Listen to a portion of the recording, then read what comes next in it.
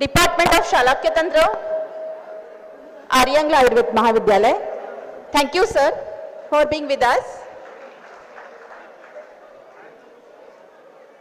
That after, I would like to request our respected Jadhav sir to start with today's lecture. Jadhav sir, you please start with today's lecture.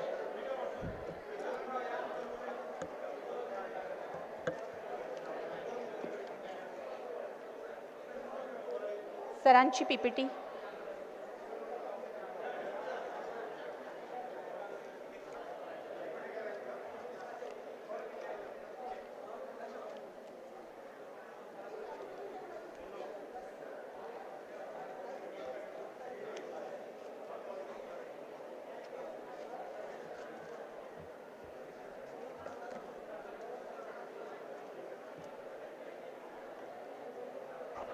See, this is very important topic for all of you. I request to all of you kindly be peaceful, be patient and be focused on this particular session. कारण आपण जेव्हा बाहेर जातो तेव्हा वेगवेगळ्या विषयांचे अपडेट्सचे seminar असतात. हे seminar वारंवार होत नाहीत. This is all about duties, rights and medical ethics. तुम्हा सगळ्यांसाठी हे आवश्यक आहे. कृपया शांतता पाळा आणि आपण सेशन सुरू करू. Thank you sir. Please start.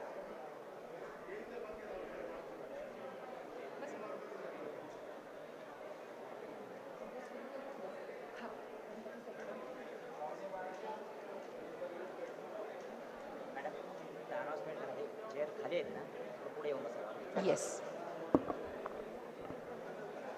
I request all backbenchers, please come forward. There are some chairs which are still vacant.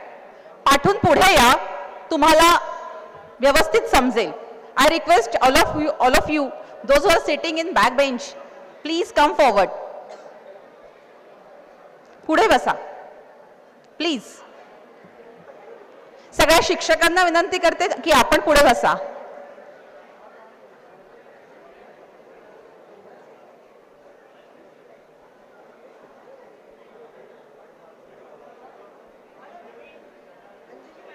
Please, sir, be seated.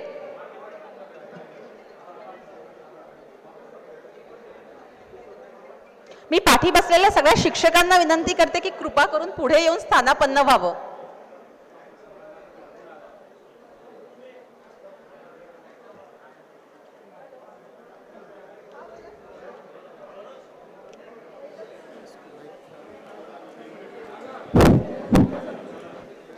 Please start. Yes. Namaskar. Good morning, all of you. Respected chairperson, co-chairperson, my mentor, Professor Yashwant Patil sir, Dean, Government Ayurved College. Respected resource persons of the today's seminar, Professor Srinivaslu sir, Professor Dikti sir, all the principals from all government colleges, aided colleges, private colleges, and my dear friends and students. Ayu kamaya vanena dharmartha sukha sadhanam ayurvedopadesheshu videya paramadara. I would like to congratulate this association, Teachers Association of Grant-in-Aid Colleges from Maharashtra, Ayurved and Unani, for providing this opportunity and conducting this national seminar. The theme of the seminar is the synergy of Ayush faculties or Ayurved and Unani.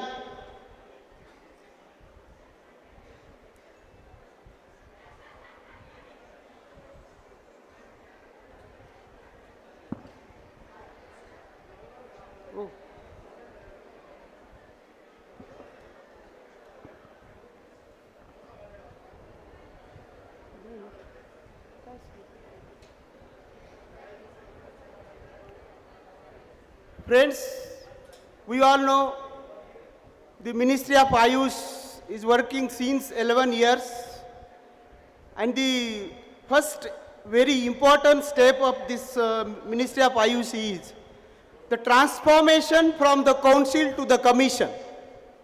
We all know Central Council of Indian Medicine, which is started in 1970.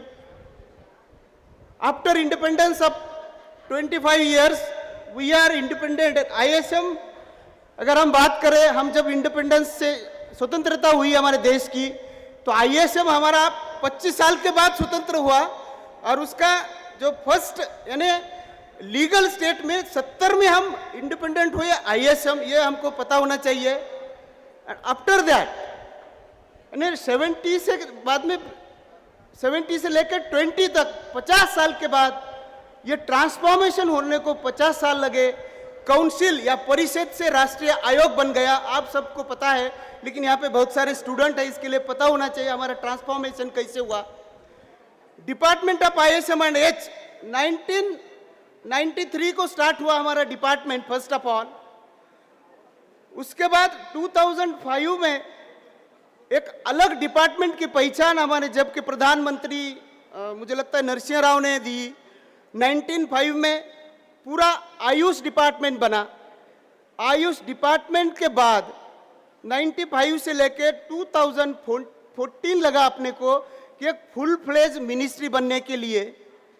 Full fledge ministry बनने के बाद full fledge ministry पिछले 11 साल से research, education, national recognition and international recognition पे काम कर रही है. ड्रग स्टैंडर्डाइजेशन पे काम कर रही है. ये स्लाइड इसमें दिख रही नहीं, मुझे लगता है मिनिस्ट्री ऑफ आयुष का पूरा वर्किंग था उसमें. तो ये सब ट्रांसफॉर्मेशन पिछले कुछ साल में हम अभी हमारे देश का यानी एक शतक, स्वतंत्रता का शतक मनाने जा रहे हैं, और देश को डेवलप्ड कंट्री के इसमें देख रहे हैं हम. और उस डेवलप्ड कंट्री के इसमें हमारा कुछ ISM का बहुत बड़ा कंट्रीब्यूशन हो सकता है. और आने वाला 25 साल जो भी है वो हमारे लिए एक अमृत काल है हमारे ISM सिस्टम के लिए. तो हमारा रोल क्या होना चाहिए इस सिस्टम को डेवलप करने के लिए?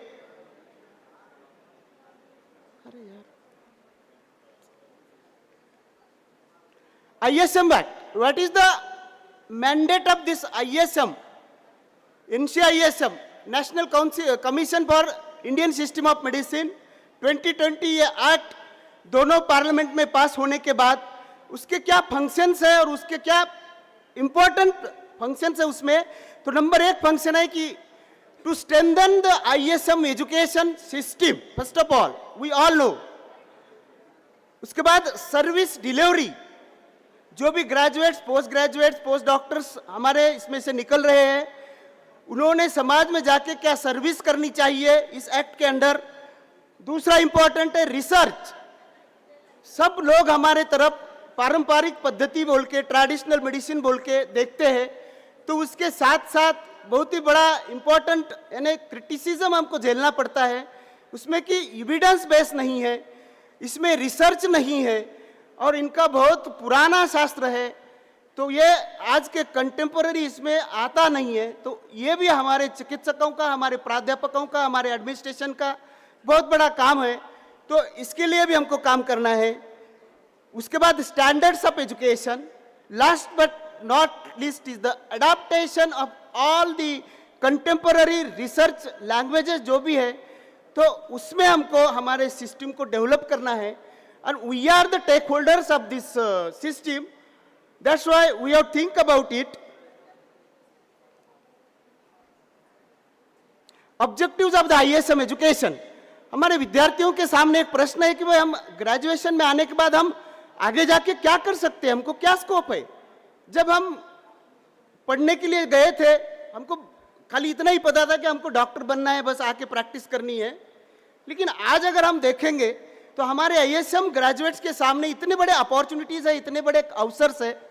First of all ISM education का मेन जो ऑब्जेक्टिव है उसमें we have to produce the clinicians. It may be general clinician, general graduate clinician from ISM, Sowarigpa, Siddha, Ayurveda, जो भी 4 फैकल्टीज है. उसके बाद स्पेशलिस्ट बनाना. तीसरा है सुपर स्पेशलिटी. अभी कमीशन ने सुपर स्पेशलिटी का भी इसमें रेगुलेशन लाया है.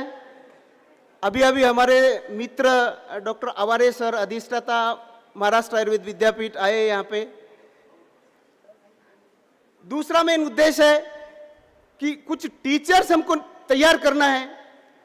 हम अभी जनरल टीचिंग की बात करते हैं, लेकिन आगे जाके हमको ग्रेजुएशन की टीचिंग की बात अलग से करना पड़ेगा, पोस्ट ग्रेजुएशन की टीचर्स अपने को अलग से निर्माण करना पड़ेगा, और उसके बाद सुपर स्पेशलिटी के टीचर्स भी अपने को आगे जाके बनाना पड़ेगा। थर्ड कंसेप्ट है रिसर्च। वो रिसर्च, खाली रिसर्च की बात इतनी नहीं होनी चाहिए, उसके आगे जाके paramedical research, paraclinical research, clinical research, public health research, health economics, ये बहुत सारे सब्जेक्ट्स है, उसके ऊपर भी हमको रिसर्चर्स निर्माण करना पड़ेगा। साथ ही साथ जब क्लिनिशियंस की बात हम कर रहे हैं, अष्टांग आयुर्वेद, जो भी अलग अलग आयुर्वेद की जो भी विधाएं है उसको हमको प्रोमोट करना पड़ेगा। उसमें सबसे इंपॉर्टेंट प्रिवेंटिव केयर है, प्रोमोटिव केयर है, रेजुनेटिव केयर है, तो इसके भी स्पेशलिस्ट हमको बनाना पड़ेगा। इसकी डिमांड सोसाइटी में बहुत है, और उसके लिए हमारे ग्रेजुएट, पोस्ट ग्रेजुएट ने एक एक पॉइंट पे एक एक का करियर बन सकता है, तो उस हिसाब से हमको देखना चाहिए। दूसरा last component but not list is a medicine manufacturing. आज भी बहुत क्रिटिसिज्म होता है इंटरनेशनल लेवल और नेशनल लेवल अल्सो कि आपके मेडिसिन स्टैंडर्ड नहीं है, आपके मेडिसिन में क्वालिटी कंट्रोल नहीं है, क्वालिटी एश्योरेंस नहीं है। तो इसके लिए हमको एक एक विधा, रॉ मटेरियल्स के भी स्पेशलिस्ट हमारे द्रव्य गुण रसशास्त्रों के विद्यार्थियों ने इसके बारे में ही खाली काम करना है। दूसरा है कि मैन्युफैक्चरिंग प्रोसेस, जो भी हमारे अलग अलग विधाएं हैं, हमारे वैशज कल्पना है, रसशास्त्र के अलग अलग ड्रग्स है, उसके ऊपर भी एक एक पे जो भी कुटी प्रावेशिक रसायन है फॉर एग्जांपल, या अलग अलग व्याधि के इसमें भी जो रसायन है उसको प्रिपेयर करने के लिए प्रोसेसेस को इन्वेंट करना है, प्रोसेसेस का पेटेंट करना है, तो ये भी हमारे एक अवसर निर्माण हो सकता है। क्वालिटी एश्योरेंस पे भी हमारा ही व्यक्ति ने काम करना है। और दूसरा last but not list is a marketing. आजकल मैनेजमेंट एमबीए मार्केटिंग वाले मार्केटिंग करते हैं, लेकिन मेरा ऐसा कहना है कि हमारा बीएमएस ग्रेजुएट होके बाद में उसने मार्केटिंग में एमबीए करके, क्योंकि दूसरे ग्रेजुएट या एमबीए मार्केटिंग वाले से हमारा ग्रेजुएट साथ में अगर एमबीए रहेगा तो अच्छी तरह से मार्केटिंग कर सकता है, वो जो भी स्टेक होल्डर्स है उसको समझा सकता है, उसका सेटिस्फाई कर सकता है। तो ये सब अवसर आईएसएम एजुकेशन से हमको मिल सकते हैं। तो हमारे टीचर ने हमारे जो भी सब्जेक्ट है, अष्टांग अलग अलग विषय है, उसमें एक्सपर्टीज निर्माण करके बच्चों को ये पढ़ाना है, बच्चों को ये बताना है। अभी मैं ज़्यादा डिटेल नहीं जाऊंगा, क्योंकि अलग अलग 4 बोर्ड है, अलग अलग 4 बोर्ड काम करते हैं, लेकिन हमारे लोगों को ये पता होना चाहिए कि जो सीसीआईएम था हमारा, सीसीआईएम से जाके उससे ज़्यादा एक मेरी हिसाब से 10 गुना ज़्यादा अलग अलग डिपार्टमेंट, अलग अलग काम यहाँ पे होता है। उसमें 4 अलग बोर्ड है। एक तो पूरा सिलेबस का बोर्ड है, सिलेबस आपको पता है। दूसरे 3 जो हमारे सगे साथ में जुड़े हैं, BUSSR, यूनानी, सिद्धा और सोआरिकपा, उसका सिलेबस का बोर्ड है। सिलेबस तो आपको पता है, डिटेल में नहीं जाऊंगा। तीसरा बोर्ड है मार्विज्म, जिस बोर्ड का मैं दायित्व अभी कुछ दिन के लिए कर रहा हूँ, medical assessment and rating board. तो उसका काम पूरा इवेल्युएशन, पूरा असेसमेंट, रैंकिंग, ये काम करना है इंस्टीट्यूट का। और last but not list board, जिसका मैं 3 साल से प्रतिनिधित्व कर रहा हूँ एक सदस्य के नाते, board of ethics and registration. उसका काम है कि नेशनल रजिस्ट्रेशन मेंटेन करना अपना पूरा। अभी तक जब कोविड की परिस्थिति आई, जब हमारे पास नियर अबाउट 7 लाख प्रैक्टिशनर्स थे आईएसएम के, वो 7 लाख प्रैक्टिशनर का डेटा पूरे स्टेट के ही पास था, नेशनल के पास नहीं था। तो ये कमीशन आने के बाद ये नेशनल रजिस्ट्रेशन मेंटेन हुआ है। और दूसरा इंपॉर्टेंट एक एस्पेक्ट है कि professional conduct and medical ethics. आज बहुत सारे प्रैक्टिशनर्स अपने प्रैक्टिस करते हैं, बहुत सारे टॉल क्लेम्स करते हैं कि भाई हमारा ग्रेजुएट है, लेकिन हम अलग अलग विषयों के अलग अलग स्पेशलिटी की प्रैक्टिस करते हैं, उस डिसीजेस को हम ट्रीट करते हैं। तो हमारे लिमिटेशन में रह के हमारे ग्रेजुएट, पोस्ट ग्रेजुएट ने काम करना है। तो इस प्रोफेशनल कंडक्ट को देखने के लिए, रेगुलेशन करने के लिए board of ethics and registration काम करता है। एक ये भी पता होना चाहिए कि हमारे रिप्रेजेंटेटिव हमारे देश में कितने प्रैक्टिशनर्स है। ये स्टेट वाइज डेटा है, ज़्यादा डिटेल नहीं जाऊंगा, खाली महाराष्ट्र की बात हम देख सकते हैं कि इतने प्रैक्टिशनर्स है यूनानी के, सिद्धा के, सोआरिकपा के और आयुर्वेद के पूरे स्टेट में। उसमें अगर महाराष्ट्र देखें हम तो सबसे ज़्यादा, यानी अगर आयु स्ट्रक्चर देखें पूरा देश का तो 1/4 colleges, 1/4 practitioners of country are from Maharashtra only. तो महाराष्ट्र में अभी प्रैक्टिशनर्स है 1,14,300, उसमें यूनानी और सिद्धा के, सॉरी सिद्धा नहीं है, आयुर्वेद और यूनानी के ही है। और टोटल प्रैक्टिशनर्स है 3,89,718। तो इसमें 7 लाख, और एक यहाँ पे मैं बताना चाहता हूँ, हम जब गए थे तो ISM के 7 लाख प्रैक्टिशनर के डेटा हमारे पास था। पिछले 3 सालों से हमको ऊपर से भी पूछा गया कि आबादी बढ़ रही है, 7 लाख प्रैक्टिशनर थे आप बोल रहे हैं और 3 लाख, ये यहाँ 3-4 लाख तक कैसे आए। तो पिछले इसमें पूरी छटाई जो नॉन क्वालिफाइड ग्रेजुएट्स थे, कमीशन ने पिछले 3 साल से मेरे विभाग ने नियर अबाउट 3 लाख प्रैक्टिशनर का रजिस्ट्रेशन कैंसिल किया है। यहाँ पे बोलना बहुत जरूरी है क्योंकि जिसका कोई डिग्री नहीं था, जिसका कोई क्वालिफिकेशन नहीं था, हर स्टेट से अलग अलग नियर अबाउट जो भी डिफिसिट आला उतना प्रैक्टिशनर्स रजिस्टर से हटाया गया है। अब मेडिकल प्रोफेशन में कम से कम अगर एक जनरल प्रैक्टिशनर है, स्पेशलिस्ट है, सुपर स्पेशलिस्ट है और टीचर है और हेल्थ रिलेटेड एडमिनिस्ट्रेटर है, तो कम से कम इतने एक्ट तो भी हमको मालूम होना चाहिए, अपने टेबल में उसका हार्ड कॉपी रखना चाहिए। उसमें सबसे इम्पोर्टेंट है आपका अभी का NCISM एक्ट, उसके पहले का CCIM एक्ट, उसके बाद जिस स्टेट में हम प्रैक्टिस कर रहे हैं उस स्टेट का MMC, जैसा महाराष्ट्र का एक्ट है 1961 का, वो भी हमारे चिकित्सक के पास होना चाहिए। इवन हमारे प्रिंसिपल के पास, हमारे सब जो भी हमारे स्टेक होल्डर्स हैं उनके पास होना चाहिए। उसके बाद अभी आ रहा है क्लिनिकल इस्टेब्लिशमेंट एक्ट 2010, अभी उसके अमेंडमेंट हो रहे हैं। हमारे पास बॉम्बे नर्सिंग एक्ट है महाराष्ट्र में, वो भी अपने पास होना चाहिए। साथ ही साथ drug and cosmetic act 1940 and 1945 rules, drug act 1950, important act DMARA, the drugs and magic remedies act, objectionable जितने भी एडवर्टाइज होती है, विशेषतः आयुर्वेद के क्षेत्र में बहुत सारे कंप्लेंट्स मेरे विभाग में बोर्ड ऑफ इथिक्स में आती है कि तुम्हारा ग्रेजुएट है किडनी स्पेशलिस्ट बोल के क्लेम कर रहा है, तुम्हारा ग्रेजुएट है कोई स्ट्रोक स्पेशलिस्ट बोल के काम कर रहा है। काम करना चाहिए, लेकिन आपके डिग्री के हिसाब से, आपके अधिकार के हिसाब से, आपके नॉलेज के हिसाब से काम करना चाहिए और उस हिसाब से हमने क्लेम्स करने चाहिए। सबसे ज़्यादा बिग महाराष्ट्र पूरा ज़्यादा बड़ा रहने के कारण सबसे ज़्यादा शिकायतें महाराष्ट्र से ही आती है, अच्छे काम भी महाराष्ट्र से ही होते हैं, शिकायतें भी महाराष्ट्र से होती है, तो वो हमने ध्यान रखना है। उसके बाद NDPS एक्ट, पीछे कुछ दिन में कैनाबिस वैद्य बोल के लोग प्रमोट कर रहे हैं, जितने भी अफीम जितने भी कैनाबिस के प्रोडक्ट्स हैं, तो उसको रेगुलेशन बहुत अच्छी तरह से इस एक्ट में किया गया है। लोग कैनाबिस वैद्य बोल के प्रैक्टिस कर रहे हैं, वो बहुत यानी अनइथिकल काम है, काम करना है लेकिन बहुत ही कायदे के कानून के दायरे में रह के काम करना है।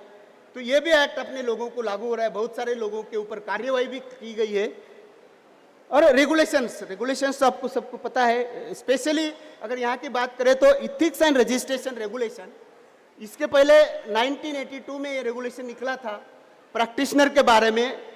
42 साल के बाद ये 223 वाला रेगुलेशन निकला है और उसका मैं साक्षीदार हूँ।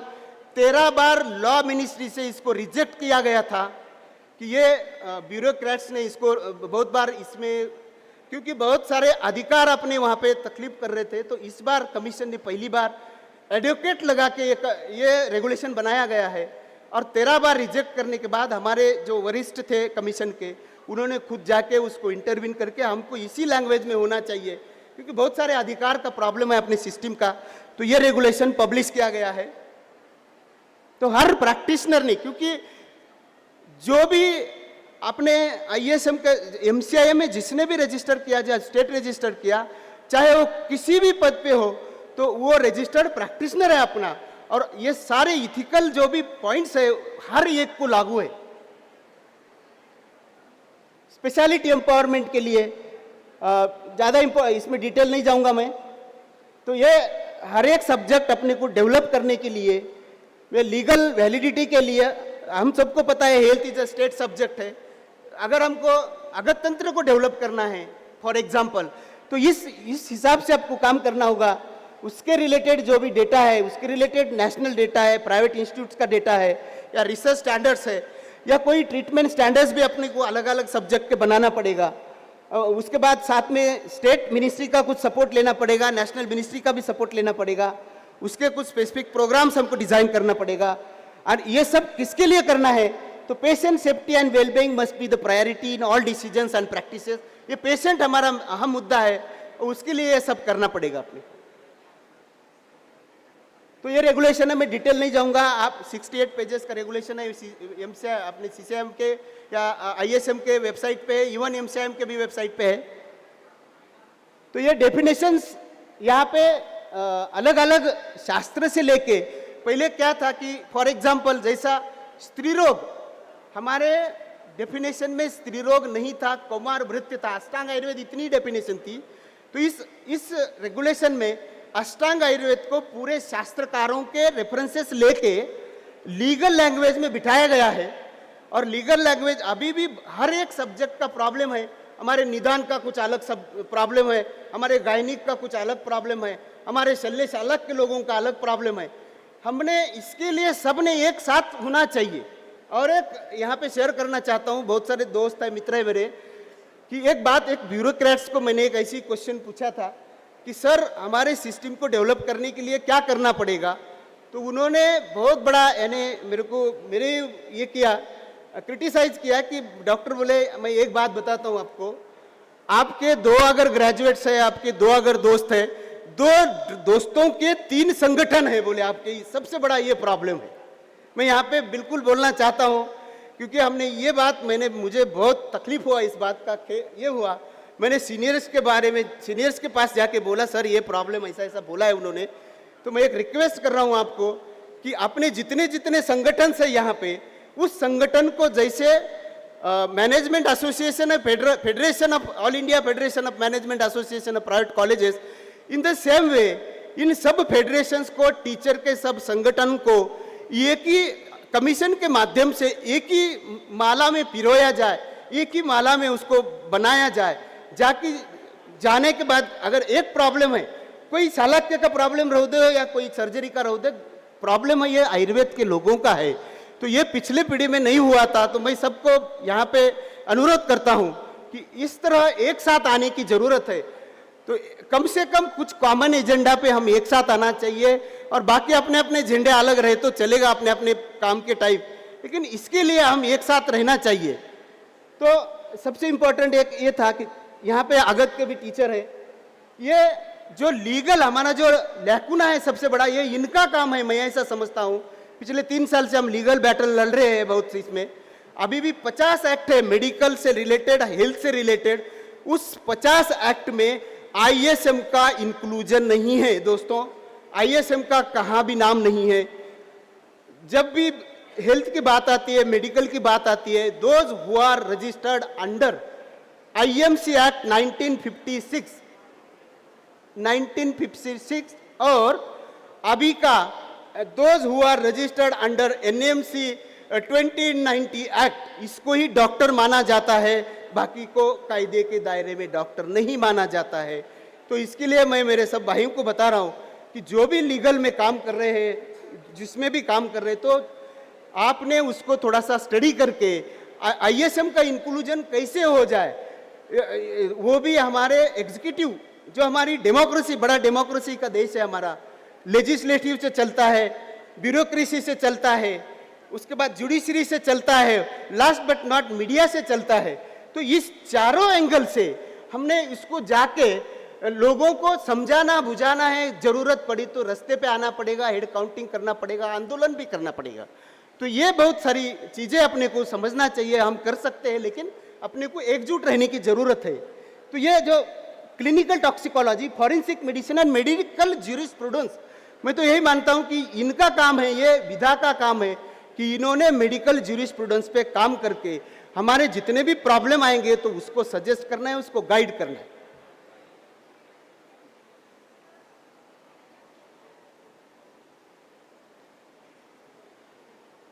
भूत विद्या, ये भी बहुत कंसेप्ट यानी कंफ्यूजन था। मैं भी जब ग्रेजुएट था, भूत विद्या ने क्या, इसको क्लियर कट डिफाइन किया गया है भूत विद्या को कि clinical microbiology and virology, clinical psychology and psychiatry. तो इस विधा को इस 4 सब्जेक्ट में आगे जाके डेवलप किया जा सकता है।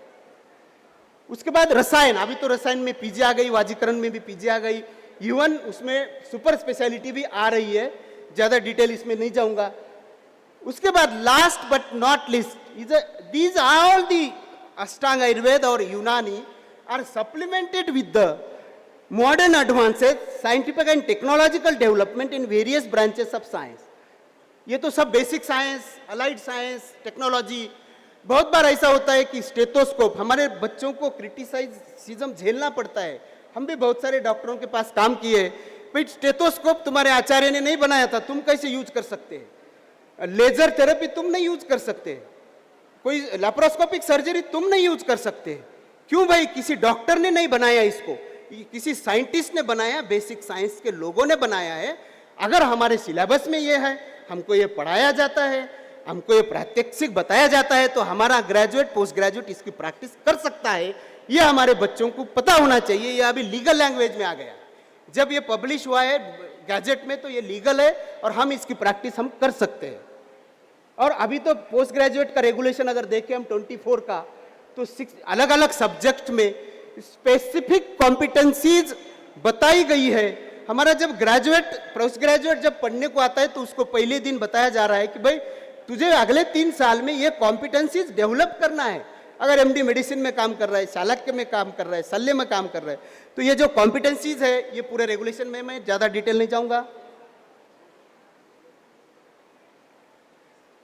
क्रेडिट पॉइंट्स, तो यह अभी जैसे ये सीएमई है, ऐसी ही हमारे बोर्ड ऑफ इथिक्स और रजिस्ट्रेशन ने जितने भी आप कॉन्फ्रेंसेस लेंगे, सीएमईज लेंगे, तो इसको एक्रेडिट करो। एक्रेडिट अगर करेंगे तो आपको ये एक लीगल डॉक्यूमेंट आपके पास तैयार रहेगा और आपके प्रैक्टिस में कभी कोई अड़चन नहीं आएगी। मैं ज़्यादा इसमें नहीं जाऊंगा, लेकिन यहाँ पे जो रिसोर्स पर्सन बोल के आएंगे उनके लिए भी क्रेडिट पॉइंट्स है, जो पार्टिसिपेंट बोल के आएंगे उनके लिए भी क्रेडिट पॉइंट्स है।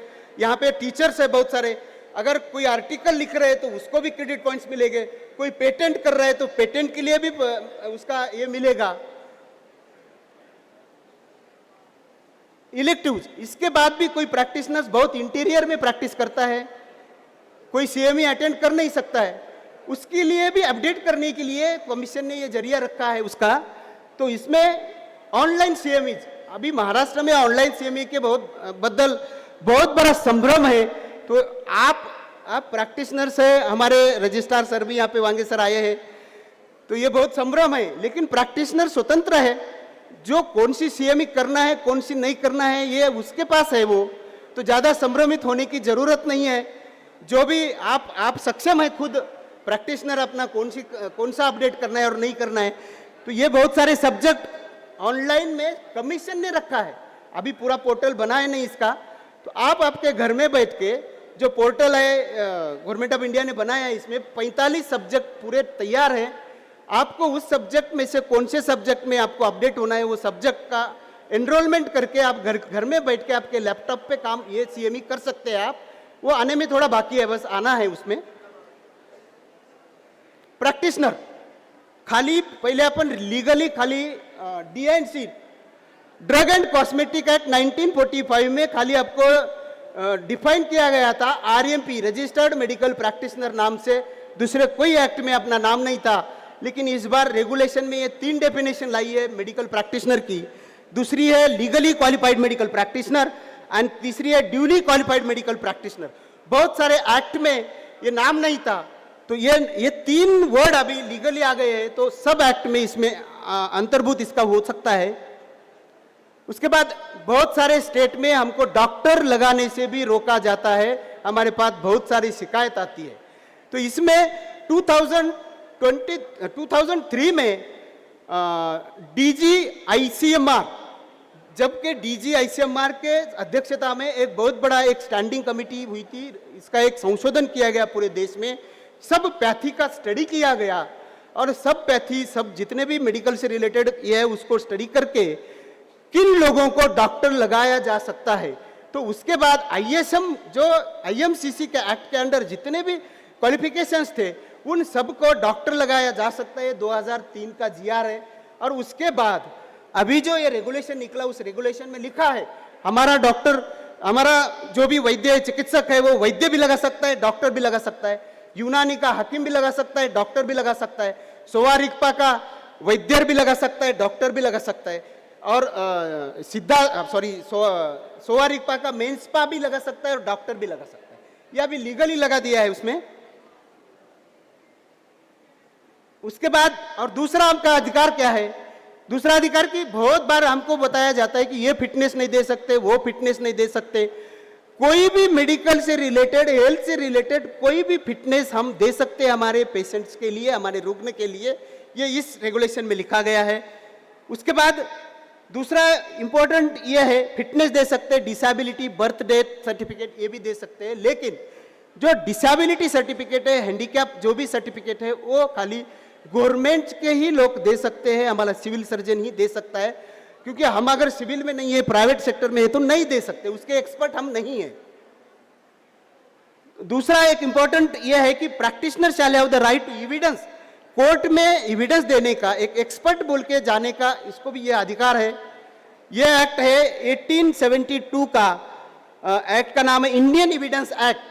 अभी पिछले साल BNS भारतीय न्याय संहिता 23 अभी ये रिपील होके ये एक्ट आ गया है। तो इसमें इसके तहत हम एक्सपर्ट बोल के, साक्षीदार बोल के या उसका एक्सपर्ट कमेंट्स के लिए कोर्ट में जाके एक लीगल ये दे सकते हैं हम हमारे इस अधिकार के साथ। बहुत सारे अलग अलग सर्टिफिकेट भी दे सकते हैं। और एक इंपॉर्टेंट ये था 2008 का जीआर है, पता है बहुत जनों को पता ही होगा। हमारा ग्रेजुएट अगर कोई पेशेंट हमारा सेल्फ प्रोटेक्शन के लिए कोई शस्त्रास्त्र रख सकता है, रखने के लिए उसको अनुमति के लिए वो फिटनेस चाहता है तो हमारा ग्रेजुएट वो फिटनेस भी दे सकता है। तो ये इसका ये है। उसके बाद हमारे ग्रेजुएट्स क्या क्या अपॉइंटमेंट ले सकते हैं, क्या क्या दायरे में, किस दायरे में काम कर सकता है हमारा चिकित्सक, फिजिशियन, सर्जन, टीचर, बहुत सारे टीचर यहाँ पे है, एडमिनिस्ट्रेटर, डीन, अधिष्ठाता, director, adviser, consultant, researcher and any medical officer, health related education, health related clinical side, health related research, कितने भी इंस्टीट्यूट्स है उस इंस्टीट्यूट में हमारा व्यक्ति इस पदों पे काम कर सकता है लीगली। ये इतना ही नहीं, the right to be the owner of any establishment, कोई कॉर्पोरेट हॉस्पिटल डेवलप करना है तो उसका भी वो ओनर बन सकता है। तो इस रेगुलेशन से उसको यह अधिकार है। और बहुत ही इंपॉर्टेंट, बहुत बार ऐसा होता है कि हमारा ग्रेजुएट अभी भी संभ्रम में है, महाराष्ट्र में ये परिस्थिति नहीं है। MMP एक्ट अमेंड हुआ है 2014 में, तो उसमें ये परिस्थिति नहीं, लेकिन हमारे ग्रेजुएट पोस्ट ग्रेजुएट के दिमाग में यही है कि हम कौन सी दवा यूज कर सकते हैं, कितने एक्सटेंट पे यूज कर सकते हैं, हम कौन सा इंस्ट्रूमेंट यूज कर सकते हैं, हम कौन सी प्रोसीजर करते हैं, नहीं कर सकते हैं।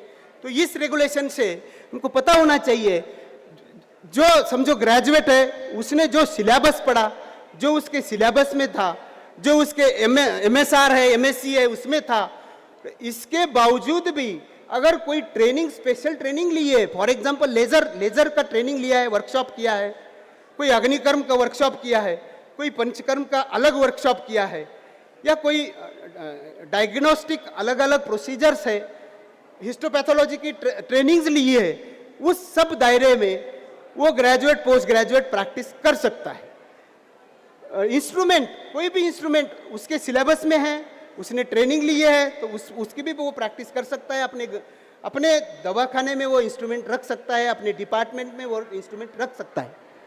प्रोसीजर और एक संभ्रम है, टू एडवाइज, प्रिस्क्राइब और conduct any such medical procedure और सर्जरी और इन्वेस्टिगेटिव टेस्ट और प्रोसीजर और give any such medical advice to the extent of his qualification, syllabus और ट्रेनिंग। कोई भी, क्योंकि महाराष्ट्र छोड़ के बहुत सारे स्टेट में बहुत बार हम इधर जाते हैं तो तो बहुत सारे राइट्स के ऊपर प्रॉब्लम आता है। आंध्रा में अलग राइट्स है, गुजरात में अलग राइट्स है, हमारे राजस्थान में अलग राइट्स है, बिहार में अलग राइट्स है। बहुत सारे ग्रेजुएट्स, यहाँ महाराष्ट्र में जो कंडीशन है वैसी कंडीशन देश में कहाँ भी नहीं है। तो इसके लिए ये रेगुलेशन लाया गया है। खाली हमारे लोगों ने एक संघ होके वहाँ के स्टेट गवर्नमेंट को थोड़ा सा समझा बुझा के राइट्स में थोड़ा सा काम करके लेना चाहिए। ये बहुत इंपॉर्टेंट और एक बात है कि इमरजेंसी, हम इमरजेंसी में कौन सी दवा यूज कर सकते हैं, कौन सी नहीं कर सकते, इसमें थोड़ा साइलेंट है ये regulation. To conduct any such emergency procedure और administer any such medicine to the patient at the time of emergency as a part of his duty. Doctor का पहला कर्तव्य है कि पेशेंट की जान बचाना। वो जान बचाने के लिए इमरजेंसी कंडीशन में हम कोई भी दवा, कोई भी इंस्ट्रूमेंट और कोई भी प्रोसीजर, बहुत बार हमको लगता है हमारे बहुत सारे लोग आईसीयू में काम किए वाले हैं, सब आता है, लेकिन वो बोलते भाई हमको ये यूज करने का अधिकार नहीं है। ऐसा कुछ नहीं है। पेशेंट के जान बचाने के लिए उस टाइम जो भी आप अच्छा कर सकते हैं, बीइंग अ मेडिकल ग्रेजुएट, वो सब प्रोसीजर, वो सब दवा, वो सब इंटरवेंशन आप कर सकते हैं इस रेगुलेशन के तहत। और एक बहुत बार संगठन से आता है हमको कि भाई हमारी जो भी अधिकार है इस रेगुलेशन से बाधा आती है। ये लास्ट जो है, this regulation shall not in manner effect the existing rights and privileges of the practitioner provided by concern state and central government. Central government और स्टेट गवर्नमेंट ने जो भी इसके अलावा जो भी आपको जो अधिकार दिया है, वो अधिकार इस रेगुलेशन से छीना नहीं जाएगा। वो अधिकार आपके इंटैक्ट रहेंगे, उसमें डरने की कोई बात नहीं है। हमारे ग्रेजुएट्स ने जो भी health related national state regulation में जो भी चल रहा है, जो भी स्टेट के जो भी अलग अलग नोटिफिकेशंस है, जो भी नियम है, अधिनियम है, उसके साथ हमने प्रैक्टिस करना है, उसके साथ हमने अपडेट रहना है। उसके बाद the post graduate of ISM shall have right to actively participate in national health programs as per his specialty। बहुत बार हमको प्रॉब्लम आता है कि हमारा चिकित्सक फिजिशियन डॉट सेंटर नहीं रख सकता। हम अभी महाराष्ट्र में एक बहुत बड़ा ये चल रहा है चालाक्य के लिए कि हमारा ऑप्थेल्मोलॉजिस्ट कैटरेक्ट की सर्जरी कर सकता है या नहीं कर सकता है। बहुत बड़ा प्रॉब्लम चल रहा है, पता नहीं हमारे चिकित्सकों को मालूम है या नहीं है। 1 साल से प्रॉब्लम चल रहा है इसके अधिकार के बदल। तो एनी पोस्ट ग्रेजुएट, हमारा जो भी उसने पढ़ा है, जो भी उसने प्रैक्टिकल किया है, वो सब सर्जरीज, वो सब ट्रीटमेंट्स, वो सब प्रोसीजर्स वो कर सकता है। अलग डिपार्टमेंट में अलग अलग शिकायतें आती है। बहुत बार बहुत सारे स्टेट से डॉक्टर लगाया नहीं दिया जाता है। कोई मेडिकल ग्रेजुएशन जो है, मेडिकल डिग्रीज है हमारे कुछ अलग। एक बार ICMR का एक रिक्रूटमेंट निकली, उसमें हमारे ISM ग्रेजुएट को नॉन मेडिकल प्रोफेशनल बोल के इंडिकेट किया गया, तो उसके ऊपर भी काम हुआ। उसके साथ साथ बहुत सारे हज कमिटी ने हमारे BUMS डॉक्टर का एक सर्टिफिकेट माना नहीं, तो उस हज कमिटी को भी हमने लिखा, उसके जो भी अथॉरिटी है, कि ये ग्रेजुएट्स है, ये फुल्ली सर्टिफिकेट दे सकते हैं। उसके साथ साथ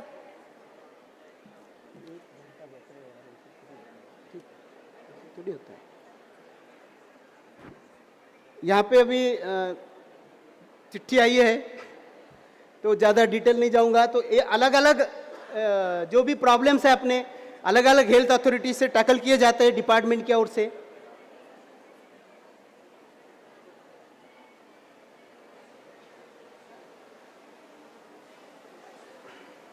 बहुत बार कोई मॉडिफिकेशंस है स्टेट में, बहुत सारे रेगुलेशंस लाना पड़ता है स्टेट लेजिस्लेटिव से। हमारे अगर कोई शिकायत आई उस स्टेट से, हमारे ग्रेजुएट से, कि वो हमारे इसमें इस अधिकार का हनन हो रहा है, उसी टाइम उस स्टेट लेजिस्लेटिव को भी कमीशन की ओर से डायरेक्ट किया जाता है कि हमारे डॉक्टरों का ये अधिकार आपके इसमें थोड़ा सा आ रहा है, मॉडिफिकेशन किया जाए। तो ये पहले कमीशन में, काउंसिल में होता नहीं था। अभी जो कमीशन का दायरा बढ़ गया है, और यहाँ पे जो भी ऑफिसर्स है, लेजिस्लेटिव में भी जो ऑफिसर्स है, इनका कैडर सेम है, तो उसकी वजह से वो उनको मानना पड़ता है, बाध्य होना पड़ता है। तो ये अलग अलग इसमें काम, अब मैं डिटेल इसमें जाऊंगा नहीं। इथिक्स की बात हो, चरक प्रतिज्ञा आप सबको पता है, अभी उसमें लाया गया है, वो प्रैक्टिस में लानी चाहिए कॉलेजेस में, चिकित्सकों के इसमें। ये बहुत सारे उदाहरण है। ये ट्रेडिशनल मेडिसिन को बहुत स्कोप है अभी, तो उसके लिए आपको इस मेडिसिन को आपको ये करना है। ये एक इम्पॉर्टेंट मैसेज है यहाँ पे कि जो आज इंटरनेशनल स्टैंडर्ड में जो भी ट्रेडिशनल मेडिसिन की जो कमियां निकाली जाती है, उसमें सबसे बड़ा रिसर्च का प्रॉब्लम आता है, एविडेंस बेस का प्रॉब्लम आता है, बहुत बार पॉलिसी मेकिंग का प्रॉब्लम आता है। तो ये सब जो भी शॉर्टकमिंग्स है वो हमारे विधा की तरफ से, तो वो आपने अपने अपने लेवल पे सॉर्ट आउट करके हमको काम करना है। और सबको पता है, एक अभी WHO ने पहली बार GCTM global centre for traditional medicine, ये पहला ऐसा अहम इंस्टीट्यूशन है जो डेवलपिंग कंट्री में पहली बार इंडिया ने लाया है। जितने भी UN के सेंटर है ये पूरे डेवलप्ड कंट्री में है, लेकिन ये जो ट्रेडिशनल मेडिसिन का सेंटर है ये डेवलपिंग कंट्री में पहली बार WHO ने अपने को दिया है। मेरा सबको अनुरोध है कि इस डिफिकल्ट जो भी शॉर्टकमिंग्स है, डिफिकल्टीज है, इसको अगर हम बहुत अलग अलग लेवल के लोग यहाँ पे बैठे हैं तो हमारे लेवल पे इसको टैकल करके GCTM जो बताया गया है पूरे दुनिया का नेतृत्व करने का इस विधा के लिए अपने को आया है, तो आपने इस विधा को स्ट्रेंथन करके हम लीडर साबित करना है। अभी तक हमको दिया गया है, अभी बहुत काम करना बाकी है। तो अभी जो इंटरनेशनल लेवल पे काम चल रहा है, 24 कंट्री में कंट्री टू कंट्री MOUs हुए हैं ISM के बारे में। 46 रिसर्च सेंटर है, अलग अलग यूनिवर्सिटीज है आउट ऑफ इंडिया, जो भी WHO के 6 रीजन है उसमें, तो उसमें एक एक रिसर्च सेंटर में कोलैबोरेटिव सेंटर बनी है। उसके साथ 15 देशों में चेयर बनी है अपनी ISM की, और 39 में से 35 कंट्रीज में जो भी राजदूत है, दूतावास है, वहां पे ISM का या आयुष का प्रचार सेंटर बना है। ये आपको सब पता है।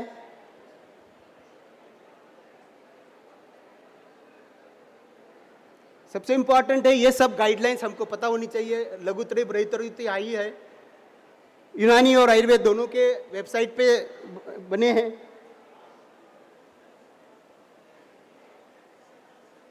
बस thank you very much, thank you. Thank you, sir. Thank you, sir, for enlightening us regarding the mandates and especially NCSM Act 2020. Thereafter, I would like to call upon our chairperson and co-chairperson to give their insights on this particular session.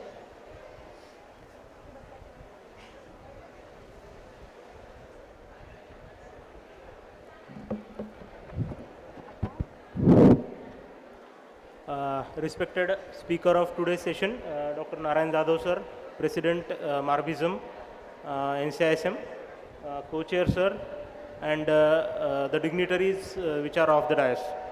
At the outset, I would like to thank the organizers for providing me this opportunity to chair this session. Medical ethics, rights and duties of the medical practitioners, these are definitely the backbone of the medical practice. Following these particular ethics, or we can say the knowledge of this particular ethics and rights can definitely protect the medical practitioner from the litigations and medical legal issues which can arise in their practice. And I think that Jadhav sir has comprehensively covered all the topic, whether it is instrument, medicine or procedure, or maybe some acts which are related to the medical practitioner. I congratulate sir for delivering this lecture, and thank you one and all. Thank you, sir. Thank you so much. Now I would like to request our chairperson sir kindly felicitate Dr. Narayan Jadhav. Mic बंद sir, नाही आहे सर. आपण असे या sir मध्ये. Yes, thank you.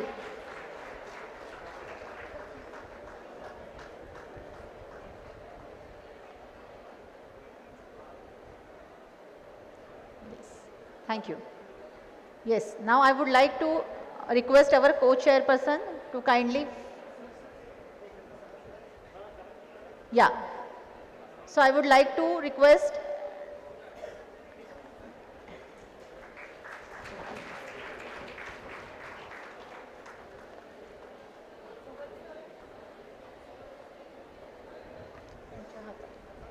त्याच्यातल्या ट्रेमध्ये हे करा परत ट्रेमध्ये.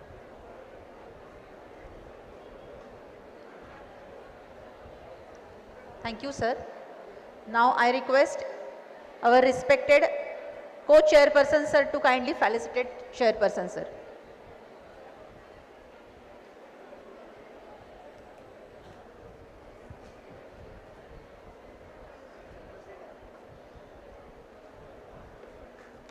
Call Dr. Sharmili Suryavanshi ma'am on the dais.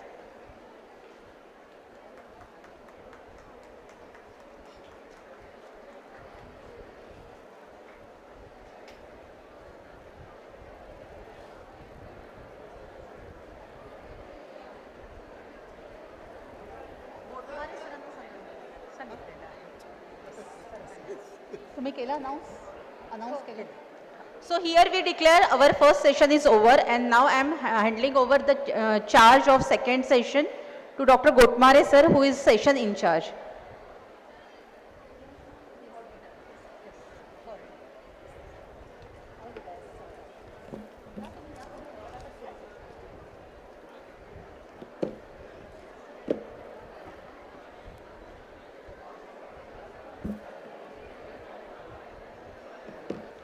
Good morning, everyone. I am Dr. Ashish Ggaucto, Assistant Professor, Department of Rog Nidan, Shri Ayurved Mahavidyalaya, Nagpur. On behalf of the organizing committee, I extend a warm welcome to all present here for session 2 on very relevant theme, that is overcoming skin challenges, Ayurvedic holistic approach. We are privileged to have with us our resource person, Dr. Gopakumar sir, Registrar Kerala University of Health Sciences, Thrissur, Kerala, who will be sharing his valuable insights with us today.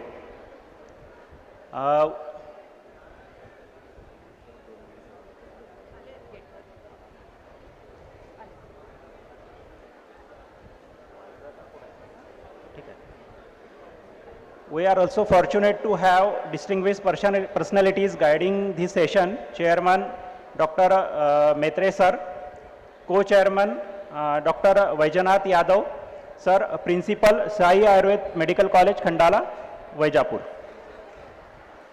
With these words, I now hand over the session to our coordinator, Dr. Sharmili Suryavanshi madam, to kindly take the proceedings ahead.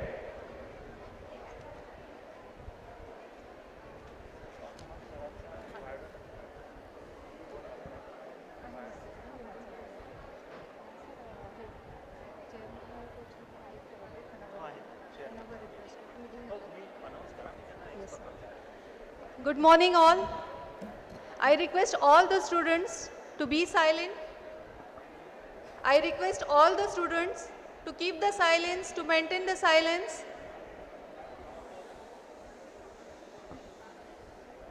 Good morning. It's a great honor to welcome you all.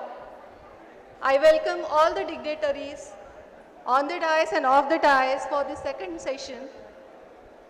I request Dr. Ggaucto sir to please escort. I request Ggaucto sir to escort our today's speaker, Dr. Gopakumar sir, our chairman, Dr. Maitre sir, and co-chairman, Dr. Yadav sir.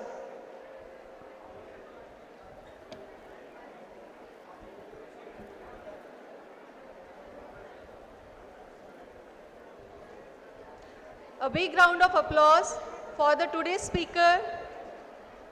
I request all the students, a big round of applause for today's speakers, chairman and co-chairman.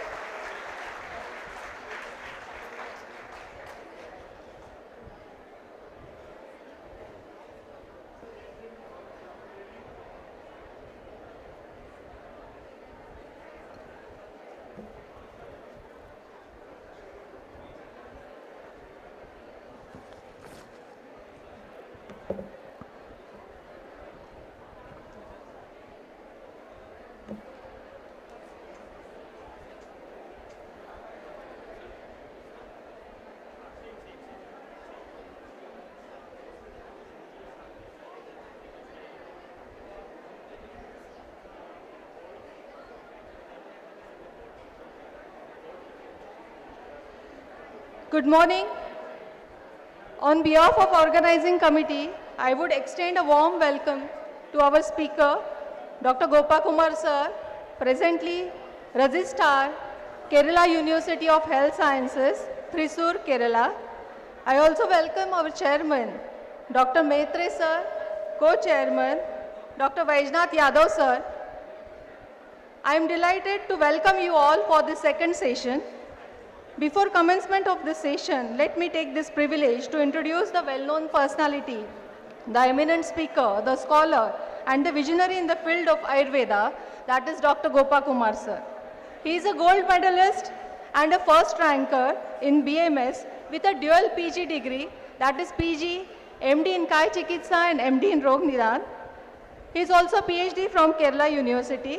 Sir has dedicated his 2 decades for Ayurveda education, research and public health. Sir has over 22 years of teaching experience in government colleges. Sir has also worked as chairman for Board of Studies, Academic Council member, Ethics Committee member for the Kerala University of Health Sciences. Sir is a recipient of more than 30 plus awards, mainly the VISHWATMAK Award, Pride of Ayurved, Best Teacher Award from CCRS, Maharashtra Samman Puraskar, Agnivesh Award, Abhinav Vagbhat Puraskar, and also Dronacharya Award. Gopakumar sir has inspired many generations of students, guided numerous students and research scholars. He has represented Ayurveda at global platforms, including British Parliament in London, Chicago University, as well as he was a resource faculty in many conferences across Australia, Russia, Thailand, Sri Lanka, Sharjah, Moscow. Sir's biodata was a huge biodata, more than 50 pages, and I apologize that I have to concise it due to the time constraint. Sir has his international and national presentations, more than 200, state level presentations, more than 150. Sir has published more than 15 books. Sir was actively involved in COVID-19 response. He has conducted numerous medical camps, public health awareness and NSS leadership. Beyond academia, Sir is a prolific author and poet and also a cultural speaker. He was awarded as a Best Poet Award, that is the Kakkad Kavita Award in 1995. With great respect and honor, I welcome Dr. Gopakumar sir and I request sir to enlighten us with his thoughts on the today's topic, overcoming skin challenges as a Ayurvedic holistic approach. Thank you. Thank you, madam. Thank you. Hello. Sound. Hello. Hello. Okay. Thank you. Good morning. I think this is a Mandaguna good morning. Good morning. Now it is good. Okay.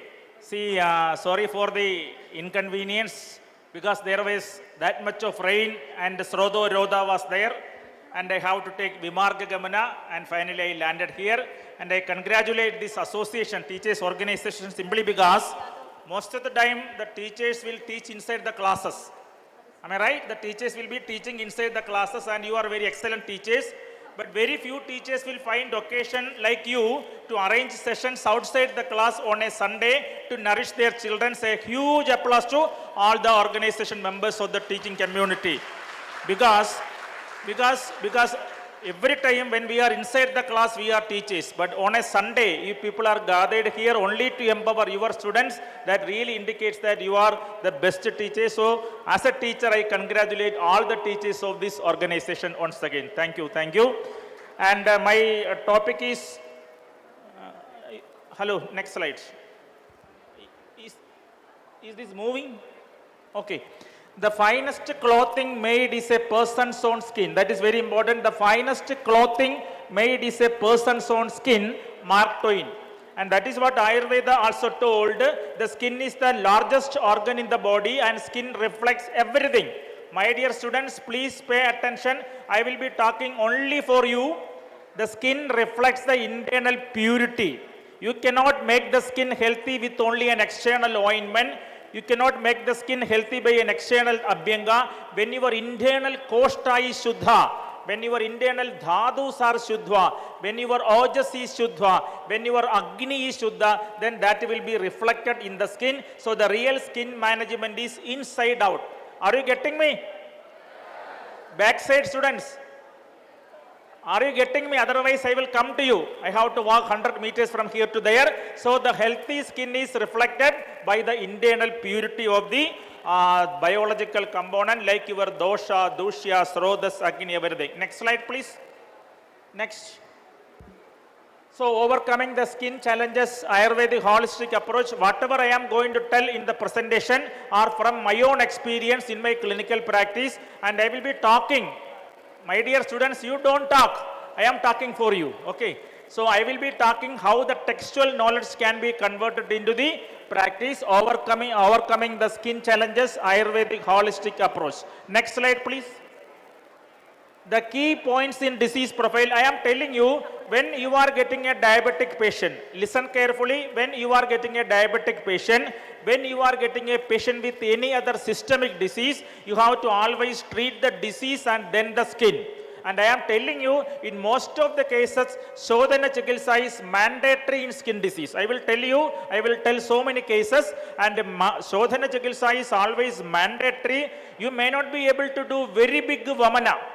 You may not be able to do very big Vamana, and Vamana karma is not always absolutely needed. But internal purification, I am telling a medicine called Manibhadra Gulam. Just listen, I am telling a medicine called Manibhadra Gulam, which if it is taken in 10 to 15 gram in a minor dose, will be causing alpa malashodhana. Are you getting me? You need not make a very strong Virajanan. You need not make a very powerful Vamana, but you give this so-called Manibhadra Gula, my favorite medicine which can be given for Dirghagala Shodhana. My favorite medicine which is given for Dirghagala, alpa malashodhana without creating any irritation to the patient is Manibhadra Gulam. 10 to 15 gram can be given, but remember, Shodhana Chikitsa is always mandatory in skin disease. Next point. See, skin, the largest organ in the body, everybody knows skin diseases are multifactorial. Very important. You know skin diseases are caused by infection, and there can be inflammation, there can be pollution, there can be viruddhahara, there can be internal dosha dushti, there can be thermal contact, physical contact, and even stress. I am telling you, even stress can also aggravate the skin disease. That is why skin diseases are multifactorial and maybe independent or dependent. Again, I will tell you a case. When there was a Prameha related Vrana was there. A Vrana which became Dushta Vrana in a Prameha patient, and we treated Prameha, then we treated the Vrana, and main medicine given was Guggulu Panchapala Churnam. I am telling you the medicine for you, Guggulu Panchapala Churnam, that is indicated in Bhagandara Chikitsa. I think most of you know what is Guggulu Panchapala Churna. That is indicated in Bhagandara Chikitsa. That is an excellent medicine in removing the kleda. My dear students, kleda means any factor which will prevent the normal wound healing. That is minimum understanding. Kleda can be related to any jalarupa, malabhava in the body, but in a vrana, kleda is nothing other than the factor which will be preventing the wound healing. So the medicine selected was Guggulu Panchapala Churnam. And you know the yoga. This particular yoga is mentioned in the Bhagandara Chikitsa. I will tell you the yoga. Guggulu Panchapalam Palikamsha Magadigacha Tribhalaja Pradakshyat Toktudi Karsha Yudam Madulidam Pushta Bhagandara Gunma Gadikhinam. So my point is very simple. When you want to treat a Prameha related diabetic ulcer, control Prameha, control Kleda, then only go to the Togroga Chikitsa, Kushta Chikitsa. And most often, Prameha Chikitsa and Kushta Chikitsa are connected. Most of the medicines mentioned in the Prameha Chikitsa are applicable in Kushta Chikitsa, and the Prameha Avshadas which are mentioned in different situations can be given in Vrana Chikitsa also. So that point is very important. And acute or chronic cases may be there, and different clinical stages. Very important.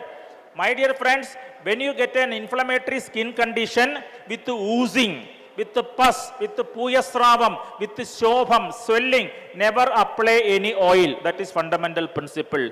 Just like we talk about ama in Costa disease, kleda is to be managed in skin disease. The point is very simple. Never ever apply oil preparations externally in a skin condition when there is kleda. How you will identify kleda? If the skin disease is having kleda, there will be swelling, there will be oozing, there will be pus discharge, and then definitely think that you cannot apply any oil. Then the treatment is chalana. You use any medicine to do the chalanam. That is called a prakshalanam, and only when you feel that the kleda is reduced, then go to the application of oil. So clinical stages are very much important in skin disease that I will tell. These are very simple points I will be telling with more cases in the coming slides. Next slide. And Toki is related with Rekta Dhatu, Rekta Shuddhi will be reflected on the skin. I will tell a medicine called Nimbadi Kashayam. I am telling you, I will be telling all medicines with a theory. There is a medicine called Nimbadi Kashayam. Nimbadi Kashayam is excellent in Rekta Shuddhi. The rasa which are Tikta rasa, Kashaya rasa are excellent in Rekta Shuddhi, and Rekta Shuddhi is mandatory for skin diseases. And Rasa Prasada, not only the Rekta Dhatu, we need Rasa Prasadam will be manifested in Tok. Why? My dear friends, you can ask, why you need Rasa Prasadam in healthy skin? Because Rasa is connected with Koshta, and Koshta is connected with Agni, and Rasa is connected with Kapha dosha. So listen carefully. Whenever you are getting Pitta Dushti, Rekta Dushti, Kapha Dushti, Rasa Dushti, definitely there can be a skin diseases, because most of the inflammatory skin diseases are due to Kapha and Pitta. I am repeating, most of the inflammatory skin diseases are due to Kapha, Pitta. They will be having Daha, Raga, Paka, Shobha. Everything will be there. But Vata dominant skin diseases will be having Ruksha Guna, there will be cracks will be there, scaling will be there, pain will be there, Spudanam Tvacha, etc. will be there. So Pitta connected with Rekta, Kapha connected with Rasa. Take care of Kapha and Pitta, Rasa and Rekta. That is why either Vamana for Rasa Shuddhi or Virejana for Rekta Shuddhi is generally indicated in the management of chronic skin diseases. And third thing, Sparshana Pariksha is a method of detailed Rogi Pariksha, you very well know. Assessment of the Toksara is a part of the Adura Bela Pramana Pariksha. That is also important. We talk about Toksara. You tell that the Toksara is Uttama. When you declare that the Toksara is Uttama, what do you believe? You believe that the epidermis, dermis and every layers of the skin are healthy. Not only the skin. When the skin is healthy, the nail will be healthy, the hair will be healthy. I had a case, listen carefully, I had a case, a psoriatic arthritis patient was brought to me, and the problem was only with the nails. The problem was only with the nails, and the modern doctors advised for intradermal injection of the steroids for controlling the nail problem in that psoriatic arthritis. Skin lesions were minimum, but the nails, all the 10 plus 10, 20 nails were affected, and I applied a treatment principle that I will share you in the video. I applied Astitshaya Chikilsa in Nakha Dushti. That is my point. Listen carefully, Astitshaya Chikilsa, because according to Ayurveda, Astitshayam, Nagatshayam, Keshashayam, etc. are interconnected, and in Astitshaya the main medicine applied was Tiktaka Gridam. I think you might have studied in your fundamental, when there is Astitshayam, you have to apply Tiktarasa drugs, because Tiktarasa drugs will be having Karaguna. Astitshayam, Karagunam should be empowered. So Tiktarasa will be empowering the Karaguna, but Asti is Vada. So you need Snigdha. So Tiktarasa is converted into Girda.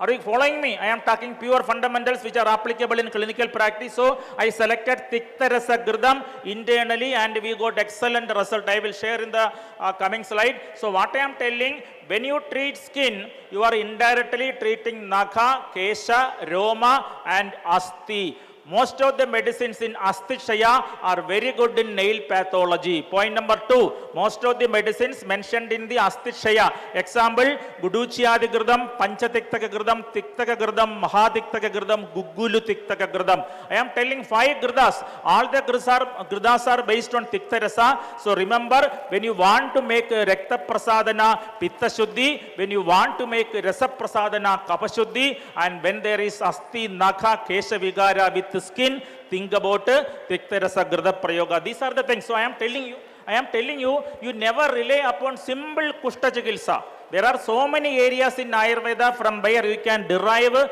beautiful treatment applications for skin diseases. That is what I am telling. Next point. Next slide. So, guna vikalpa of different doshas are easily reflected in skin. Very, very, very important. Junior doctors, please pay attention. When there is normal ruksha guna in skin, I am talking the mathematics of Ayurveda, ruksha guna plus, the skin will be having only dryness. Ruksha guna plus, the skin will be having only dryness. Ruksha guna double plus, then definitely the skin will be developing cracks and scales. And when the Ruksha guna is triple plus, if that much of Ruksha guna on the skin, then definitely Vipadiga like complaints will come. So listen, simple Ruksha guna, dryness in the skin, and Ruksha guna plus, you are getting scaling. That is what is happening in Kidipa Kushta. When you talk about Kidipa Kushta, when you talk about Sitna Kushta, when you talk about Ega Kushta, all these three Kushtas are Vata Kafanu Bandham. Charma, Ega Kushta, Kidipa, Sitma, Alasa, Vibadiga, Vata Kafam, and this Vadam is responsible for the dryness. When it is plus, dryness plus scaling, as in psoriasis, Ruksha guna plus, and Ruksha guna triple plus, there will be Vipadiga and cracks will develop, and then you need Trivrt Kalpana. So my dear friend, Ruksha guna Janida Vadam plus, you need Sneham. Any Grida is okay. Ruksha plus, you are getting scaling. You need Yamakam. Yamaka represents the combination of two sneha, and when there is maximum 3 gunas are there, 3 plus is there, you need trivirtha. That is why Jivandyadi Yamakam is a medicine which is indicated in cracks developed in the skin. I am telling you the Amshamsa Kalpana, Doshanam, Samavedanam, Vigalpo, Amshamsa Kalpana is very much essential in the management of skin disease. Abhyanga, Uddartana, Snana, etc. are part of the Dinacharya to protect the skin. Next slide. So now we will come to the dermatology. My dear students, which are the areas you have to read in Ayurvedic dermatology? These are the areas. Kushta spectrum, Visarpa spectrum, Vidradi, Vispoda, Shitra, Shudraroga, Shidapita, Udarda Koda. These are the main areas you have to read in your textbook to treat multiple skin diseases. Never limit your reading only with Kushta Chikitsa. That is what I am going to tell. Next slide. And now you can see in Ayurveda, Kushta is the big umbrella under which most of the skin diseases are accommodated. The only one point, my dear students, you have to keep in mind is Kushta is a notorious disease which has Dhatu Gada stage. What I am telling, Kushta is a disease having Dhatu Gada stage. What do you mean by Dhatu Gada? The superficial stage will be limited to skin. Then it will come deeper to Rekta, Mamsa, and even you can see in certain conditions nerves will be affected. The neurological lesions are there. In certain conditions the bones will be affected. That is why from Ubaridadu, Uttama, it will gradually come to the Gambhira. Uttana reflects the superficial acute pathology. Gambhira reflects the deep pathology. I think you might have heard about a disease called Vatarektam. Have you heard about a disease called Vadarektam? And in Vadarekta there are 2 clinical stages. The first one is called Uttanam. Tvang mam sastrayam Uttanam tat purvam jayade tadaha kalandarena gambiram sarvan dadun apidravan. My point is very simple. If a skin disease is only Uttana, you need Behibarimarjana Chikitsa like Lebana, Chalana, etc. But the skin disease becomes deeper with all the dasos connected and Gambhira Avastha. You need Shodhana. You need Shodhana. That is why Vamana, Virejana and Rasayanas are important. And any skin disease which is having a recurring nature, nature of relapsing and recurring, you need always Shodhana. That is why Edu Samshodhane Shuddha na Tesham Punarudbhava. I am connecting all the theory with the practice. So never hesitate to do Shodhana in psoriasis, because psoriasis is an autoimmune disease, and in autoimmune diseases definitely Agni will be affected. To treat Agni you need Shodhana, because dosha kadajit kupyandi jida lenghana pajanehi Edu Samshodhane Shuddha na Tesham Punarudbhava. You can treat by Dibana, you can treat by Padana, but there is a chance of recurrence. But the disease which are ultimately treated by Shodhana, the chances of recurrence will be there. It will be minimum. That I will show in the coming videos. Next. Okay, next. Now this is very important. There are sapta drivyas in Kushta. Very important. 3 doshas plus 4 dushya. Vata, Pitta, Kapha, you very well know the the dosha, and the remaining 4 dushya, Tok, Lesiga, Rekta, Mamsa. 4 plus 3, 7 Kushta drivyas are there. Keep in your mind. Next. Now 2 method. One more point, then we will go to the cases. When you are getting a new disease, say for example, you very well know there is a skin condition associated with SLE. You very well know systemic lupus erythematosus. SLE. What is SLE? SLE is a multi-system autoimmune disease. You take Susruta Samhita, Charaka Samhita, you cannot get a line, Athada SLE Namadhyayam Vyakyasyamaha, Idigas Mahuratraya, Dayo Magarshaya. Aisa koi slogan nahi hai. There is no slogan telling that SLE can be treated like this. But when you see SLE, you identify it is an autoimmune pathology. Different tissues are affected, and how tissues are affecting, multi-system involved disease is treated. You identify modern pathology, then think in terms of Ayurvedic fundamental. That is point number 1. I think you are understanding me. When you are getting a new disease which is not mentioned directly in Ayurveda, there are 2 clinical approaches. One, identify the modern pathology and see what is happening. Say for example, you are getting anemia in SLE, you are getting arthritis in SLE, you are getting butterfly rash and dermatitis in SLE, and if you identify the entire clinical picture and pathology of the SLE, it can be seen that multiple dhadus are affected in this case, and most of the dhadus are having a kapha pitta. So I thought that Kapha Pittadiga Sannipadam with Agni Vaishamyam and Dhatu Dushti is the key feature of SLE. Then I will treat accordingly. One of my favorite medicine is Tiktaka Grdam. After the initial Amapadana in SLE, systemic lupus erythematosus, I prescribe Tiktaka Grda because Tiktaka Grda is good against most of the inflammatory pathology connected with SLE. You know what is Tiktaka Grdam? Tiktaka Grdam is mentioned in the Chikilsa of Kushta, and Vagbhata is very much romantic. I am telling the word romantic when he is telling the yoga Tiktaka Grdam. He is telling Padola Nimba Gadgadarvi Pada Duralabam Parpadam Trayamanam Jabajamsam Palaye Dabam, and finally he comes to the indication. Vagbhata is coming to the indication of Tiktaka Grda, and he is telling Pitta Kushta Parisarpa Pitaka Dahadar Brahman Kandu Panduamayan Gandan Dushta Nali Vrana Abaji Pagantaram Abasmaram Udaram Pradaram Geram Arso Astrapitta Manyamscha Sukichran Pitta Jan Gadan. What is the last line? Any Sukitra Pitta Roga, you select Tiktaka Grda. What is the point with the Tiktaka Grda? If your patient is having a problem with the LDL, normally the cholesterol cases, people will never do Snegabana because of the cholesterol risk. I am guaranteeing and I am telling you, you can do Snegabana with the Tiktaka Grda. Check the cholesterol before, check the cholesterol after, and do the follow-up even after 3 months. You can see it will never empower it will never increase the cholesterol, but it is a very good yoga. And Tikta Rasa is good for Pitta, Tikta Rasa is good for Kapha. I told you, Tikta Rasa is good for Pitta, Tikta Rasa is good for Kapha. Without Kapha Pitta, no inflammatory skin diseases are there. So my point is very simple. When you are getting a new case which you didn't study in your textbook, there are 2 approaches. One is understand modern pathology, apply it in Ayurvedic dosha dushya. Second, identify any disease mentioned in classical Ayurveda which is having similarity with the modern disease. That is also possible. When you think about SLE, you can see Pandu connected, Sannibada Jwaram connected, Kushta connected, Vadarekta connected. So from different classical thoughts, derive the principles which are applicable in a modern disease. So that is your point number 2. That is your option number 2. Next. Now we will discuss some cases. The next slide. Okay, now we will be discussing only the cases, and I will tell you how you can apply Ayurveda or how we applied Ayurveda. See, my dear students, please tell what are the doshas in this case.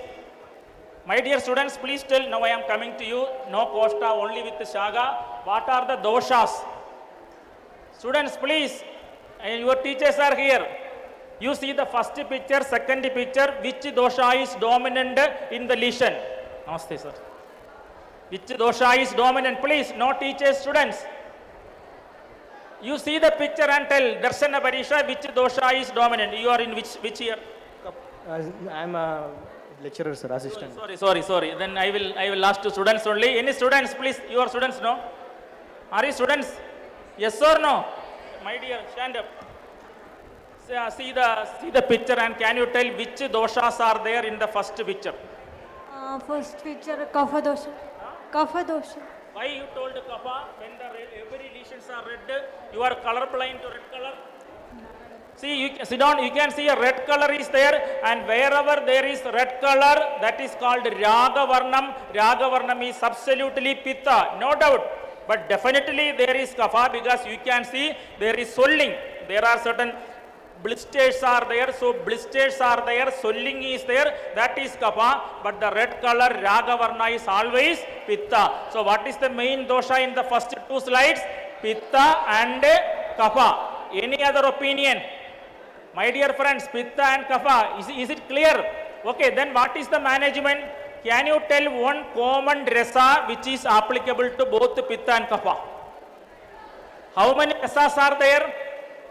In Shirdi also only 6 rasas are there. Which rasa is commonly applicable to Pitta and Kapha?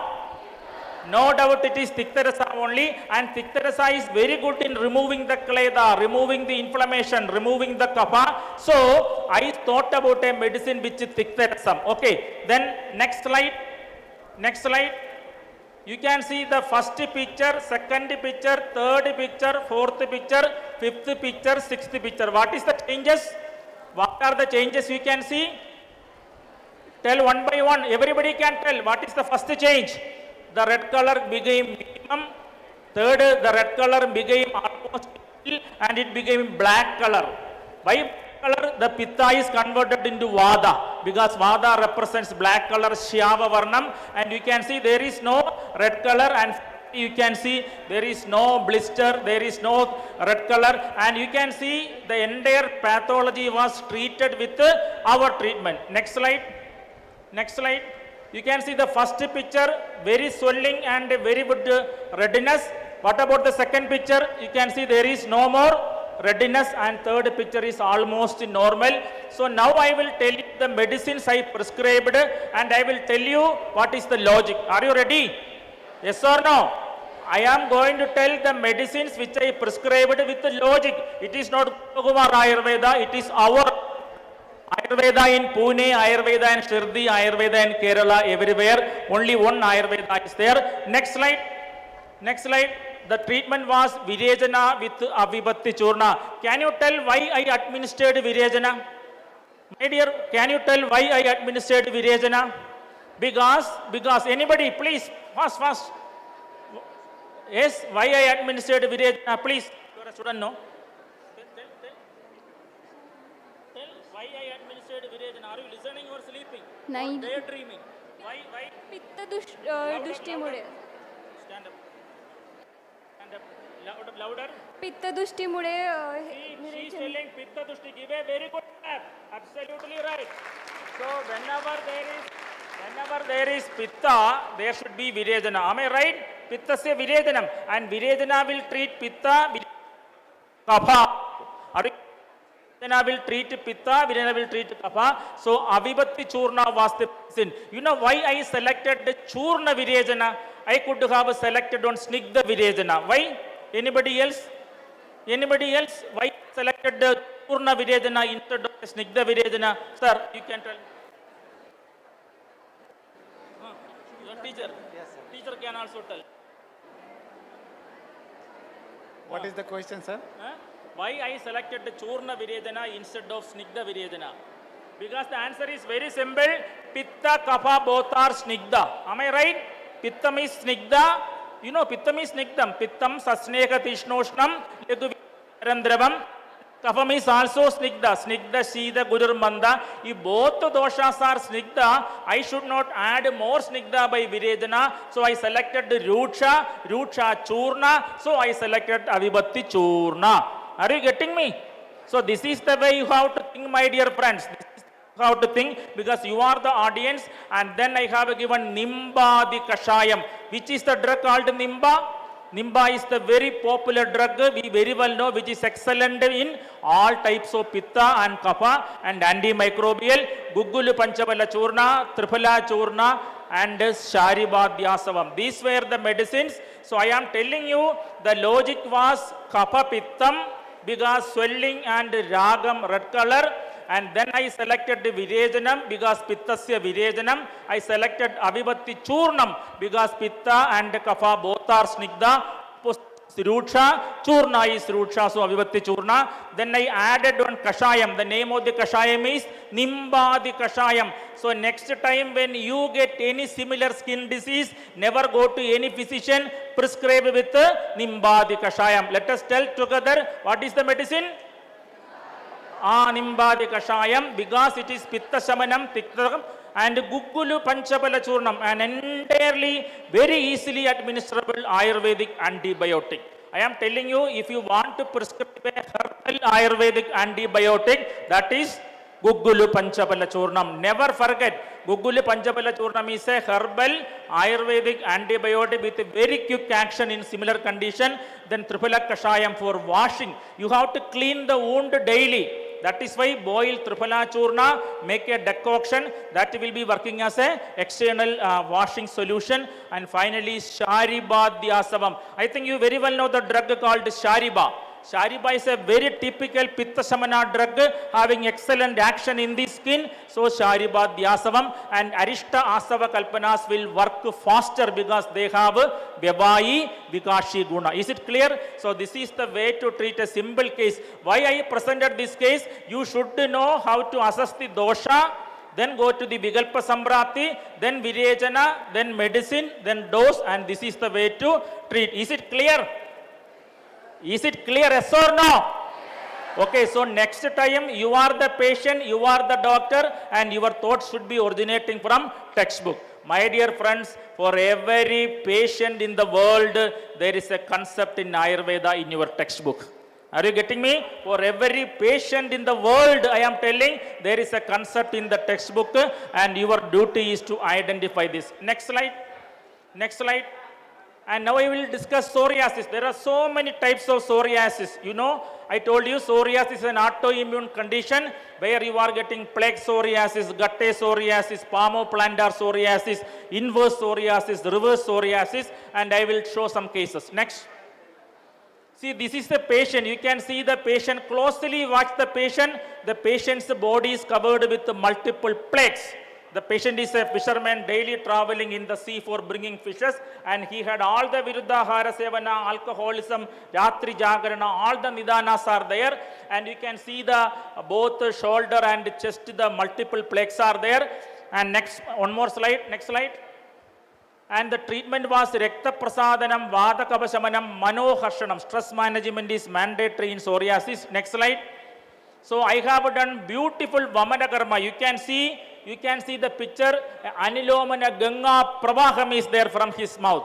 It is not a Photoshop picture, it is the original picture because you are going to see the video, and you can see very continuous Nirvibandha Vamana was there. To do Vamana Karma, you need Sneha Banam. My dear friends, psoriasis, you can call it as Sitna Kushtam, Ega Kushtam, Kidiba Kushtam, but all the three are Vata Kapha, Vata externally Ruksha, Kapha internally Snigdha. That is what is called candle grease sign. And you do Snegavana. My selected Girda was Ayurveda Mahadiktaka Girdam for 7 days.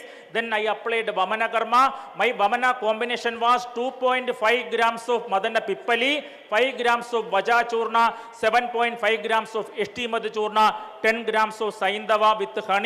This was my Vamana drug. By seeing the Vamana drug, the patient will feel vomiting. Then I told this is Vamana Horlicks. This is Horlicks which we are taking. When you take this Ayurvedic Horlicks, Vamana Karma will be there. Next, my dear, go to the video. You just reduce the PowerPoint and go to the folder. This, you just press escape.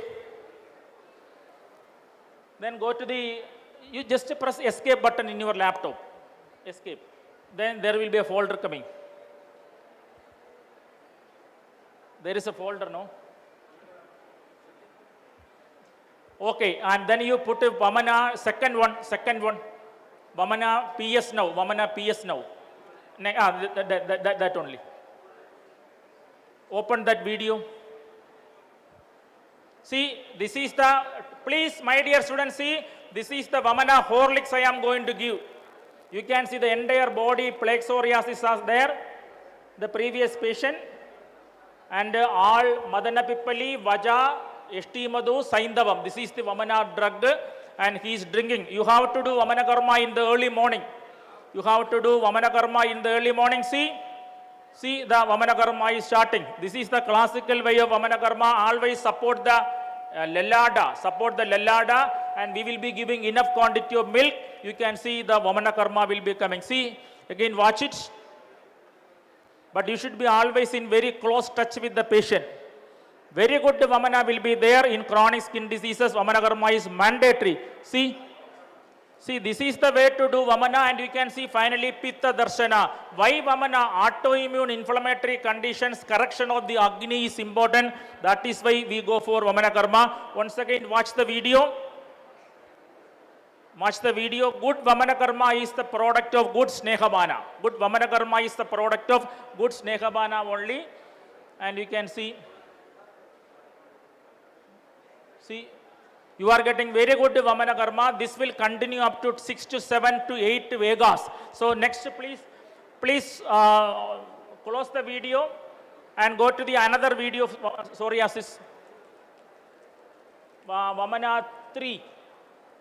This is another psoriasis case. Another psoriasis. See, another Eshti Madhu Panda was given. You can see the entire body is covered with plaque psoriasis. In this case, the Tiktaka Grada was the Snehabana. I am telling Snehabana drug will differ. Here more Pitta Nibandha. Once again, play the video. Students, please watch. My dear, once again play the video. Vamana 2. You play Vamana 2. Students, please watch. See, another video, the same patient. You can see the entire backside, full plaque psoriasis. See, students are counting the Vegas. In this particular case, I had given Tiktaka Grada for Snehabana. The another case, it was Aragodam Hadikta Grada. Listen, if it is Pitta domination, Tiktaka Gradam. If it is Kavapitta domination, Aragodam Hadikta Gradam. This was the selection. Okay, close the video. And okay, enough. And come to the PowerPoint. Back to the PowerPoint. Yes, make it to slide mode. So this is the patient number 2. Patient number 2, where you have seen Vamana Karma. In my experience, I can tell you, always Shodhana Chikitsa is mandatory in chronic autoimmune diseases to get a reasonably complete cure. I am using the word, you cannot cure it completely because the food conditions, the climatic condition will aggravate, but definitely you can reasonably cure the case. And in the middle picture, you can see Pittasya Darshanam. You can see those who are very close, you can see the video, the photo. That Pitta Darshanam is there and yellow color is there. Next slide. So now, my dear friends, now I am coming to the last part of my presentation. How to identify Vada Pitta Kapha in your patient. Are you ready? How to identify Vada Pitta Kapha in skin. Patient will never come and tell, sir, I am having a Vada Kushta, please prescribe me. Because patient never studied Ayurveda. You should see, number 1, dryness of the skin, cracks and fissures in the skin. Whenever there is dryness in the skin, whenever there is cracks and fissure, invariably Vada, because Vada is Ruksha. Very good. Because, let us tell louder, because Vada is, you very well know, Tatra Ruksha Legu Shida Kara Sushmas Chalo Anila. Now you identified that the sloga you studied in first year is applicable in the final year. Okay, dryness, cracks, ruksha, then scaling of the skin, ruksha, roughness and hardness of the skin, vada, all painful conditions, vada, and blackish discoloration, shyava varnam, black color, always represents vada. Clear? So now you know how to identify vada next time. Next time, whatever be the skin disease, you just check whether it belongs to vada or not. Next, pitta. Next slide. Next slide. Please come to the next slide. Reddish discoloration. Wherever there is reddish discoloration, pitta, ragavarna, and maculopapular lesions with pus. You can see the pustule, the pus-filled maculopapular lesions, burning pain. It is not simple pain, burning pain. They will be telling Daha Shula. Burning pain, Daha Shula, Pitta will be there, and bloody or pus discharge. My dear friends, in Vada there is no discharge. Why? Vada is Ruksha, there is no discharge. But when you come to Pitta, there is discharge. The nature of the discharge is either blood or pus. Rekta or Puya Sravam is always telling that the patient is having Pitta. Because in Vada it is Ruksha, there is no question of any discharge. It is dry only. That is very important. And then local temperature. Invariably there will be fever or even local temperature. Ushma will be there. Daha Raga Ushma Paga Pittam. Print in your brain.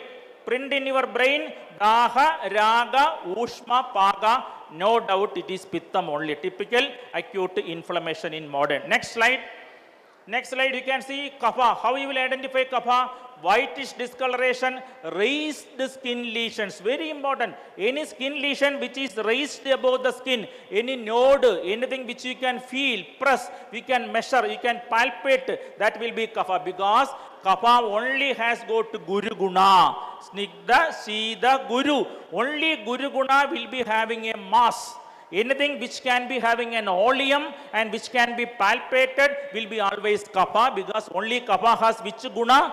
Guru. Snigdha, Shida, Gurur, Manda, Slashna, Mrisna, Sthira guna. So any lesion elevated from the skin will be having generally which dosha? Will be there. And then vesicles bulla, any water filled lesions. Blood containing, pus containing Pitta, but pure water, as like in chicken pox. In chicken pox you are getting vesicles, bulle, which are containing water, then definitely it is kapham. My dear friend, the word meaning of kapham is water. The word meaning of kapham is water. Kena, jelena, bhavadi, idi, kapham. So any lesion where there is only water, it will be similar to kapha dosham only. And severe itching. In vada, pain. In pitta, burning pain. In kapha, itching. In kapha, itching. Anybody comes to you with only itching, no more further question, it is kapha domination only. Internal kleda will lead to itching. Internal kledam, external itching. That is very important. So there will be itching. And then thick discharge. In kapha, there can be thick discharge. Chronic course. That is very important. Kapha conditions will be having very chronic course. It cannot be treated by a day. It will be lasting for weeks and weeks with a continuous recurrence. Any disease which will be coming, going, that will be Chirakarida. Chirakarida is always the feature of Kapha dosha. Are you getting me? Acute nature Pittam. Very chronic nature Kapham, because anybody can tell what Kapha has got a property called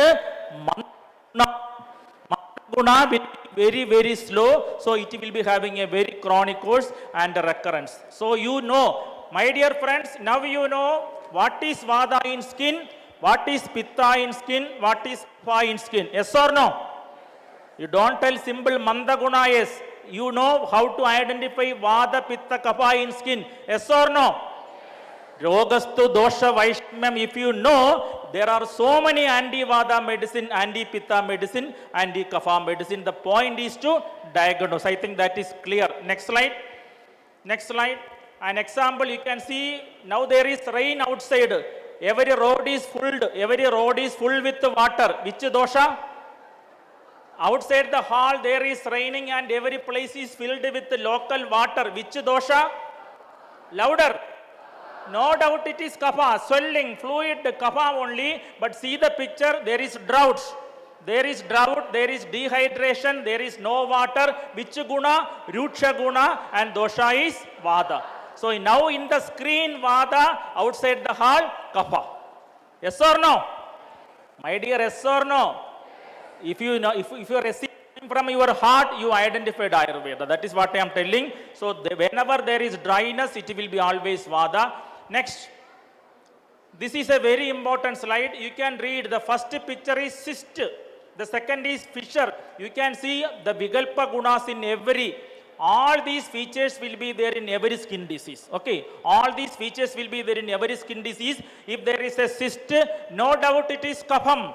If there is a fissure crack, no doubt there can be vada. If there is a pustule, no doubt there will be pitta. If there is a vesicle, no doubt there can be kapha. This is the way to identify gunas of dosha, and you will be diagnosing the dosha of the underlying disease. Are you getting me? This is called vikalpa samprapti in classical Ayurveda. Doshanam, Samavedanam, Vikalpo, Amsha Kalpana.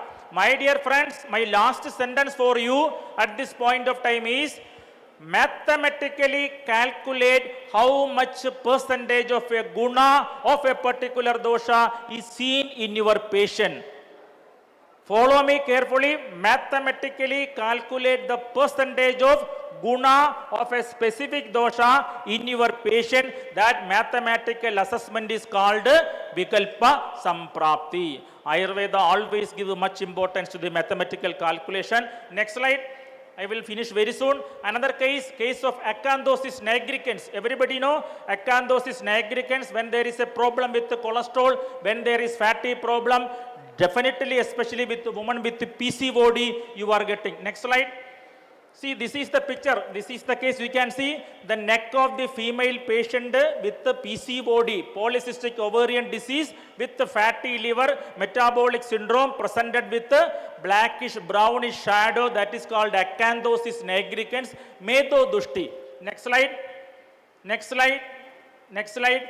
You can see gradually it treated, and now you can see the Kandha Desham is free. Kandha Desham is Kavasthanam.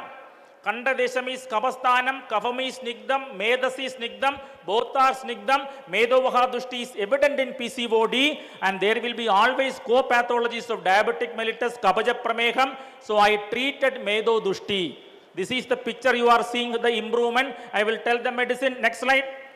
Next slide. Datogini Deepanam, Rekta Shuddhi, Medo Shuddhi, Varnyam was my treatment in my brain. My dear, every time when you get a patient, never search for a medicine. Think in your brain, what can be my strategy? What can be my policy? Then I identified that this particular girl belongs to Medodushti. She is having PCOD. So I thought that I should correct the Datogini. I should correct the insulin resistance. Insulin is a Datogini to me. So Datogini correction, then Medo correction, Rekta correction, finally only Varnyam.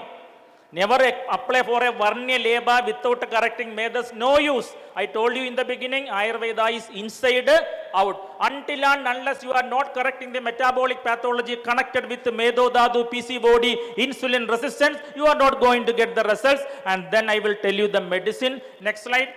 Next slide, the medicine is Vaishwanara Churnam. That is a primary medicine, Agni Deevanam. Levana Yavani Deepyaka Kananagara Muttarottaram Vrdam, Sarva Samamsha Haridagi Churnam, Vaishwanara Sachal. The main ingredient of the Vaishwanara Churnam is Haridagi. Haridagi, James Tamstan, Vyadimscha, Kaphavadajan. Kapagaram is there, Kanda Desham is Kapam, Medo Dadu is connected with the Kapam. So I thought about a Kapakara Agnidibana drug called Vaishwana Churnam, 10 to 50 gram with the buttermilk or hot water. That is the dose. Then Avibhatti Churna mandatory, because the Yuvati, she is in the Madhyamagala only, and I thought a Virejana for Rekta Shuddhi. Panchatiktaka Kashayam, very good. Sir, I will finish it within 5 minutes, I know. Because in every CME there are Trivida Dukkhas are there. In Ayurveda, 3 dukkhas are there: Adhyatmikam, Adi Bhaudigam, Adi Devigam. In CME, organizes Dukkham, presentes Dukkham, listeners Dukkham. I know. So I will finish very soon. So remember, the third medicine is Panchatiktaka Kashayam. Panchatiktakam, Nimba, Amrita, Vrsha, Padola, Nidigdiga. My dear friends, I am telling from my left ventricle, wherever there is Kapadushti, Medodushti, Anubandha Rektadushti, take the pen and write Panchatiktakam, Gopakumar's guarantee. You write it. No worry, because it is absolutely against Pitta, absolutely against Kapha, Rekta Shuddhi, and very good in infective episodes. Panchadikta Kashayam, Varanadi Kashayam. Why Varanadi? Varanadi is a yoga typically indicated for Medodushti, especially PCOD. PCOD is a condition where Grandhis are developing in Apanasthanam. Ovaries are in Apanasthanam. In Abanasthana, Grandhi, Kafam, Mandagunam. Grandhis will suppress the activities of Abana. Then you are getting PCOD, amenorrhea. So stimulate the Abana to do more and more pravarti. That is a Kafa Medo Hara drug.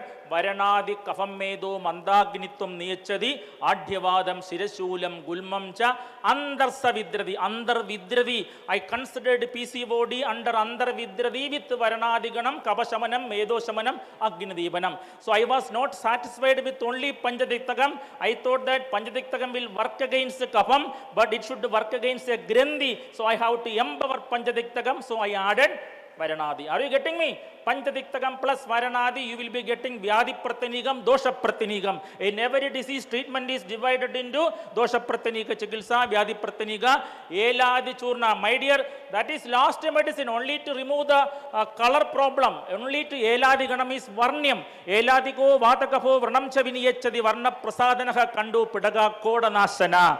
See, when I am sitting in the OPD and seeing the most latest patient, I believe that Vagbada was very sure that in 2024 गोबकुमार के पास एक ऐसा PCOD with problem आएगा, उसके लिए हमारे एक श्लोक होना ही चाहिए, इसीलिए मैंने लिखा त्रेधायुग द्वापरयुग में किसका नाम Varanasi. See, all these medicines are written in old times, seeing that there will be a patient in 2025 with a lifestyle disease and a metabolic syndrome with PCOD. So read Samhita, take every word from the textbook to the word. I always tell word to word. Word to word. Word W-O-R-D. Word is Shabdam. Shabdam is Aptovadesham. Text. What is the patient? W-A-R-D. What is the difference? W-O-R-D is converted into W-A-R-D. O means opportunity, A means action. Say the word letter W-O-R-D, the O is an opportunity, W-A-R-D, the word A is for action. My dear friends, every sloka you are learning, there is a patient waiting outside. Are you getting me? So now you feel that you should listen your first year, second year, third year BAMS with more care. Especially the teacher is telling first year. I remember the color of the sari of my teacher who was teaching me gunas. That was my memory. So listen your first year classes again. And even though I am having 2 PG and PhD, I wanted to be called as a student of first BAMS. I am telling you from my left ventricle, even after having 2 PG and 1 PhD, I would like to tell me, I am studying Dr. Gopakumar in first BAMS. Read fundamental, then go to the clinical, then come to the Chikilsa. This is the way to come, I am telling for you, my dear friends. And finally, Eladi Keram. First, Eladi Churnam applied with coconut milk, then Eladi Keram. Why Churna first? Kapha may be there. And then only Taila. Only treating Kapha, you can treat Taila. So, first apply Churnam, then apply Tailam. Clear? All the medicines are available. All the medicines are available. The patient is also available in the society. Next. Then skin lesions in systemic disease, Jara, Prameha, Medo, Dushti. I had told some examples only. Next. Then main medicine, the last 5 minutes, listen carefully. I am telling you the major medicines which I am prescribing. Okay. For Shodhana purpose, Avivatti Churna, Mani Bhadragula, Padola Muladi Kodam. Padola Muladi Kodam give only in limited matra because it will cause very strong virejana. So Padoladi Mulam, very less only. Mani Bhadragula may safe drug and Avivatti Churnam, a very good yoga for Pitta Kapha. Next. Then you can see Jaluka Vajaranam. After doing Virejana, you can do Jaluka. You know, Jaluka saliva contains so many chemicals which will improve the blood circulation, which will remove the thrombus. That is why Dhanvantari carried Jaluka. Normally, you very well know Lord Shiva is using cobra in his neck. Lord Shiva, Maheshwara is having a cobra, so at least Dhanvantari should carry one minimum anaconda. But Dhanvantari selected only small creature Jaluga because he very well know the saliva of the Jaluga contains so many chemicals which are excellent in Rektavaha Srodhas like hyaluronic acid, bedolin, trypsilin and hirudin. All these chemicals in the Jaluga saliva will remove the blood clot, remove the thrombus, make the more blood circulation. That is why Ayurveda told Gradidam to Jala Janmabhi. Gradidam, clotted blood. You prescribe Jaluga. So here also you can see where that picture gone previous. Where is my Jaluga? Okay, so you can see the blackish color, the PVD, peripheral vascular disease, apply Jaluga, and Jaluga should be applied only after Virejana. That is better. After doing Virejana, only apply Jaluga. That is very good. Next. Then I am telling, next slide, last 5 minutes, next. Main medicines for skin diseases, Kashayam, Aragodadi Kashayam, Guduchiadi Kashayam, Padoladi Kashayam, Manjishtadi Kashayam, Shonidamradam Kashayam. All these medicines are available. The first two are against Kapha. Aragodadi is typically against Kapha, then Guduchiadi Kapha Pittam, Padoladi typical Pittam. Now you know what is Kapha means skin. You know what is Pitta means skin. You know what is Kapha means skin. And Manjishtadi against Vada, Shonidamradam especially for Rekta Prasadanam. Next. Then Aragodarishtam, Kadirarishtam, Sharibadhyasavam, Ushirasavam. Aragodarishtam excellent against Kapha, itching, fungal infection. Kadirarishtam, chronic skin diseases. Sharibadhyasavam, acute skin conditions with Pittanubandham. Ushirasavam, Rekta Dushti. So these are the main Arishta Kalpana. I am telling you the Grida Kalpana, Kashaya Kalpana, Arishta Kalpana, Shodhana Kalpana for Vada Pitta Kaphas. Next, you can see some Guliga preparation. Nimbarajanyadi Guliga, Kaisora Gugulu, Vyoshadi Gugulu for Kapham, Chandra Prabhavadi related with Kapha, Kleda, Prameha, Tripula Gugulu, Varnarobana, Amrda Gugulu, also wounds which are delayed healing. Then you can promote the healing by Amrda Gugulu. So these are the Guliga which you can prescribe. Next. And Jadamayadi Leba, Eladi Leba externally. You have to apply certain Lebana, Jadamayadi Pittashamanam and Eladi Lebam Kavashamanam. Next. Then last Grida Kalpana, Tiktaka Grida. My dear friends, conclude the skin chikilsa by Rasayana drugs which will empower the empower the Toksara. That is why Tiktaka Gردam, Mahadiktaka Gردam, Padoladi Gردam, Arakuda Mahadikta Gردam, Tripula Gردam. I told you the simple principle of skin disease. Start with the Kleda Shamanam, Lebanam, Chalanam, then only go for the internal Snegabanam, Sedanam, Shodhanam, then Shamanam, in Shamana, Kashaya, Guliga, Arishta, and finally to nourish the Rektadadu and to make the Rekta Toksara, think about the Grida Kalpana. Never ever prescribe Gridadi Kalpana or Avaleha in the beginning because that will aggravate the Kleda if it is there. Okay, that is the symbol. I told entire Ayurvedic Chikilsa with example and clinical picture for your own brain. Absorb into your brain and grow beyond the limits. Next slide.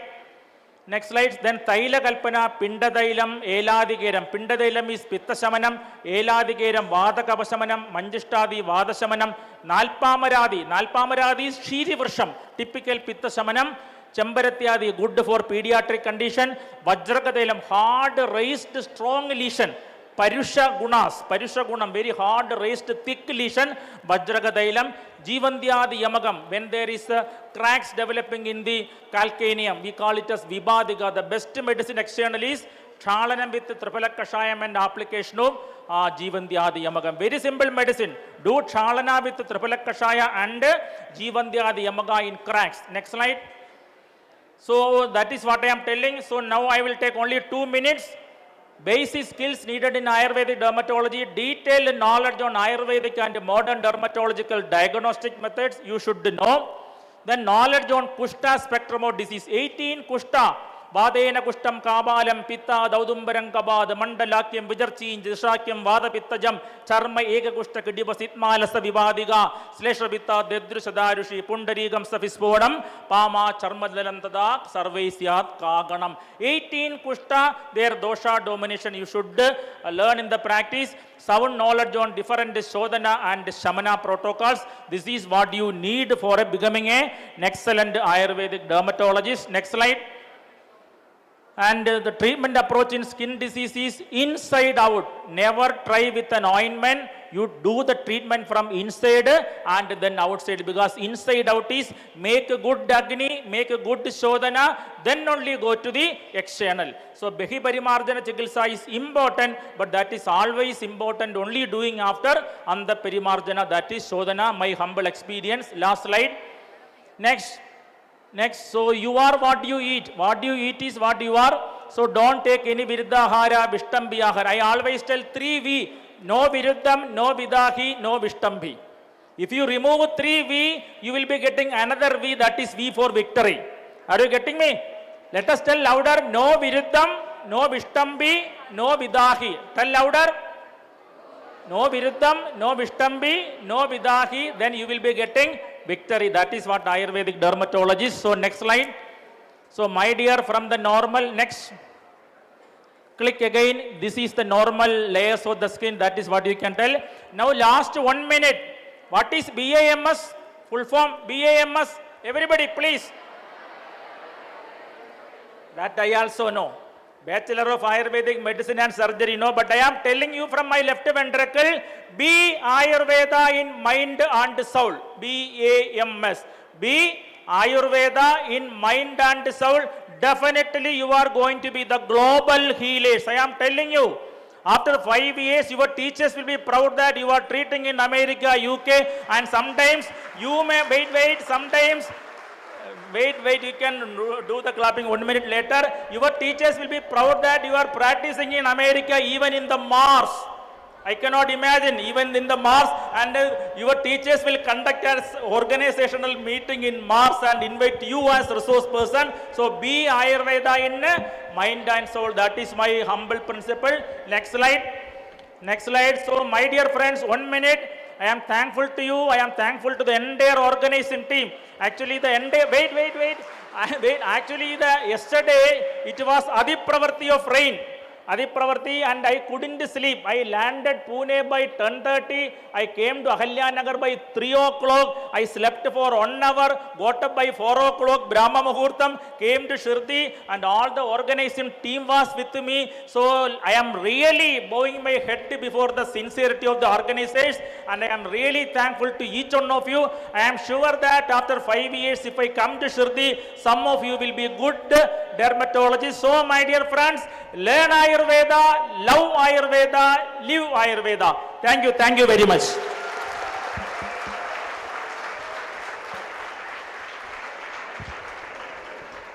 Thank you so much, sir. Thank you for the wonderful session.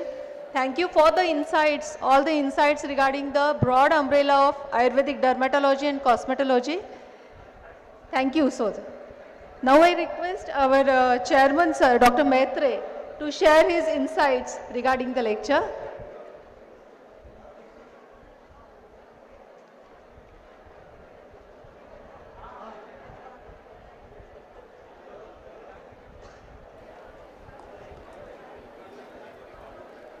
Hello. Thank you, ma'am. On behalf of everyone here present, I extend my heartful gratitude to Dr. Gopakumar sir, whose thoughtful ideas about the skin disease and challenges will definitely help our students and as well as all practitioners to practice in their life. The sir has emphasized all the three things of doshas and how to overcome the challenges of these multi-disciplinary or we can say multifactorial disease with a great knowledge of thoughts. Sir is an eminent speaker. He always talks from the bottom of the heart. So I can say him as a cardiologist of the skin. So thank you very much. And I also thank to the organizer for inviting such a great personality for the sharing of the knowledge here in front of you. Thank you very much. Thank you, Dr. Maitre, sir. Now I request our chairman, Dr. Maitre, sir, to felicitate our speaker, Dr. Gopakumar, sir. It is a small token of gratitude to sir.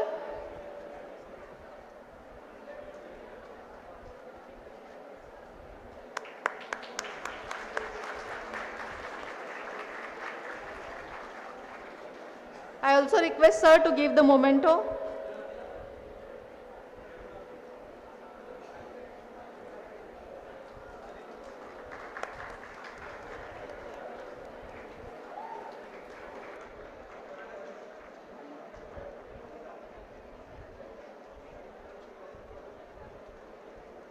Thank you, sir. Now I request Dr. Yadav, sir, to felicitate our co-chairman, Dr. Maitre, sir. I request our co-chairman, Dr. Yadav, sir, to felicitate our chairman, sir, Maitre, sir.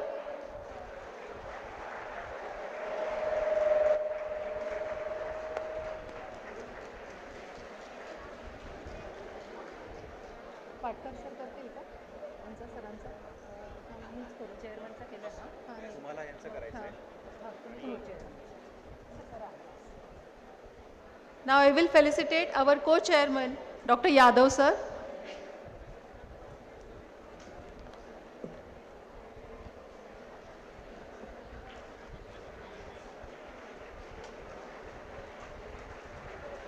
And now I request to Dr. Ashish.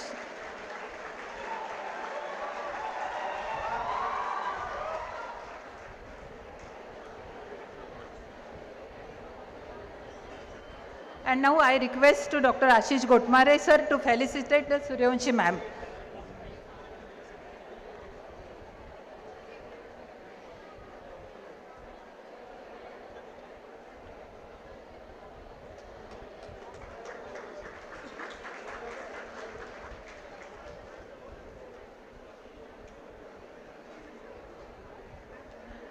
This session is over. And I will call Dr. Raman Belge, sir, for next session.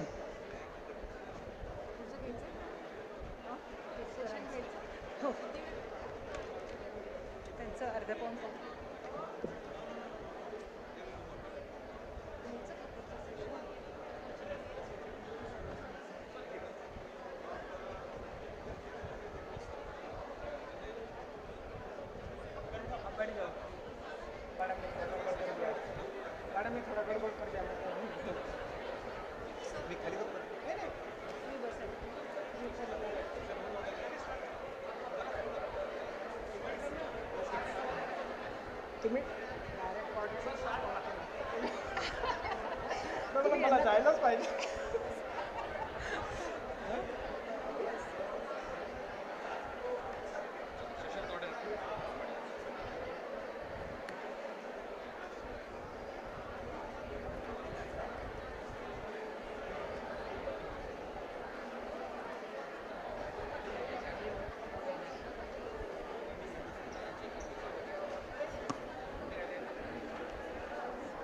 Hello, welcome all. Welcome all. I am Dr. Vikas Jaive from Ayurved College, Pune. We will move to next third session. For that, we have a eminent speaker, Dr. Padmanabh Kesarkar sir. And the coordinator of third session is Dr. Raman Belge sir, who is Professor, HOD, PG and PhD guide from Sri Ayurved College. Sir is having more than 40 research publications.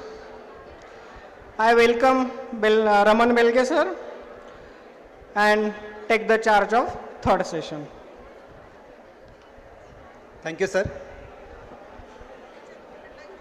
Namaskar.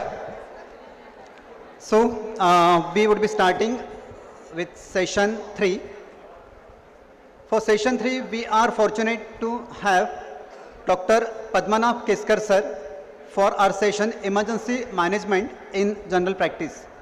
Friends, for this session, we are having Chairperson Dr. Sunil Borkar sir and Co-Chairperson Dr. Vaibhav Fartale sir. So may I request Dr. Borkar sir and Fartale sir to escort our guest, eminent speaker, Dr. Padmanabh Kesarkar sir. Welcome sir. Welcome Dr. Borkar sir, Dr. Fartale sir.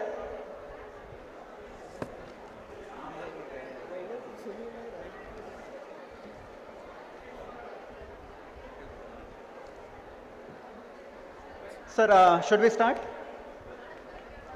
So Dr. Padmanabh Kesarkar, we know many of us, we know that Ayurvedic people, they don't know how to handle emergencies. Ayurvedic people, they can't take charge of such situations. So now, Dr. Padmanabh sir, he would be guiding us how to deal with all such emergency conditions in clinical practice. Friends, Dr. Padmanabh sir, he is postgraduate diploma holder in emergency management from Ruby Hall Clinic, Pune, and he had done this in 2004. Dr. Keskar sir joined Ruby Hall Clinic as a faculty for emergency management course in 2005. He is academic head of AV Medline that conducted hundreds of lectures for medical practitioners on various subjects under the banner of AV Medline. Sir got training from West Midland Ambulance Services UK for BLS, SLS and BTLS. He is AHA certified BLS, SLS provider and passed PG diploma in disaster management. Sir is visiting faculty for disaster management at Yashoda, Pune. He was also invited by Maharashtra government to train government direct doctors of Nashik district in view of Kumbh Mela. Sir has written hundreds of articles on emergency management for practicing doctors. Sir has conducted more than 500 plus programs for community awareness of CPR and first aid management. He is the writer of the emergency management in general practice. You know, the 4 editions of these books, they were sold out in last 1 year. Doctor Padmanabh Keskar सरांना नुकताच हॅल्युसिनेशन हा मराठी कथासंग्रह प्रसिद्ध मराठी गायक संगीतकार आणि दिग्दर्शक doctor Salil Kulkarni यांच्या हस्ते प्रसिद्ध झालेला आहे. मित्रांनो, यमदूतापासून वाचवणारा देवदूत अशी ख्याती असलेले डॉक्टर केसकर सर आज आपल्याला व्याख्याते लाभलेले आहेत. Today we are having chairperson doctor Sunil Borkar sir. He is Professor Kai Chikitsa and he is from Shri Gurudev Ayurved College, Mojri, having more than 20 years of teaching experience. Co-chairperson Dr. Vaibhav Hartale sir. He is currently Principal, Anjaneya Ayurved College, Nashik. He is BOS member MHS, then UMIC member MHS, and most importantly, he is the Executive Council member for NI Jaipur. Sir, I request you to deliver your lecture, sir. Thank you.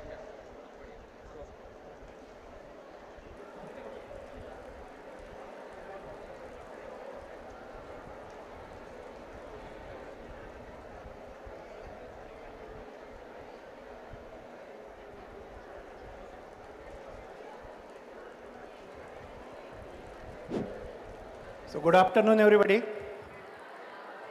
Yes, thank you very much. I know everybody must be hungry because it is a lunch time, and after the informative lecture from the legendary speaker in the Ayurveda, S. Gopakoma sir, so I am here to present you the topic of emergency management in your clinical practice. So whatever pathy you are following, whether you are treating this patient with Ayurvedic treatment or modern treatment, or I don't think anybody will be from here from the homeopathic facility. But if you are treating any patient and if you are facing any emergency, then you should know about how to handle this emergency with your limited resources. Suppose you are doing some panchakarma treatment like Snehan, Swedan, and somebody gets a myocardial infarction, means heart attack, on table. The patient is in front of you. Okay, later on you will give him Ayurvedic treatment, but at this moment, how to help this victim and how to save the life of the patient, that we will see in our today's lecture.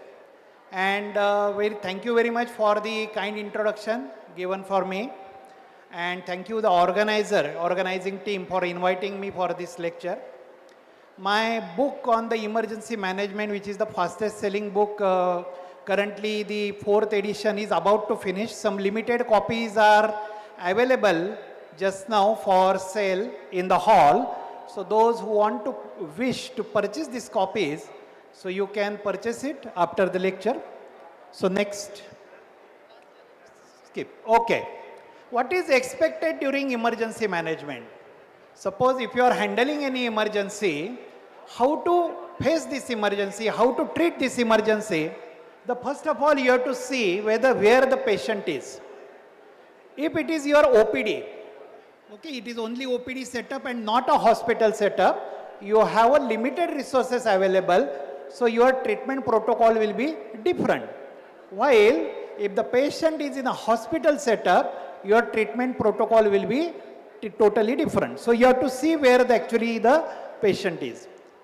Many of the time, what every doctor does in case of emergency, suppose if somebody collapses in front of you, if some patient in a critical stage is come to your clinic, what do? You generally first check his pulse, you check his blood pressure. So you are focusing on the circulatory system, and that is not the right approach as per the emergency management. Don't directly jump onto the C part.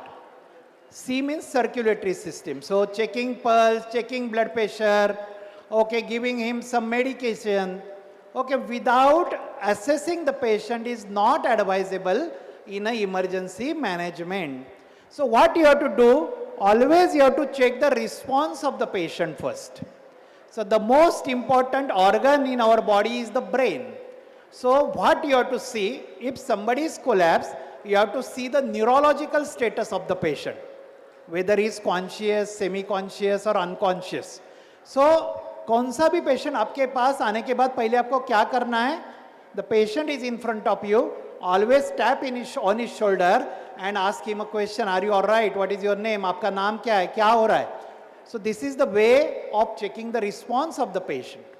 If the patient is not responding, then give a painful stimuli to the earlobe. कानाला चिमटा काढा एक जोराचा to check the response of the patient.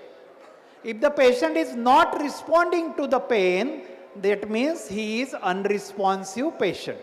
So first we will see the neurological condition of the patient, and then we will go for the ABC management. What is ABC management? Airway, breathing, circulation. What happens if somebody collapses, somebody comes with a chest pain, we directly give him some medication, say sorbitrate tablet. We ask him, we give disprin tablet, sorbitrate tablet, but that is the D part. What do you mean by D? D means drug. Differential diagnosis, drugs, definitive treatment. That is the D part should be followed after the airway, breathing and circulation. So if any patient is in a crisis, there is no hurry of a diagnosis. D is again for diagnosis. आपल्याला जास्ती चिंता काय झालेली असते की याला कशामुळे हा कॉन्शियस झाला, अनकॉन्शियस झाला आहे. Why he is having a chest pain? Why he is collapsed? So we are wasting our time in diagnosing the condition. So diagnosis is a secondary part in the emergency management. Saving his life, त्याचा जीव वाचवणे हे पहिलं आपलं काम आहे. And the diagnosis and the definitive treatment comes after we save his life. So always remember, if somebody comes to your clinic, collapses, then always check response, then check airway. How will you check the airway? How will you check the airway? Just see whether open his mouth, see if his airway is open. Okay, त्याच्या तोंडामध्ये काही स्त्राव असेल, घाण असेल, तर you have to do suctioning. If the patient is in a hospital, do suctioning. If the patient is outside the hospital, then with handkerchief or gauze piece, you can clean the mouth cavity, open the airway with appropriate maneuver, head tilt, chin lip, jaw thrust. Or you have certain airway adjuncts available, oropharyngeal airway, nasopharyngeal airway, endotracheal tube. So protect the airway first. Before moving to the next part, protect his airway first. Once the airway is protected, what is the next part? B. B means breathing. What you will do in the B part? Look at the chest. छातीकडे बघा. What you will see, whether there is a steady and uniform up and down of the chest or not. छाती वर खाली होता है का? नहीं. If the patient is not breathing, what you will do? You will give bag mask ventilation to this patient. Okay, you have a ambu bag. So give 10 to 12 breaths per minute. The speed should not be too fast. आपण एकटाच आहे तर लगेच त्याचा ECG काढायचा नाही, blood sample घ्यायचं नाही आहे. First complete airway breathing circulation management and then go to the D part. So start back mask ventilation, give oxygenation, and then comes the C part. What is C? C is circulation. Then what you will do, you will check the pulse. You will check the pulse, and if patient is pulseless, then what do we do? If the patient is pulseless, start with CPR. Okay? You can do ECG afterward, you can test his blood samples afterward, but the most important is start with CPR so that there will not be a neurological brain damage. जर का एखादा पेशंटचा श्वास बंद पडला आहे, if the patient is pulseless, the brain is not getting oxygenated blood supply. In this condition, if you waste your time in finding out the cause or giving him a treatment, you are ignoring the brain of the patient. Can anybody tell me, without oxygen, brain can survive for how many minutes? किती वेळ जगतो मेंदू? So brain death starts after how many minutes? तुमच्या समोर एखादा माणूस collapse झालाय, somebody unconscious, he is not breathing, means he is not getting oxygen and the pulse is not there, the brain is not getting any oxygen, the time limit is 3 to 4 minutes. So without oxygen, brain can survive only for 3 to 4 minutes. So it is very important to start the timely CPR in this patient, irrespective of the pathy. Whether you are treating this patient by Ayurvedic treatment or modern treatment or by anything, if the patient is brain dead, then any treatment started after 5 minutes will not give you any results. So that is very important. Next. Next. Okay, now this is the case. So we will have some interaction. So you have given some injections. So many of the time, if the patient, though you are doing the Ayurvedic treatment, some time you may have to use the modern medicine for the quick relief. ज्याला आपण आयुर्वेदामध्ये अत्येक चिकित्सा म्हणतो, ती आपण प्रत्येक वेळेला वापरतोच असं नाही by Ayurvedic treatment. Suppose a patient of renal colic comes to you. Kidney stone hai, patient is having acute pain due to kidney stone, renal stone, he is having a renal colic, and you have given injection Voveron or you have given injection Dynapar to this patient. And after some time, listen this case carefully, because in a lifetime you may have to face this case in your real practice. I know that everybody may not practice Ayurveda purely, or sometime if you are practicing Ayurveda, still sometime if you give this kind of modern drugs and patient gets an allergic reaction to that particular drug, how to help this victim, that we will discuss now in next 10 to 15 minutes. So you have given injection to this patient, and very next minute patient collapses in front of you. What you will do? तुम्ही injection दिलंय पेशंटला, you have given injection Dynapar to the patient, and very next minute the patient says, doctor, I am feeling giddy, I am not feeling well, I am drowsy, he is sweating, and he collapses in front of you. What is this? What is this scenario? Can anybody tell? Yes. This is not an allergy to drug. This is not an allergic reaction to the drug. This is just due to fear of the injection. In his mind, cause the vagal stimulation, the vagus nerve in body gets stimulated, and due to which there is a sudden vasodilatation. If there is a sudden vasodilatation, then what will happen? If there is a sudden vasodilatation, what will happen? There is a sudden drop in blood pressure. तुम्ही injection दिलं पेशंटला, पेशंटच्या मनात भीती होती इंजेक्शनची, and very next minute he collapses. So whenever any reaction to any injection, any drug occurs within first few minutes, दिलं आणि लगेच पुढच्या क्षणाला, पुढच्या मिनिटाला काहीतरी घडलं, तर it is not an allergic reaction. Okay, don't fear. काही घाबरू नका. आपल्या बरेचदा वाटतं की ओके मी इंजेक्शन दिलं आणि पेशंटला रिॲक्शन आली. So this is not the case. To develop a reaction of any drug, it takes time. It takes time. You are given some antigen for which there are antibodies present in his body.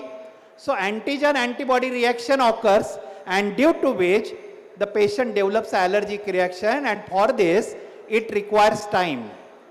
If same patient comes after 10 minutes, तुम्ही injection दिलं, patient went home, and then his relatives rushed to your clinic and they said, "Ki doctor, you gave the injection 10 minutes back and the patient is collapsed in his house." 10 मिनिटं झाल्यानंतर तो patient तुमच्याकडे त्याचे relative आले, तर definitely you can think about allergic reaction of the injection. But if the same thing happens within first few minutes, it is not the allergic reaction. It is due to fear of this injection. There is a vagal stimulation, vasodilatation, and sudden drop in blood pressure. Sudden drop in blood pressure झालं तर काय होईल? The blood supply to the brain will immediately reduce. अचानक मेंदूचा रक्तपुरवठा कमी होईल, and due to which the patient's brain will not get blood supply and patient collapses in front of you. This is not the allergic reaction. This is the fear of the injection. What is the treatment? What is the name for it? काय म्हणतात त्याला? Yes, it is a vasovagal shock. It is a vasovagal shock or syncope. Okay. What is the treatment protocol? काय करणार अशा वेळेला? Is there any drug required? No. As there is no allergic reaction to the drug, you don't require any drug to treat it. What you will do? What you will do in this condition?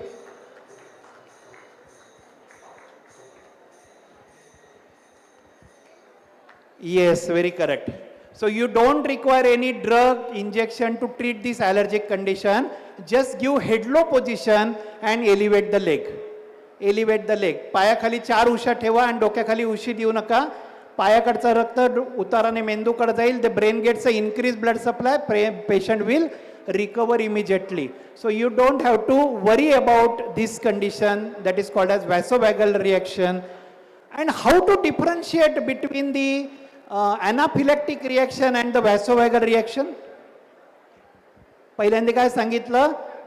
The vasovagal reaction is the immediate reaction, while anaphylactic reaction is the late reaction. If somebody comes after 10 minutes, 15 minutes, 20 minutes, then think about it. Vasovagal reaction doesn't have any skin presentation. You will not get any rash. You will not get any rash, redness, itching on the skin in case of vasovagal shock. As against in anaphylactic reaction, you get a skin presentation. So if somebody collapses after your injection and he has a rash on his body, itching on his body, then you can think about anaphylactic reaction. Again, there is a fine difference between the two. Every rash on the body is not an anaphylactic reaction. If patient has a multi-system presentation. So next. See, when I am saying the patient is having an anaphylactic reaction, it should be multi-system presentation. Multi-system means what? Skin, neurological, cardiological, respiratory. So when patient develops multiple system presentation, म्हणजे एकाच वेळेला patient collapses in front of you after the injection, he has a rash all over his body, then he vomited, he passed the stool, then he has a dyspnea, that is a respiratory presentation, he is complaining wheezing, okay. Patient has a hypoxia, तुम्ही pulse oximeter लावून बघितलं, the patient is having a hypoxia, lower oxygen level. So when you get multiple system presentation, that means it is an anaphylactic reaction. So there are 3 different conditions after giving any injectable, any medicine to the patient. First is the vasovagal shock, which is an immediate one, only neurological. Second one is a hypersensitivity reaction.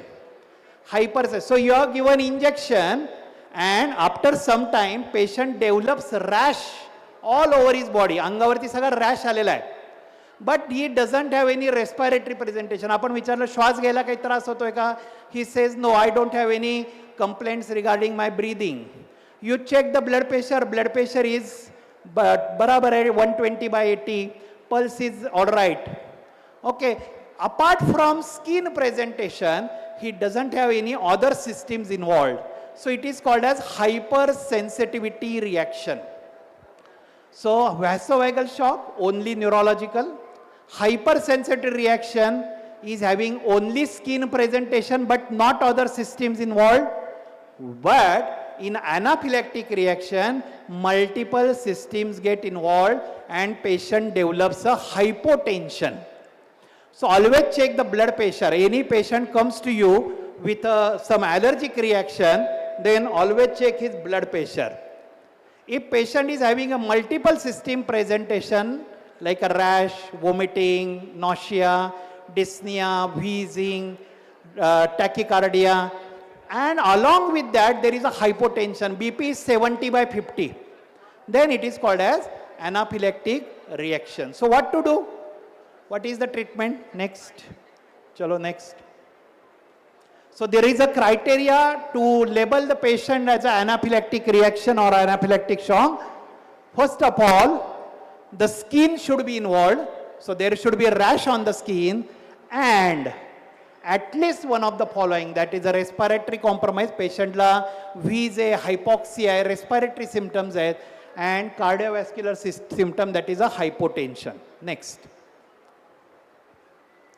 So patient will come with shortness of breath, lightheadedness, lump in throat, गळ्यात काहीतरी अडकलंय म्हणेल, तुम्हाला श्वास घेता येत नाही. Okay. So that is due to mucosal edema. Okay. Then hoarseness, that is Ghogra आवाज होणे. समजा एखाद्या पेशंटला तुम्ही इंजेक्टेबल दिलं and after that his voice changes, म्हणजे त्याचा आवाज घोगरा यायला लागला, तर that confirm that is a laryngeal edema and due to which due to the drug allergy the patient have developed a laryngeal, that is a serious condition. That is a serious condition, that is angioedema, which is the most killing factor.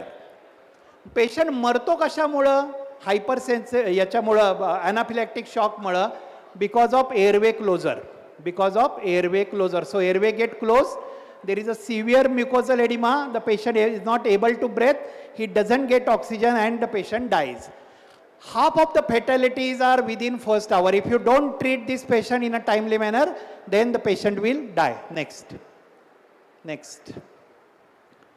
So half of the fatality is in first hour. Faster the symptoms, more the severe reaction. Somebody develops a reaction within first 10 minutes and somebody develops a reaction after 6 hours. So who will die? The chances of dying are for those patients who have developed signs first. Late manifestation, less chances. Fast manifestation, more chances of death in case of hypersensitive reaction or anaphylactic shock. Next. Next. So what is the treatment? Treatment is first, always recognize this is an emergency. Always recognize that this is an emergency and I have to do it on a priority basis. Treat the patient. Airway breathing circulation. काय करायचं? पटकन पेशंटचा airway मोकळा करा. Okay, if you have suctioning machine, clean the mouth cavity. Okay, if you have any oropharyngeal airway, nasopharyngeal airway, you put it and protect the airway. Then if the patient is not breathing adequately, hypoxic, काय करणार?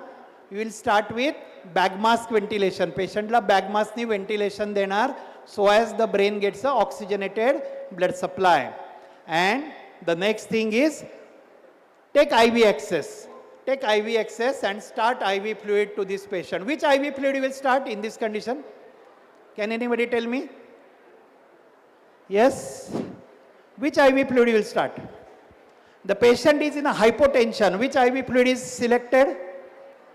It is always NS or RL. Normal saline or Ringer's lactate should be started. Any patient who is in hypotension, start with normal saline. Kiti denar? How much quantity you will give? How to define in a resuscitation? If the patient is in a crisis, hypotension madhe, unconscious patient hai, so how much fluid you will give? The dose is 20 ml per kg. 20 ml per kg fluid should be given fast. So that is the ABC management for this patient. So तो patient आल्या तुम्ही काय केलं? पहिल्यांदा you have understood that this is an anaphylactic reaction. Why? there is a multiple system presentation, skin, respiratory, cardiovascular, GI system, vomiting, loose motion. So multiple systems are involved, there is a thing to worry. Only skin is involved, okay, nothing to worry. If multiple systems involved, there is a seriousness. So understand this is an emergency. Next, check airway, open the airway. Okay, तुमच्याकडं what you should have in your clinic to treat this kind of emergency? You should have emergency kit. You should have emergency kit in your clinic. Though you are practicing Ayurvedic medicine, still you should have this kit in your clinic. Why? Two things. First, to treat the patient, to save the life of the patient. And second, to save yourself from the medico-legal condition.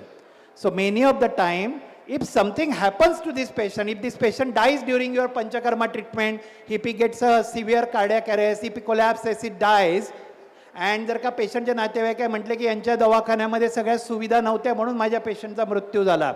If such a thing arises in a court, then you can show them that my clinic was well equipped. All the emergency treatment protocols were available, emergency medical instruments were available in my clinic, and I treated this patient with a protocol. This emergency kit is not that much costly. आपल्याला वाटतं खूप महाग असेल. In a mere 4,000 rupees, you can keep this emergency kit in your OPD clinic.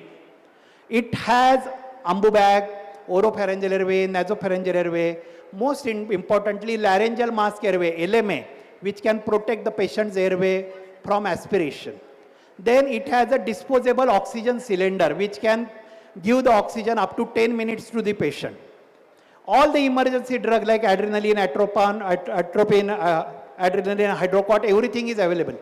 So what will happen if you use this kit in your practice, then not only you will save the life of the patient, but also you can save yourself from the medico-legal condition.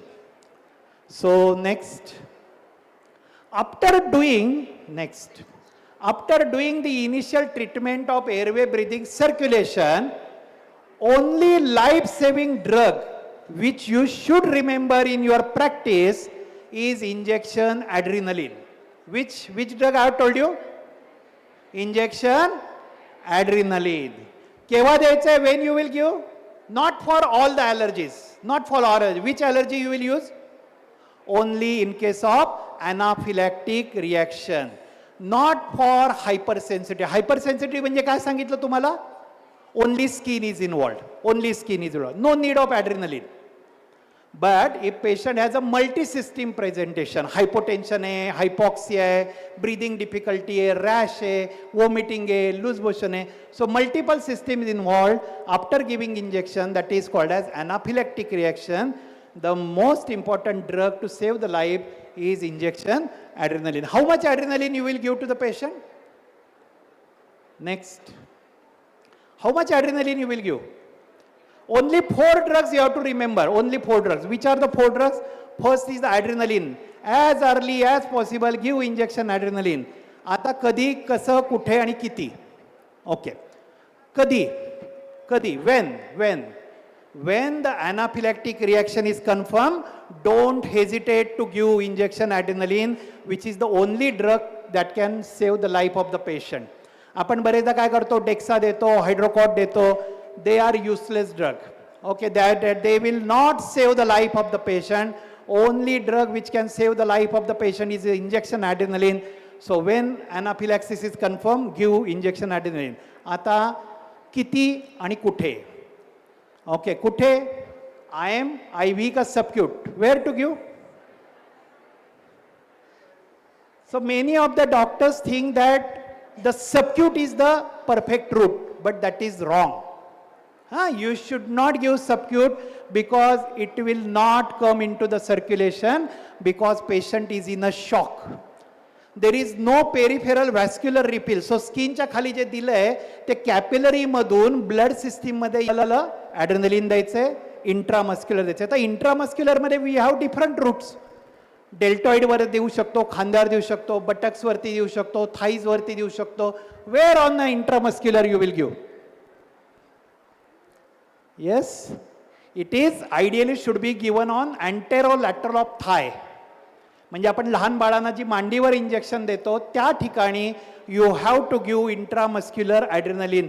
Don't give on shoulder, not on a deltoid, not on gluteal region, but give it on anterolateral of the thigh because it is the 7 times faster route. It is the 7 times faster route. Okay. आता मला कळालं ॲनाफिलॅक्सिस असेल तर ॲड्रेनलिन द्यायचंय. कुठं द्यायचंय? Intramuscular द्यायचंय. इंट्रामस्क्युलरमध्ये कुठं द्यायचंय? अँटेरोलॅटरल ऑफ थायमध्ये. आता किती द्यायचं? How much? 1 अँप्यूल. 1 अँप्यूल किती ml ची असते ॲड्रेनलिन? 1 ml ची 1 ampoule. So each adrenaline ampoule is of 1 millilitre. 1 ml.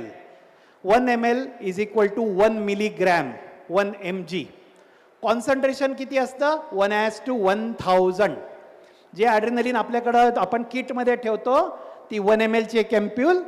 1 ml is equal to 1 milligram. The concentration is 1:1000. Break this ampule and take 50% of it. म्हणजे किती? 0.5 ml. So when anaphylaxis is confirmed, take 0.5 ml of adrenaline and inject it on the anterolateral of thigh without diluting. Without diluting. So the first dose is given. When should be given the second dose? When should be the given? So patient is not improved. मी त्याला एक ॲड्रेनलिनचा shot दिला, still patient is dyspneic, patient is in a tachy, hypotension आहे, respiratory distress आहे. The condition is not improved after 1 dose of adrenaline. When to give the second dose? After 5 minutes. Wait for 5 minutes. If the patient is not improving, repeat the dose of adrenaline in the same manner, 0.5 ml, anterolateral of the thigh. There is no third dose of adrenaline in anaphylaxis in a primary management of anaphylaxis. Only 2 doses of adrenaline, 0.5 ml, after 5 minutes 0.5 ml.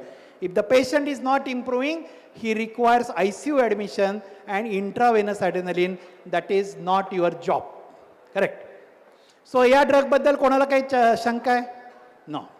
Second drug that should be used. Second drug that should be used is injection Avil. Avil is काय? Avil. What is Avil? It is a antihistaminic drug. Okay, that is called as H1 receptor blocker. H1 receptor blocker. So Avil generally आपण कधी देतो? Rash आलं, allergy आली तर we give it. The same Avil, that is a phenarmine malate. Okay, next करा. Slide बदला. Slide change. परत change करा. नेक्स्ट हां बस previous one. Okay. So give injection Avil 2 ml IV or IM. तुम्हाला कसं वाटेल तसं द्या. पहिलं ॲड्रेनलिन देऊन झालं, 2 डोस झाले ॲड्रेनलिनच्या, patient not improving. Give injection Avil, pheniramine maleate 2 ml. Intramuscular द्या, इंट्रावेनस द्या. Third drug is injection Rantac. Okay, injection Rantac, that is a H2 receptor blocker. Okay. And the last drug is steroid. मी last drug म्हटलं. Generally doctor use this drug as a first option. स्टिरॉइडचा काहीही role नाहीये. हां, please I am repeating this. स्टिरॉइडचा acute इलनेसमध्ये काहीही role नाहीये. इंजेक्शन डेक्सा द्या किंवा हायड्रोकॉट द्या. So what you will do, you after giving these 3 drugs, you will give injection hydrocot, that is epcorlin, 200 milligram IV intravenously, किंवा इंजेक्शन डेक्सा, जे सगळ्यांचं आवडतं असतं. डेक्सा दिलं. So the dexa should be given 2 cc 2 ml either IM or IV. आता मग तुम्ही म्हणताय की स्टिरॉइडचा काही नाही रोल, तर मग why I am giving? Anybody want to answer this question? And why there is no role of steroid? Why I am saying so? Why I am saying so? Generally आपण drug ॲलर्जीमध्ये steroids लगेच वापरतो. But why not here in anaphylaxis? See, anaphylaxis is an acute condition which happens in a very fast manner, while steroids takes hours to act. म्हणजे मी steroid दिल्यानंतर त्याची action यायला काही तास लागतात. Okay, 2 to 3, 4 hours to get the peak action in the blood. It takes hour. म्हणजे इथं खेळ कशाचा आहे? मिनिटांचा खेळ आहे. आणि आपण स्टिरॉइड देतोय त्याची ॲक्शन यायला आवर्स लागतात, तास लागतात. So in a acute event there is no role of steroid. Then why I am giving? There is a biphasic reaction. Every drug has a biphasic reaction. So what is biphasic reaction? Biphasic reaction म्हणजे आत्ता मी drug दिलं त्याला जी allergy आली, so that is the acute onset. Some drug is absorbed into the cell and tissues that comes again into the circulation after 8 hours. म्हणजे जे मी drug आत्ता दिलं ते 8 तासांनी परत सर्क्युलेशन मध्ये येतं and it again causes an allergic reaction after 8 hours. That is called as a biphagic reaction. So if I give steroid at this point, the reaction, biphagic reaction that is going to happen after 8 hours will be tackled by the steroids which I am giving at this moment. So what is the treatment plan for this patient of anaphylaxis? पहिल्यांदा patient माझ्याकडे आला, identify it is anaphylaxis. Second, check response. Response check करा. Neurological कसा आहे? Conscious, semi-conscious, unconscious. Then protect airway, breathing and circulation. Give oxygen, give. अजून काय द्यावं लागेल? Anybody want to add in the B part? मी म्हटलं की बी पार्ट मध्ये start bag mask ventilation, give oxygen. One thing is remind. Anybody want to add? Nebulisation. Nebulisation. So give nebulisation of salbutamol and Budecort, that is steroid. So put these things in the nebulizing chamber and give fumes so that patient is breathless. So by giving nebulization, patient's breathlessness will be relieved. And most importantly, adrenaline is the life-saving drug. That ampule, you should put it in the nebulizing chamber. म्हणजे पेशंटला नेब्युलायझेशन जे तुम्ही देताय त्याच्यामध्ये सुद्धा adrenaline टाका and give the fumes of the adrenaline to this patient to save his life. So in short, this is the management of anaphylaxis. Adrenaline intramuscular 0.5 ml 2 doses on anterolateral of thigh. Then injection Avil 2 ml IV or IM. Third drug injection Rantac 50 milligram IV. And the last one is the injection hydrocot, that is epcorlin or injection Dexa. It should be given IV or IM. आता बरेचदा तुम्हाला असं वाटेल की it is very easy to handle this anaphylaxis. It is very easy to handle the anaphylaxis, but it is not so. You will not get IV access. बरेचदा काय होतं, patient collapse होतो, आपल्याला पेशंटचा IV मिळत नाही, ॲक्सेस मिळत नाही. Then how to give, how to save this life, patients life. आपण बरेचदा काय करतो, पेशंटच्या नातेवाईकांना म्हणतो पटकन जवळच्या हॉस्पिटलला घेऊन जा. Without giving any medication we are referring this patient to the nearby hospital and half of the mortalities will occur during this transportation. During this transportation मी सांगितलं तुम्हाला की 50% mortality occurs in first 1 hour.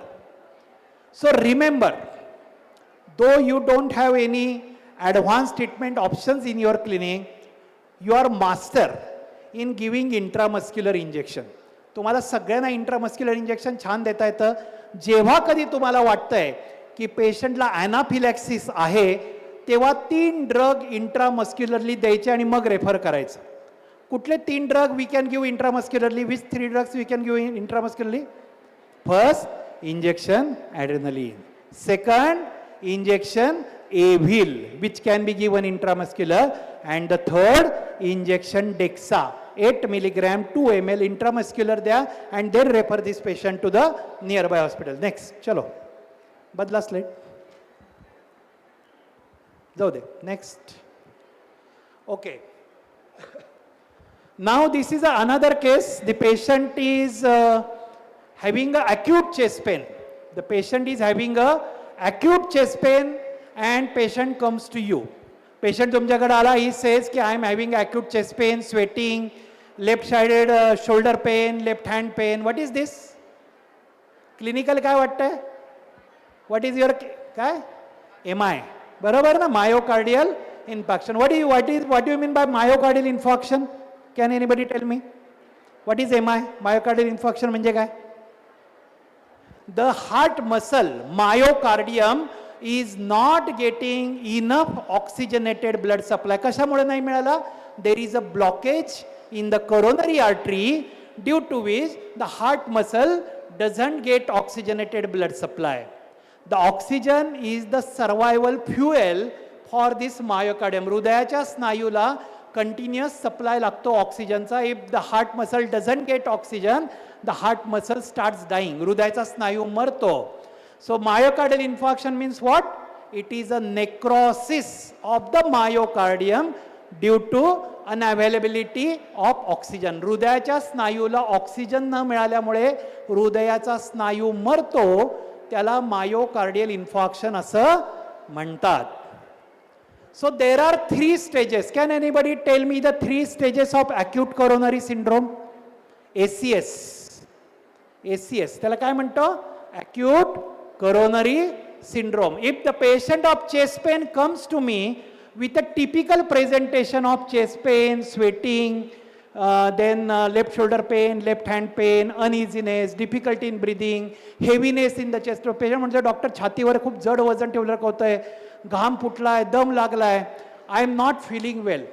सो तुम्हाला काय वाटलं? It looks clinically a heart attack, myocardial infarction. त्याला acute coronary syndrome असं म्हणतात. Acute coronary syndrome has 3 stages. 3 stages असतात ॲक्यूट कुठले असतात? पहिलं, नेक्स्ट नेक्स्ट नेक्स्ट येस, मागचं last, yes, STEMI. What is the long form of STEMI? ST segment elevated myocardial infarction. दुसरी N STEMI म्हणजे काय? Non ST segment elevated myocardial इन्फॉर्क्शन. आणि तिसरी अनस्टेबल एंजायना. कुठलाही पेशंट जेव्हा तुमच्याकडे चेस्ट पेनचा येतोय आणि you are suspecting heart attack in this patient, which test you will perform? कुठल्या तपासण्या कराल? ECG कराल. ECG मध्ये काय मिळालं तर तुम्ही म्हणाल की याला हार्ट अटॅक आलाय? ST segment elevation. I am going to show you the ECG of same. हां, मी तुम्हाला दाखवणार आहे. जर का ECG काढला चेस्ट पेनच्या पेशंटचा आणि if you get ST segment elevation, that confirms a myocardial infarction. त्याला काय म्हणायचं? स्टेमी. अजून दुसरी टेस्ट काय करतो आपण? Yes, troponin T, trop T. Trop T म्हणजे काय? ट्रॉप आहे, ट्रॉप-टी काय? These are called as cardiac marker. काय म्हणतात? Cardiac marker. कार्डियक मार्कर म्हणजे काय? What do you mean by cardiac marker? When this myocardium dies, म्हणजे हा स्नायू हृदयाचा मरतोय, नेक्रोसिस होतोय, त्यावेळेला काय होतं? इट रिलीजेस ॲट द, जसं आपण एखादी स्वरस काढतो, एखाद्या पानाचा स्वरस काढतो, असं दाबलं की काय होतं? त्यातनं रस बाहेर पडतो. ऑन द सिमिलर मॅनर, जेव्हा मायोकार्डियम मरतो, त्याचं नेक्रोसिस होतं, तेव्हा it releases certain enzymes in the blood stream. त्यावेळेला काही एन्झाईम्स तो मरताना रक्तामध्ये पाठवतो. रक्तामधली त्याची वाढलेली पातळी काय दर्शवते? की तो स्नायू मेलाय. So this is a indirect conclusion. If there is a increase level of this enzyme in the blood, it confirms there is a myocardial necrosis. So which is the most sensitive and specific test? It is the TROP-T. म्हणजे मी ECG काढला पेशंटचा, there is a ST elevation, confirms myocardial infarction. मी cardiac marker check केलं, TROP-T केलं, and TROP-T level is increase in the blood. TROP-T level is increase in the blood, that confirms myocardial infarction. And the third is the clinical presentation. म्हणजे patient लक्षणं दाखवतोय, chest pain, स्वेटिंगची patient लक्षणं दाखवतोय, typical presentation आहे, left shoulder pain, left hand pain, chest pain, uneasiness. So these 3 things are there. Last 5 minutes. These 3 things are there to diagnose the acute coronary syndrome. आता STEMI जे आहे, STEMI ST elevated myocardial infarction मध्ये all the 3 signs are positive. All the three things are positive means what? If you do the ECG, there is ST elevation. If you check the troponin T, trop T, it is increased, and clinical presentation. So 3 out of 3 are positive, STEMI. Another patient comes with a typical presentation, पण त्याचा तुम्ही ECG केला and there is नाही. There is no ST elevation, but the cardiac markers are raised. म्हणजे हा patient chest पेनचा माझ्याकडे आला, मला वाटलं याला हार्ट अटॅक आहे, म्हणून मी याचा ECG केला, तर ECG मध्ये ST elevation नाही, पण trop T वाढलेलं आहे. There is a trop T level is increased and clinical presentation is 100% correct. So out of 3, there are 2 things are there in the patient. It is called as NSTEMI. It is called as NSTEMI. And last is unstable angina. So what is unstable angina? Patient has a typical ongoing chest pain even at a rest. बसलेल्या अवस्थेत पण तो छातीला हात धरून बसला आणि म्हणतो मला खूप छातीत दुखतंय, घाम आलाय, मला दम लागलाय, I am not feeling well. When the patient has a typical angina even at rest, it is called as unstable angina, and that is a part of coronary acute coronary syndrome. Here in unstable angina, there is no ST segment elevation, there is no rise in the troponin T, only patient has an ongoing chest pain at rest.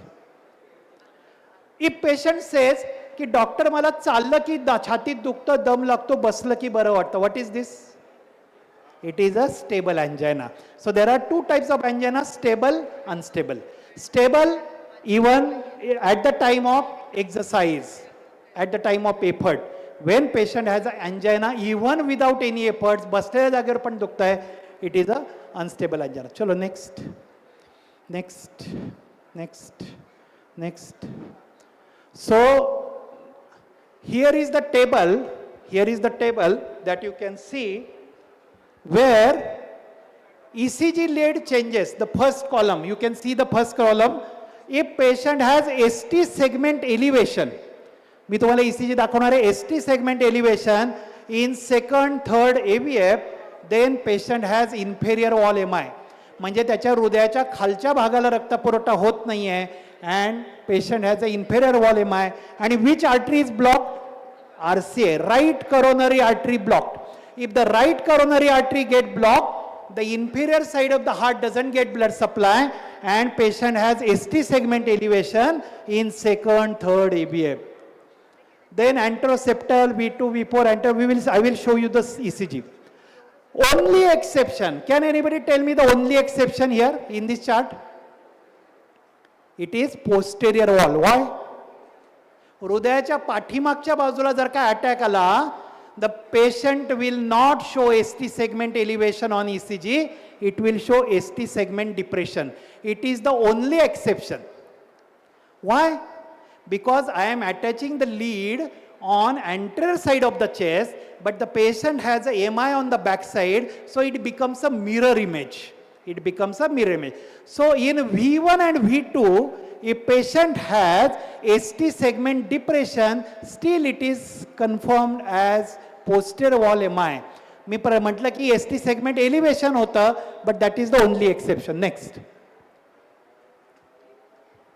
We'll finish in next 5 to 10 minutes. Next.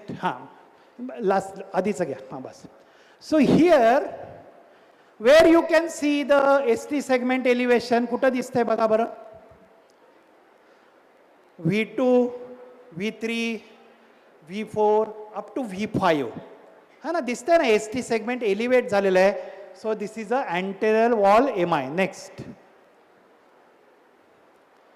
Inferior wall, म्हणजे हृदयाची खालची बाजू कुठं दिसतंय बघा. See where the ST segment elevation is? Second, third AVF. When ST segment elevation in second, third AVF, it is a inferior wall MI and right coronary artery is blocked. Next. मी मगाशी सांगितलेलं, काय सांगितलं? V2, V3. काय दिसतंय? ST segment depression. So it is a posterior wall MI. Though it is a ST segment depression, It is a posterior wall MI because we are at a, समजा मला कधी मिळेल बरं ST segment elevation? मी जर का हे पुढच्या बाजूचे lead काढले V1, V2, V3 हे काढले आणि पाठीमागं लावले, मी पेशंटच्या बॅकसाईडला जर का if I attach the lead I will get ST elevation. But I have attached the lead on the front side, I will get ST segment depression. Next. Next. So what is the treatment? What is the treatment? First, confirm that it is a MI by doing ECG and troponin T. If the ST segment elevation is there and trop T is elevated, it is a MI. Then another test that you can perform is a 2D echo of the patient. Okay, 2D echo of the patient. So if you get all these things positive, the treatment is MONA. Can anybody tell me the long form of MONA? That is the summarized treatment of STEMI. M म्हणजे काय? M. So this is M. MONA. आपण Hindi cinema बघितला असेल, Mona darling लक्षात ठेवायचे आहे की नाही? M for morphine. To control the pain. Patient dies due to pain and not due to hypotension. So patientला तो chest pain सहन होत नाही आणि जी प्री हॉस्पिटल मॉर्टॅलिटी होती, ब्रॉड डेड पेशंट जे येतात हॉस्पिटलमध्ये, that is just due to uncontrolled pain. So control the pain. Is morphine available in your OPD clinic? No. So what alternatively you can give? Injection Fortwin Phenargan. काय देऊ शकता? Yes. Injection Fortwin Phenargan. Then next is O for oxygen. So give oxygen to this patient. Immediately give oxygen. Third is nitroglycerin. So nitroglycerin म्हणजे काय देणार? What you will give? Can anybody tell me? That you are routinely giving sorbitrate tablet. Give tablet sorbitrate sublingually to this patient. So what is this sorbitrate tablet? It will dilate the artery which is blocked and increases the blood supply to the myocardium. फक्त एक गोष्ट लक्षात ठेवायची, while giving sorbitrate to the tablet to the patient, always check blood pressure beforehand. If the BP is more than 90 systolic, then only give tablet sorbitrate, otherwise don't give. Hypotension मध्ये patient असेल तर don't give sorbitrate tablet. That mistake many time happens. And another thing, give in a lie down position. Sitting किंवा standing position मध्ये you should not give sorbitrate tablet to the patient. That remember. And A for aspirin. That is the only life-saving treatment that you can use in your clinic without doing ECG. तुमच्याकडे ECG नाही आहे, but you are suspecting the myocardial infarction. Or on the other hand, here I am telling you, if you get a heart attack, yesterday only one of my colleague in Pimpri Saudagar died. The age is just 38 years, practicing doctor, suddenly collapsed in the hospital till that lady shifted to the nearby hospital. She was declared dead. So what you will do to save your life? आपण बरेचदा काय विचार करतो, पेशंटसाठी हे करायचं, पेशंटसाठी ते करायचं. So what you will do if you get a heart attack? तुम्हाला स्वतः आलं तर काय करायचं? Always तुमच्याकडे ECG मशीन नाही आहे, आता काही नाही आहे, nothing. अशा वेळेला when you are suspecting heart attack to your colleague or to yourself, then take a tablet of Disprin 325 milligram, put it in a cup of water, dissolve it and drink the water.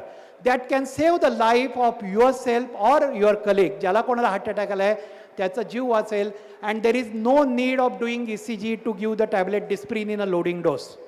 Always carry this tablet Disprin in your pocket, wallet, 24/7.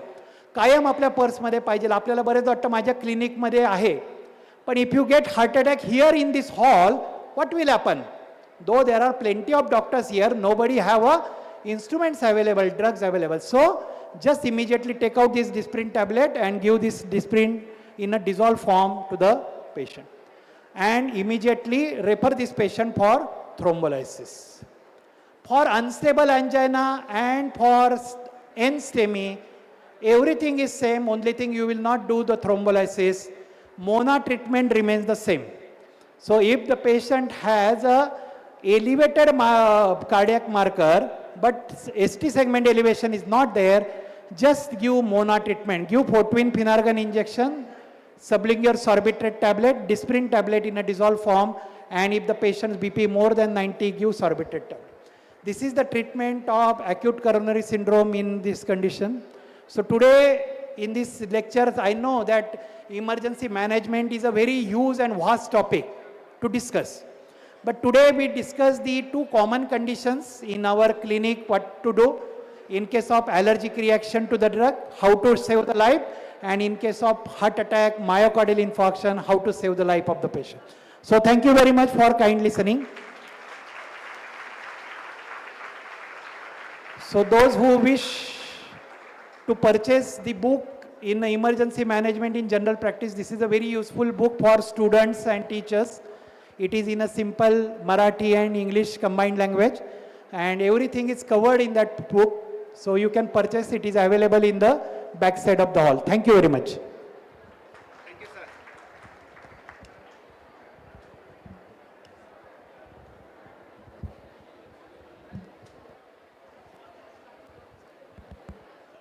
Hello thank you sir thank you for your valuable inputs.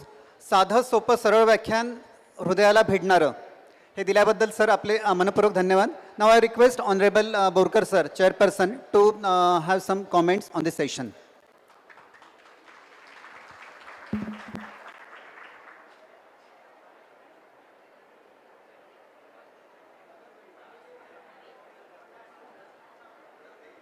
Hello.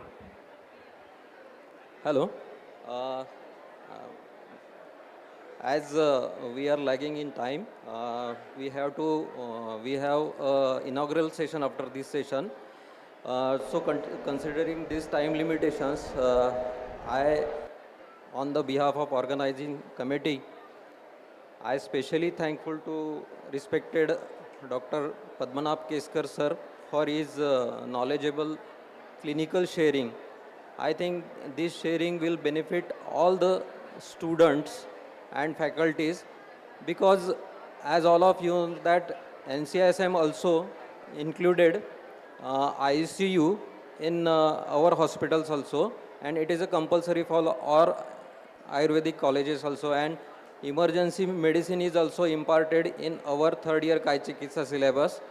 And I am also thankful to Keskar sir that he elaborately explained all basic things regarding the management of emergency medicine, which is very important for our Ayurvedic fraternity also, because we are lacking in emergency management, and we must have this knowledge because we have to save the life of patient when it comes to us in our clinical setup or in our hospital. In that context, it is very relevant that organizing committee kept this topic for the knowledge sharing of the students and faculties also. Thanks once again organizing committee for selecting such a relevant topic, and thanks again Dr. Padmanabh Keskar sir for his elaborative knowledge sharing.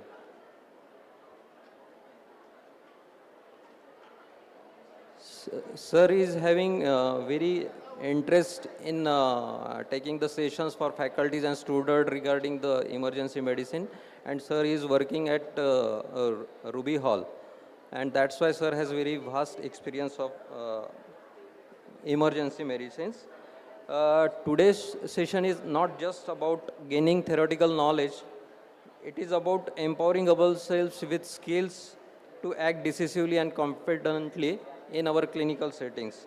With these few words, I am personally and on the behalf of our co-chair, Dr. Vaibhav Fartale sir, I am thankful to Dr. Padmanabh Keskar sir, and I am also thankful to all respected faculties and especially students for patience listening, and also thankful to co-chair Dr. Vaibhav Fartale sir and session coordination Dr. Raman Belge sir. Thank you, thank you, thank you all of you.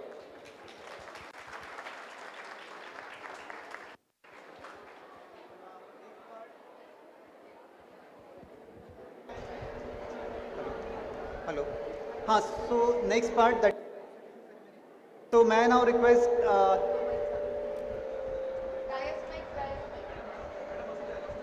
So may I now request कुठला चालू आहे? चालू आहे, आता चालू आहे, बोला.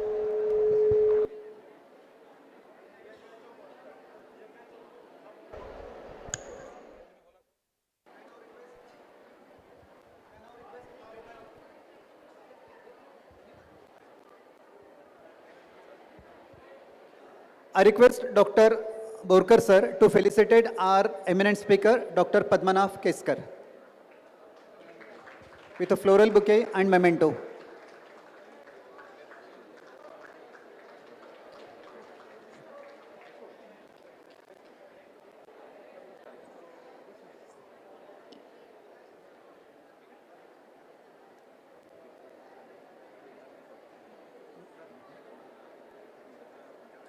Thank you, sir. Thank you for your valuable guidance. Now I request Dr. Vaibhav Hartale sir to felicitate our chairperson, Dr. Sunil Borkar.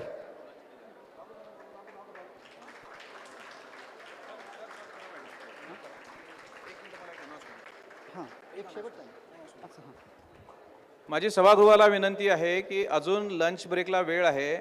आता आपला उद्घाटनाचा कार्यक्रम होणार आहे, त्यामुळे कृपया कोणीही सभागृह सोडून जाऊ नये. I request all the delegates not to leave the hall as the inauguration function will be started in a short while.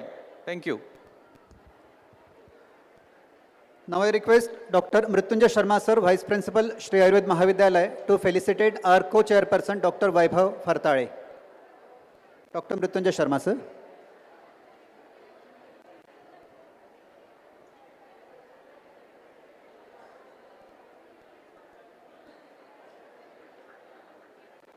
So friends, this was a perfect team and perfect session.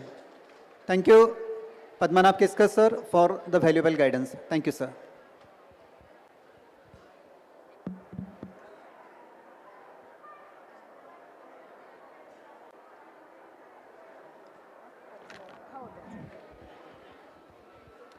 Now I request Dr. Vikas Zaibhai sir to felicitate Dr. Raman Belge sir.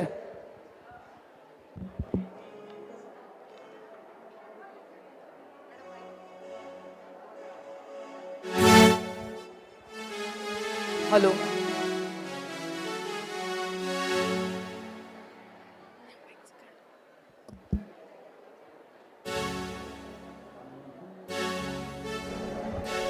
Hello. Hello.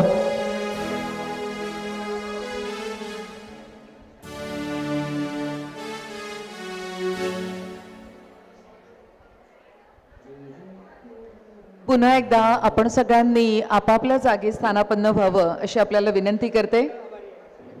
कारण 3 power pack sessions नंतर मान्यवरांच्या उपस्थितीत या सेमिनारचं उद्घाटन सत्र, या संमेलनाचं उद्घाटन सत्र आता आपल्यासमोर संपन्न होणार आहे. सगळ्या विद्यार्थ्यांना, सगळ्या मान्यवर पाहुण्यांना, आदरणीय शिक्षक वृंदाला माझी नम्र विनंती आहे, आपण सगळ्यांनी पुन्हा एकदा सभागृहात यावं आणि बसून घ्यायचं आहे. आपण सगळ्यांनी व्यवस्थित. लंच अवर, जेवणाच्या विश्रांतीला अजून अवकाश आहे. एवढा वेळ खूप छान तुम्ही सगळ्यांनी सगळे सेशन्स ऐकलेले आहेत. आपण कलाकारांचा साऊंड चेक करून घेऊयात आधी.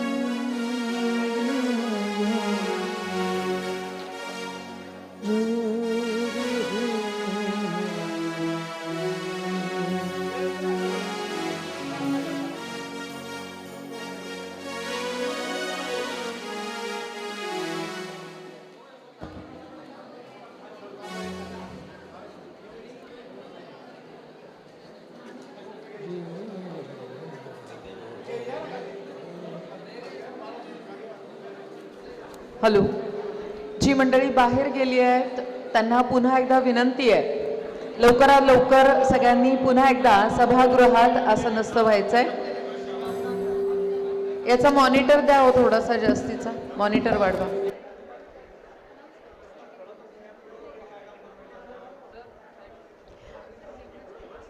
शासकीय अनुदानित आयुर्वेद व युनानी महाविद्यालय शिक्षक संघटना महाराष्ट्र राज्य आयोजित एकदिवसीय राष्ट्रीय परिसंवादाचं मान्यवरांच्या उपस्थितीत उद्घाटन सत्र आपण आता संपन्न करणार आहोत.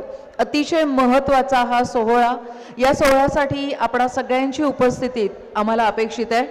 विनंती करते, जे विद्यार्थी गण बाहेर आहेत, आपण सगळ्यांना पुन्हा एकदा आतमध्ये बोलवावं. अतिशय खास अशा निमंत्रित पाहुण्यांच्या हातून आपण या परिसंवादाचं उद्घाटन सत्र आता संपन्न करणार आहोत. आणि अगदी मोजकाच कार्यक्रम आहे. वेळेकडे लक्ष देता घड्याळाचं भान, भुकेचं भान आपण सगळेजण ठेवूनच या कार्यक्रमाचं मोजकं नियोजन करण्याचा प्रयत्न आहे. तरी सगळ्यांनी लवकरात लवकर पुन्हा एकदा आसनस्थ व्हावं अशी विनंती करते. तुम्ही जोवर सगळे पुन्हा एकदा आतमध्ये येऊन बसत नाही तोवर कार्यक्रमाला सुरुवात होऊ शकत नाही. आपापल्या मित्रमैत्रिणींना फोन करा, परत एकदा बोलवून घ्या. तिकडे जेवण सुरू झालेलं नाहीये, त्यामुळे जे गेले त्यांना परत यावंच लागणार आहे. हां, लवकर जाऊन जागा धरू म्हणून गेले असतील तर उपयोग नाही.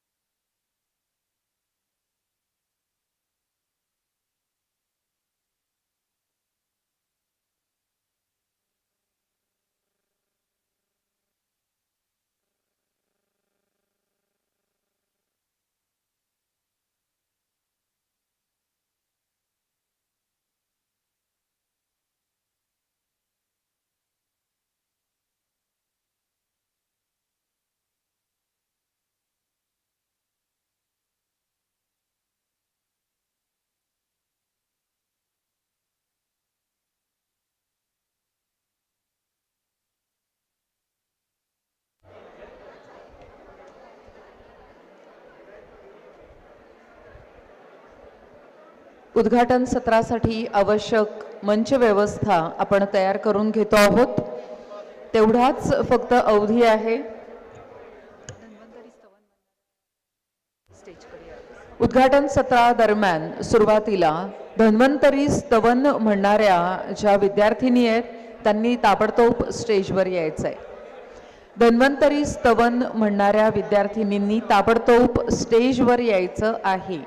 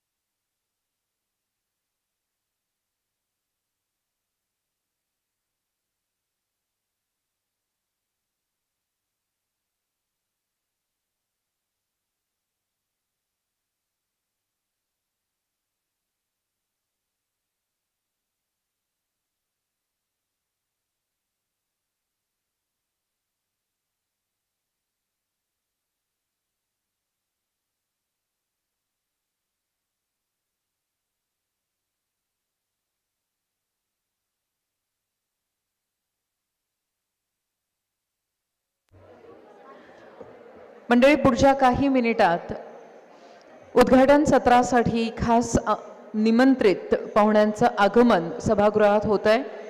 बाहेर आवारात जी मंडळी आहेत, सभागृहाच्या जे विद्यार्थी आहेत, त्यांना सगळ्यांना विनंती करते, आपण सगळ्यांनी आतमध्ये येऊन बसून घ्यायचं आहे. अतिशय छान टाळ मृदुंगाच्या गजरात मान्यवरांचं स्वागत केलं जात आहे. अतिशय आध्यात्मिक हे वातावरण आत्मा मलिक ज्ञान मंदिराचं आणि त्याचा एक संपूर्ण, ज्याला आपण म्हणूयात ऑरा, एक सगळंच इथल्या लहरी आपल्याला त्या पद्धतीनं जाणवत आहेत. आणि अगदी तसंच सात्विक स्वागत मान्यवर पाहुण्यांचं कार्यक्रमासंदर्भात साठी इथे होतं आहे.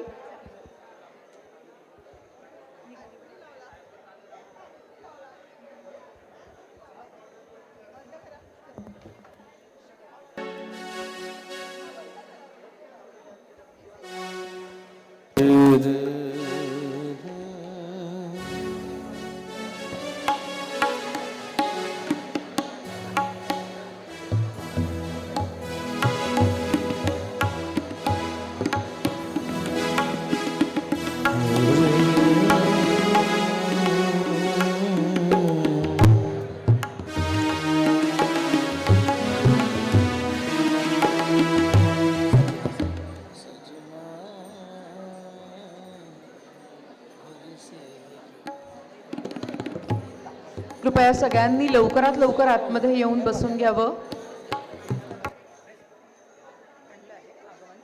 संपूर्ण राज्यभरातून आलेली सर्व आदरणीय शिक्षक गण, विविध कॉलेजेसचे, महाविद्यालयांचे आयुर्वेद आणि युनानी शास्त्र शिकणारे विद्यार्थी आणि अर्थातच वैद्यकीय शाखेतले आयुर्वेद आणि युनानी या दोन्ही शाखांमधल्या विविध संस्थांचे मान्यवर पदाधिकारी, आपणा सगळ्यांना विनंती आहे, आपण सगळ्यांनी सभागृहात आसनस्थ व्हावं.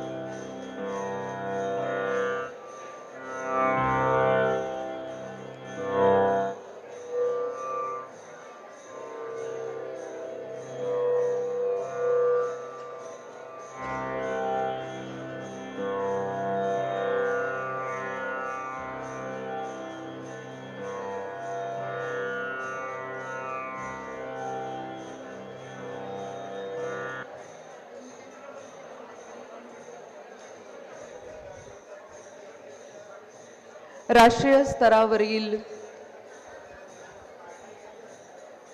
एकदिवसीय राष्ट्रीय परिसंवादासाठी खास मान्यवर पाहुण्यांचं आगमन होत आहे. टाळ्यांच्या गजरात आपण मान्यवर पाहुण्यांचं सभागृहात स्वागत करूयात.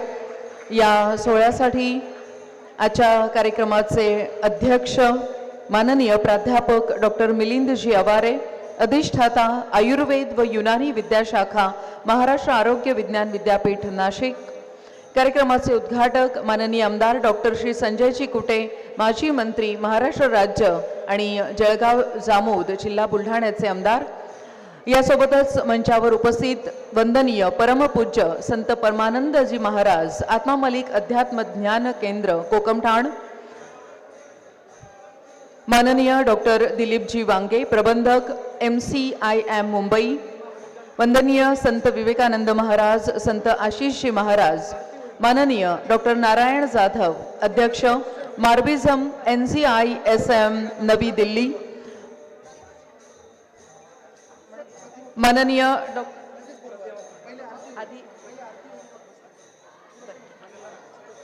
उपस्थित मान्यवरांना मी प्रतिमा पूजनासाठी आपण उभं राहावं अशी विनंती करते.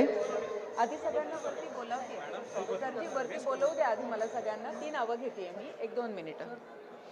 मंचावर आसनस्थ होणाऱ्या मान्यवरांना मी खास मंचावर आमंत्रित करते. माननीय डॉक्टर अभय पाटकर, अध्यक्ष महाराष्ट्र शासन अनुदानित आयुर्वेदिक आणि युनानी महाविद्यालय शिक्षक संघटना, माननीय डॉक्टर सुरेश ठाकूर कार्याध्यक्ष, या संपूर्ण संघटनेचे कार्याध्यक्ष तथा परिसंवादाचे अध्यक्ष, माननीय डॉक्टर सुरेशजी पोधाडे संघटनेचे कोषाध्यक्ष, माननीय डॉक्टर मुकेश शुक्ला संघटनेचे सचिव, माननीय डॉक्टर प्रवीण पोटे परिसंवाद सचिव, यासोबतच मी माननीय डॉक्टर प्राचार्य नारायण पाटील MUHS ऑब्झर्व्हर या सर्व मान्यवरांनी मंचावर यावं अशी आपणास नम्र विनंती करते आणि मान्यवरांच्या उपस्थितीत कार्यक्रमाची आध्यात्मिक सुरुवात आपण करतो आहोत. संत महंतांच्या हस्ते प्रतिमा पूजन आणि आरतीनं आणि अर्थातच धन्वंतरी स्तवनानं सोहळ्याची शुभ सुरुवात आपण करतो आहोत. मंचावर उपस्थित मान्यवरांना विनंती करते, आपण आपापली पायातली चपला, बूट, पादत्राणं काढून आपापल्या जागी आपण उभं राहायचं आहे. धन्वंतरी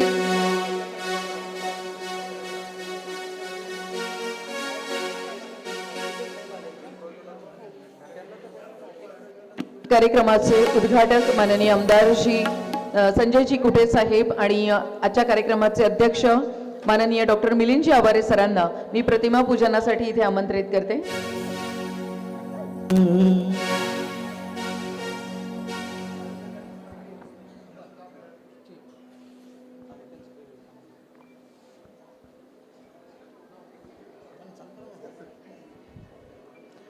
सर्वप्रथम धन्वंतरी स्तवनाचं गायन होईल. आपण सुरुवात करावी विद्यार्थिनींनी, त्यानंतर आपण आरती घेणार आहोत.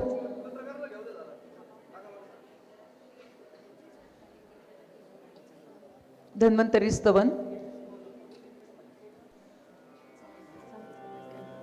सुरुवात करावी स्तवन गायनाला. विद्यार्थिनींनी धन्वंतरी स्तवन गायनाला तिथेच जिथे आहात तिथून सुरुवात करा.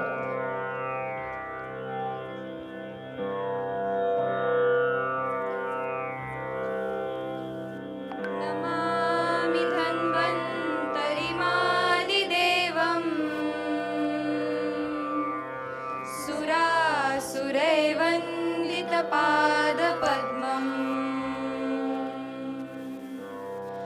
लोके जरारुभयमृत्युनाशम् दातारमीशं विविधोषधीनम् ॐ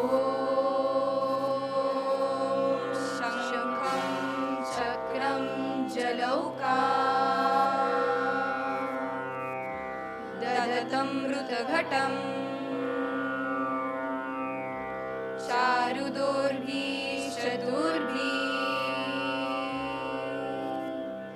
सूक्ष्मस्वच्छातिरुद्यम् अंशुकपरिविलसनम् मौलिमम्भोजनेत्रम् कालाम्बोदोज्ज्वलाङ्गम् कटितटविलसच्चारुपीताम्बराढ्यम् वन्दे धन्वन्तरीतम् निखिलगदवनम् प्रौढदावाग्निलीलम् प्रौढदावाग्निलीलम् प्रौढदावाग्निलीलम्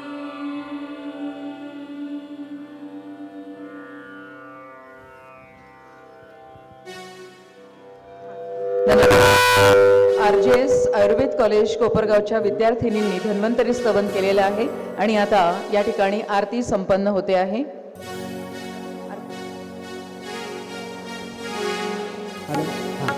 महाराजांना विनंती करते आणि कार्यक्रमाचे अध्यक्ष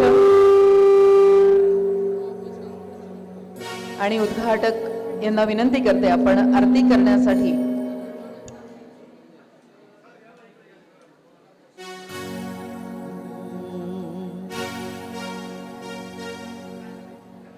हरे ब्रह्मानन्दं परमस्पदं केवलं ज्ञानमूर्ति द्वन्द्वातीतं गगनसदृशं तत्त्वमस्यादिलक्ष्यम् एकं नित्यं विमलमचलं सर्वधी साक्षिभूतं नामातीतं त्रिगुणरहितं सद्गुरुतं कापुराची आरती करीतो प्रेमे सद्गुरुला भावे सद्गुरुला सच्चिदानंद रूप पाहून आनंद झाला हो सच्चिदानंद रूप पाहून आनंद झाला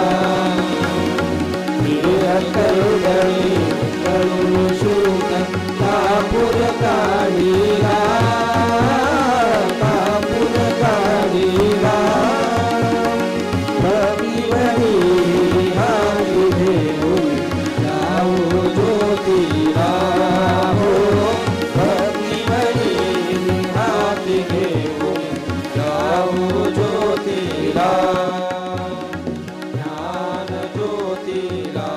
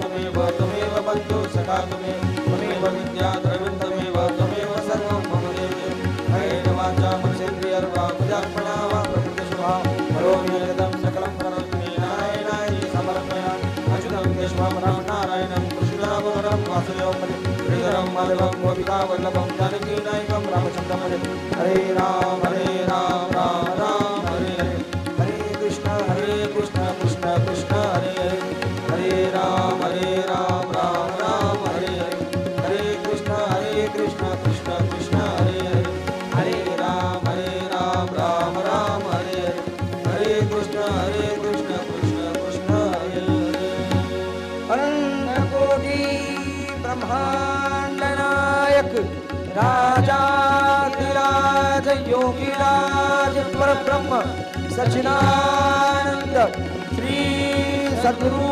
विश्वात्मक गुरुदेव की जय। सबका मालिक आत्मा, सबका मालिक आत्मा, सबका मालिक आत्मा, आत्मा मालिक, आत्मा मालिक। धन्यवाद। मान्यवरांनी पुन्हा एकदा आसनस्थ व्हावं अशी नम्र विनंती करते। मुंबई, पुणे, नाशिक यासारख्या महानगरांबरोबरच उत्तर महाराष्ट्र, विदर्भ, पश्चिम महाराष्ट्र तसंच कोकणातील विविध जिल्ह्यातील एकूण 18 आयुर्वेद आणि युनानी महाविद्यालयातील प्राध्यापकांचं प्रतिनिधित्व करणाऱ्या राज्यातल्या या एकमेव नोंदणीकृत संस्थेमार्फत आजचा हा पहिला राष्ट्रीय परिसंवाद आज संपन्न होतोय। उद्घाटन सत्राचे अध्यक्ष माननीय डॉक्टर मिलिंदजी आवारे सर, अधिष्ठाता आयुर्वेद व युनानी विद्याशाखा महाराष्ट्र आरोग्य विज्ञान विद्यापीठ नाशिक, अध्यक्ष महोदयांचा सत्कार, स्वागतपर सत्कार आपण या ठिकाणी संपन्न करतो आहोत आणि सत्कार करण्याची विनंती करते संस्थेचे सचिव माननीय डॉक्टर मुकेशजी शुक्ला यांना। डॉक्टर मुकेश शुक्ला यांना विनंती करते आपण कृपया आजच्या कार्यक्रमाचे अध्यक्ष माननीय डॉक्टर मिलिंदजी आवारे सरांना सन्मानित करावं।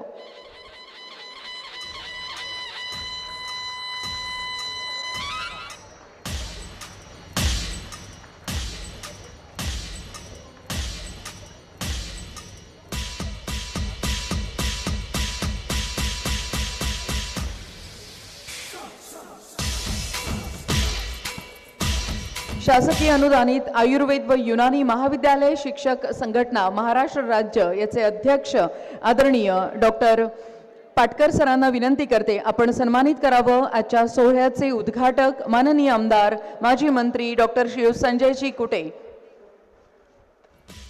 माननीय आमदार साहेबांना सन्मानित करतायत डॉक्टर अभय पाटकर सर अध्यक्ष।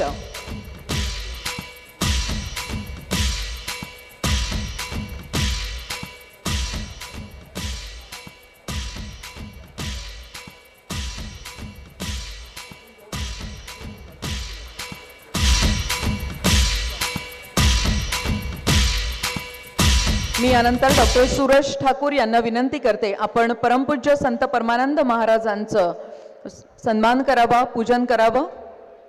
डॉक्टर सुरेश ठाकूर आपण सन्मानित करावं परमपूज्य संत परमानंद महाराज यांना।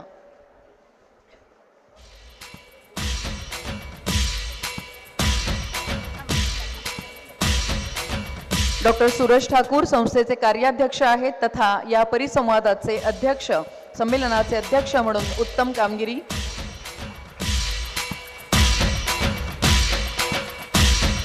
डॉक्टर समीर बेलोरकर यांना समोर आमंत्रित करते माननीय संत आशिषजी महाराज यांचा सन्मान करण्यासाठी। डॉक्टर समीर बेलोरकर आपण कृपया सन्मानित करावं वंदनीय संत आशिषजी महाराज यांना।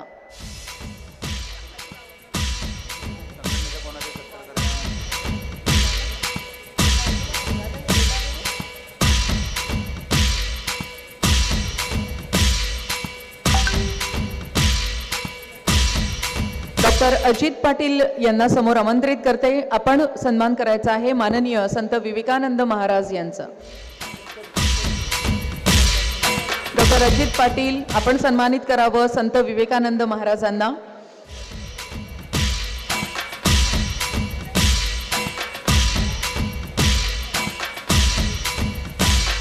यानंतर डॉक्टर सुरेश पोधाडे यांना विनंती करते माननीय डॉक्टर दिलीपजी वांगे सरांचं स्वागत सन्मान आपण करायचा आहे।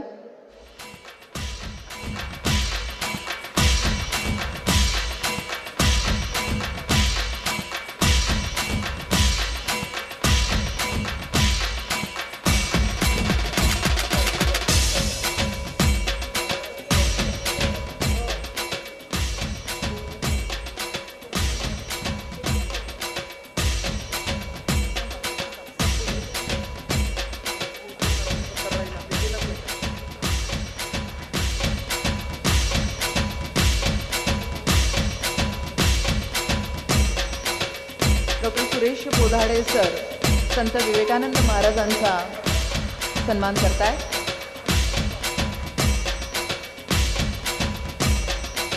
माननीय डॉक्टर नारायणजी जाधव साहेबांचं स्वागत आपण करतो आहोत। सन्मान करण्यासाठी मी डॉक्टर प्रवीण पाटील यांना आमंत्रित करते, प्रवीण पेठे सरांना आमंत्रित करते।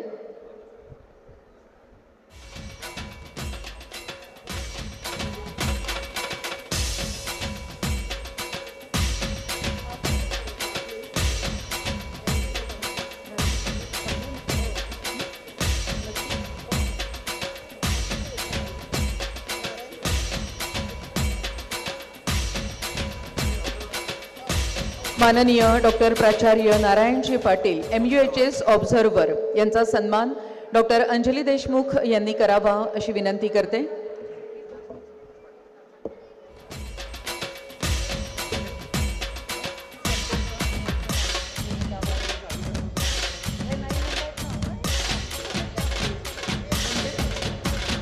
माननीय डॉक्टर मिलिंद अवारे यांचे स्वागत डॉक्टर अबुल इरफान यांनी करावं अशी विनंती करते।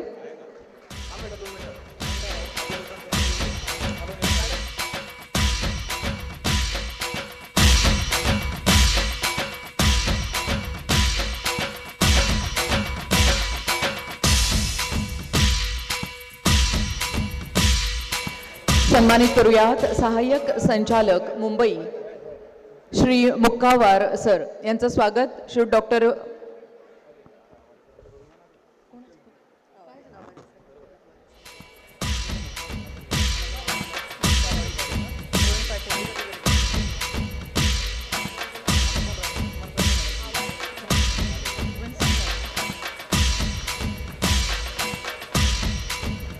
सहाय्यक संचालक मुंबई श्रीयुत मुक्कावार साहेब यांचं सरांचं आपण स्वागत करूया. डॉक्टर प्रवीण पाटील यांना विनंती करते आपण सन्मान करावा.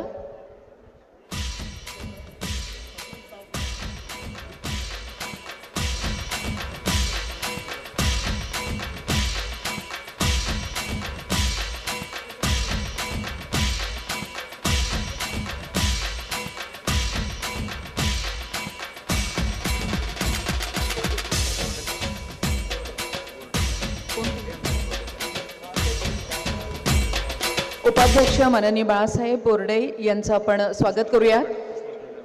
पुष्पलता इंगळे डॉक्टर यांना विनंती करते आपण हा सन्मान करावा.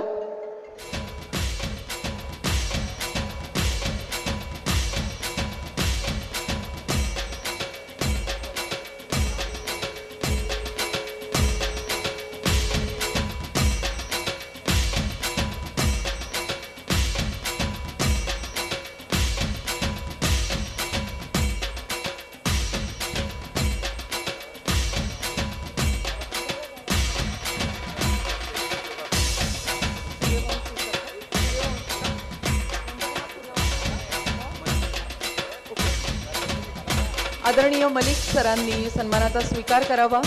आदरणीय मलिक सरांचा सन्मान आपण करतो आहोत. डॉक्टर ठाकूर सरांना विनंती करते आपण हा सन्मान करावा.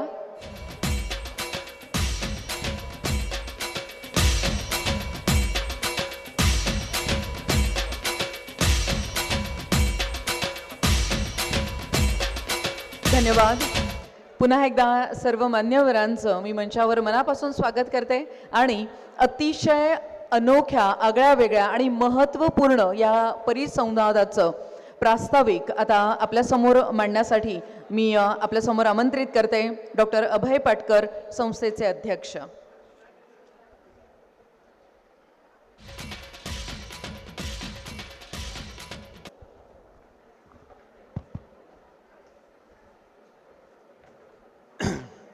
नमस्कार. मंचावरील सर्व मान्यवर, समोर सभागृहात उपस्थित सर्व मान्यवर, शिक्षक, सर्व विद्यार्थी, पदव्युत्तर विद्यार्थी,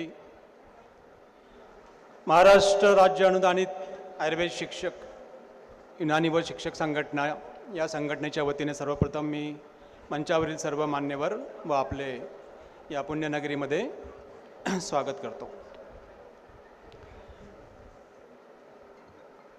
हा या संघटनेचा पहिलाच कार्यक्रम आहे आणि एका पवित्र स्थानातून हा कार्यक्रम होतो आहे याचा मला अत्याधिक आनंद आहे. किती संकटं आली तरी त्या संकटावर मात करण्याची शक्ती आपल्याला गुरुदेव देतात हे याचं आज प्रतीक आहे. आणि संपूर्ण महाराष्ट्रातून आज जवळपास 74 महाविद्यालयाचे प्रतिनिधी या एकदिवसीय सेमिनारकरता आलेले आहेत. मित्रांनो, या मूळ कार्यक्रमास माननीय विखे पाटील साहेब, माननीय अजितदादा, माननीय हसन मुश्रीफ साहेब हे सर्व आपण आमंत्रित केले होते. त्यांनी स्वीकृती पण दिली होती. परंतु मंत्री महोदयांना एक संघटना म्हटलं की थोडंफार दूर राहण्याचाच प्रयत्न होतो. ठीक आहे, आज अतिवृष्टी झाली, हा भाग वेगळा आहे.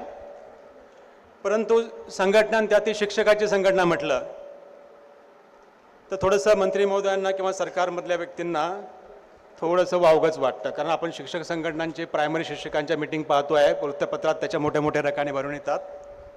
पण तसं काही नाही. आम्ही प्राचीन भारतीय संस्कृती असलेल्या आयुर्वेद युनानी या महाविद्यालयाच्या शिक्षक संघटनेचं प्रतिनिधित्व करतो. जगाला अध्यात्मानंतर योगानंतर जर आपण काही दिलं असेल भारतातून तर ते आहे आयुर्वेद आणि युनानी.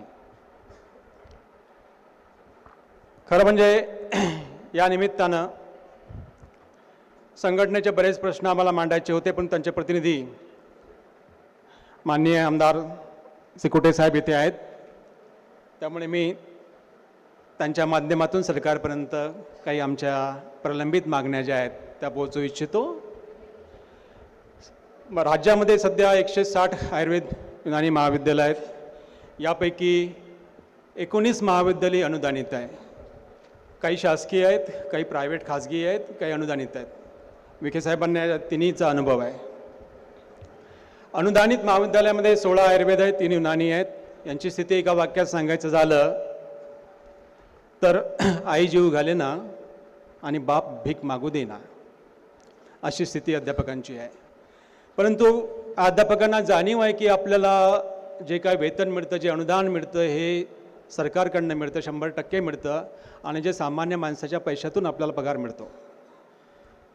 त्यामुळे सामान्य माणसाच्या भल्याकरता किंवा त्याच्या मदतीकरता संघटनेने केवळ आपल्या मागण्याची एक बाजू बाजूला ठेवून दुसरी बाजू तयार करण्याचा प्रयत्न केला. त्याचा हा पहिला प्रयत्न आहे. आमची बांधिलकी आहे समाजाशी सुद्धा. त्यामुळे अशा प्रकारचे सेमिनार घेणं, लोकप्रबोधन करणं, आरोग्य शिबिर घेणं, गरज पडली आणि जर सरकारने आम्हाला मदत केली तर कदाचित प्राथमिक आरोग्य केंद्रसुद्धा आम्ही दत्तक घेऊ शकतो. आमची मॅनपॉवर आम्ही 2-2 दिवस देऊन आम्ही त्यासुद्धा सरकारला सेवा देऊ शकतो. त्यामुळे आम्ही सकारात्मक हात संघटनेच्या माध्यमातून पुढे केलेला आहे. सरकारी त्याला प्रतिसाद देईल अशी आशा या ठिकाणी व्यक्त करतो. आर्य चाणक्याचं एक कोटेशन मला इथं नमूद करावं असं वाटतं. कोई भी शिक्षक साधारण नहीं होता.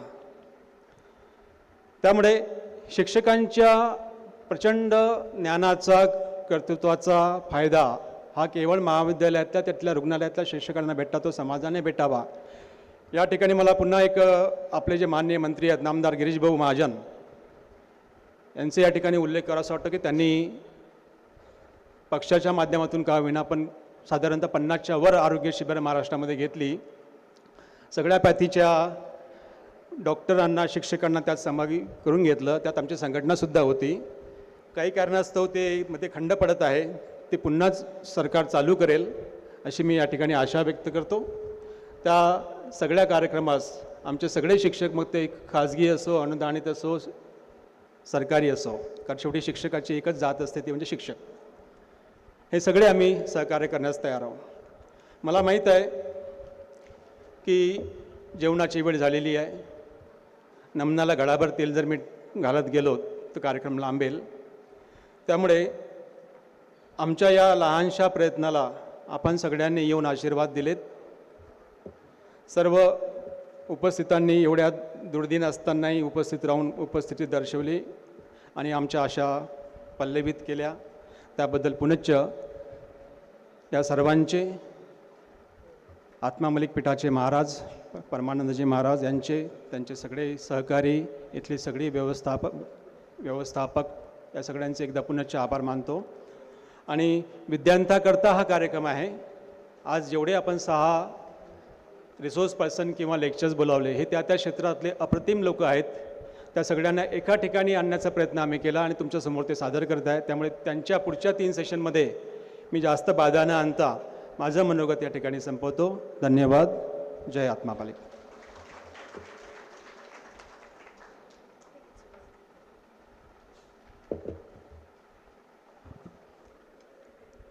धन्यवाद doctor Patkar sir, thank you so much.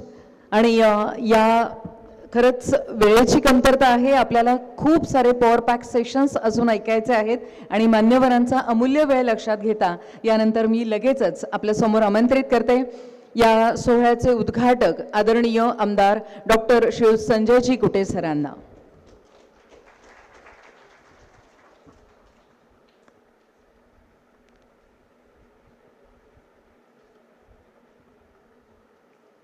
National seminar on Ayurveda आणि युनानी पहिल्या वेळेस होतो आहे आणि या संघटनेचे अध्यक्ष आदरणीय अभयजी पाटकर, या सेमिनारचे अध्यक्ष कार्यक्रमाचे आदरणीय मिलिंदजी आवारे, मंचावर उपस्थित सर्व गुरुवर्य, आत्मानंद या आपल्या परिसराचे आणि उपस्थित सर्व मंच आणि उपस्थित बंधू आणि भगिनी, कारण मलाही समजतं की इनॉग्रेशन आहे हे जर सकाळी झालं तर कार्यक्रम सुरळीत चालतो. मध्येच इनॉग्रेशनचा कार्यक्रम घेतला की कार्यक्रम डिस्टर्ब होतो. तोच जर आपण सुरुवातीला घेतला तर 10-15 मिनिट सगळे सहन करू शकतात आपल्याला, पण मध्ये घेतलं की सहनशक्ती संपून जाते. कारण कोणाची जेवणाची वेळ असते, कोणाला वॉशरूमला जायचं असतं, कोणाला कुठं जायचं असतं. त्यामुळे ठीक आहे, आपण पहिला कार्यक्रम आहे आणि इतक्या मोठ्या संख्येनं रजिस्ट्रेशन 2200-2300 रजिस्ट्रेशन, मला वाटतं की एवढं रजिस्ट्रेशन आतापर्यंत बऱ्याच ठिकाणी मी कार्यक्रमात जातो आयुर्वेदाच्या, पण एवढं रजिस्ट्रेशन कुठं बघितलं नाही. त्यामुळे पहिल्या प्रयत्नामध्ये आपण अतिशय चांगला कार्यक्रम हा आयोजित केलेला आहे.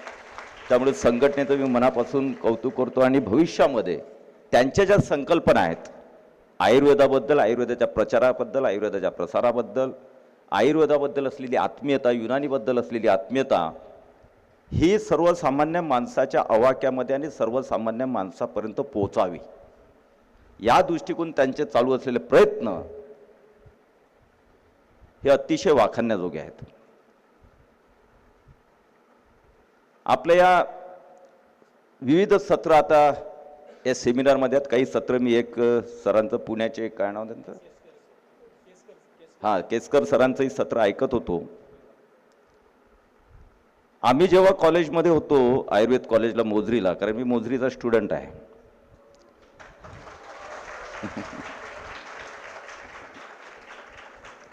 आणि बरेचसे मोजरीवाले इथे स्टेजवर आहेत, समोर सुद्धा आहेत. तर जेव्हा मी आयुर्वेद शिकत होतो तेव्हा मला आठवतं की संस्कृत आणि मराठी आम्ही आयुर्वेद शिकायचो, पण तो आजच्या युगामध्ये आपण बघतोय की इंग्लिशमध्ये सुद्धा ॲनाटॉमी मॉडर्न असेल, हे असेल, मुलं आयुर्वेद शिकत असताना सुद्धा याही गोष्टीचा अभ्यास करतात. कारण एक तर विजन वाढलेलं आहे, बुद्ध्यांक सुद्धा म्हणू शकतो आपण वाढलेला आहे मुलांचा. आमचा बुद्ध्यांक थोडा कमी होता, त्यामुळे आम्ही इंग्लिशच्या नादामध्ये पडलो नाही. आम्ही आमचं तेच मराठी आणि संस्कृतमध्ये शिकत राहिलो, परंतु त्यामध्ये सुद्धा एक आनंद होता. संस्कृत झालं, आयुर्वेद झालं, युनानी झालं, हे सर्वात पहिली आपली पॅथी आहे जगामधली आयुर्वेद. त्यानंतर आपण मी बघायचं तेव्हा शस्त्रक्रिया असायची, एक असायची, त्यावेळेचे सेडेशन कसं द्यायचं वगैरे पद्धती आपण सगळ्या पाहायचो, आयुर्वेदून शिकायचो. आणि जेव्हा रिलेटेड आपण मॉडर्न मेडिसिन सोबत करायचो तेव्हा त्याचं आधारित किंवा त्याचं मॉडिफिकेशन करून त्याच्यामध्ये इन्व्हेन्शन रिसर्च करून करून करून एक मॉडर्न पॅथी तयार झाली. पण तो बेस जो आहे तो आयुर्वेद युनानीचा आहे, मेनली तर आयुर्वेदाचाच आहे. आयुर्वेद अतिशय प्रगल्भ असं शास्त्र आहे. आणि मला सांगण्यास काही वावगं वाटत नाही की माझे मिसेस सुद्धा होमिओपॅथी आहे, मी आयुर्वेद आहे.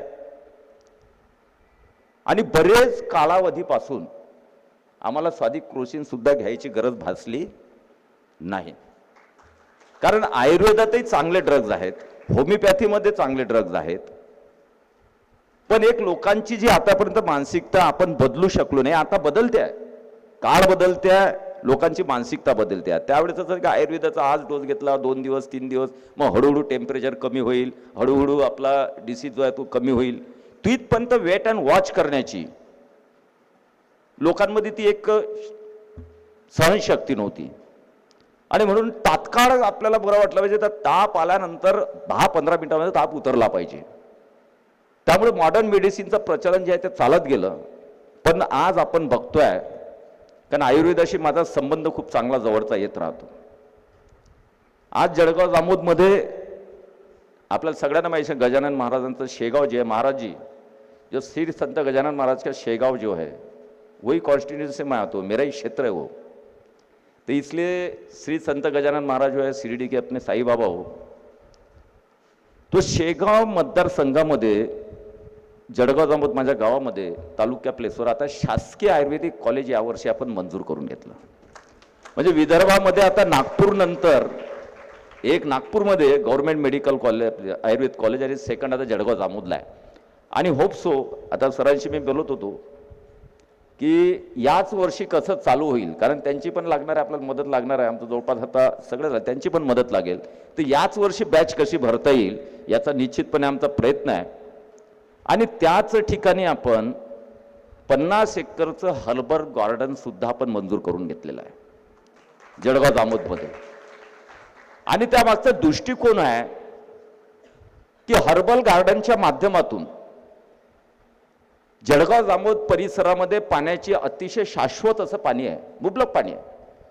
त्यामुळे आयुर्वेदिक वनस्पती जे आयुर्वेदिक शास्त्राच्या दृष्टिकोन आयुर्वेदिक वनस्पतीची लागवड ती त्या आणि पहाडपट्टी आहे मोठी, त्या भागामध्ये मोठं वनस्पतीच्या ज्या आपल्या आयुर्वेदासाठी लागतात त्यांची लागवड होऊन मोठ्या प्रमाणात क्षेत्र वाढावं आणि मग क्षेत्र वाढल्यानंतर तिथंच आयुर्वेदिक मेडिसिन्स आणि त्याचंही क्षेत्र वाढावं.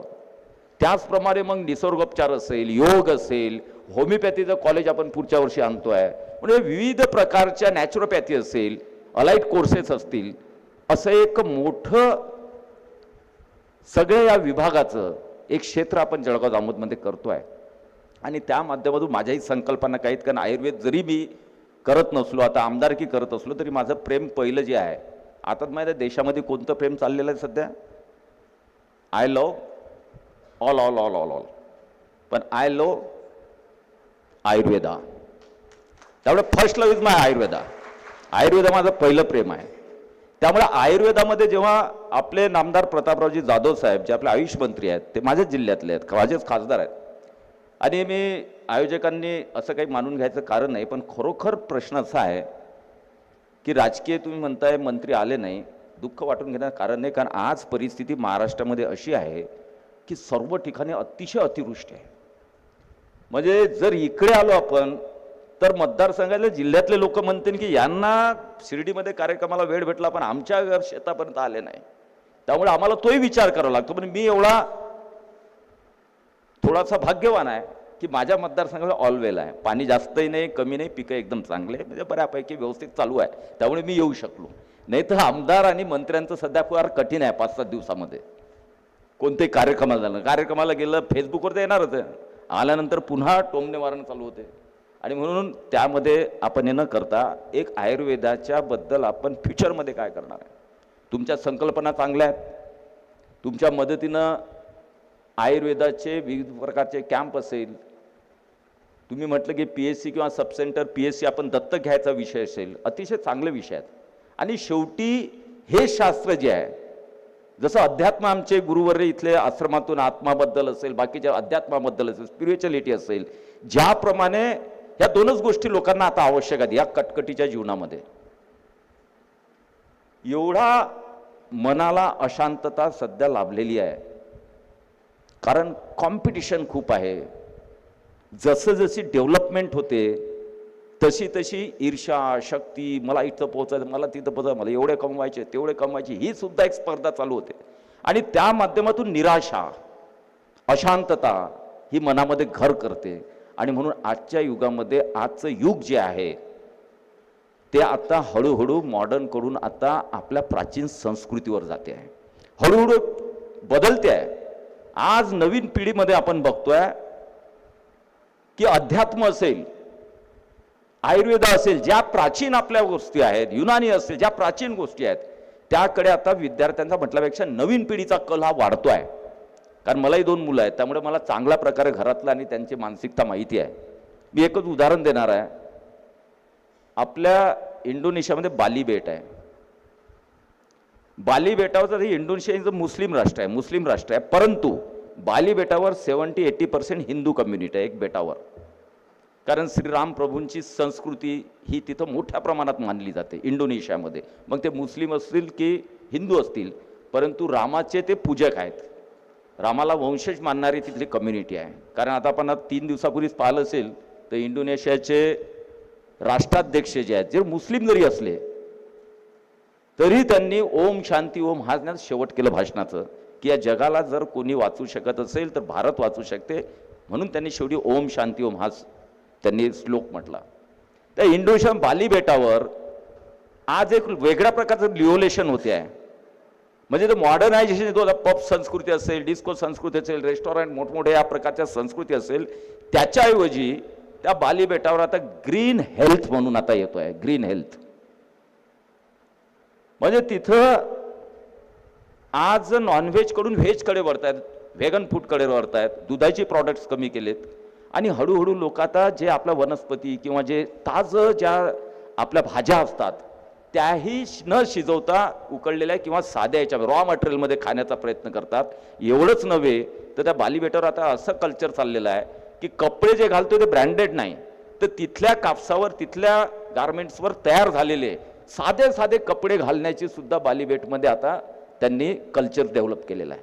म्हणजे आता जग कुठे येत आहे, हळूहळू जी स्पिरिच्युअलिटी, जी अध्यात्मकता, जी प्राचीन आपली संस्कृती आहे त्याकडे आता जग वळते आहे. म्हणून आज आयुर्वेदाचं मी सांगतोय, मी जेवढा अभ्यास करतोय, कारण केंद्रामध्ये आयुष मंत्रालय, महाराष्ट्रामध्ये पण सुद्धा येणाऱ्या मार्चपर्यंत आपण आयुर्वेदासाठी आणि युनानी आणि होमिओपॅथी याचं आयुष मंत्रालय सेपरेट करतोय.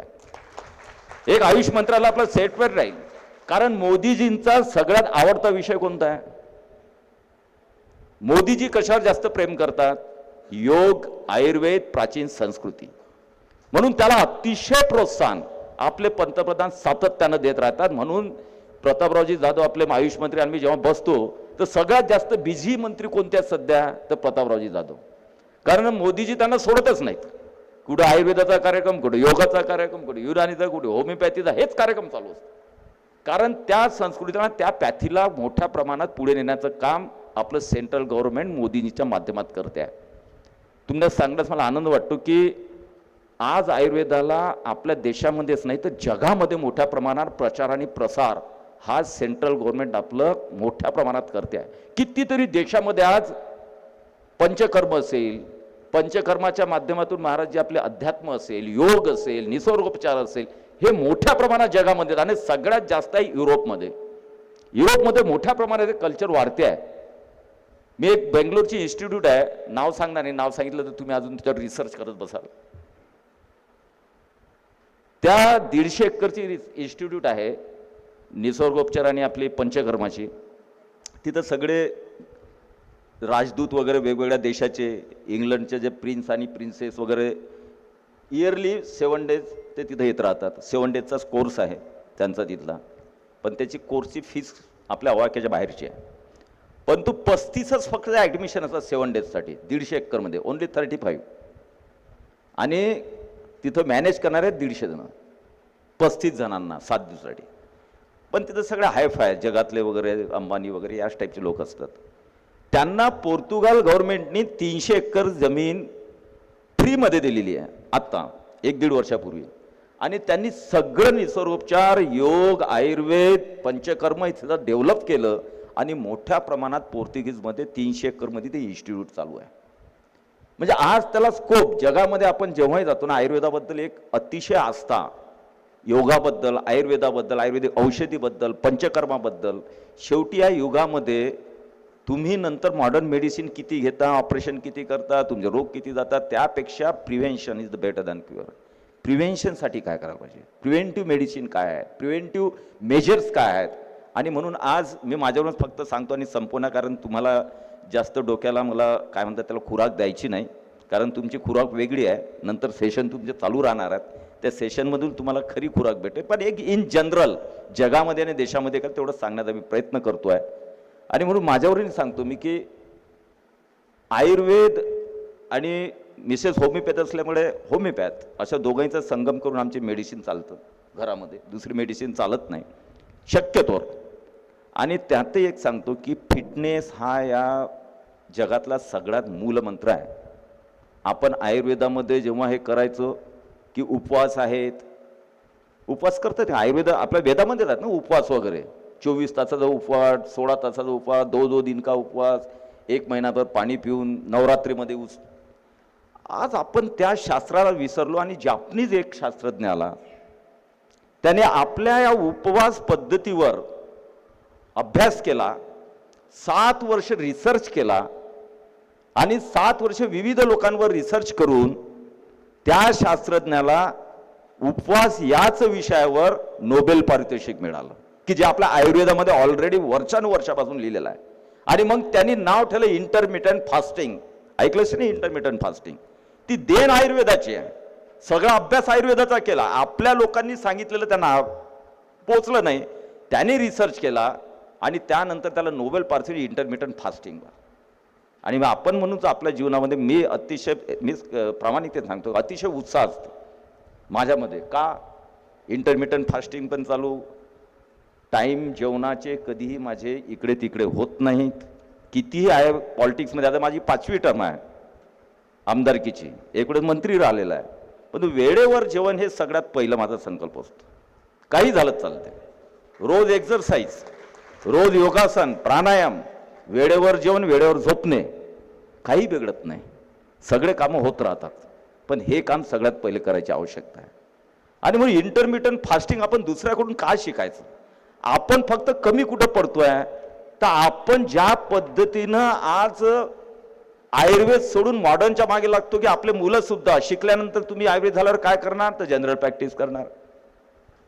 म्हणजे सुरुवातच त्यांची जनरल प्रॅक्टिस पासून होऊन जाते. आज आयुर्वेदामध्ये एवढा स्कोप आहे, तुम्ही रिसर्च शिका, तुम्ही रिसर्च करा, आणि रिसर्चमध्ये आपण खूप मागे आहे.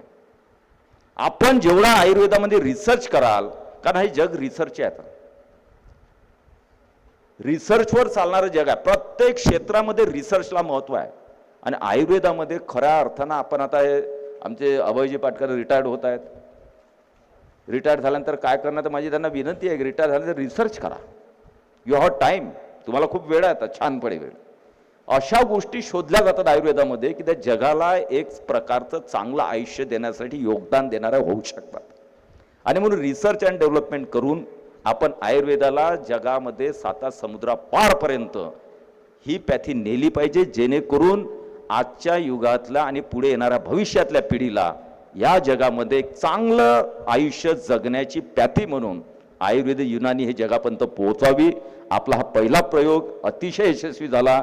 याच नंतर अशा पद्धतीनं प्रयोग करून आपण संपर्कात राहू आणि आयुर्वेदाला एक जे उंचीवर आहेच प्राचीन काळापासून, पण जगामध्ये त्याचा चांगल्या प्रकारे प्रचार प्रसार होऊन मानवी जीवन जे आहे हे अतिशय सुखर जगण्यासाठी या आयुर्वेदाचा आपण वापर करूया. जय हिंद, जय महाराष्ट्र.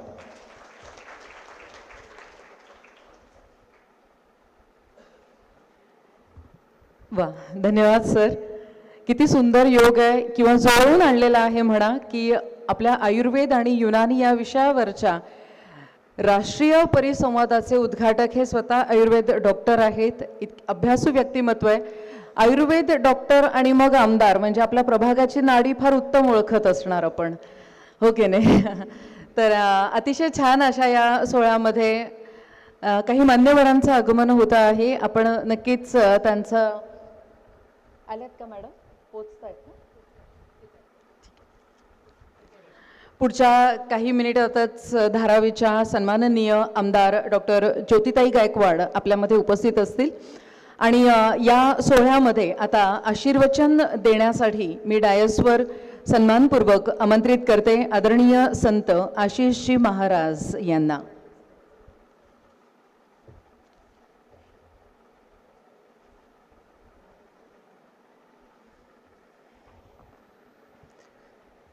आत्मा मालिक अज्ञानतिमिरान्धस्य ज्ञानाञ्जनशलाकया चक्षुरुन्मिलितं येन तस्मै श्री गुरवे नमः.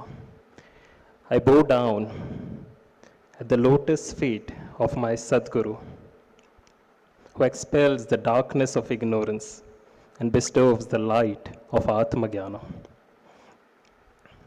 We all are present in this pious assembly among honorable dignitaries, Member of Legislative Assembly, Dr. Kutesa and Dr. Milinda Vari sir, our honorable all the doctors, organizing committee, revered saints and board members of Atma Malik Dhyanpit, Sant Parmanand Maharaj, Sant Vivekanand Maharaj, Bala Sahib Gorde sir, all learned and respected doctors, professors, students, and all my dear brothers and sisters. It is truly a moment of joy and privilege to welcome you all at this national seminar held at Atma Malik Dhyanpit, KOKAMTHAN. Today, we are here for Ayurveda and Unani lectures, but also this is an opportunity for all of us to reflect on the deeper purpose of life, the source, the root, the Atma. Dr. Kute sirs, your words were really valuable, and the influence that you have in the development of this science is remarkable. Thank you so much. Ayurveda and Unani are both our ancient systems of healing. One being born by the wisdom of our land and been nurtured by generations of yogis, rishimunis, and all the seekers of the truth. They teach us that health is not just merely the absence of illness, but it's something more. It's the balance and alignment of our inner and outer world. Here at our ashram, at Atma Malik Dhyan Pit, we too are striving hard for this very similar purpose. Our foundation, been built by our Sadguru, is based on this timeless principle of Atma Dhyana, meditation on self. It's just like how Ayurveda speaks of 3 doshas, Vat, Pitta, Kapha, and Unani speaks of 4 humas. Meditation in the presence of a Siddha Purusha, with the guidance of Sadguru, teaches how to go beyond the body, beyond the mind, and know our true identity, that is Atma, consciousness, the universal energy, the ultimate energy. My Sadguru says, when you know yourself, you heal yourself. Like our inner health is the root, and our outer health is its fruit. Of course, fruit has its own expiry date. But if the roots are stronger, then the tree flourishes. And in the same way, when we are connected with our true identity, then our body naturally finds the balance, what we need. And it is really so remarkable to know that Ayurveda, Unani, yoga, meditation, all are the same complementary rays of that one great wisdom of the Son, of Atma.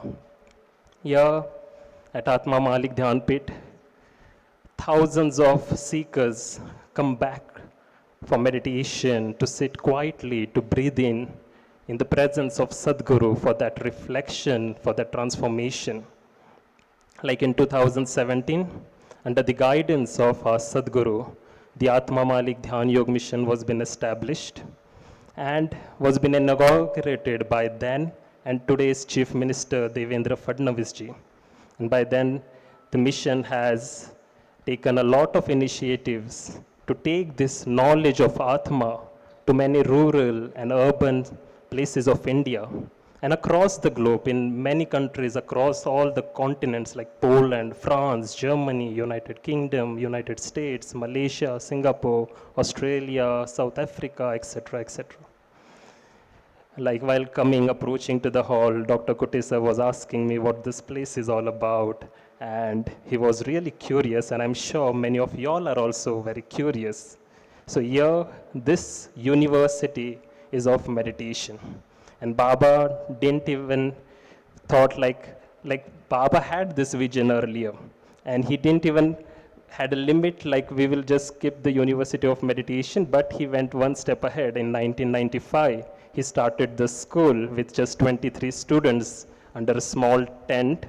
And this humble beginning, like this small seed been sown that time, like today, around 20,000 students across, 20,000 students across all schools and colleges among all our ashrams.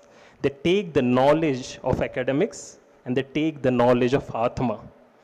The academic knowledge has its own limitation, but the knowledge of Atma, it's immortal.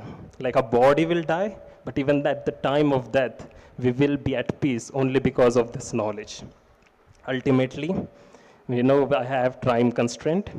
I just pray at the lotus feet of my Sadguru that may all beings be healthy, may all minds be peaceful, and may all hearts be awakened at Atma. And thank you so much for the organizing committee to give us this opportunity to serve all these beautiful souls today. And I wish you all very best for today. And thank you so much, Atma Malik.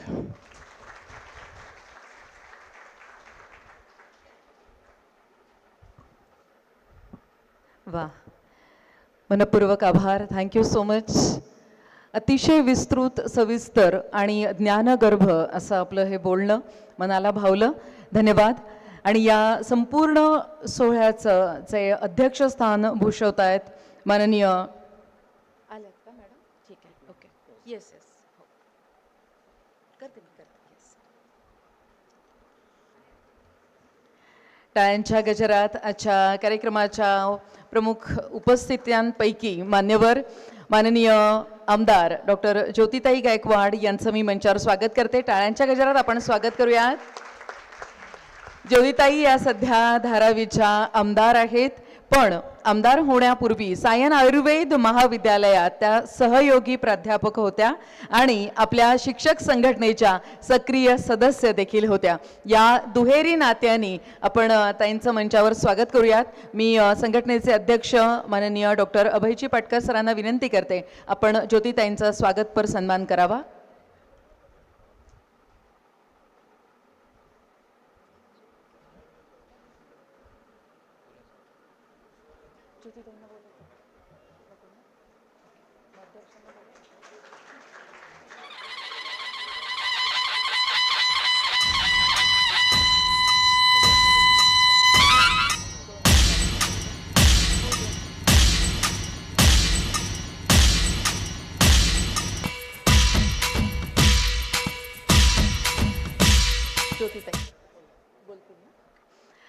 नक्कीच अध्यक्ष समारोपापूर्वी मी आत्ताच उपस्थित झालेल्या आदरणीय आमदार doctor ज्योतिताई गायकवाड यांना विनंती करते, आपण या पहिल्या राष्ट्रीय स्तरावरील संमेलनाला आपण शुभेच्छा द्याव्यात आणि आपलं थोडक्यात मनोगत मांडावं.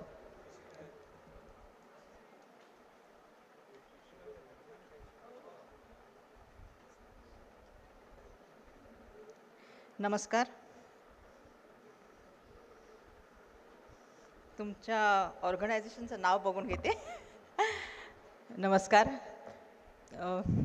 आपल्या इथे आज गव्हर्नमेंट ग्रँटिनेड आयुर्वेद आणि युनानी कॉलेज टीचर्स ऑर्गनायझेशन ह्याचा प्रोग्राम आहे आणि मला आनंद होतो आहे की प्रथमतः हा प्रोग्राम केलेला आहे आणि एवढा यशस्वी झालेला आहे.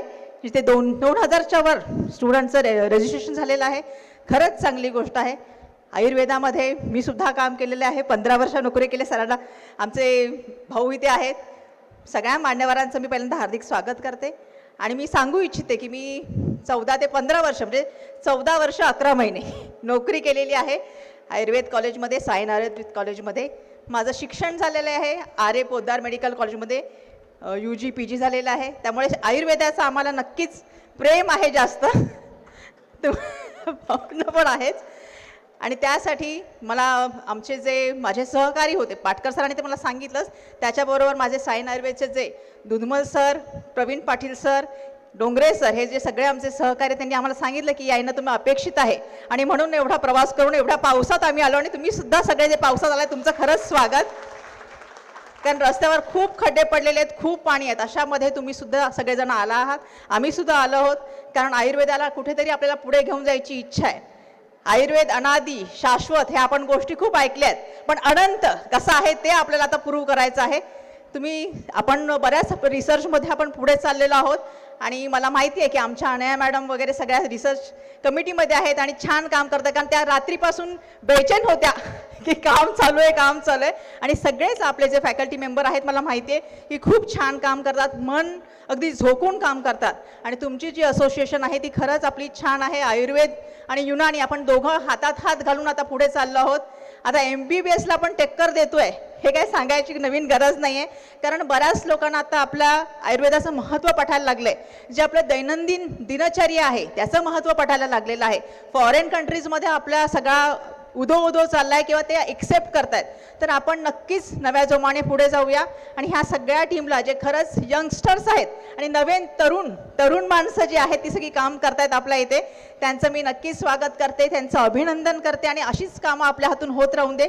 मी सुद्धा विधानसभेमध्ये भाऊंना माहिती आहे की बऱ्याच वेळा आपल्या 2-3 वेळा आयुर्वेदाचे मांडलेत, कारण कुठेतरी आयुर्वेदिक असोसिएट प्रोफेसर HOD असल्याचा मला सुद्धा अभिमान आहे किंवा त्याच्यामध्ये असल्यामुळे मला बरेच आपले लोक येऊन इझिली भेटू शकतात किंवा त्यांचे प्रॉब्लेम सांगू शकतात आणि ते मी सगळ्या आपल्या लोकांसमोर मांडू शकते.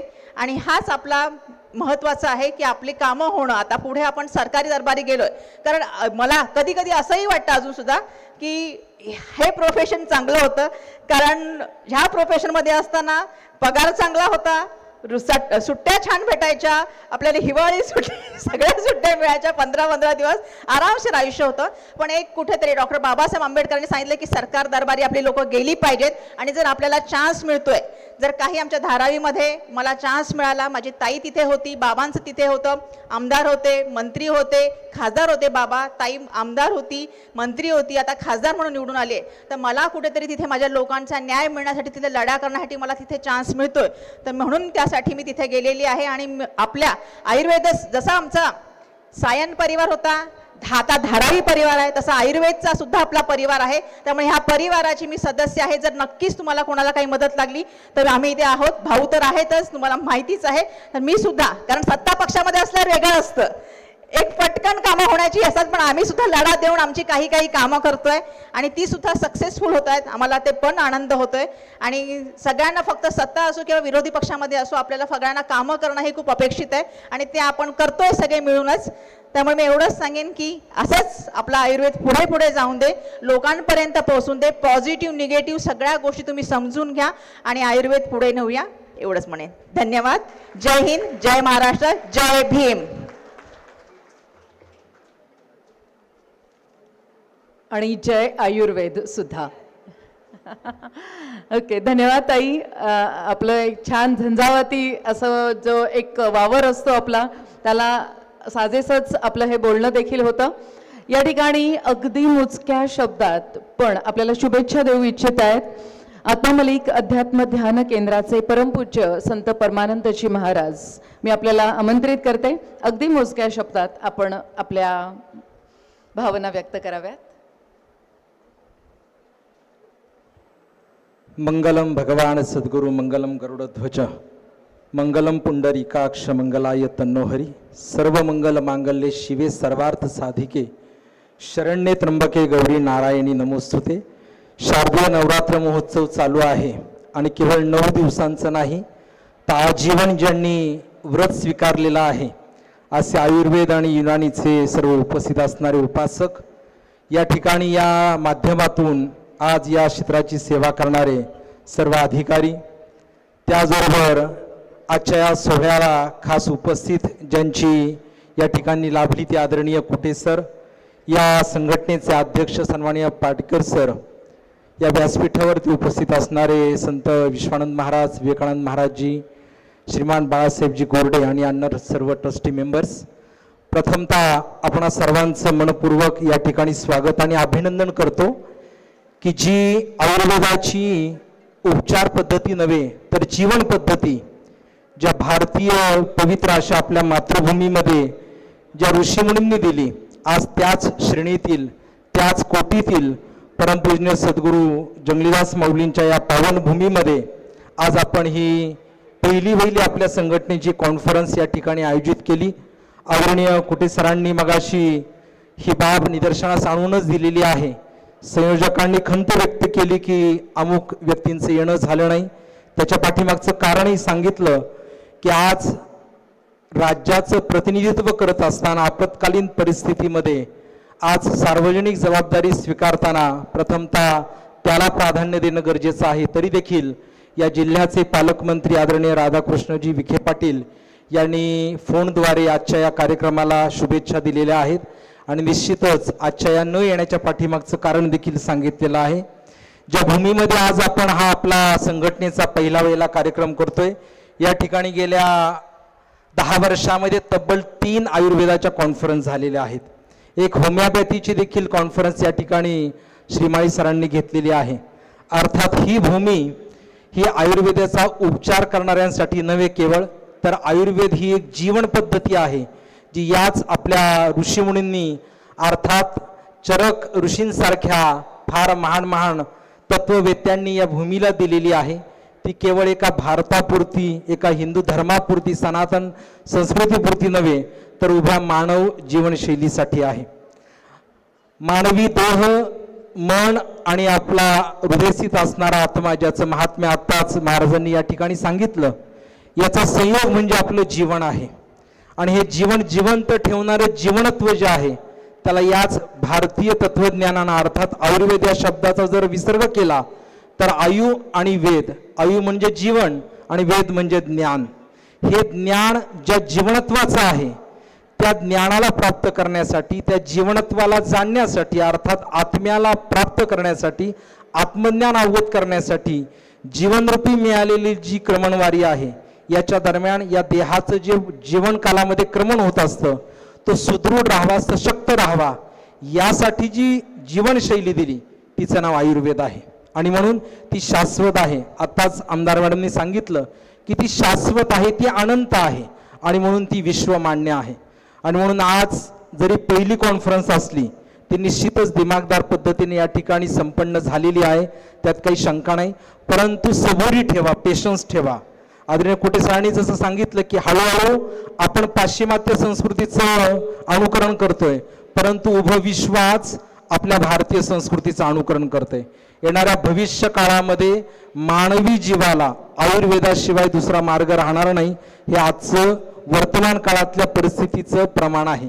आणि म्हणून सर्वांना, सर्वच उपासकांना, सर्व डॉक्टर्सला मी या ठिकाणी आत्मा मालिक ध्यानपीठाच्या वतीनं शुभेच्छा देताना हाच या ठिकाणी संकल्प देऊ इच्छितो की आपण घेतलेलं जे व्रत आहे ते आत्मसन्मानानं आणि आपल्या अथक परिश्रमातून अखंड जारी ठेवा, चालू ठेवा.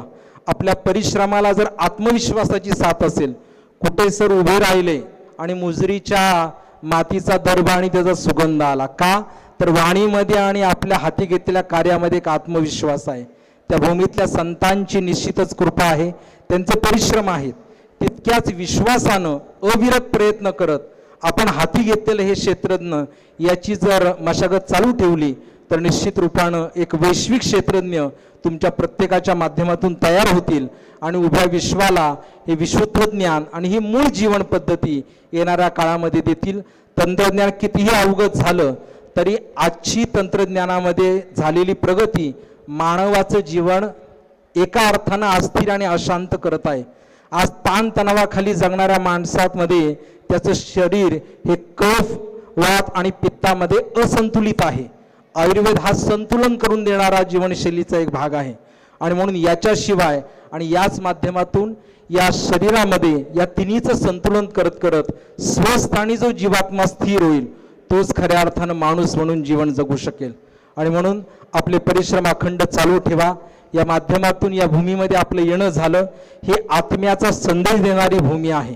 आणि म्हणून आज जरी तंत्रज्ञान किती पुढे गेलं असेल तरी जोपर्यंत स्वतःसाठी आपण जगत नाही, स्वतःसाठी वेळ देत नाही, स्वतःवरती चिंतन करत नाही आणि स्वतःचं जीवन पर्यायानं कौटुंबिक जीवन, पर्यायानं सामाजिक जीवन, राष्ट्रीय जीवन आणि वैश्विक जीवन या पद्धतीनं आपण जीवनाचं क्रमण करत नाही तोपर्यंत कधीही मानवी जीवनाचा उद्देश सफल होऊ शकत नाही. तो सफल व्हावा यासाठी असणारी अनिवार्यता या जीवन पद्धतीतून ऋषीमुनी दिलेली आहे. आणि एका सत्पुरुषाच्या ठाई आज तुम्ही काही तासांसाठी विसावलेला आहात. निश्चितच तुमची आजची ही उपस्थिती, तुमचा या ठिकाणी व्यतीत केलेला वेळ तुमच्या सर्वांच्या आत्मोद्धारासाठी आणि तुमच्या ध्येयपूर्तीसाठी कारणी लागणार आहे. निश्चितच या ठिकाणी आत्मविश्वासाने बाब आपल्याला सांगू इच्छितो सर्व संयोजकांचं आणि विशेष करून पाटकर सरांचं की ज्यांनी हा आग्रह धरला आणि या भूमीमध्ये या कॉन्फरन्स या ठिकाणी आयोजन केलं. We heartily pay our respectful thanks to entire committee and all the board members of Ayurved and Unani. या सर्वच ग्रुपला पुनश्च एकदा मनापासून धन्यवाद देऊन या ठिकाणी थांबतो. धन्यवाद. आत्मा मन. धन्यवाद. नक्कीच आयुर्वेद शिकणाऱ्या विद्यार्थ्यांना बौद्धिक बळासोबतच आज आत्मिक बळ सुद्धा लाभतंय की आपण जे क्षेत्र निवडलंय ते खरंच किती सुंदर आहे आणि त्याला किती उत्तम असं भविष्य आहे. चला, या संपूर्ण संमेलनाच्या उद्घाटन सत्राचा समारोप अर्थातच अध्यक्षीय भाषणानं आता आपण करतो आहोत. माननीय डॉक्टर मिलिंदजी अवारे सर यांना आमंत्रित करते. अधिष्ठाता आयुर्वेद व युनानी विद्याशाखा, महाराष्ट्र आरोग्य विज्ञान विद्यापीठ, नाशिक. टाळ्यांच्या गजरात अध्यक्ष महोदयांचं स्वागत करूया. आजच्या या राष्ट्रीय परिसंवादासाठी उपस्थित आमचे सिनियर डॉक्टर कुटे साहेब, आमच्या फॅकल्टीच्या स्नेही ज्योतिताई गायकवाड मॅडम, या आत्मा मालिक पीठाचे संस्थानिक, आपल्या या संघटनेचे अध्यक्ष माननीय doctor Abhayji Patkar sir, MCM बोर्डाचे आमचे डायरेक्टर वांगे सर, आणि विशेषतः या आयोजन समितीचे सगळे सदस्य, पुढे बसलेले माझे गुरुजन वर्ग, विद्यार्थी विद्यार्थिनींनो, संघटना हा विषय आला की सगळ्यात महत्त्वाची गोष्ट आहे की संघटन टिकून ठेवणे हे सगळ्यात महत्त्वाची गोष्ट आहे. आणि समविचारी समवेतन असलेले व्यक्ती हे एका जागेवर जमा करणं हे एवढी सोपी गोष्ट नाही आहे. हे तुम्हाला पण माहिती आहे. आपल्या महाविद्यालयात एखादी साधी गोष्ट जरी आपल्याला आयोजन करायची असेल तर सगळ्यांच्या मतांना एकत्र आणणं हे एवढी सोपी गोष्ट नाही आहे. कारण मी जेव्हापासून आता विद्यापीठात गेलो तेव्हापासून कळलं की प्रत्येकाचं मत किती प्रकारे वेगवेगळं असू शकतं, आणि एक नियम वेगवेगळ्या पद्धतीनं कसा मांडता येतो ही मी तिथे गेल्यावर शिकलो.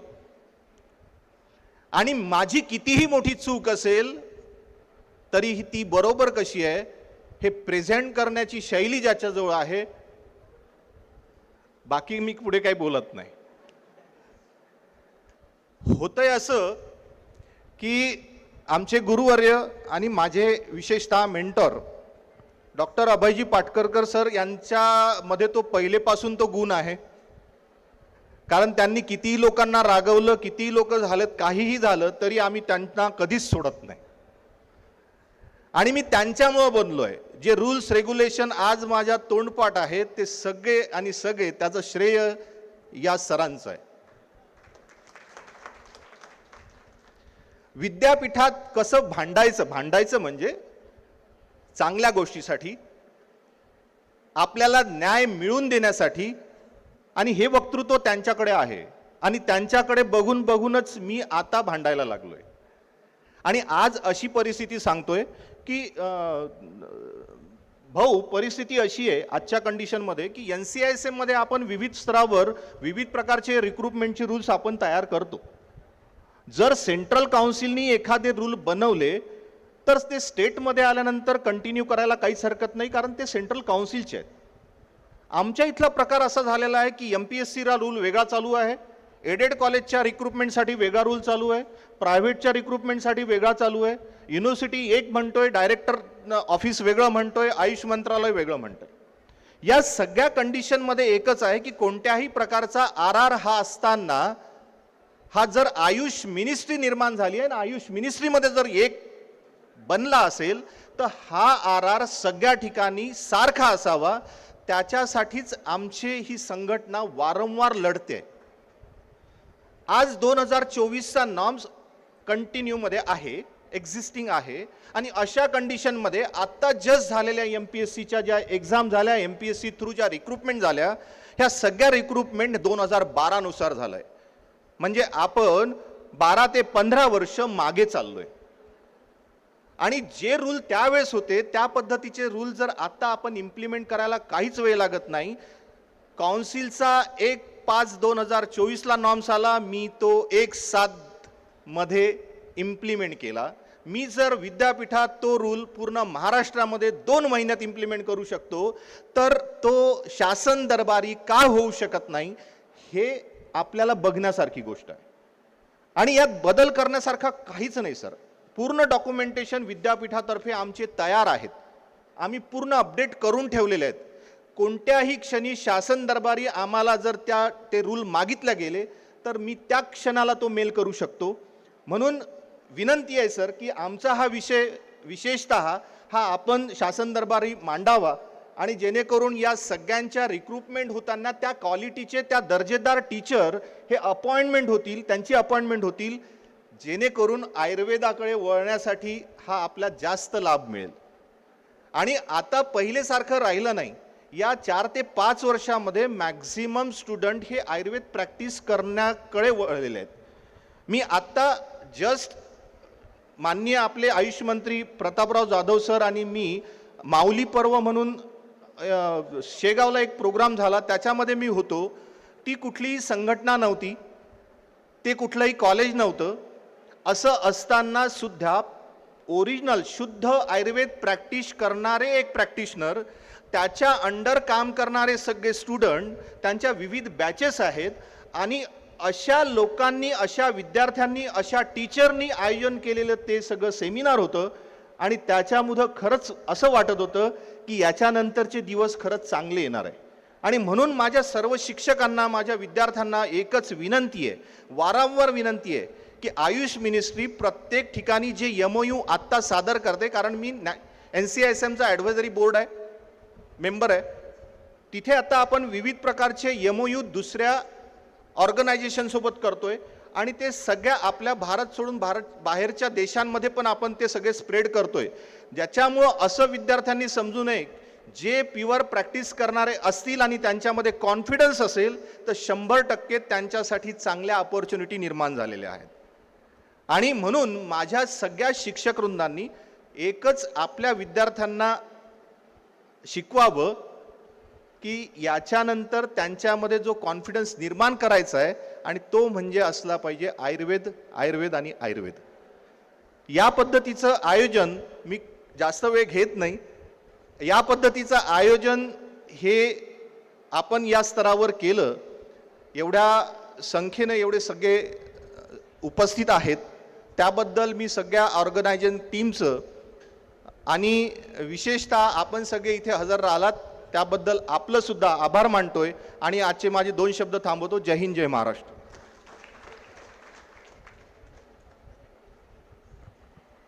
मनपूर्वक आभार अध्यक्ष महोदय. आणि या उद्घाटन सत्राची सांगता अर्थातच या संपूर्ण संमेलनासाठी, या सोहळ्यासाठी ज्यांचे ज्यांचे हातभार लागले त्या सगळ्यांप्रती ऋण व्यक्त करून आपण करतो आहोत. अर्थातच आभार प्रदर्शन यासाठी संस्थेचे कोषाध्यक्ष डॉक्टर सुरेश पोधाडे यांना आपल्यासमोर आमंत्रित करते. धन्यवाद मॅडम. अतिशय कठीण अशा कार्यक्रमासाठी मी आपणा सगळ्यांसमोर उभा आहे. संपूर्ण कार्यक्रमाला उपस्थिती द्यायची आणि शेवटी एका मिनिटामध्ये संपवायचं.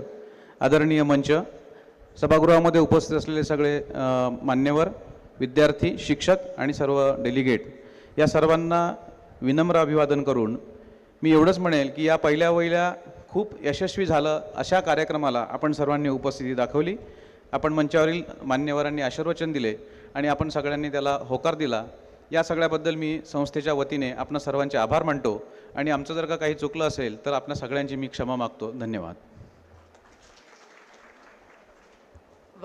अतिशय थोडके पण सर्वस्पर्शी आभार आपण मानलेले आहेत. पुन्हा एकदा मंचावरील मान्यवरांचे आभार मानते आणि या सगळ्या पूर्ण परिसंवादाचं आणखीन एक पॉवर पॅक सेशन्स 3 सेशन्स ऐकून झालेली आहेत. आणि मी नॉन मेडिको असूनही मला या सगळ्या सेशन्समुळे खूप काही कळलं असा फील आलेला आहे. तर विद्यार्थ्यांना नक्कीच या उत्तम ज्ञानाचा फायदा होणारच आहे. तर यानंतर कुठलाही ब्रेक न घेता लगेचच आपण पुढच्या सेशनला सुरुवात करतो आहोत. यानंतरचं सेशन ते जे कोऑर्डिनेटर आहे त्यांना विनंती आहे आपण ताबडतोब आपल्या सेशनची जबाबदारी स्वीकारायची आहे. 4थं सेशन या राष्ट्रीय आयुर्वेद आणि युनानी शाखेचं या परिसंवादातलं चौथं सेशन आता विद्यार्थ्यांसमोर संपन्न होत आहे. जे विद्यार्थी मागे मागे बसले त्यांना विनंती आहे पुढे येऊन बसा आपण सगळेजण, कारण जे एमिनंट स्पीकर्स आहेत, अतिशय ज्ञानी आपण या ठिकाणी गुरु आमंत्रित केलेले आहेत, त्यांना तुमच्याशी संवाद करून ही गोष्ट सांगणं जास्त आवडतं असं आपण पाहिलं. तर जी मंडळी मागे त्यांना विनंती आहे सगळ्यांनी पुढे येऊन बसा. उशिरानं येणाऱ्यांना बॅक बेंचेस आपण मोकळे ठेवूयात. सगळ्यांनी जवळ येऊन बसायचं आहे. पुढच्या सेशनला लगेचच सुरुवात होतीये. उद्घाटन सत्रातल्या या सोहळ्यातून मी वीणा दिघे आता आपला निरोप घेतेय. तयार होणाऱ्या भविष्यातल्या सगळ्या आयुर्वेद आणि युनानी डॉक्टर्सना माझ्या उदंड शुभेच्छा. खूप सुंदर अभ्यास करा, छान मार्क्स मिळवा आणि आयुर्वेद वैद्यकीय या शाखेमध्ये, या पेशामध्ये आपलं उत्तम करिअर आपण घडवा. धन्यवाद.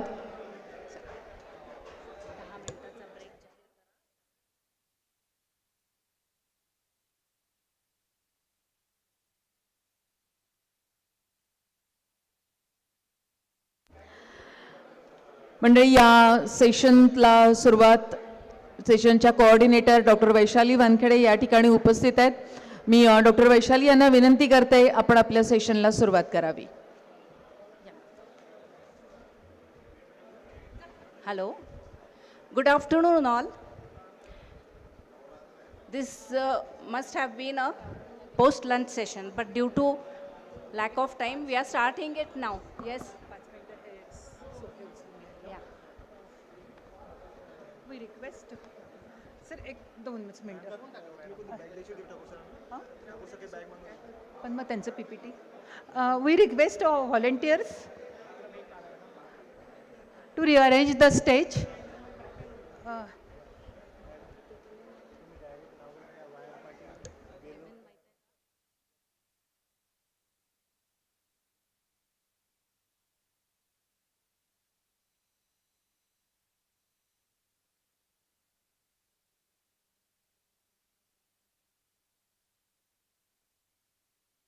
चा ब्रेक घेतोय आपण. अरेंज करेपर्यंत.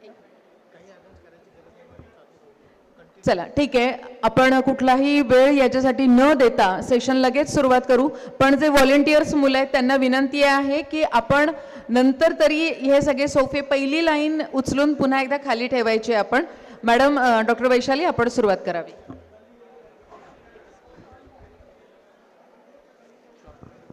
So this is the welcome to the 4th session of the first national seminar on Ayurveda and Unani. The session title shall be Dikshit Lifestyle for Weight Loss and Diabetic Remission. We saw the third session was based on emergency medicine. What if the emergency does not arrive? Based on the principle of Ayurveda, prevention is better than cure.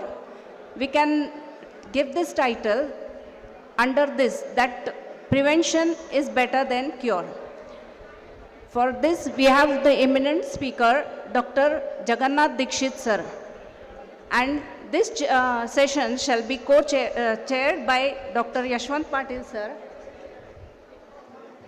मी श्री गुरुदेव आयुर्वेद महाविद्यालयाचे काही विद्यार्थी जर का पेंडॉलमध्ये असतील, विशेषतः मुलं, त्यांनी कृपया फक्त स्टेजवर यावं 2 मिनिटाच्या आत. श्री गुरुदेव आयुर्वेद महाविद्यालय गुरुकुंज आश्रम मोजरीचे काही विद्यार्थी जर का पेंडॉलमध्ये असतील तर त्यांनी कृपया स्टेजवर यावं.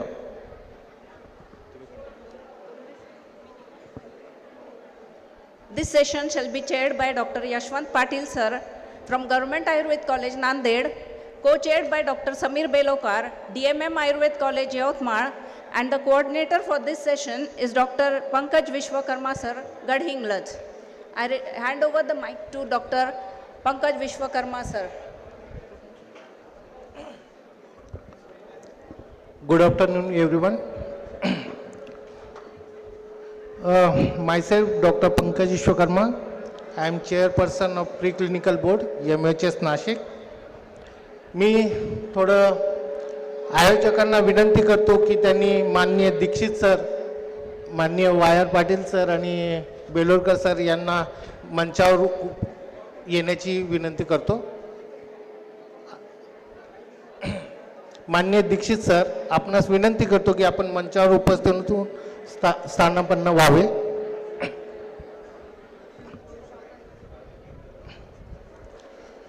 कार्यक्रमाचं नियोजन या सेमिनारचं हा जो काही सेशन आहे हे कशा पद्धतीने रन होईल त्याबद्दल मी थोडीशी माहिती देतो. प्रथमतः सर्वांचं बायोडाटा या ठिकाणी सांगितलं जाईल. त्याच्यानंतर सरांचं लेक्चर होईल आणि त्याच्यानंतर स्वागत सत्कारांचा कार्यक्रम आपण नियोजन करणार आहे. First of all me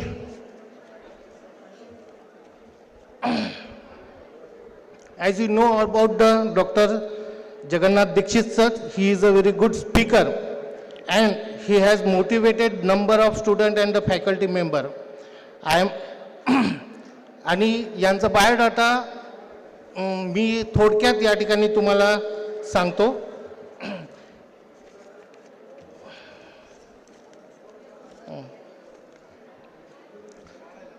Mr. Jagannath Dikshit sir, he is MD, PG DCA, PG DHRM, FICD, FIA PSM and FIA PHA. Dr. Jagannath Dikshit sir, he is presently working as a professor in Department of Community Medicine, BJ Medical College, Pune. He has teaching experience more than 34 years and he has received 3 national and 5 state level awards for his commendable contribution in the field of health education.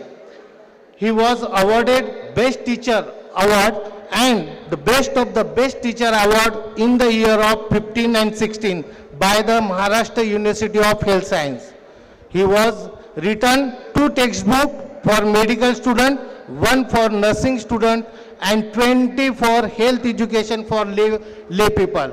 He was published 63 research articles in national and the international journals. He was achieved the voluntary blood donation campaign and he has donated blood more than 50 times. And he was worked as a consultant for WHO and UNICEF. Dr. Dikshit sir and the coordinator of this campaigning delivered more than 500 lectures on this subject. The English, Hindi and Kannada, Marathi lectures on the of Dr. Dikshit sir are available on the YouTube channel and these are watched by the millions of people. And he is appointed as a brand ambassador of a Fight Obesity campaign by the government of Maharashtra. And he was invited by the Prime Minister. He was invited by the Prime Minister Narendra Ji Modi to deliver his lecture for the PM Office Special Protection Group of and MPS under the Fit India campaign. Then मी माननीय wire Patil sir यांचा आता थोडक्यात biodata.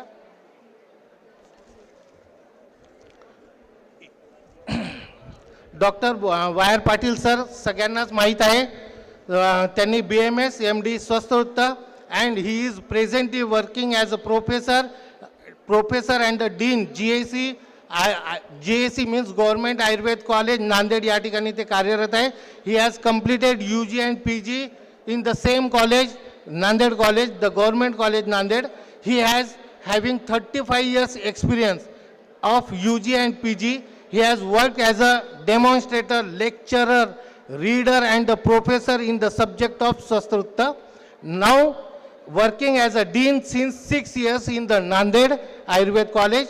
He has worked as a chairman, as a BOS member, faculty member, academic council member, management council member of MUHS Nashik. He has worked as a member of CCM New Delhi and now he is as a Senate member of MUHS. Then just biodata of Dr. Samir Belurkar. He is a co-chairperson of this session and he is doing BMS and MD in Dravya Gun. He is working as an associate professor in DMM Ayurved College and he has over 20 years teaching experience and he is a member of faculty and he is a academic council member also. And I request to Dr. Dikshit sir, please deliver his lecture in front of the students and the faculty members. Thank you one and all.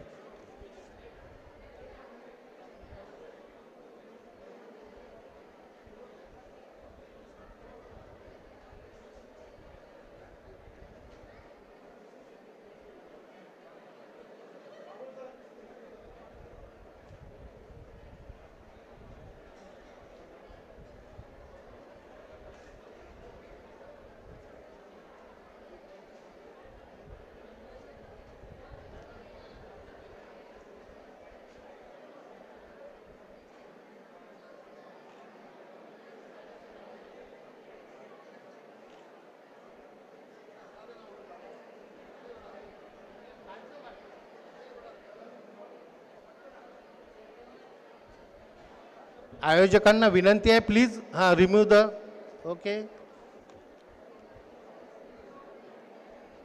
I know that he is a post lunch section.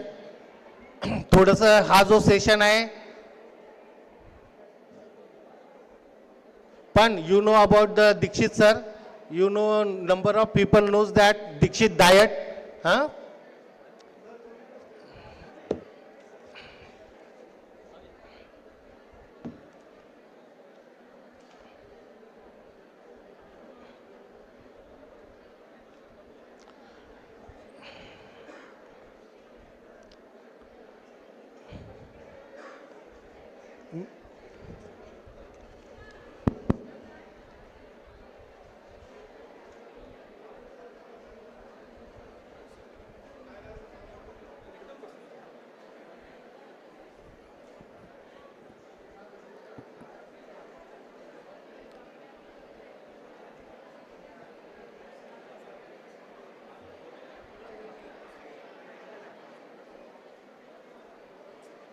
कुठे point करायचं आहे?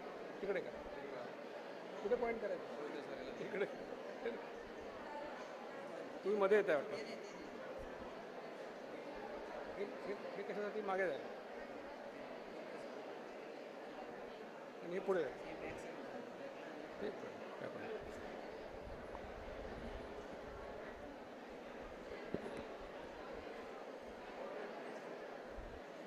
Good afternoon.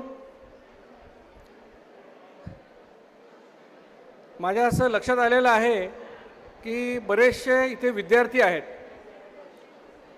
आणि त्यामुळे मी असा विचार करतो आहे की हे भाषण पॉवर पॉईंट इंग्लिशमध्ये आहे, भाषण मराठीमध्ये करावं असं मला वाटतं आहे. किती लोकांना चालेल मराठी? ओके, सगळ्यांनाच चालणार आहे. सगळ्यांची जेवणं झालेली असतील. बहुतेक माझं व्याख्यान त्यामुळेच जेवल्यानंतर ठेवलं असावं. आपल्यापैकी किती लोकांनी यूट्यूबवर माझं व्याख्यान ऐकलं आहे? हात वर करा. बऱ्याच लोकांनी ऐकलं आहे. किती लोक ही लाईफस्टाईल फॉलो करतात? त्यांनी हात वर करा. ओके, ऐकणारे लोक जेवढे त्याच्यापेक्षा 1/3 लोक फॉलो करतात. काही लोक असा विचार करतात की सरांकडनं ऐकू डायरेक्ट आणि मग चालू करू. अशा धक्का स्टार्ट गाड्यांना आज धक्का देणार आहे. आजच्या या एकदिवसीय सेमिनारमध्ये मला आमंत्रित केल्याबद्दल आयोजकांचं मनापासून आभार व्यक्त करतो आणि आपल्या सगळ्यांना आरोग्यदायी आयुष्यासाठी शुभेच्छा देऊन माझं व्याख्यान सुरू करतो. आपल्यापैकी किती लोकांना डायबिटीस आहे? हात वर केला तर कळेल. आणि किती लोकांना वजन कमी करायचं आहे ते सांगायची गरज नाही, मला तुमच्याकडे बघितल्यावर लक्षात येत आहे आणि कोणाकडे बघणार नाही लोकांना वाईट वाटतं. अनेक विद्यार्थ्यांना प्रश्न पडला असेल की आमचं तर वय आता 20-21 वर्ष आहे, आम्ही लठ्ठ पण नाही, आम्हाला डायबिटीस पण नाही, मग आम्हाला हे व्याख्यान कशासाठी असेल? तर आपल्यापैकी कुणीतरी एक जण तरी असा आहे का की ज्याच्या जवळच्या नातेवाईकांमध्ये ओळखीच्यांमध्ये एकही डायबिटीसचं पेशंट नाही, असं कोणी आहे का? मला खात्री आहे की असं कोणीच नाही. कारण डायबिटीस हा घराघरामध्ये आहे. 11.5% लोकांना डायबिटीस आहे, 15% लोक प्री डायबेटिक आहेत. आणि त्यामुळे डायबिटीस कोणाचा रिव्हर्ट करण्यासाठी, कोणाचा डायबिटीस कमी करण्यासाठी आपल्याला डॉक्टर असण्याची गरज नाही. पण जी जीवनशैली मी तुम्हाला समजावून सांगणार आहे ती जर तुम्ही समजून घेतली, त्याच्यामागचं लॉजिक समजून घेतलं तर तुम्ही नक्कीच इतरांची मदत करू शकाल. या स्लाईडवर माझा ईमेल ॲड्रेस मी तुम्हाला दिलेला आहे, ewl.adotrust@gmail.com. याचा उद्देश असा आहे की तुम्हाला जर काही प्रश्न नंतर पडले तर नक्की मला ईमेल पाठवा, त्याचं उत्तर तुम्हाला 8 दिवसात मिळेल, ही माझं कमिटमेंट आहे.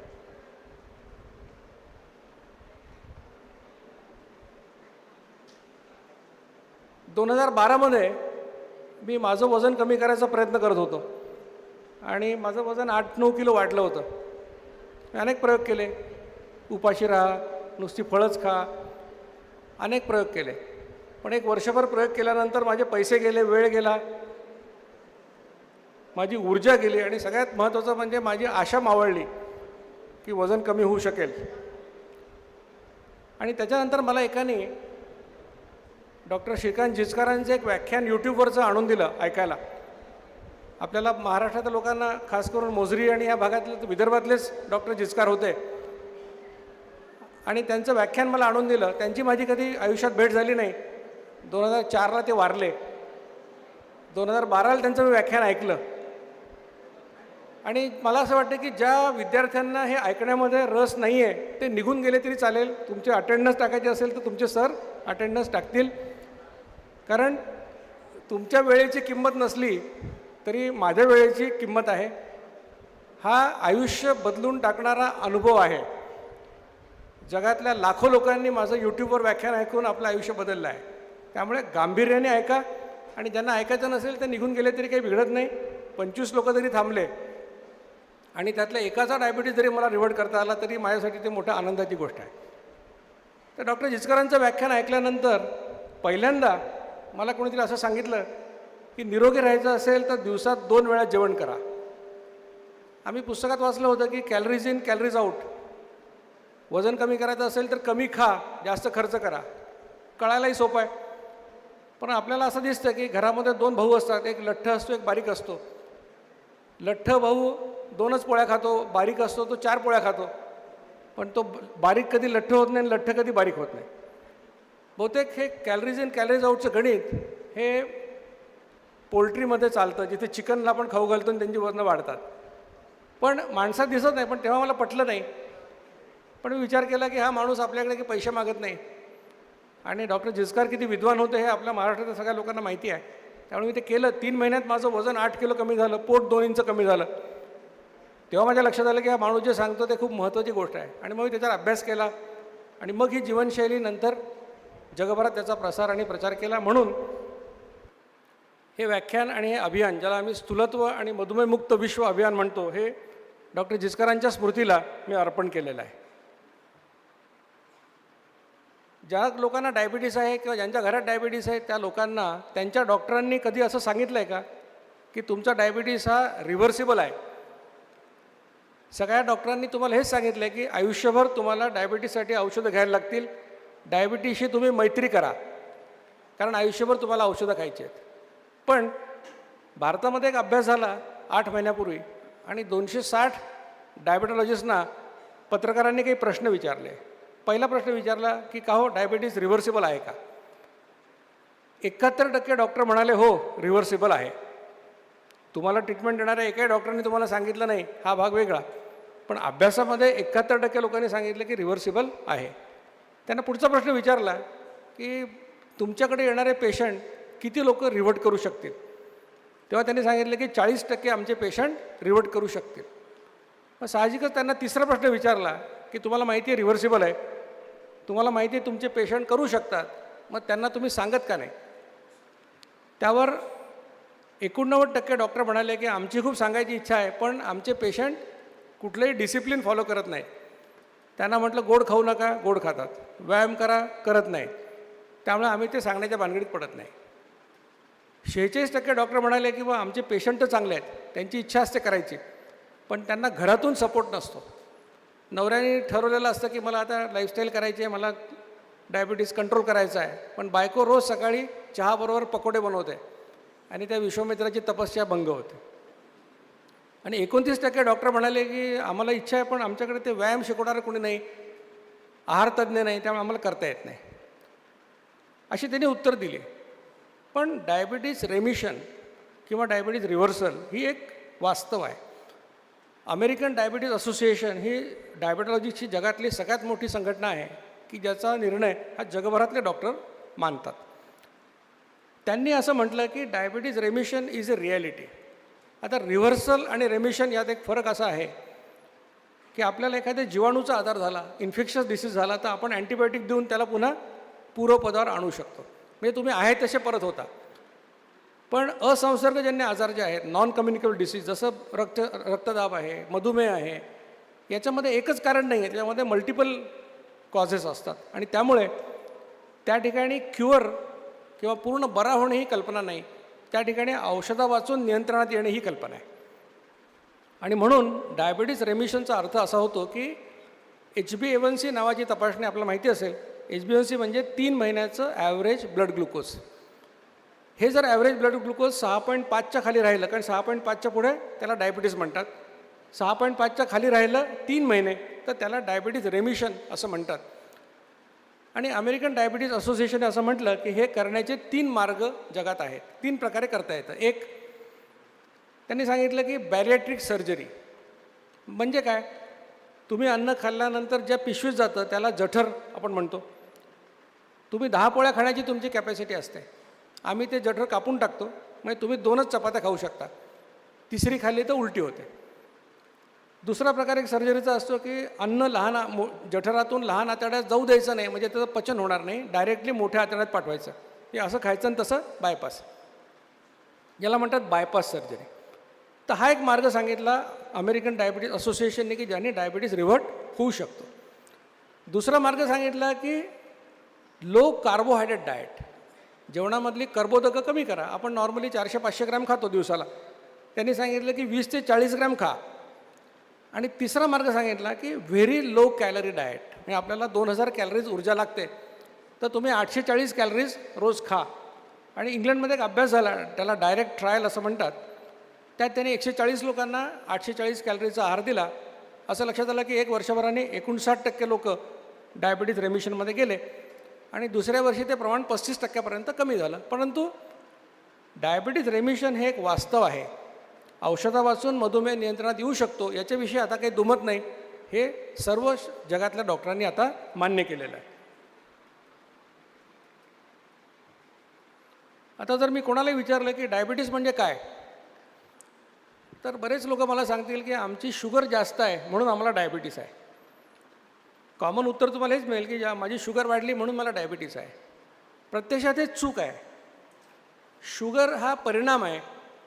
या शुगरला किंवा ग्लुकोजला नियंत्रित करणारा जो हॉर्मोन आपल्या शरीरामध्ये आहे, संप्रेरक, त्याचं नाव आहे इन्शुलिन, जो तुमच्या पँक्रियाजमध्ये किंवा स्वादुपिंडात तयार होतो. आणि जर तुमच्या शरीरात इन्शुलिन निर्माणच झालं नाही तर तुम्हाला टाईप 1 डायबिटीस होतो. लहान मुलांमध्ये तो डायग्नोज होतो. ज्या व्यक्तीच्या शरीरामध्ये इन्शुलिन तयार होत नाही त्याला तुम्ही रोज 10 किलो जरी खायला दिलं तरी त्याचं 1 ग्रॅमसुद्धा वजन वाढत नाही, कारण वजन वाढण्यासाठी इन्शुलिन आवश्यक आहे. म्हणजे इन्शुलिन नसेल तर तुम्हाला टाईप 1 डायबिटीस होतो. इन्शुलिन खूप जास्त आहे पण काम करत नाही तर तुम्हाला टाईप 2 डायबिटीस होतो. ज्या लोकांनी आता हात वर केले या बऱ्याचशा लोकांना टाईप 2 डायबिटीस आहे. म्हणजे आमचं आजाराचं कारण काय आहे, इन्शुलिन नावाचा हॉर्मोन आहे. नसला तर टाईप 1, असला पण काम करत नाही तर टाईप 2. पण आम्ही काय समजतो आहे की डायबिटीस हा आजार शुगरचा आहे, त्यामुळे आमची सगळी औषधं कशावर काम करतात, शुगरवर काम करतात. रक्तातली साखर कमी करायचा प्रयत्न करतात. पण आमचं शरीर इन्शुलिनला सेन्सिटिव्ह कसं होईल, रेझिस्टन्स कसा कमी होईल, याच्यावर कुठलंच औषध काम करत नाही. मेटफॉर्मिन नावाचं औषध थोडंफार काम करतं, कारण इन्शुलिन सेन्सिटिव्हिटी वाढवण्यासाठी फक्त जीवनशैली काम करू शकते, कुठलंही औषध काम करू शकत नाही. पण जर जीवनशैली काही करत असेल तर जीवनशैलीला कुठलाही स्पॉन्सर मिळणार नाही, कुठलेही औषध निर्माण करणारी कंपनी त्याला पैसे देणार नाही. आणि जर पैसे नसतील तर तिथे कोणाचाही इंटरेस्ट असणार नाही, त्याच्यामुळे ती गोष्ट मागे पडेल. त्यामुळे इन्शुलिन हे आपल्या डायबिटीसचं कारण आहे, हे आपण लक्षात घ्यायला हवं. आता जर शरीरामध्ये इन्शुलिनची लेवल वाढली, याला तांत्रिक भाषेमध्ये हायपर इन्शुलिनेमिया असा शब्द आहे. आणि जगातल्या सगळ्या डॉक्टरांचं एकमत आहे की इन्शुलिन लेवल वाढली तर कुठलीही चांगली गोष्ट होत नाही. वजन वाढेल, पोटाचा घेर वाढेल, बॅड कोलेस्ट्रॉल वाढेल, रक्तदाब वाढेल, महिलांमध्ये PCOD PCOS होईल, मुलं होणार नाहीत, काही कॅन्सर होतील, इन्शुलिन रेझिस्टन्स येईल, टाईप 2 डायबिटीस होईल, हार्ट अटॅक येण्याची शक्यता वाढेल. म्हणजे इन्शुलिन वाढल्याने कुठलीही चांगली गोष्ट जगात होत नाही, हे ज्याच्यामध्ये डॉक्टरांचं एकमत आहे. आता हे जर इन्शुलिनमुळे सगळं घडत असेल तर आपण समजून घ्यायला पाहिजे की इन्शुलिन शरीरात तयार कसं होतं.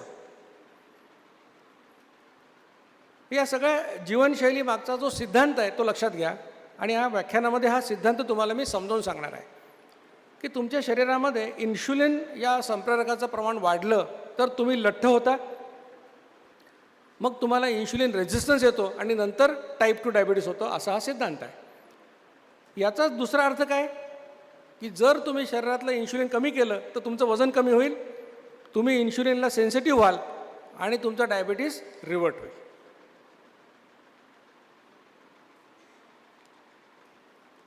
आता इन्शुलिन निर्मिती कशी होते तर आपल्या शरीरामध्ये मी सांगितलं की पोटात डाव्या बाजूला एक ग्रंथी आहे जठराच्या खाली, याला मराठीमध्ये स्वादुपिंड, इंग्रजीमध्ये पँक्रियाज असं म्हणतात. आणि या पँक्रियाजमधून इन्शुलिन तयार होतं. पण इन्शुलिन तयार होण्याचे 2 मार्ग आहेत. एकाला आम्ही म्हणतो बेसलाईन सिक्रिशन, याचा अर्थ असा की 24 तास तुमच्या पँक्रियाजमधून थोडं थोडं इन्शुलिन निर्माण होतं. 24 तास किती तयार होतं?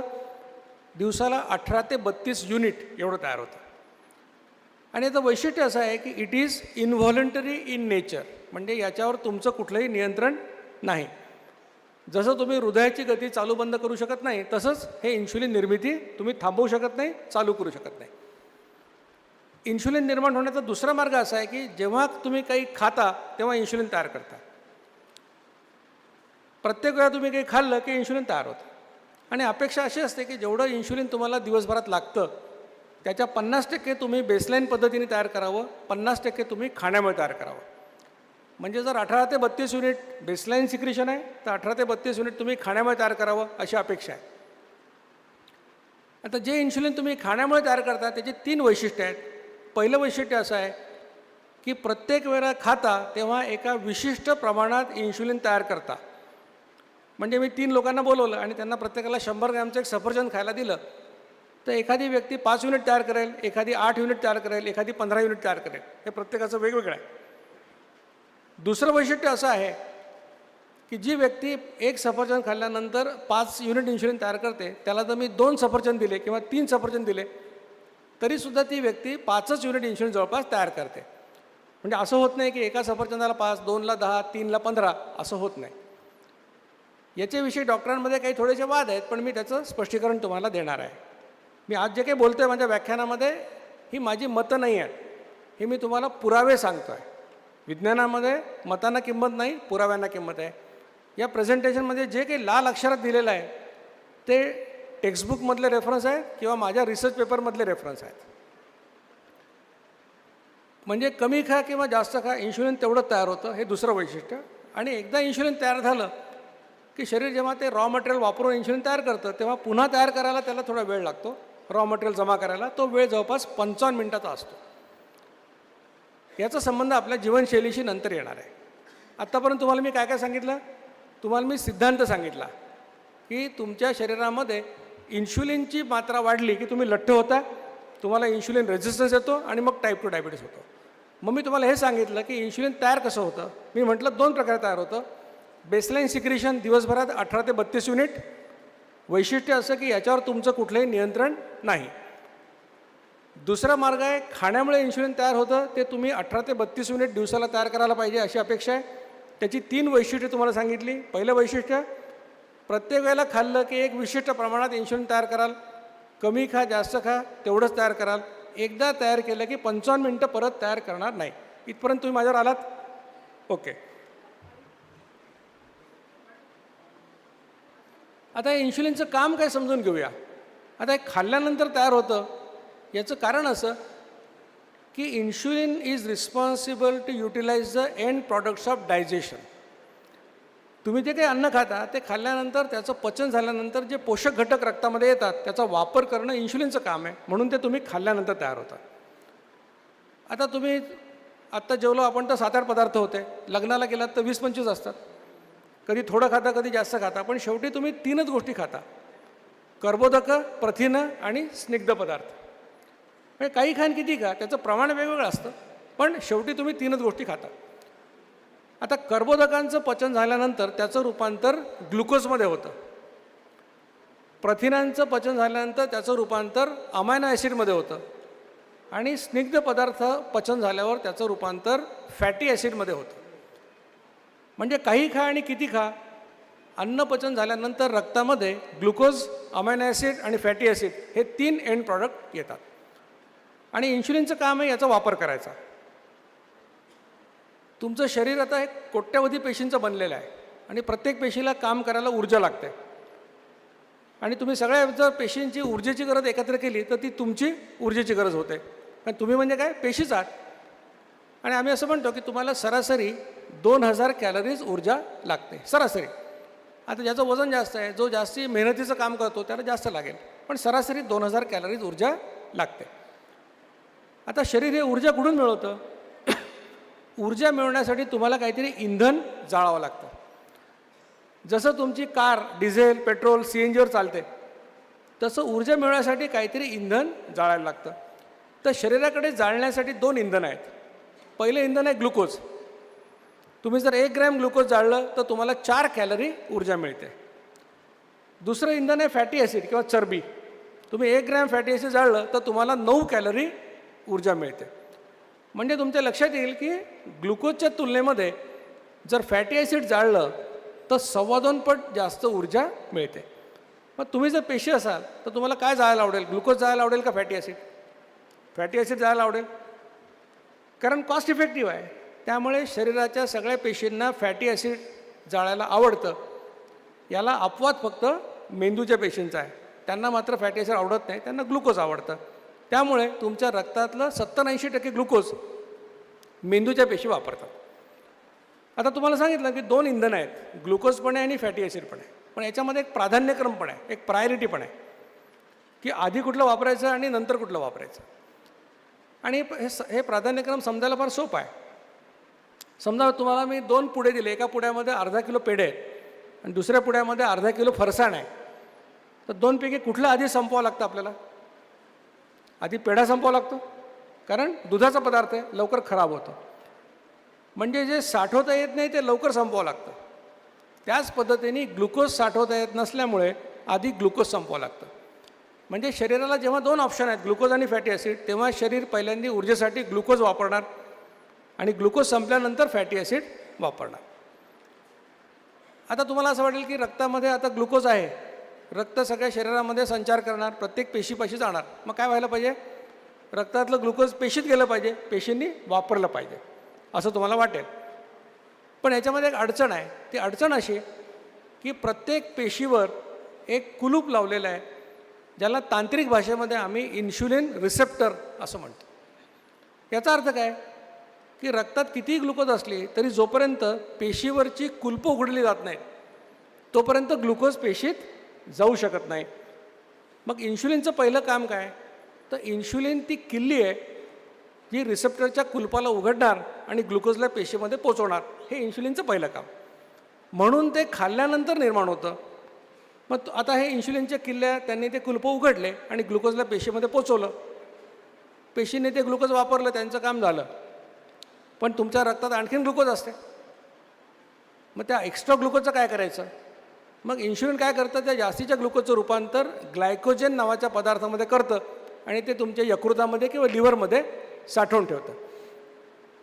आता ग्लायकोजन म्हणजे काय? तर ग्लुकोजचे रेणू एकत्र येऊन ग्लायकोजन तयार होतं आणि ते तुमच्या यकृतात साठवायचं असल्यामुळे ते काही 2-4 किलो 10 किलो साठवता येत नाही, त्याला मर्यादा आहे. एक 100 ग्रॅम प्रौढ व्यक्ती साठवू शकते.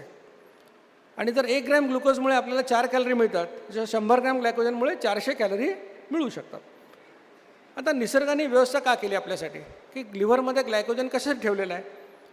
समजा तुमचे जेवायची वेळ सकाळी 9 वाजता आहे आणि तुम्हाला खायलाच नाही मिळालं. 10, 11, 12 वाजले, 5 वाजले संध्याकाळचे, खायलाच नाही मिळालं. आता तुम्ही खात नाही, पण तुमचा मेंदू काम करणार आहे, हृदय काम करणार आहे, मूत्रपिंड काम करणार आहे, त्याला काम करायला ऊर्जा लागते. अशा वेळेला शरीर काय करतं? तुमच्या यकृतातलं 100 ग्रॅम ग्लायकोजन काढून त्याला ब्रेकडाऊन करून तुम्हाला 400 कॅलरी देतं. म्हणून निसर्गाने व्यवस्था केली की तुम्हाला खायला नाही मिळालं तरी पण तुमचं काम अडू नये, तुमच्या इंद्रियांची कामं चालू राहावी, म्हणून ग्लायकोजनचा स्टोअर तुमच्याकडे दिलेला आहे. मग इन्शुलिनची 2 कामं आपल्या लक्षात आली. पहिलं काम, इन्शुलिन ती किल्ली आहे जी त्या रिसेप्टरच्या कुलपाला उघडेल आणि ग्लुकोजला पेशीमध्ये पोचवेल. दुसरं काम, जास्तीच्या ग्लुकोजचं रूपांतर ग्लायकोजनमध्ये करेल आणि तुमच्या यकृतामध्ये साठवून ठेवेल. आता इन्शुलिनचं तिसरं काम लक्षातून ऐका.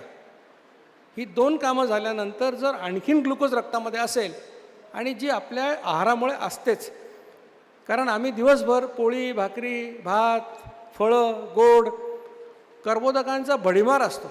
आम्ही 80-85% कर्बोदकं खातो. त्यामुळे पचन झाल्यानंतर रक्तामध्ये ग्लुकोजचा महापूर आलेला असतो. मग आता पेशींची गरज भागली, ग्लायकोजनचा स्टॉक पण पूर्ण झाला, आणखीन ग्लुकोज शिल्लक आहे, मग काय करायचं? मग इन्शुलिन काय करतं, या जास्तीच्या ग्लुकोजचं रूपांतर फॅटी ॲसिडमध्ये करतं आणि ते चरबीच्या रूपामध्ये साठवून ठेवतं. म्हणजे आता खूप लोकांच्या डोक्यात प्रकाश पडला असेल की ते म्हणतात मी तेल खात नाही, तूप खात नाही, लोणी खात नाही, अंड्यातलं पिवळंसुद्धा फेकतो कोलेस्ट्रॉलला घाबरून, तरी माझं पोट कसं काय सुटलं, लठ्ठ कसं काय झालं? तर लठ्ठ होण्यासाठी पोट सुटण्यासाठी तुम्हाला तेल तूप खाण्याची गरज नाही. ते काम तुम्ही पोळी भाकरी खाऊन करू शकता. कारण त्या गहू ज्वारी तांदूळामधलं जे ग्लुकोज होतं त्याचं रूपांतर चरबीत केलेलं आहे. कोणी केलं? इन्शुलिननी केलं. म्हणजे या सगळ्या गोष्टीमधला खलनायक कोण आहे? इन्शुलिन आहे. मग तुमच्या आता हे लक्षात आलं की इन्शुलिन वाढलं की तुम्ही लठ्ठ होणार, तुमच्या शरीरात चरबी डिपॉझिट होणार. म्हणजे माझ्या सिद्धांताच्या पहिल्या भागापाशी तुम्ही आलात की इन्शुलिन वाढलं की तुम्ही लठ्ठ होता. आता इन्शुलिन रेझिस्टन्स कसा होतो आणि टाईप 2 डायबिटीज कसा होतो ते समजून घेऊया. यासाठी आपल्याला माणसाच्या इतिहासात जावं लागेल. माणूस जेव्हा पृथ्वीवर आला तेव्हा आपण घरांमध्ये राहत नव्हतो, आपण जंगलात राहायचो. जसे बाकीचे प्राणी राहतात तसे आपणही जंगलात राहायचो. आणि आम्ही जंगलामध्ये किती वर्ष राहिलो? 6 लाख वर्ष आम्ही जंगलात काढले. खूप मोठा काळ आहे. गेली 10,000 वर्ष आम्ही जंगलाच्या बाहेर आहेत. हे आपलं सध्याचं जे आयुष्य आहे 10,000 वर्षाचं आहे. आणि जंगलातलं आयुष्य 6 लाख वर्षाचं होतं आपलं. आपल्याला 6-7 हजार वर्ष शेती करता येते. म्हणजे हे पोळी भाकरी भात इडली वडा हे 7,000 वर्षातल्या गोष्टी आहेत. आणि आमचं आयुष्य 6 लाख वर्ष जंगलात गेलं आहे. त्यामुळे आमचे संस्कार कोणाचे आहेत? जंगली प्राण्याचे आहेत.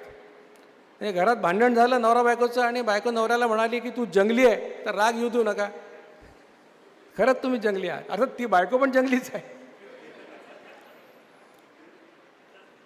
मग तुम्ही जंगलात राहायचे तर खात काय होतं? शेती येत नव्हती, पोळी भाकरी भात काही प्रश्नच नाही, मग काय खायचे? जसं बाकीचे प्राणी खातात तसंच तुम्ही खात होते. बाकीचे प्राणी काय करतात? दुसऱ्या प्राण्याला मारायचं आणि खायचं, दुसरं काही येतच नव्हतं आम्हाला.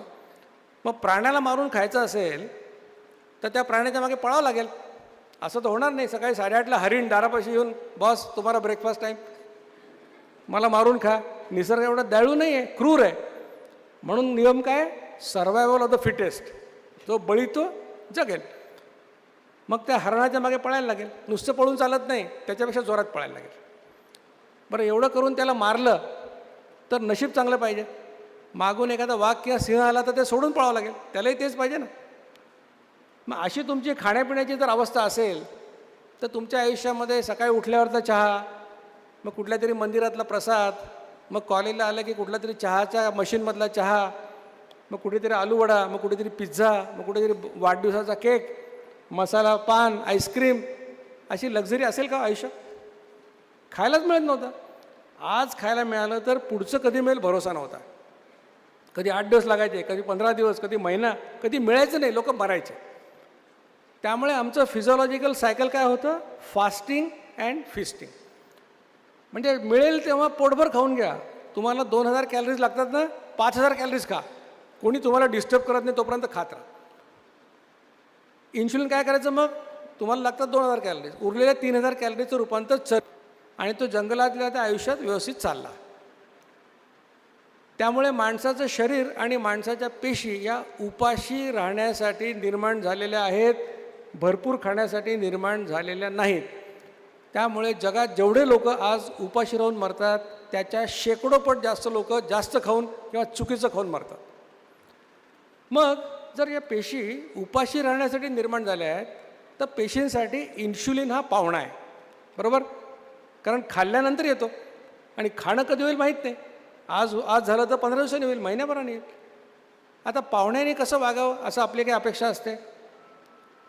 समजा तुमच्याकडे पाहुणा आला, पाहुणा म्हणाला मी 2 दिवसाकरता आलो आहे. तुम्हाला चांगलं वाटतं, तुम्ही त्याला सगळे चांगल्या गोष्टी दाखवाल, खाऊ पिऊ घालाल. पण समजा तो आला 2 दिवसाकरता आणि राहिला 2 महिने, मग काय होईल? आपण कंटाळतो, राग येतो आपल्याला की असं कसा पाहुणा.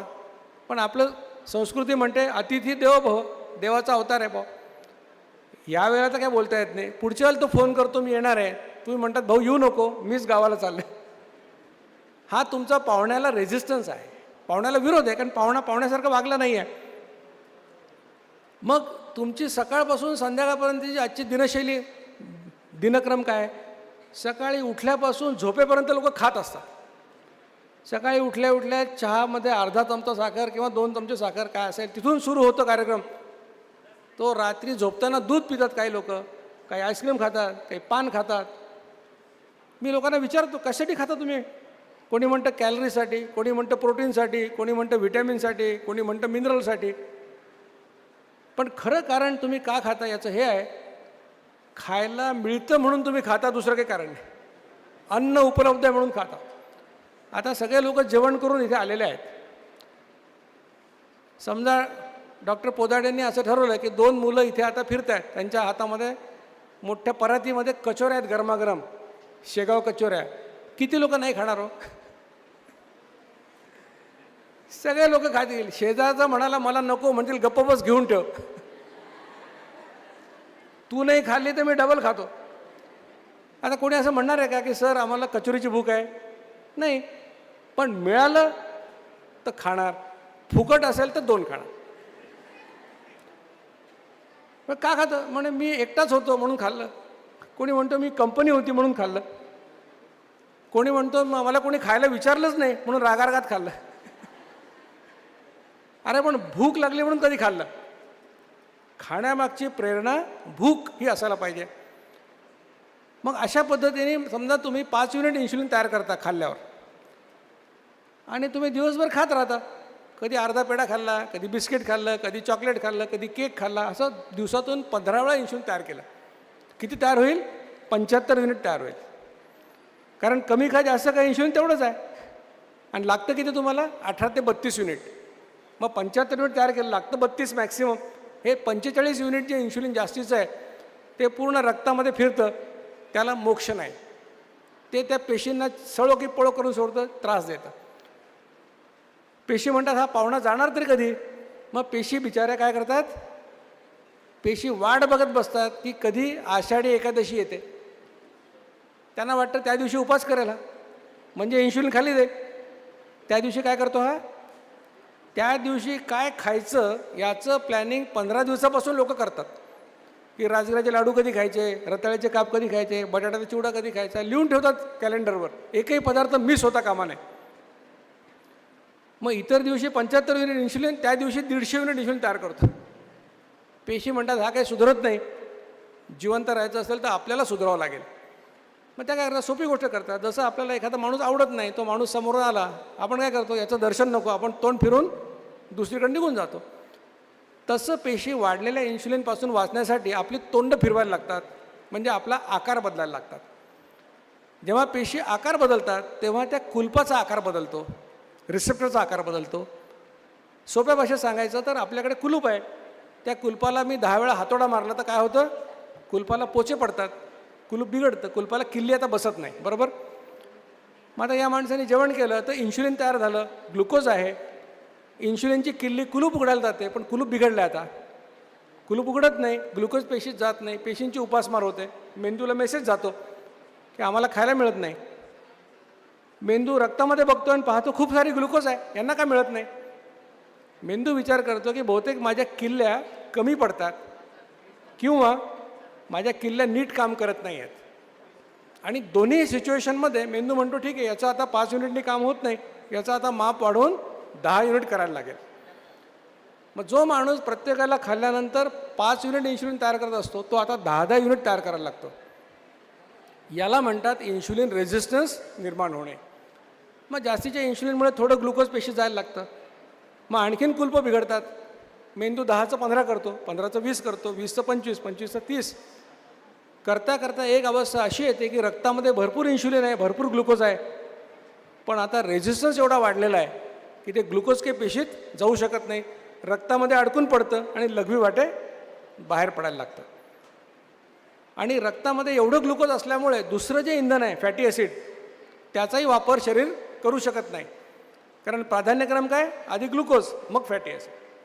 मग ते ग्लुकोजही वापरू शकत नाही, फॅटी ॲसिडही वापरू शकत नाही. मग नाईलाजाने ते तिसऱ्या फ्युएलकडे जातं, इंधनाकडे जातं. तिसरं इंधन म्हणजे अमायनो ॲसिड्स. ते कुठे असतात, प्रथिनांमध्ये असतात. प्रथिनं कुठे असतात, स्नायूंमध्ये असतात. प्रथिनं म्हणजे शरीराचे बिल्डिंग ब्लॉक्स आहेत. शरीर ऊर्जेसाठी प्रथिनांचा वापर कधी करत नाही, कारण प्रथिनांचा वापर ऊर्जेसाठी करणं म्हणजे घर गहाण ठेवण्यासारखं आहे. आणि कोणी आनंदाने ते करत नाही, नाईलाजाने करतं. त्याच्यामुळे जेव्हा शरीर प्रथिनांपासून ऊर्जा घ्यायला लागतं तेव्हा तुमचे स्नायू झडतात, वजन कमी होतं. मग तुम्ही डॉक्टरकडे गेलं की सकाळी साखर 300, जेवल्यानंतर 400, HbA1c 8, 9, 10 असा रिपोर्ट येतो आणि मग आम्ही तुम्हाला टाईप 2 डायबिटीसचं लेबल लावतो. म्हणजे तुमच्या लक्षात काय आलं, वजन वाढणं, इन्शुलिन रेझिस्टन्स आणि टाईप 2 डायबिटीस हे एकाच हायवेवरचे माइलस्टोन आहेत. आणि या सगळ्यामागे कारण काय, इन्शुलिनची लेवल वाढणे हे याच्या मागचं कारण आहे. आता तुमचं सगळं प्रॉब्लेम कशामुळे तुम्हाला मी सांगितलं की तुम्ही परीक्षेत नापास कशामुळे झाला, अभ्यास नाही केला. मग आता सोल्युशन काय असणार, अभ्यास करा. इन्शुलिन वाढल्यामुळे प्रॉब्लेम झाला तर आता सोल्युशन काय, इन्शुलिनचे लेवल कमी करा. इन्शुलिनचे लेवल कमी करायचे असेल तर तुम्हाला माहिती आहे की तयार कसं होतं. तुम्हाला सांगितलं मी 2 प्रकारे तयार होतं. त्यातल्या बेसलाईन सिक्रेशनला तुम्ही काही करू शकता का, ते इनव्हॉलंटरी आहे, त्याला तुम्ही काही करू शकत नाही. पण जे इन्शुलिन खाण्यामुळे तयार होतं ते तुमच्या नियंत्रणात आहे की नाही, त्यासाठी तुम्ही काय करू शकता, नक्की करू शकता.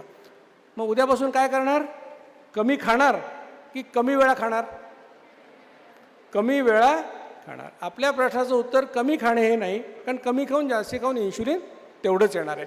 त्यामुळे कमी वेळा खाणे हे आपल्या प्रश्नाचं उत्तर आहे.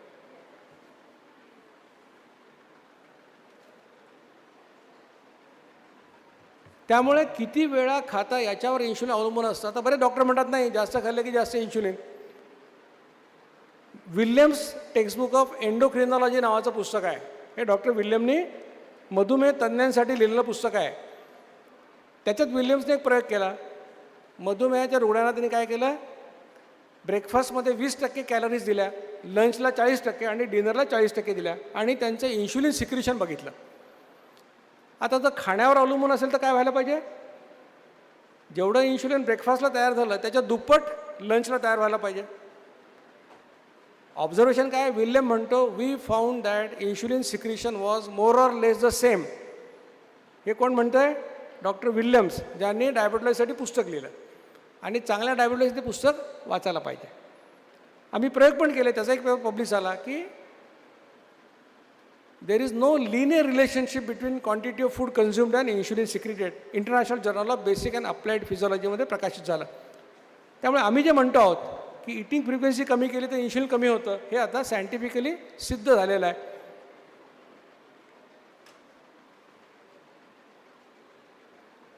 एकदा आपल्या लक्षात आलं की इटिंग फ्रिक्वेन्सी कमी करायची, मग ही लाईफस्टाईल समजायला फार सोपी आहे. पहिला सल्ला आहे की कडक भुकेच्या 2 वेळा ओळखा, 2 वेळा जेवा. 2 वेळा का, तुम्ही देवाला काय मागणं मागता, देवा 2 वेळेचं खायला मिळू दे. हिंदी माणूस काय म्हणतो, भगवान 2 वक्त की रोटी देना.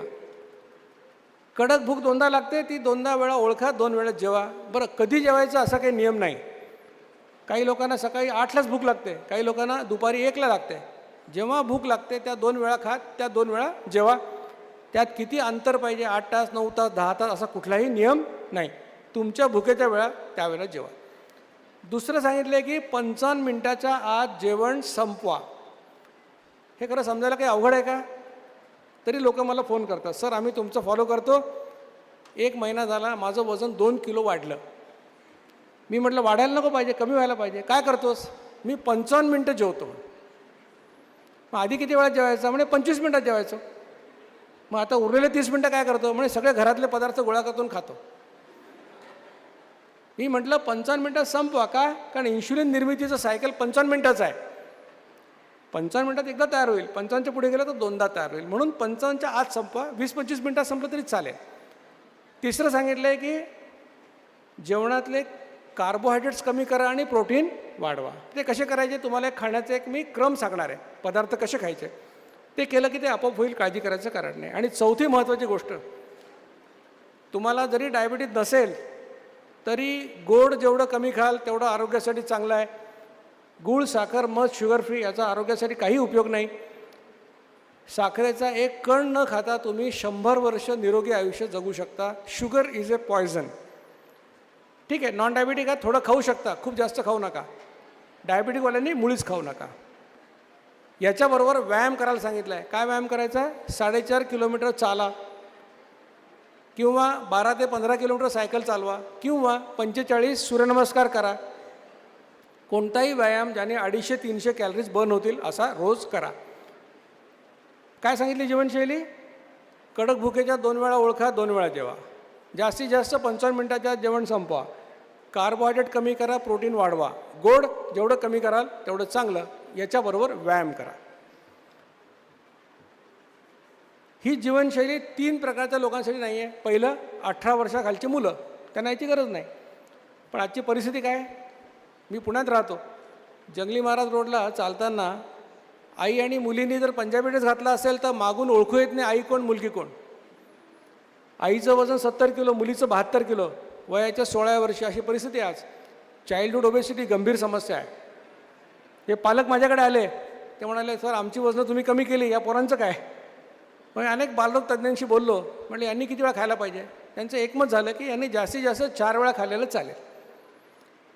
मग आम्ही एक अभियान सुरू केलं आहे मुलांसाठी, 8वी ते 12वीच्या मुलांसाठी, विद्यार्थी जागृती अभियान. त्यात आम्ही 4 सल्ले देतो. पहिला सल्ला, दिवसातून जास्तीत जास्त 4 वेळा खाल्लं तरी चालेल, 3 वेळा खाल्लं तरी चालेल, 2दा खाल्लं पण जास्तीत जास्त 4 वेळा खाऊ शकता.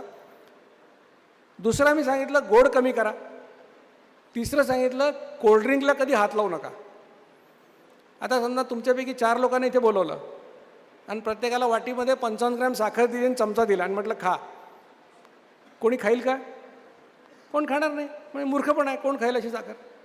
पण या 4 लोकांपैकी एकाला मी स्प्राईट दिलं, दुसऱ्याला पेप्सी दिलं, तिसऱ्याला कोकाकोला दिला, तर पितील की नाही सगळे 10 मिनटात? 500 मिलीलिटर. 100 मिलीलिटर कोल्ड्रिंकला 11 ग्रॅम साखर आहे आणि 10 मिनटात तुम्ही 55 ग्रॅम साखर खात असता. आणि कुठल्याही लहान मुलाला जेव्हा पहिल्यांदा कोल्ड्रिंक पिल्यानंतर ते आवडलेलं मी बघितलेलं नाही. कारण कोल्ड्रिंक पिलं की त्याचा गॅस येतो, डोळ्यातून पाणी येतं, मुलांना आवडत नाही.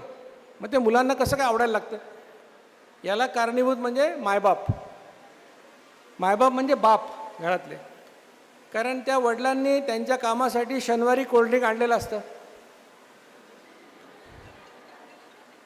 आणि त्या 8वीतलं पोरगं हुशार असतं, ते दुसऱ्या बाटलीकडे बोट दाखवतं, बाबा ते पाहिजे. बाबा म्हणतो ते मोठ्याचं औषध आहे, तू हे पी म्हणतो. अशी त्याला सवय लागते. म्हणून कोल्ड्रिंकपासून दूर राहा. आणि शेवटचं, मोबाईलवर फुटबॉल खेळणं बंद करा आणि ग्राउंडवर जाऊन तासभर खेळा. तर हे लहान मुलांसाठी. गरोदर माता आणि मुलाला अंगावर पाडणाऱ्या महिला, जोपर्यंत मूल 9 महिन्याचं होत नाही तोपर्यंत करायचं नाही. आणि तिसरी कॅटेगरी, टाईप 1 डायबिटीसचे लोक. आता टाईप 1 डायबिटीस म्हणजे काय? यांच्या शरीरात इन्शुलिन तयारच होत नाही, त्यामुळे या लाईफस्टाईलचा त्यांना उपयोग होत नाही. सुदैवाने डायबिटीसच्या सगळ्या लोकांमध्ये यांचं प्रमाण 3-4% असतं, त्यामुळे यांना त्याचा फायदा होणार नाही. टाईप 2 डायबिटीसच्या लोकांना नक्की 100% फायदा होईल. आता ज्यांनी हात वर केले त्यांना नक्की फायदा होईल. पण मनाने काही करायला जाऊ नका. मी तुम्हाला माझ्या कोऑर्डिनेटर्सचे नंबर देणार आहे, त्यांच्याशी संपर्क करा, ते सांगतील त्याप्रमाणे करा, तुम्हाला फायदा होईल. कारण समजा तुम्ही डायबिटीसचं ग्लिमिप्राइड नावाचं औषध दिवसातून 3 वेळा घेत असाल आणि माझं ऐकून तुम्ही 2दा जेवायला सुरुवात कराल आणि जेवणार नाही गोळी खाल तर काय होईल? साखर कमी होईल, हायपोग्लायसेमिया होईल, चक्कर येईल, गाडी चालवत असाल तर पडाल, धडपडाल, ॲक्सिडेंट होईल, मरालसुद्धा. त्याला डॉक्टर दीक्षित जबाबदार नाही. त्यामुळे प्रोटोकॉल फॉलो करा, नक्की तुम्हाला फायदा होईल. आता मी जे सांगतो याला काही आधार आहे का? आयुर्वेदाने सांगितलं द्वौ काल भुंजित, म्हणजे दिवसात 2 वेळा जेवावे. आयुर्वेदाने सांगितलं जसं अग्निहोत्र 2 वेळा पेटवतात, सूर्योदय आणि सूर्यास्त, तसं जठराग्नी प्रज्वलित झाला की 2 वेळा जेवा. वेदांमध्ये असं लिहिलं आहे की जो 2दा जेवेल त्याला उपास केल्याचं पुण्य मिळेल. जैन धर्मामध्ये ब्यासना नावाची कल्पना आहे. ब्यासना म्हणजे काय? आसन. 2 वेळा बसा, 2दाच जेवा. एकासनं पण आहे, एकदा बसा आणि एकदा जेवा पण आहे, ते साधूंसाठी आहे. गौतम बुद्धांनी शिष्यांना सांगितलं की निरोगी राहायचं असेल तर रात्री जेवू नका, एकदाच जेवा, कारण ते योगी होते. आपण म्हणतो रामायण महाभारत आमचे धर्मग्रंथ आहेत. काय लिहिलं महाभारतात? महाभारतात लिहिले आहे की एकदा खाईल त्याला आरोग्य मिळेल, दोनदा खाईल त्याला शक्ती मिळेल, तीनदा खाईल त्याला आजार मिळेल आणि चारदा खाईल तो नक्की मरेल. याचा अर्थ असा का की आज चारदा खाल्ला तर उद्या माणूस मरेल? असं झालं तर कोणी चारदा खाणारच नाही. जसं आपण पेशंटला सांगतो की सिगरेट पिली की लंग कॅन्सर होईल, म्हणजे आज पिली की उद्या होत नाही, पण तुमचा प्रवास सुरू झाला, असं महाभारत सांगतंय. वारंवार खाऊन मृत्यूकडे प्रवास सुरू झाला. आणि ही म्हण सगळ्या भाषांमध्ये आहे, मराठी, कन्नड, तेलुगू, तमिळ, मल्याळम. संत म्हणतात एकदा खातो तो योगी, दोनदा खातो तो आपल्यासारखा भोगी आणि तीनदा खातो तो मोठ्याने सांगा. आणि 7 वेळा खाऊन आले आत्तापर्यंत. पोपटासारखं बोलता, तीनदा खातो तो रोगी आणि झोपेपर्यंत 10 वेळा खाता, तर तुम्ही महारोगी होणार नाही तर काय होईल? तेच तर होतं. हे काय रॉकेट सायन्स नाही आहे, साधं सोपं आहे. आपण वाचतो पण आपल्याला समजत नाही, आपण त्या आचरणात आणत नाही, हा खरा प्रश्न आहे. जगामध्ये माणूस हा एकमेव प्राणी आहे की जो पोट भरल्यानंतर खाऊ शकतो. कुठलाही प्राणी त्याचं पोट भरल्यानंतर खात नाही. गाढवसुद्धा असा गाढवपणा करत नाही. आम्ही बुद्धिमान असल्यामुळे बुद्धीचा दुरुपयोग करतो. आता या जुन्या गोष्टी झाल्या. आधुनिक वैद्य काय म्हणते त्याबद्दल? डॉक्टर मॅटसननी एक अभ्यास केला, meal frequency and timing in health and disease, म्हणजे किती वेळा खाल्लं आणि कधी खाल्लं तर आरोग्यावर काय परिणाम होतो. हा मॉडर्न मेडिसिनचा प्रोफेसर आहे. निष्कर्ष असा काढला मॅटसननी. मॅटसन म्हणतो जगात जे सध्या प्रचलित आहे 3 वेळा जेवणे, एकदा नाश्ता करणे, मॅटसन म्हणतो उत्क्रांतीच्या दृष्टीने पाहिलं तर अनैसर्गिक आहे. का म्हणतो असं मॅटसन? कारण तुम्ही जंगली प्राणी आहेत, इतक्या वेळा खाण्यासाठी निर्माण झालेले नाहीत, म्हणून म्हणतो ॲबनॉर्मल आहे. 2016 नोबेल पुरस्कार मिळाला जपानी शास्त्रज्ञाला. कशाकरता? त्यांनी ऑटोफॅजी नावाची संकल्पना शोधली. तो काय म्हणतो? उपाशी राहिला तर चांगल्या पेशी कॅन्सर पेशीला खातात. मी तुम्हाला काय सांगतोय, समजा मी 1ला जेवलो, 9ला जेवलो, तर 9 ते 1 16 तास उपास आहे आपोआप. कोणी 8ला जेवलं, 8ला जेवलं, 12 तास उपास आहे. म्हणजे आपोआप ऑटोफॅजीचा पण फायदा होतो आहे. बरं, हे काय डायबिटीसच्या लोकांसाठी वाईट आहे का? त्याचा एक अभ्यास झाला, प्रागमध्ये अभ्यास झाला. 54 डायबिटीसचे पेशंट घेतले, त्यांना औषधं सुरू होती. त्यांना 2 ग्रुपमध्ये डिवाईड केलं. एका ग्रुपला सांगितलं की दिवसात 6 वेळा खा, जे सध्या तुम्हाला डायबिटीस सगळ्या तुमच्या डॉक्टरांनी सांगितलेलं आहे की दर 3-4 तासाला खा. दुसऱ्या 27 लोकांना सांगितलं की 2दाच जेवा, आणि त्यांना फॉलो केलं. असं लक्षात आलं की जे लोक 2दा जेवत होते त्यांच्या ब्लड शुगर चांगल्या कंट्रोलमध्ये राहिल्या, कोणापेक्षा? 6 वेळा खाणाऱ्यापेक्षा. मग ते म्हणाले की बा हे योगायोगाने होऊ शकतं, आपण काय करू, क्रॉसओव्हर करूया. याला म्हणतात क्रॉसओव्हर क्लिनिकल ट्रायल. म्हणजे 2 वेळा खाणाऱ्याला सांगितलं आता 6 वेळा खा, आणि 6 वाल्यांना सांगितलं 2 वेळा खा. पुन्हा फॉलो केलं. काय लक्षात आलं? जे 2वरनं 6वर गेले त्यांचा शुगर कंट्रोल बिघडला, आणि जे 6वरनं 2वर आले त्यांचा शुगर कंट्रोल सुधारला. म्हणजे हायपोथेसिस वॉज डबली प्रूव्ड. म्हणजे डायबिटीसच्या लोकांना सुद्धा फायदा होतो याचा पुरावा अवेलेबल आहे. मग या रिसर्च पेपरबद्दल कोणी बोलत का नाही? कारण या रिसर्चमध्ये कुठे औषध नाही. औषध नाही तर फार्मा नाही, फार्मा नाही तर पैसे नाही, पैसे नाही तर फुकट कॉन्फरन्सला जायला मिळत नाही, विमानाचं तिकीट मिळत नाही, हॉटेलमध्ये राहायला मिळत नाही. मग कोण बोलणार? त्यामुळे कोणी बोलत नाही. मी लाईफस्टाईलचा माणूस आहे, त्याच्यामुळे याच्याशी बोलतो.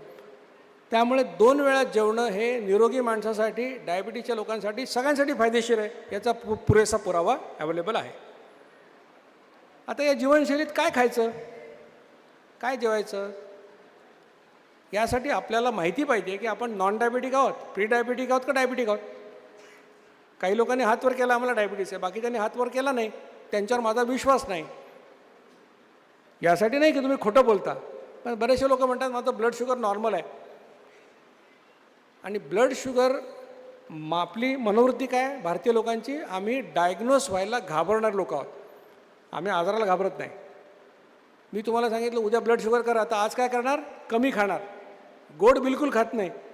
काही लोक 5 किलोमीटर पळूनसुद्धा येतात, आणि उद्या ब्लड शुगर नॉर्मल, मग पुन्हा वर्षभर गुलाबजाम रसगुल्ले खायला मोकळा. मग नॉन डायबिटिक कोण? 2 तपासण्या महत्त्वाच्या आहे. HbA1c म्हणजे 3 महिन्याचं ॲव्हरेज ब्लड ग्लुकोज, आणि फास्टिंग इन्शुलिन, शुगर नाही इन्शुलिन. तर नॉन डायबिटिक कोण? जो डायबिटीसचं औषध घेत नाही, ज्याचं HbA1c जास्तीत जास्त 5.6 आहे, ज्याचं इन्शुलिन जास्तीत जास्त 10 आहे, तो नॉन डायबेटिक. प्री डायबेटिक कोण? डायबिटीसचं औषध घेत नाही पण त्याचं HbA1c 5.7 ते 6.4 आहे किंवा इन्शुलिन 10पेक्षा जास्त आहे, तो प्री डायबेटिक.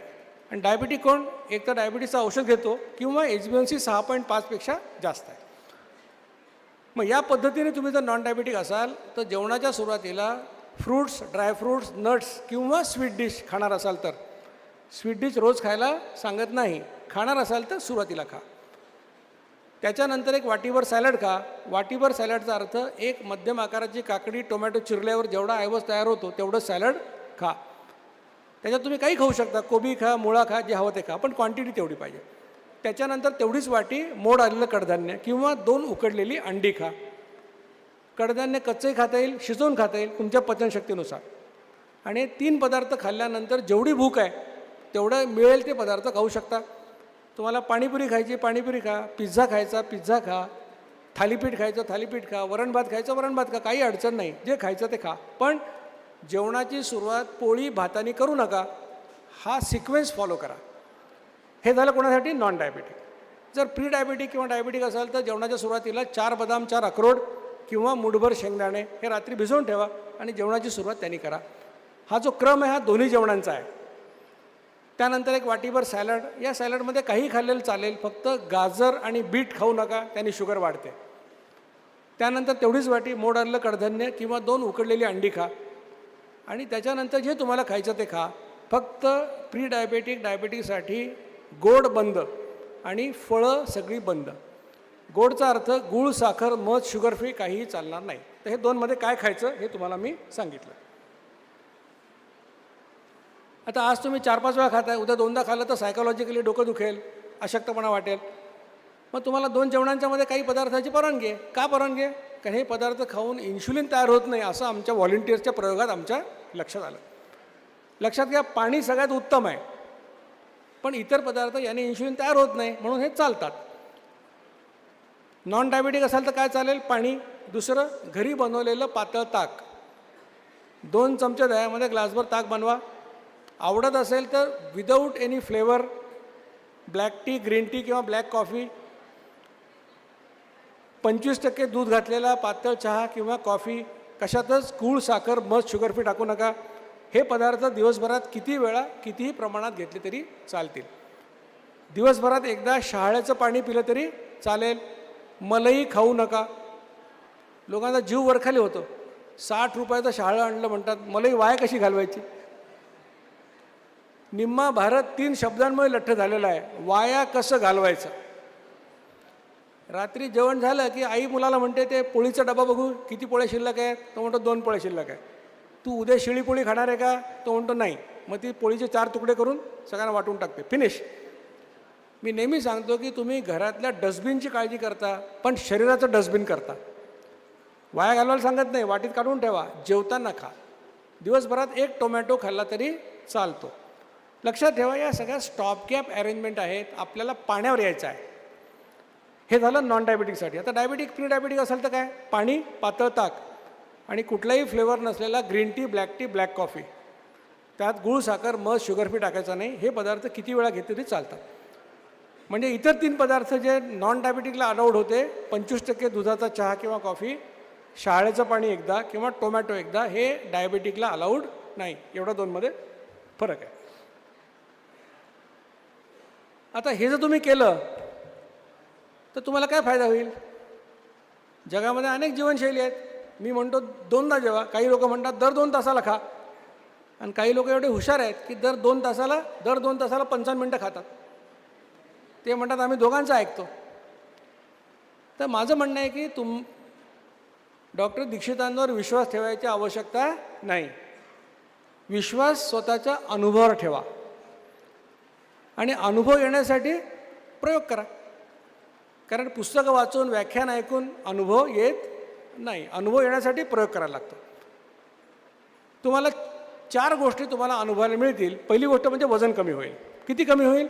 6 महिन्यामध्ये 6.8 किलो सरासरी.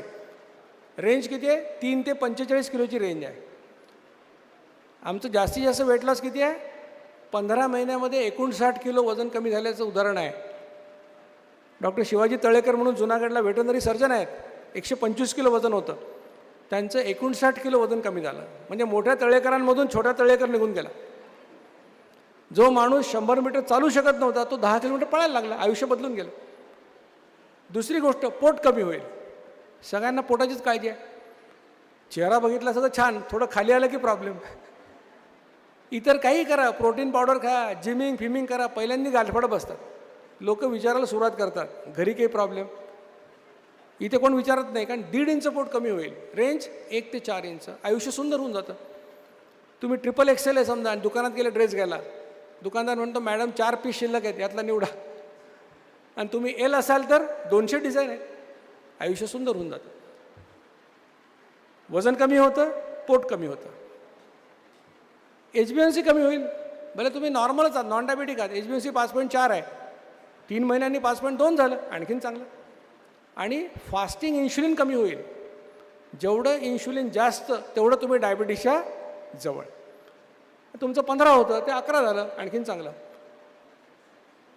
आणि या 4 गोष्टी जर कुठल्याही लाईफस्टाईलनी घडल्या तर जगातला कुठलाही डॉक्टर असं म्हणू शकत नाही आरोग्यासाठी वाईट आहे. त्या सगळ्यांना मान्य करावं लागेल की आरोग्यासाठी चांगलं घडतं आहे. मग तुमच्याकडनं माझी अपेक्षा काय? तुमच्या 100 वर्षाच्या आयुष्यातले 3 महिने मला द्या. उद्या हे 4ही तपासण्या करून घ्या. वजन करा, पोटाचा घेर घ्या, रक्त तपासायला द्या. 3 महिने मी सांगितलेलं करा, परत मोजा. खरोखर या 4ही गोष्टी घडल्या तर स्वतःच्या अनुभवावर विश्वास ठेवा आणि याला लाईफस्टाईल बनवा, असं तुम्हाला मी सांगतो. या अभियानात आम्ही काय शिकलो? आम्ही शिकलो की डायबिटीसचं डायग्नोसिस लवकर होत नाही. 50% लोक त्यांना माहीतच नाही आपला डायबिटीस आहे. त्याचं कारण असं आहे की आम्ही ब्लड शुगरवर करतो. आम्ही जर HbA1c केलं तर 30% लोक जास्त डायग्नोस होतात आणि त्यांनी लाईफस्टाईल फॉलो केली तर नॉन डायबिटिक होतील.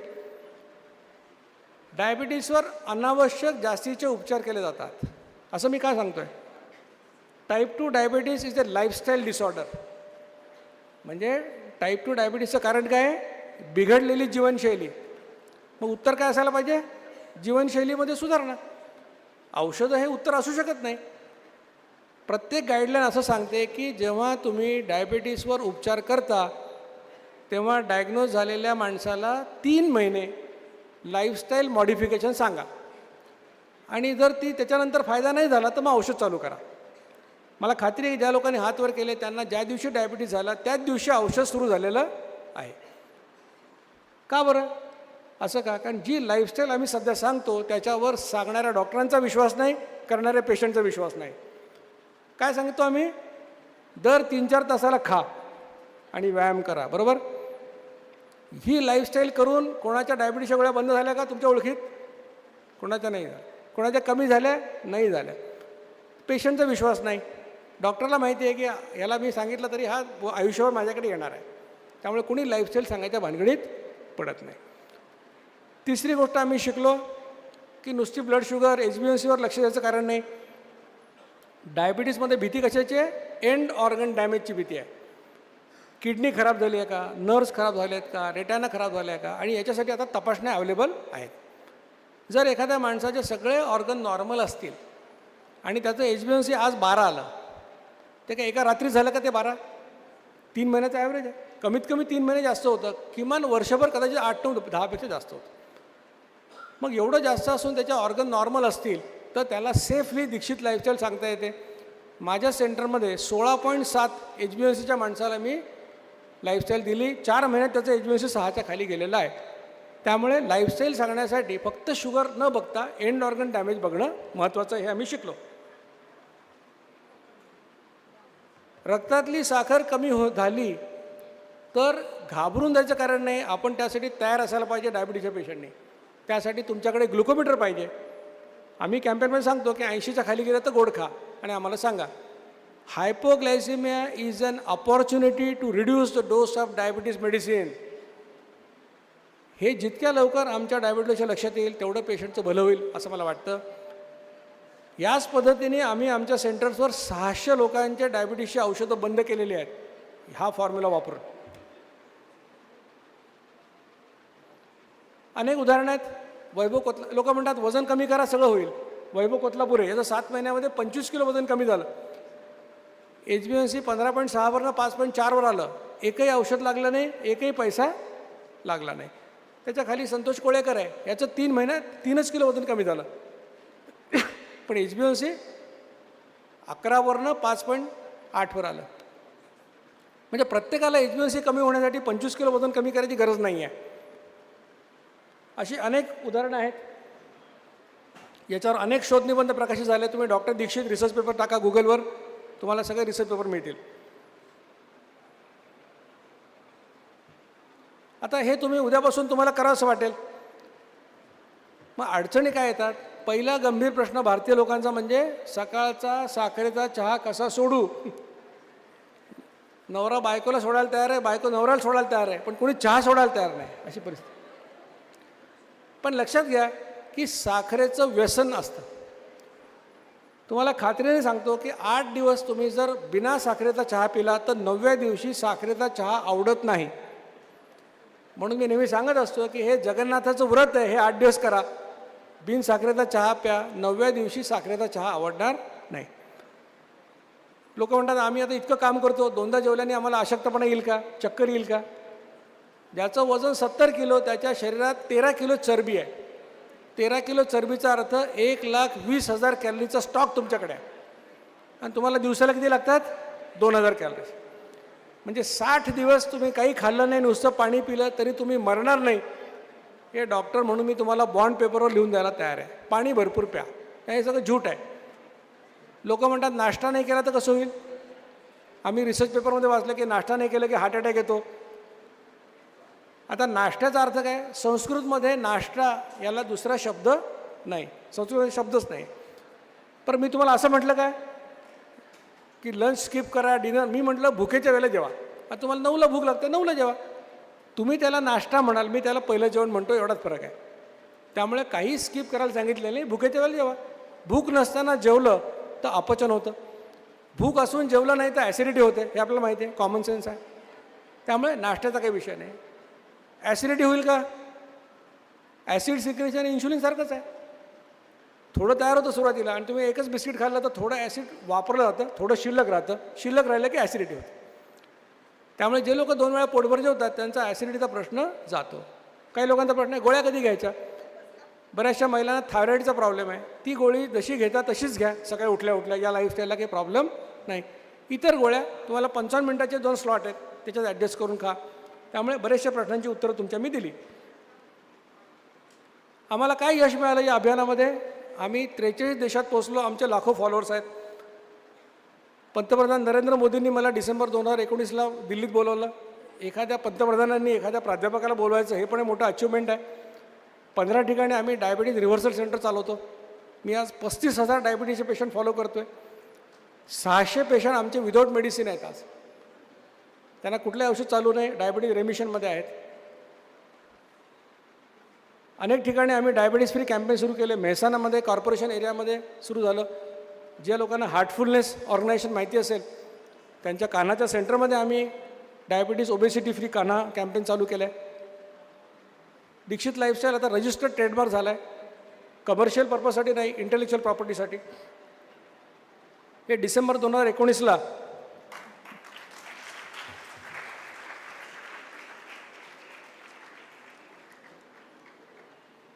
जेव्हा मोदीजींनी मला दिल्लीत बोलवलं, पंतप्रधान कार्यालयाच्या लोकांसाठी माझी 2 व्याख्यानं झाली, मग SPGसाठी 2-3 व्याख्यानं झाली. मग मी संसदेमध्ये खासदारांना व्याख्यान दिलं, तिथे 250 खासदार होते. त्यानंतर मोदीजींची भेट झाली आणि मोदींनी सगळं समजून घेतलं. आणि त्यानंतर 5-1 महिन्याने दैनिक भास्करला बातमी छापून आली. पत्रकारांनी मोदींना विचारलं की तुमचा डाएट प्लॅन काय आहे? बातमीचं हेडिंग असं आहे, PM मोदी का डाएट प्लॅन, दिन में 2 बार भोजन, हर बार 55 मिनिट में पूरा करते हैं खाना. म्हणजे बहुतेक पंतप्रधानसुद्धा ही लाईफस्टाईल फॉलो करतात.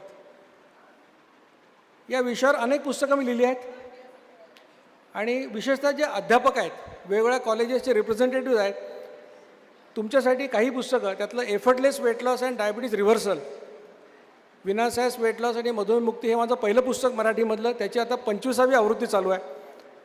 इंग्रजी व्हर्शनची 13वी आवृत्ती आहे. हे पुस्तक गुजराती, हिंदी, मराठी, इंग्लिश सगळ्या भाषांमध्ये आहे. आरोग्यदायी आहार नावाचं पुस्तक आहे, ते पुस्तक मराठी, हिंदी, इंग्रजीमध्ये आहे. यशोगाथांची पुस्तकं आहेत. रजिस्ट्रेशन काउंटरच्या बाजूला या पुस्तकांचा स्टॉल लावलेला आहे. मी 5 वाजेपर्यंत इथे असणार आहे. ज्यांना कोणाला हे अभियान पूर्णपणे मोफत आहे. एकाही पेशंटकडनं आम्ही 1 रुपया घेत नाही. पुस्तकं मात्र फुकट नाही आहेत. ती तुम्हाला विकत घेऊन वाचायला लागतील. लग्नामध्ये, वाढदिवसाला गिफ्ट द्यायला ही पुस्तकं चांगली आहेत. स्वतः वाचा, लोकांना सांगा. तर जास्तीत जास्त त्याचा फायदा आपण घ्यावा अशी माझी इच्छा आहे. डॉक्टर दीक्षित लाईफस्टाईल नावाचं यूट्यूब चॅनल आहे. सगळ्या विद्यार्थ्यांना पण माझी विनंती आहे, जेव्हा केव्हा तुम्हाला मोबाईलला सिग्नल येईल तेव्हा यूट्यूबवर जा, डॉक्टर दीक्षित लाईफस्टाईल टाईप करा, त्या चॅनेलला सबस्क्राईब करा. कारण नॉलेज इज पॉवर. तुमच्या डायबिटीसच्या पेशंटला जर कोणी हे सांगितलं की तुझा डायबिटीस लाईफस्टाईल बदलून रिव्हर्ट होऊ शकतो, तुला आयुष्यावर गोळ्या खायची गरज नाही, तर कुठलाही शहाणा माणूस लाईफस्टाईल करेल, गोळ्या खाणार नाही आयुष्यभर. आणि हे चांगलं काम तुम्ही नक्की करू शकता. लाईफस्टाईल यूट्यूब चॅनलला सबस्क्राईब करा, शेअर करा. या स्लाईडचा फोटो काढून घेऊ शकता. बरेचसे तुम्ही डॉक्टर आहात. हे माझे डॉक्टर कोऑर्डिनेटर्स आहेत 2. डॉक्टर रत्ना नाशिकलाच आहे, पेडियाट्रिशियन आहे. डॉक्टर पांडुरंग हा MD मेडिसिन आहे. जर तुम्हाला वाटत असेल की आपला डायबिटीस रिव्हर्ट व्हावा, नक्की यांची मदत घ्या, हे तुम्हाला मदत करतील. शेवटची 5 मिनटं नक्की मदत करतील. आणि माझाही नंबर बऱ्याच लोकांकडे असेल, त्यांना डायरेक्टली मी देखील मदत करेन. तुम्ही तुमच्या नातेवाईकांना पण हा नंबर देऊ शकता, त्यांना देखील ते मदत करतील. ज्यांच्याकडे पैसे आहेत ते लोक या कामासाठी मदत करू शकतात. तुम्हाला ATG वगैरेचा फायदा देखील मिळू शकेल. अर्थात अध्यापकांकडून, विद्यार्थ्यांकडून मला पैशाची अपेक्षा नाही. तुम्ही रोल मॉडेल व्हावं अशी माझी इच्छा आहे की तुम्ही तुमच्या लोकांसाठी, कुटुंबासाठी एक रोल मॉडेल व्हा आणि लोकांना याचा प्रचार प्रसार करा. हे सगळे संदर्भ आहेत, रिसर्च पेपर्स आहेत, ज्या आधारे मी तुम्हाला हे व्याख्यान दिलेलं आहे. कारण पुष्कळ लोकांना वाटत असं की काहीतरी आम्हाला रिसर्च पेपर पाहिजेत. हे सगळी लिस्ट आहे. अजून 2 पेपर याच्यामध्ये ॲड होतील.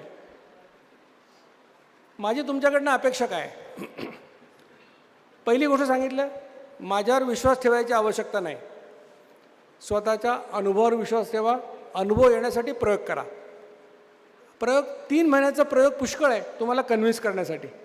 उद्या तपासण्या करा, 3 महिने करा, परत करा. फायदा झाला त्याच्यावर विश्वास ठेवा आणि लाईफस्टाईल करा. हे मी का सांगतो आहे? गेली 10 वर्ष मी दररोज 250 किलोमीटर प्रवास करतो.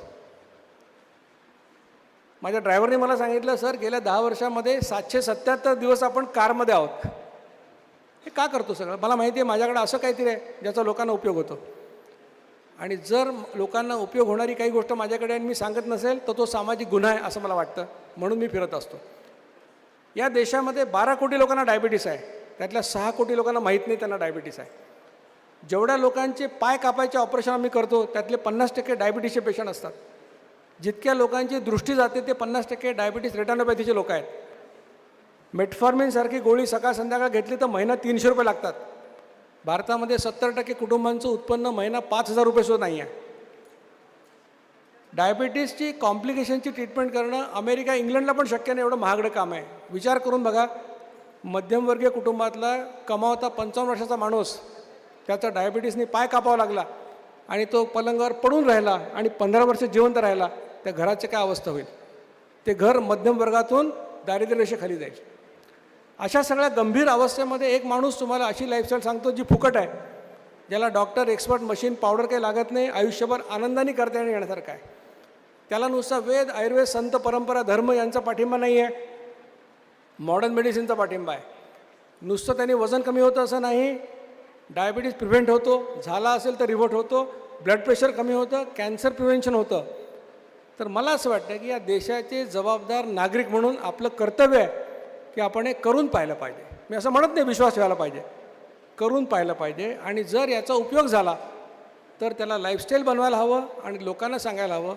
कारण असं आहे की जीवनशैलीला मला फार्मास्युटिकल कंपनी स्पॉन्सर करणार नाही, मला न्यूट्रिशनल प्रॉडक्ट कंपनी स्पॉन्सर करणार नाही. मला कोण स्पॉन्सर करेल? तुमच्यासारखे शहाणे लोक जे हे करतील, ज्यांना फायदा होईल. आपल्या सगळ्यांना आयुष्यभर निरोगी राहायची इच्छा आहे, आपल्याला औषधं खाण्याची इच्छा नाही. या अभियानामध्ये, हे अभियान फक्त डॉक्टर जिचकरांचं नव्हतं, माझं एकट्याचं नाही आहे, माझ्या 150 सहकाऱ्यांचं नाही आहे, हे अभियान आपल्या सगळ्यांचं आहे. मला खात्री आहे की तुम्ही सगळे लोक या अभियानामध्ये माझ्याबरोबर जोडले जाल. तुम्हा सगळ्यांना निरोगी आयुष्यासाठी माझ्या हार्दिक शुभेच्छा. धन्यवाद.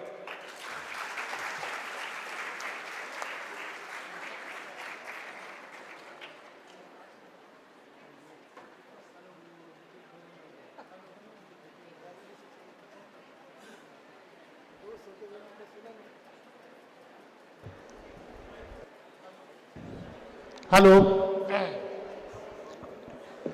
Thank you sir for your valuable suggestion.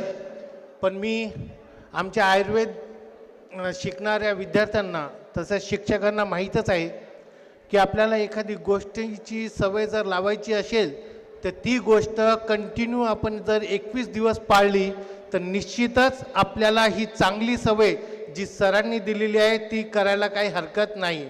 माझं सर्वांना खरंच विनंती आहे की सरांनी जे डाएट फॉलो करायला सांगितलं आहे ते तुम्ही पहिल्यांदा 21 दिवस फॉलो करा. निश्चितच आपल्याला चांगल्या गोष्टीची सवय लागेल आणि तुमचं आयुष्य हे चांगलं होईल. धन्यवाद सर. आता मी माननीय वायर पाटील सरांना विनंती करतो की त्यांनी या सेशनचं कन्क्लूड करावं.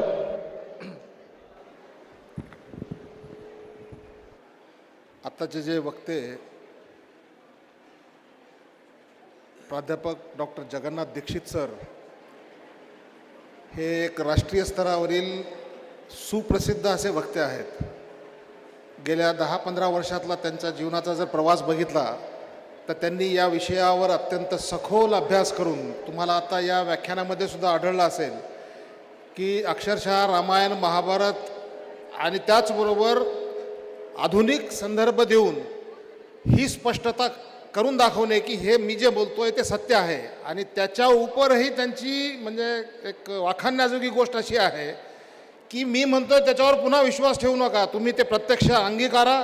तुम्हाला पटलं किंवा अनुभवलं गेलं तर पुढे जा. म्हणजे एवढा स्पष्ट वक्ता मी आत्तापर्यंत माझ्या आयुष्यात बघितला नाही. माझे ते चांगले मित्र आहेत आणि सुदैवानं ते आमचे जावाई पण आहेत. त्यामुळं कदाचित मला इतक्या मोठ्या वक्त्यासोबत चेअरमनशिप दिली गेली असं मला वाटतंय. मला माहीत नाही संयोजकाचं याच्या मागचं काय धोरण होतं. तरी पण या व्याख्यानाला अत्यंत उत्तम प्रतिसाद मिळाला. सर्व श्रोते या ठिकाणी उपस्थित होते, त्याचाही मला आनंद वाटला. त्याचबरोबर मी आयुर्वेदाच्या विद्यार्थ्यांना एक आयुर्वेदाचा अध्यापक म्हणून एवढंच सांगू इच्छितो की सरांनी जेवढा अभ्यास मॉडर्न आणि आयुर्वेद आणि इतर सगळ्या गोष्टींचा मिळून केला तसं आयुर्वेदामध्ये या बाबतीत पोटेन्शियल भरपूर आहे. विद्यार्थी मित्रांनो, माझी तुम्हाला एक विनंती राहील, या केलेल्या अभ्यासाचा मागोवा घेऊन यातून तुम्हाला जर काही पुढे भविष्यात करता आलं तर त्यासाठी तुम्ही निश्चित विचार करा आणि संशोधन करा. एवढीच मी तुम्हाला कळकळीची विनंती करतो आणि माझे 2 शब्द संपवतो. धन्यवाद. Thank you sir. Thank you for your suggestion. मी आता डॉक्टर वायर पाटील सर यांना विनंती करतो की त्यांनी डॉक्टर दीक्षित सरांचं स्वागत आणि सत्कार करावा. सत्काराचं स्वरूप आहे bouquet, मानचिन्ह,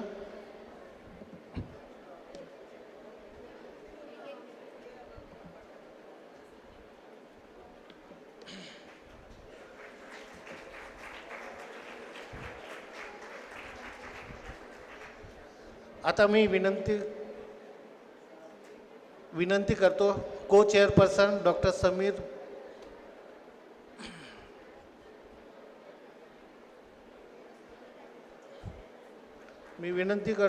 doctor Sameer Belorkar sir की यांनी वायर पाटील सर यांचं स्वागत आणि सत्कार करावा.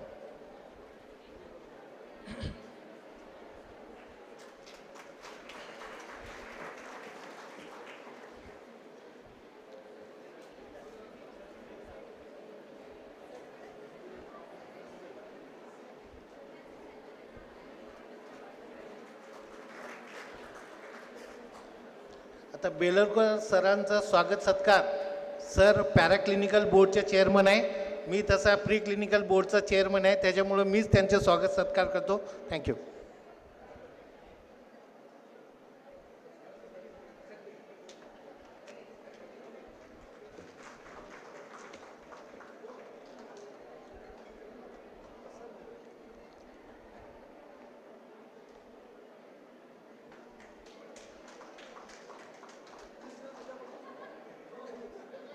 आणि डॉक्टर पंकज विश्वकर्मा सरांचा सत्कार मी डॉक्टर वैशाली वानखडे मॅडम करतील अशी मी त्यांना विनंती करते.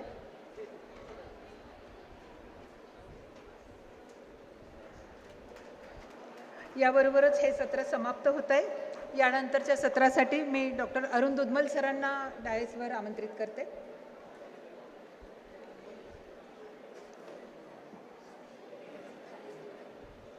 हो, फक्त आठवणीने म्हण.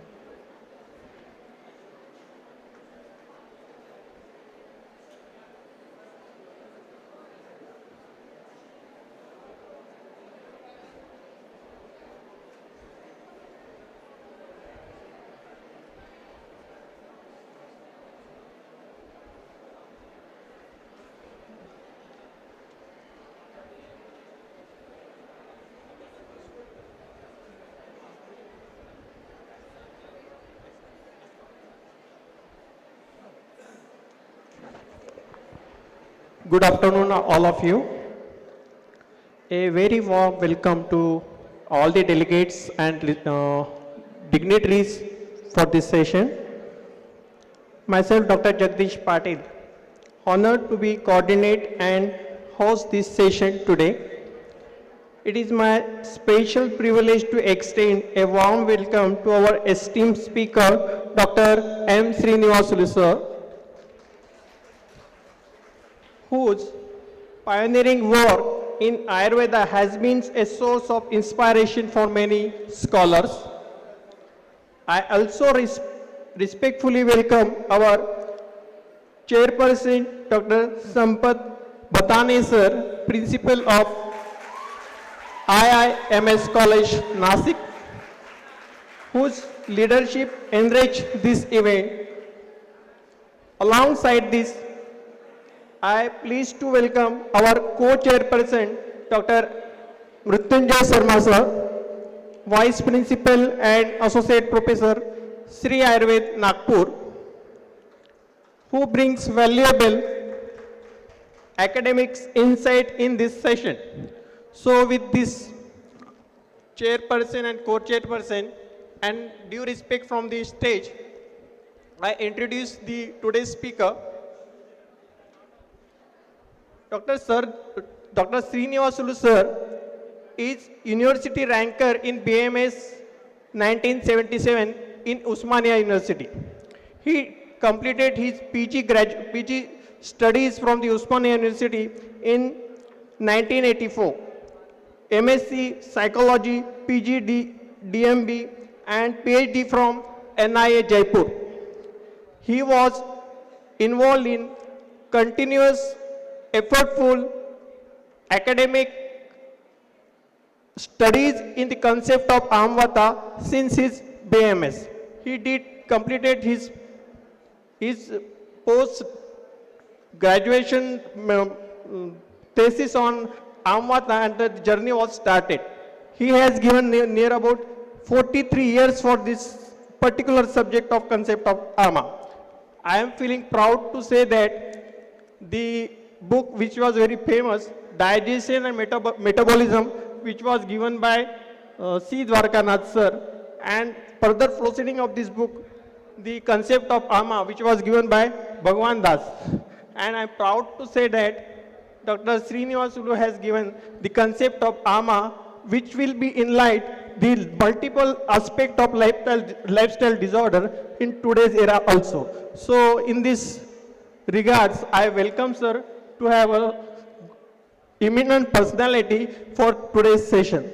So with the permission of dais, I request sir to start his presentation.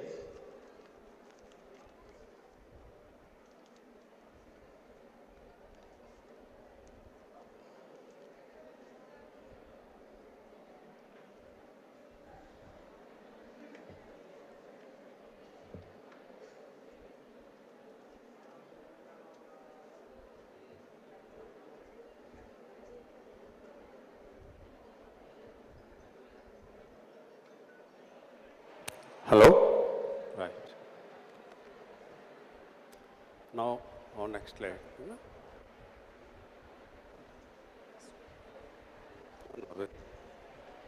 Slide changer.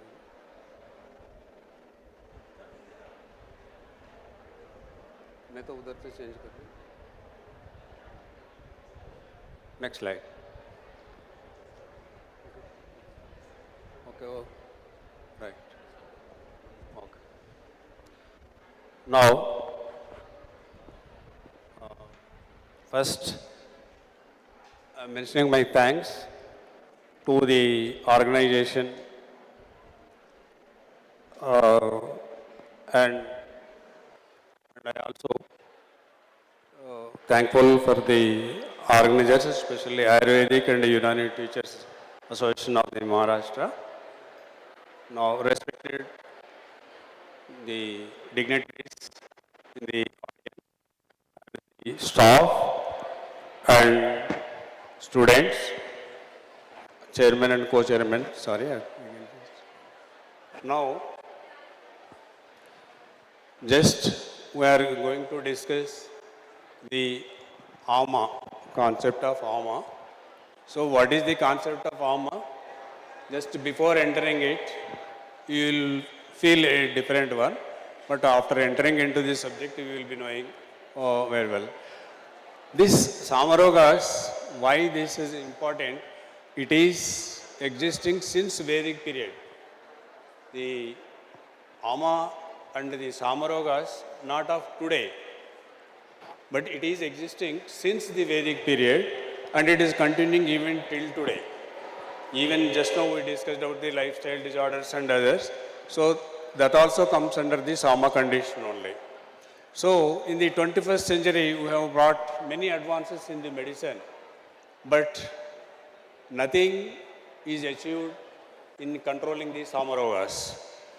Even today, what we call the autoimmune disorders or genetic disorders, whatever, many of the disorders are of Samarogas only. Today, let us have a knowledge of the Ama and its concept. Now, the concept of Ama. Where we have to begin the concept of Ama? Concept of Ama is nothing but the concept of Agni you must know. Concept of Agni is so old, it is like Agni is, you know, the entire universe starts from the Agni itself. Similarly, the Agni is the basic one. The Agni is the physiological approach and its pathological approach. In the sense, when the deviation of the Agni comes, then the role of Ama comes. So, to understand the concept of Ama, we should know the physiological approach we must understand the Agni. What is Agni? First let us know. So many people, we think the Agni means somewhat fire or something, but Agni in this sense is a deeper meaning in the sense of biofire. Biofire means in the human or in any organism the role of Agni is there. So every organ, every tissue, every organism in the, I can say every organism in the universe is based upon the function of the Agni for survival and need and ambition to complete this. So it is nothing but in a composition. Everything the what do you call anabolic and catabolic, whatever activities or whatever the changes are coming in the body is only because of Agni. Not only in the human being, even in tree, plants and in the entire atmosphere, the role of Agni is there. So Agni is a prime and ultimate the process of maintenance of life. There is one thing, if there is no Agni, there is no life. You might have seen the dead bodies or anything, there is no temperature in it. So that is because of loss of Agni in that particular point. So even Charaka gives a quotation, Shante Agno Mariyate. If Agni is not in the body, then the death occurs. So if it is maintained, Yukte Chiram, if you maintain the Agni in your proper way, you can live a good, happy life. So Agni is the basic one. For here, but simply I given as a biofire to understand well. So the Agni Swarupam, how the role of Agni we have to understand.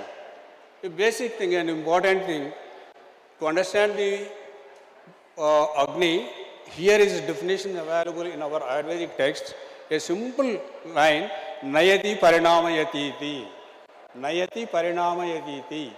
That means anything that causes or which brings the changes in your particular substance or in quality of a substance, that is Agni, that is the role. Maybe in the cell level, tissue level, organ level, or in the whole body, any changes is occurring, that is because of Agni. That is the Sarupa, that you can how you can understand the Agni. So hence the term Agni does not mean only pure fire, it comprehends the various factors which regulates the course of digestion or metabolism of anything. So basically, Agni function is, the last line you must know, any transformation in the tissue of an organism. Any transformation at any level in the body, that is the role of the Agni.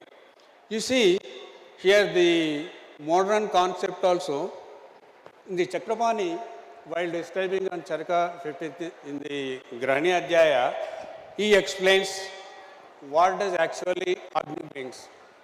Agni never produces a new substance. That is the basic thing. Agni never produces a new substance. But Agni gunajanakamevacha, it changes the quality of a substance. But not dravyajanakam, it never produces. A simple understanding. While you are cooking the rice, for example, you have subjected it to the Agni, you have kept on the stove. What it makes? It never produces the rice, but it changes the quality of the rice into hardness to softness. That is gunajanakamevacha. Change of guna is there, but not dravyam. Dravyam will be this one and the same. So the amount of here, the same, let us say the thermodynamics concept, energy is neither created nor destroyed. That means the energy is not produced, it is existing in the universe. It is existing. It is only changes the morphological ways, one way into other way. Similarly, in our body also, the energy liberated by the catabolism of the food which we consumed, the exogenous food which we consume is converted to the endogenous body tissue. That function is of Agni. So that is the Agni Gunajanakameva na Dravyajanakam. So why I am telling this one? Because this is the basic for the concept of Ama. Here predominantly we can notice the function of the Agni at three levels. What is Jattagni, Bhutagni and Dhatvagni. Jattagni, where in the digestive system, Bhutagni is turning the exogenous, the outside food, Vijatiya Aharam or Vijatiya Panchabhotika Aharam, to be turned into the Sajatiya Panchabhotika Aharam. So that role is done by the Bhutagni. After coming into the body, the Dhatvagni takes its Kalekapota Nyaya, according to Kalekapota Nyaya, it selects its own tissue. For example, you have taken a calcium. Where does it go? That calcium, after going the Jataragni and Bhutagni Paka, then that Astidhatu Agni is selected, and after that it turns that material into the bony thing. So like that, these three levels, the Agni role is there. So now there is a general understanding. Now how many types it is classified in our classics as a 4 types. One is the Tikshna Agni, that is a state of hyperactivity of Agni, and another is Mandagni, a state of hypofunctioning, where it is not able to digest or not able to metabolize, and whereas Vishamagni, it comes sometimes with Tikshna and sometimes it is Manda, and the last is Samagni. This is an absolute state of a normal condition. So if we keep our Agni in Samagni condition, there is no question of any Ama production. So where the Ama comes, Tikshna Agni, also there is no Ama, because it fired out, entire thing is changed. So there is nothing is in Ama. In Mandagni, what happens? It is not changed. The substance is not changed. So that is pro-Ama. Vishamagni, sometimes is ama or sometimes it is not that. So like that, this, and who maintains the Agni in the body for general physiology aspect? So it is maintained by the Samagni. So this, the Samanavata, it is maintained by this one. So it is also the Agni, the functioning of the Agni also maintained by the genetics also. That is also one of the things we will come into detail. Now let us come to the Ama. So what do we mean by Ama? So as I said earlier, the Ama comes here when the Agni is not delivered its function properly, then the result is Ama. What is Ama? According to our textual descriptions and Shabda Nirukti, Asiddhi, Apaka, Pakarahita, Ishatpakwa, and Vyastatvam. Vyastatvam means sometimes good, sometimes not.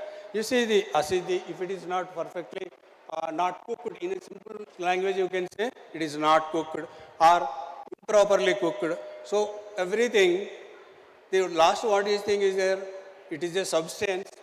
For example, you are taking you take one rice molecule, rice grain.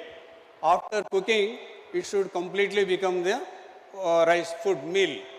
So in between that stage, if at any time, due to the malfunctioning of the Agni, it is not turned completely into that food, so then it becomes the Ama.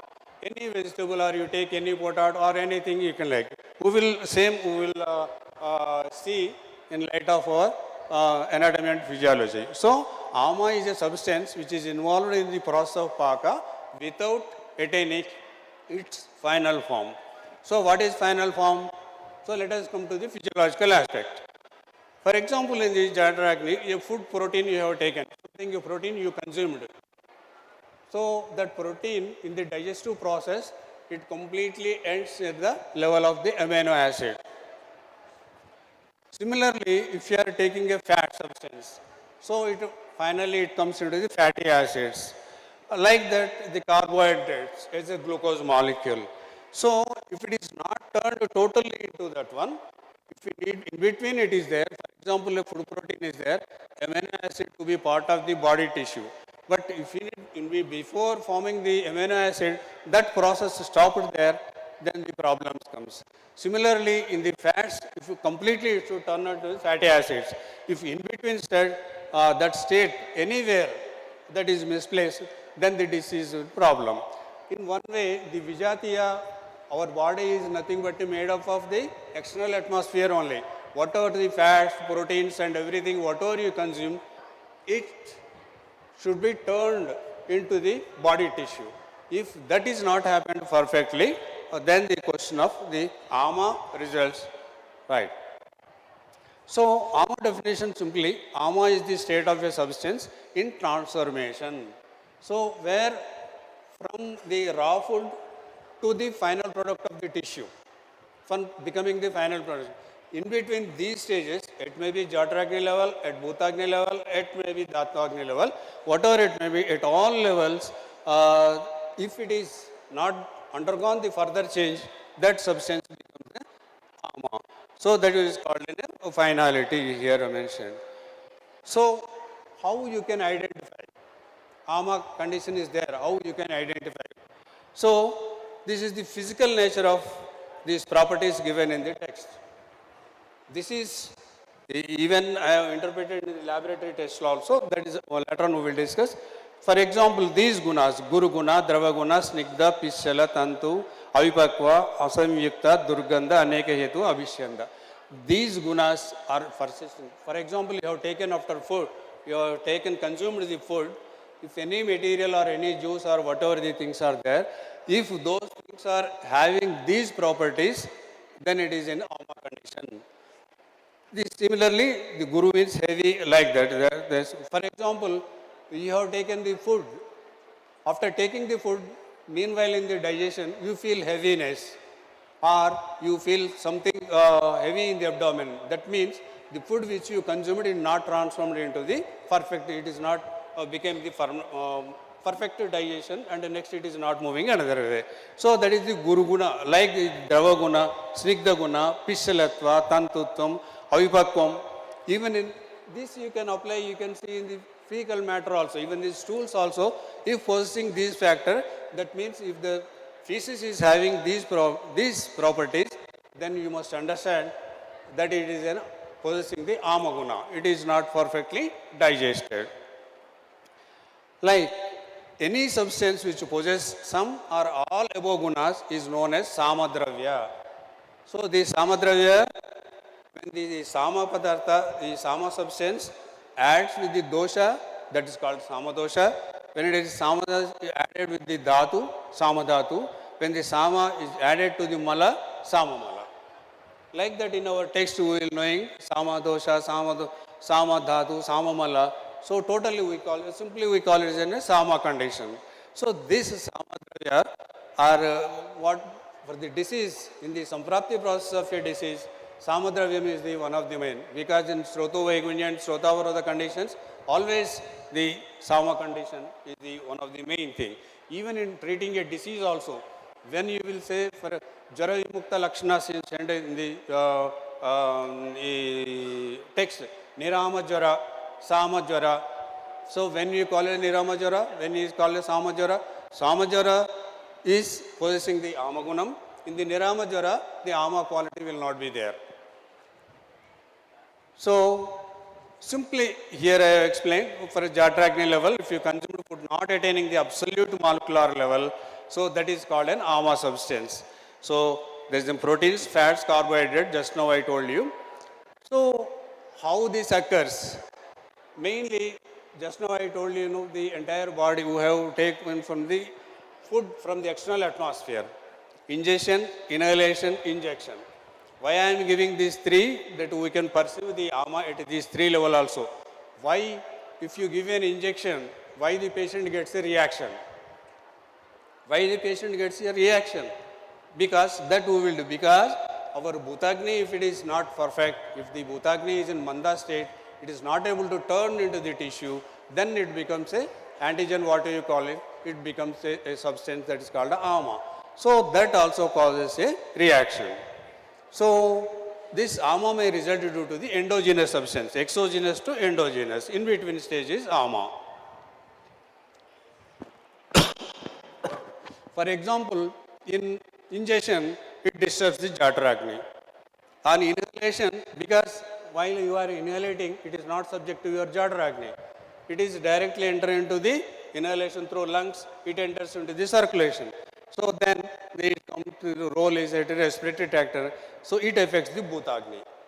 For example, you have given an injection material, so that is not subjected to neither your Jatragni nor your Bhutagni. Directly it is entered into circulation. After entering into circulation, the Bhutagni takes its role, but if that molecule what we are giving is must be to the size of a molecule which is naturally divided by our Agni. If it is not, it causes a reaction here. So there are, if you go in detail, at the intestinal level, there are 8 levels we can trace it out. So in the detail, just you understand, apakvahara in amashaya, that is also an ama condition. For example, you have taken the food, as soon as you took the food, you will get a sleepiness, kafalakshanas, gurutva and all the things will be there. Why that is happen? Because the food is in the digestive process. So that means that substance is in a ama condition. Apakva ahara rasa in amashaya, rasaseshi, ahara rasa plus dosha, and the first apakva ahara rasa. So here the even modern physiology also they identified certain antigens. How it occurs? For example, any food you have taken, it is not digested properly. Certain times the sukshma rasa that escapes through the intestinal villi to the circulation. So that causes there the reaction. So that is also the one of the causes will come. So the molecule size which is digested after Jatragni and Bhutagni must be the level to the our dhatus. Then only this problem. So Sukshmama factors can be visualized in this one. Just now I know, as I said, antigen factors, any bacteria entered into the circulation. How we are getting the infection? For example, mosquito bite is there. In the mosquito bite, that bacteria or the infection introduced directly into your circulation. So it is not subjected to your Jatragni. If the same thing, if you would have ingested through mouth, your digestive juices must be digested. It may digest it completely, that bacteria may not enter your circulation. Then there is no possibility of any fever also. Here, because of that, it is not subject to GIT, direct entry. The antigen factors entered into the circulation, that causes the fever. Why the fever is coming, why this one. So any bacteria entered into the circulation and antigen factors into the circulation, either through inhalation or by injection or any way. And the most important in the concept of pharma is the pre-radicals theory. That also comes under this one. And genetics also one thing, because our Agni, you might be studying in the text, the Agni is under the influence of naturally, for example, a Kapha Prakruti person is there. In him, the Agni is in a different condition. In Pitta Prakruti, the Agni will be in a different condition. Tikshna will be there. And for example, in Vata Prakriti, Vishma will be there. Similarly, what is that Prakriti? Prakriti is nothing but an inherent feature. Prakriti is a Janmajata. It comes in the natural. So the Janmajata is nothing but in genetics. So genetically also, certain enzymes are not properly delivered. So in such a condition, the diseases also come. Then the production of the ama comes, then the diseases will come. For example here, let us easily, for a person who is having this Ggaucto gene mutation is there. So what happens there? There the Agni condition in that particular molecule is not sufficient. So what it results? It leading to excessive production of the blood cells. You can see the CBP report. Hemoglobin is high, about 21 grams of hemoglobin will be there. And if you go to the platelets, at about 6,000 or 10,000 will be there. All cells, even WBC also increases. That is called a condition pancytosis. So that condition is because of that gene mutation. That results in the ama tattva is there. So why you have to understand this one? Because to cure the disease, you must treat that Agni. If you are improving the Agni at that level, all the diseases, even the genetical one, it will be controlled by Ayurveda. So similarly in autoimmune disorders and encountering the other Vijatiya substances, this one. Coming to the genetic treatment. In genetic treatment, what happens, in the Prakriti, any disease, maybe a diabetes or maybe anything which is originated due to the genetics, genetical or inherited thing, so naturally it gives the same type of things. That is just now I have given an example as a dog's tail. Always the dog's tail will be curved. So similarly, if you are having a genetical problem, that again that goes with the same physiological aspect condition will be there. So what to do? So you have to make the tube correctly. So what is that one in the treatment? In Ayurvedic treatment we call it Naimitika Rasayanam. To maintain the Rasayanams, so then it will be straightened. That will come next. So in aspect of the modern medicine aspect, the ama will be existing gastrointestinal level, allergic level, infective, metabolic, physiological, autoimmune condition and immunodeficiency, certain genetical defects, even endogenous aspect. So we are not here, we are not giving much importance to the ama. Even they are studying in the aspect of cancer. On my work of this concept of ama, even in Florida University, they are doing research work whether the ama factor is as a gastrointestinal, allergic, infective. Even in Flinders University in Australia also they are doing, presently they are doing research work on this. Whereas we Ayurvedic people here we are ignoring, simply therapeutic way we are coming, we are not understanding the Samarogas and its impact. So now how to counter them? So this is how the ama substance causes a disease. So basically it becomes the Mandagni, and the next, because of Mandagni, ama is mixed with the dosha, so that the dosha prakopa will be there. Next, when dosha prakopa is there, it enters into the circulation, and after the circulation, it gets in somewhere the Kavaigunyam is there in the Srotas, there it settles the disease.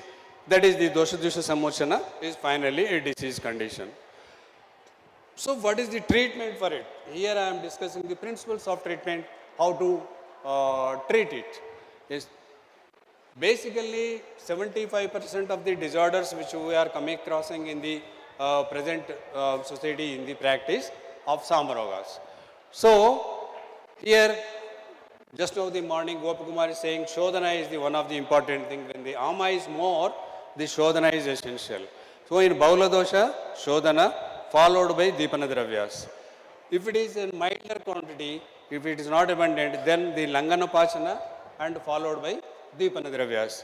So, by observing this one, what I formulated here below is Deepanakari and Pachanakari Dravya.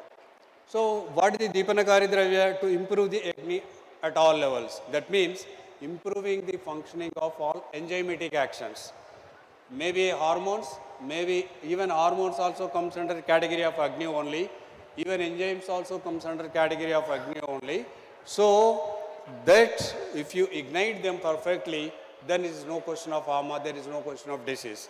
So, normalizing the Agni, that means the enzymes, hormones and etc. That is to improve the Agni at all levels. And the next Pachanakari. If any substance is there out of this Deepana Dravya, then it must be treated. It is there in the text clearly here. Pachananam, here Pachana Dravya doesn't ignite Agni. Basically, you must understand. Deepana Pachana Dravya will not ignite the Agni, but the existing undigested material, Ama factor, will be digested with the Pachana Dravya. Whereas the Deepana Dravya, it is not able to digest that material, but it is able to ignite the action. So, igniting, just now, sir is discussing the insulin resistance. Why that insulin resistance is happening? You are taking more glucose and this one, and it is also getting insulin also increase, both that resistance is developed. Why? Because the Ama factor is there. So if Ama factor is removed at that level, the insulin sensitivity will get increased. Here the role of Ayurvedic doctors. Nowadays in the most of the diabetic patients are coming this problem. So instead of increasing the insulin dose or insulin resistance, you give the Ayurveda. Then you ignite the Agni. So Deepana Dravyas you give there. So automatically that sensitiveness of the insulin also get increases. So this is the basic thing. So similarly, the concept here, Prasadakara Dravyas, that means in nutrition purpose, Deepanakari is represented. Deepanakari in the sense, you must enzymatic and hormonal action should be perfect. And next is Shodhana Dravyas, Pachanakari. So whatever the disease already existing in the body, it must be eliminated. So at these levels, at different levels, how these things are there, how we can identify them, how we can this one. This I made a list here. These are the simple things. For example, to stimulate, activate your digestion, Shatapushpa, soap, elachi, these are all the things, Jiraka, Takra, and these are all the material. And at the same time, for Pachana, Hingu, Nahakesara, Dhanyaka. So these are only Pachana Dravyas, but these are not going to improve the Agni. So this is the basic one. So next, similarly, Deepana, Pachana, at Bhutagni level, Amalaki, Pipali, Maricha, Chavya, and Pipali, Mula in this one. So I will simply explain at Dhatu levels. You see, to understand this concept, simply one thing. For example, Rakta Dhatu is there. You say Rakta Dushti is there. And for Rakta Dushti, you give the Manduram, Lohum, iron and whatever things are there. These things improves the production of the Rakta, but they won't take out the impurities in the Rakta. To take out the impurities, we should use the Manjista, Guduchi, and like that all other drugs. Those are the Shodhaka Dravyas, in the sense Pachana Dravyas. That is most important.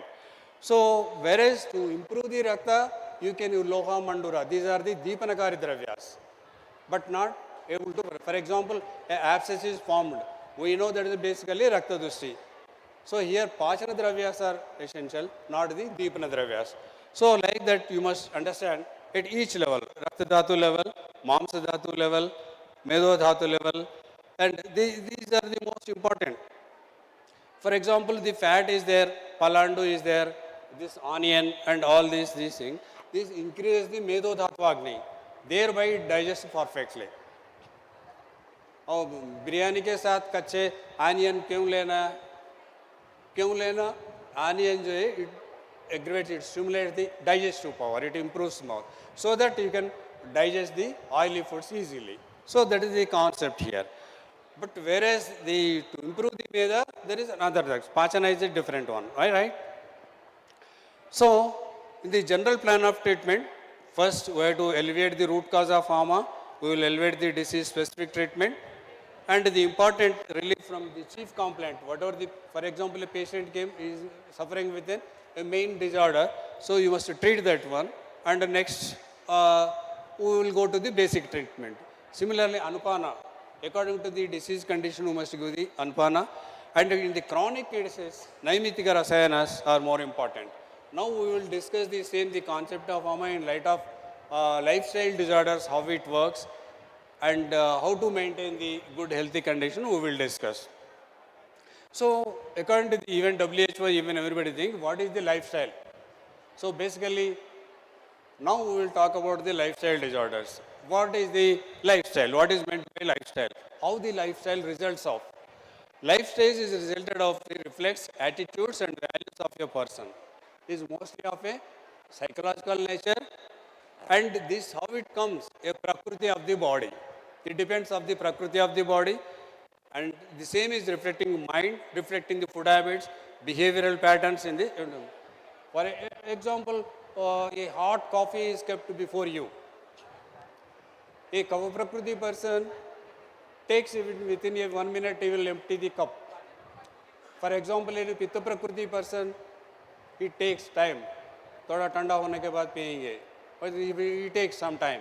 So like that, that is the attitude. That is the attitude. How it forms, that is because of Prakriti. So lifestyle is also made up on the Prakriti only. Why a person likes a certain foods, why a person dislikes a certain foods, it depends upon the, basically it is because of the Prakriti only. So, even the lifestyle disorder, the WHO is converted into non-communicable disorder. It is combination of genetic, physiological, environmental and behavioral factors also. So, mostly in practical point of view, these are taken as alcohol consumption, tobacco usage, chronic stress, poor sleep hygiene. So, these are the one of the things which are not taken. So, let us think one. For example, a person is there, or a group of, a peer group, a group is there, then alcohol is kept, there is an alcohol bottles, or something, other items. Why a person more intended to take the alcohol, once he tasted, he wants to take it repeatedly, which becomes a habit and which becomes a lifestyle. That is because of his prakriti, that is because of his inherent feature, a psychological disorders. So, mostly the lifestyle disorders are based on the psychological disorders. So, in psychological desires, what happens? Unwarranted, unessential, enjoying the viruddhara. Just now we are talking about the junk food. Is it essential? Not essential, but it is an enjoying factor. So, enjoying in the viruddhara viharas. So, thus the psychological desires are the basic factor in the this one. Now, let us think about this. WHO classified these 4 points: unhealthy diet, physical inactivity, unhealthy habits, tobacco users, harmful effects. So before going to that, I want to tell one thing. we are having any person having two types of desires. Two types of desires which makes the part of our lifestyle. One is the body desire and another is the psychological desire. Body desire क्या होता है? अब आपको भूख लग रहा है, acid secretion आ गया, भूख लग रहा है, खाने के लिए दिल लगता. That is the body desire. Always you must fulfill the body desire. Psychological desire क्या होता है? वो ठंडी हवा आ रहे, बारिश गिर रहे, सब वो है, फिर भी आइसक्रीम खाएंगे. That is not the body requirement. That is a psychological requirement. So psychological desire. So these psychological desires leads us mostly to the lifestyle disorders. Now, how the role of Ama here is also the same thing. Role of Ama क्या है?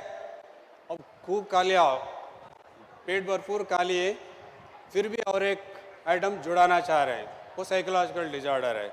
So already Agni is not in good condition, then you put something more, then it becomes the Mandagni. That Mandagni leads to the Ama formation and that leads to the lifestyle disorders. So like that, the lifestyle disorders is one. So these lifestyle disorders, just metabolic, cardiovascular, these are the list given by the WHO. They enumerated all these, maybe stress disorders and all this one. These are the various conditions described in the lifestyle disorders. So let us differentiate lifestyle disorders from the somatic origin. This is one of the most important thing in private practice, in clinical practice. What is that? For example, a patient is suffering with the diabetes or some other disorder, hypertension. So whether it is a lifestyle, due to the defect of lifestyle the disease occurred, or it is a somatic disorder, that we must differ.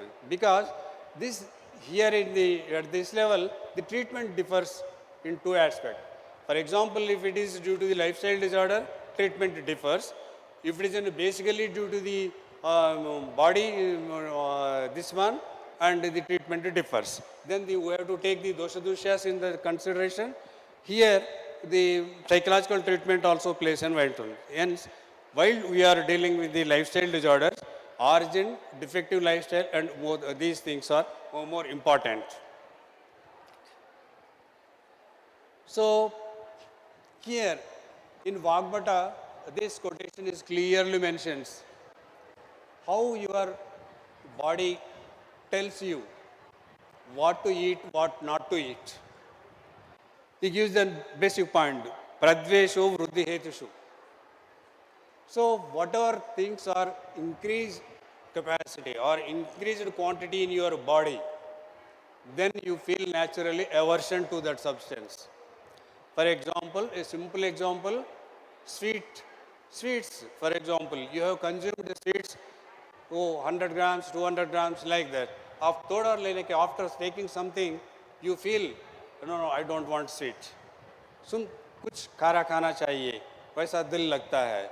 So that is pradveshu vruddhiheshu. When the gunas are increased in our body, naturally it hates it. Viparita gunesha. Whatever the deficiency is there in our body, it feels you want to take. For example, you are having a simple example. You are having very chilling climate. You are feeling too cold. You want some hard drinks. You want चाय पीना, गरम गरम चाय तो पीना है, गरम गरम कॉफ़ी तो लेना है, गरम गरम दूध तो लेना है. So that feeling you will get.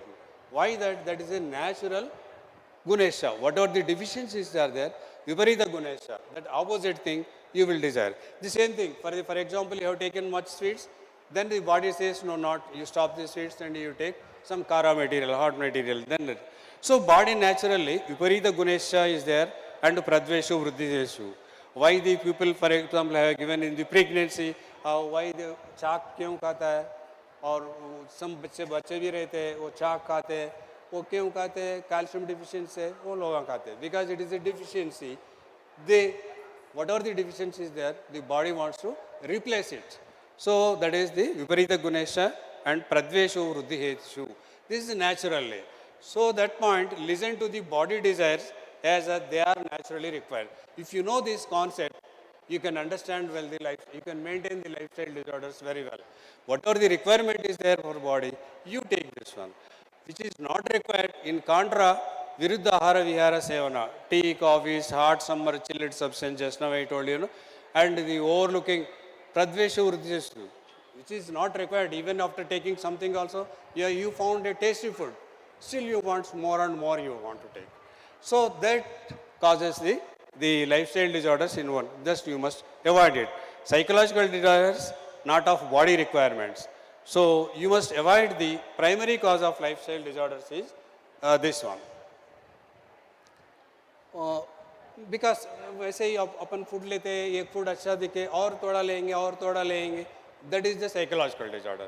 But actually our requirement is their body decay. So the primary cause of lifestyle disorders here, listen to the body desires, avoid psychological disorders. This is the first thing. Next is maintain the swastha. Automatically if you maintain these two, you will maintain the health in a proper way. Hence the basic cause is to be differentiated, whether it is a body desire or a requirement or not. Just now is already. This is one more important point to avoid the causative factors next time. Diet is one of the most important. High fiber, less sugar, that just now described a lot. Physical activity, a minimum 150 minutes per week, aerobic or resistance training. Sleep also one of the important thing. In Unani system, the sleep is also given the most important reason. Behavioral counseling, these are the withdrawal from the bad and harmful habits and addictions. Actually, these are all comes under non-pharmacological only. So we can say these are all comes under the Naimitika Rasayanas. So Naimitika Rasayanas, regarding the diet, one point I want to tell you how to maintain the diet. The simplest way of this thing, according to the Ayurveda, everything is Panchabhotikam. Entire universe is Panchabhotikam. Our body is also Panchabhotikam. So that Panchabhotikam, Sarvam Dravyam Panchabhotikam. So the diet which you are taking from the external atmosphere into the internal body, that balance should be maintained. If that balance is not maintained, that is it. So how can you say that what Panchabhotikas we are taking basing on the gunas? If you know the Vimshati gunas mentioned in our text, the gunas and rasas, Shad rasas and gunas, these are the important factors which maintain the diet. So, for example, Vata Prakriti is there, what rasa you should take, what Gunadravya you should take. So, if the Pitta Prakriti is there, what rasa, what guna you have to take. Like that, if you take into consideration the rasa and guna balance, is then automatically this one. So, Tilya Guna increases in our ahara, increases the tissue, and to bring down the Ativruddha Viruddha Avaram, opposite gunas. Just now in the morning meeting, when the Sneha component is increased in the body, so you improve the Ruksha Guna. You stop the feeding, you can take the Upavasa like that, or Shodhana Karma. Then naturally it comes down. So to improve the dhatus like Tilya Guna, to bring down the Ativruddhi or Viruddha Guna, so this Guna Viparyaya is one of the most important concepts. The question comes, generally in the Ayurvedic practice, if you people really practice, the patient says, हम ये वो vitamin लेना है क्या, ये vitamin लेना है क्या, डेली कैल्शियम लेना है, वो लेना है, ये लेना है. These are the questions we come across from our patients. Then what is the balanced food? WHO says something or somebody says. What Ayurveda says? According to Ayurveda, the balanced diet is this one. It should contain sarvarasa aharam. In the food, actually speaking, the Indian food is such a good food, it contains all the tastes. Katrasa is there, pungent is there, amla rasa is there, a little bit sweet, madhura rasa is there, some rice or like that curries and all the things. This gives the composition of the sarvarasa ahara. So if you are taking the sarvarasa ahara, then it is also part of the wholesome food, that is balanced food or santulita ahara. Next, it should contain all the gunas. only one particular guna, only Shita guna or Ushna guna or one particular Ati Sneha guna or Ati Ruksha guna should not be there. So if you follow this one, all the gunas balanced should be there. For example, if it is deficient in the main staple food, you can take it in the anpana form or in taken from the drink form. So like that, you should, this means sarvarasa ahara, and it should all contains gunas and the compactness of all panchabhotika gunas. This is the perfect balanced food according to Ayurveda. If you follow this concept, you apply these things, calciums are additional, zinc are additional, like that. There is nothing is essential. A simple balanced food is there. And one more, in the maintenance of the health, consume according to the body desire, not according to the physical desire or psychological desire. Next, following the Ahara Vidhi Visheshanaras. This is the one of the things mainly for the cause of the stressful disorders. And these main things, almost it alleviates and prevents the lifestyle disorders. You can control the lifestyle disorders with this one. Always our foods must be Agni Deepanakara. That is one more important thing. This is regarding the exercise. Just now morning, just now prior to my lecture is given. How much exercise to be done, how much time it should be taken.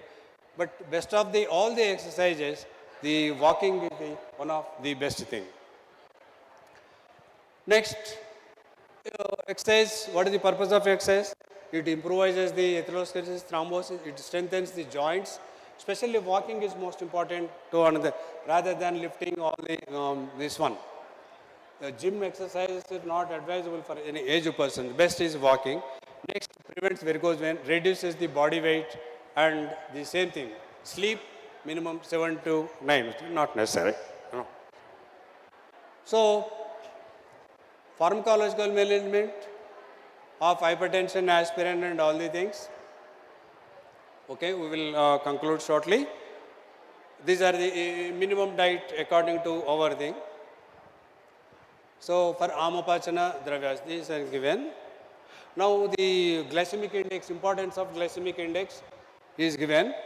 So that is in the diabetic here. So we will move on. This is most important in maintaining lifestyle disorders.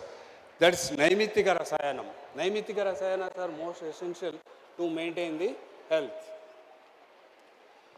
So, Swasasarjasaram api Vyadhiharam. So, if you maintain the health in good condition, then automatically the Naimittika Rasayanam. These are the drugs which actually I am not going to discuss. So, another important thing is regarding behavior.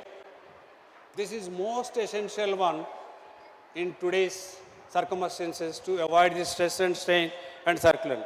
This is Achara Rasayana given in Charaka. In those days also, the Charaka given, you see you should have the standards of country and the time where you are living. America में जाके, Australia में जाके, अब Indian का ये होना वो customs traditions वो ज़्यादा करे तो क्या होता, वो गेट आउट बोल के बोलते हैं. So that affects the behavior attitude. Charaka himself says, wherever you go, whichever country, if you are going, moving, living in a Rome, be as a Roman. So similarly, whenever you go to any country, standards of country and time must be maintained. Knowledge of legal and ethical aspects of that particular country where you are living. So country, whichever you are living or whichever state you are living, you must follow the condition. Then the customs and traditional subjects must be followed of the same thing. This is the basic of the psychological disorders and the behavioral changes. They specially described in Charaka Samhita. It is described in the before BC, but it is valid even today also. So community approach, patient education, is continuation, counseling. These are the team things while we are dealing with the lifestyle disorders. So the first line, lifestyle disorders are preventable and manageable. That is one thing. Lifestyle modification, diet, exercise and behavior. Pharmacological disorder. So pharmacological support is only essential but not completely. So the physician's role is motivator and education. So I conclude here. The first prescription of every lifestyle disorder must be change of lifestyle. You listen to the body desires, not this one.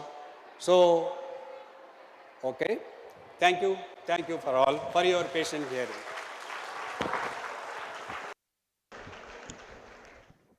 Hello. Thank you, sir, for this very conceptual and enlightful lecture. This will be definitely fruitful for our clinical practice. Now, I request Dr. Mrutyunjay Sharma, sir, for his words for this session.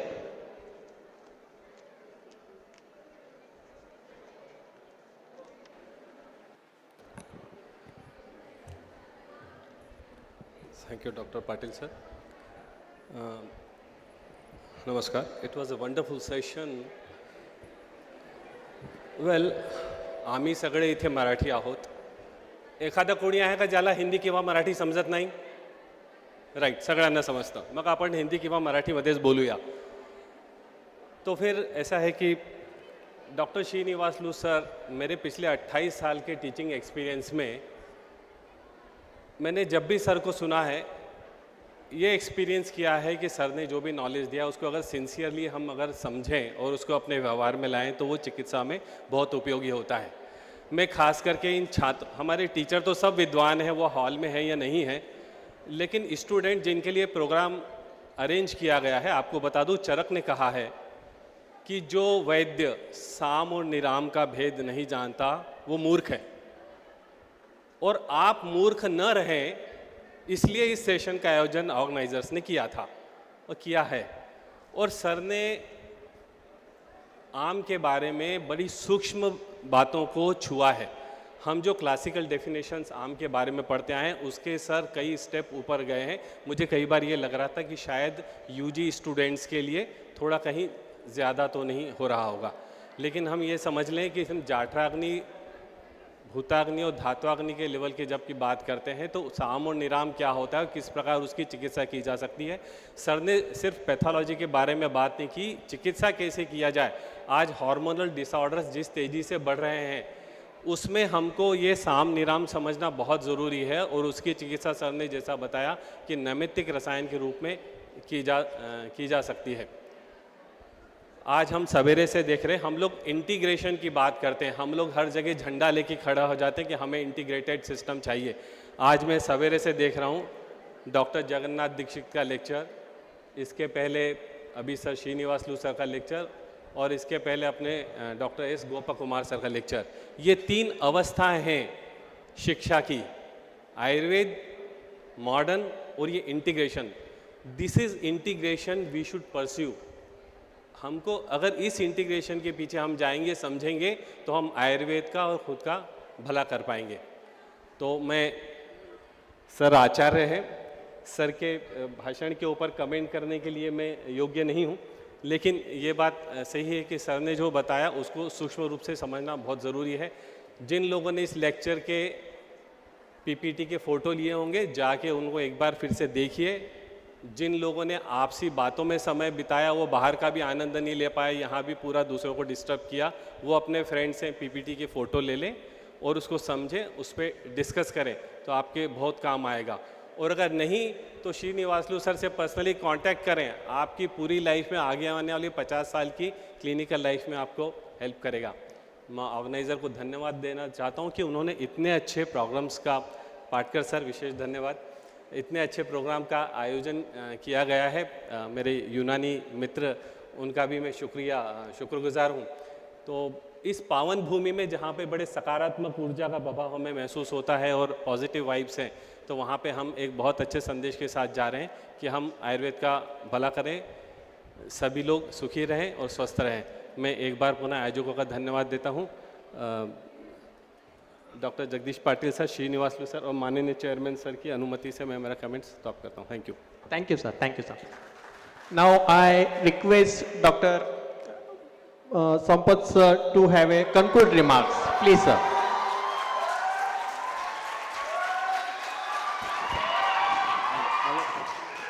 Hello. Respected speaker for this session, Dr. Srimalu, my co-chairman, Dr. Mrutyunjay, the organizing team, and dear delegates. As Mrutyunjay said, the sir has a vast experience of being as an academician and physician. We don't have to be comment on that. But however, the session has to be, put some remarks on that. Sir has explained the AMA in a lifestyle disorders. AMA is a vast concept to be understand in a pathophysiological and pathological level, being as an Ayurvedic student, the teacher, and the physicians itself. So the broad spectrum, the sir has, in a nutshell, he has explained the AMA, its importance while a clinical approach and while treating the cases, being as an Ayurvedic physician. Today we are very fortunate to be having such a, extensive and very knowledgeable speech. Thank you, sir. And once again, thanks to organizer inviting me as a chairman for this session. And thank you very much. Thank you, sir. Now I request Dr. Sampath sir to felicitate our resource person, respected Dr. Srinivas sir, with a token of thanks, memento, and bouquet. Please, sir.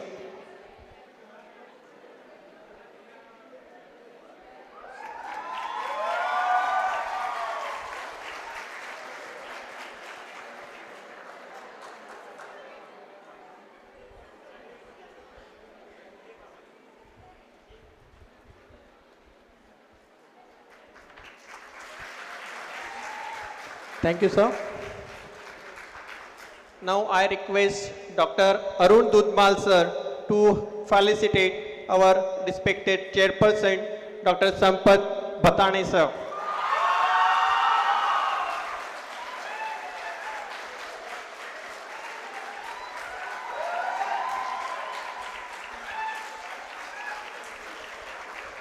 Thank you, sir.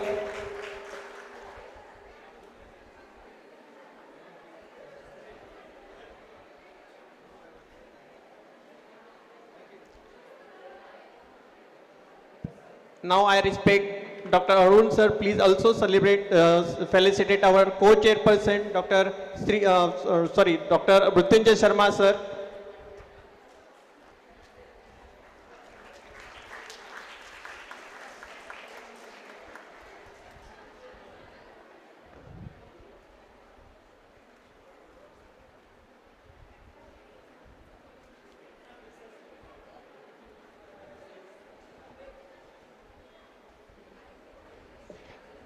Thank you, sir. Thank you for this nice presentation, sir.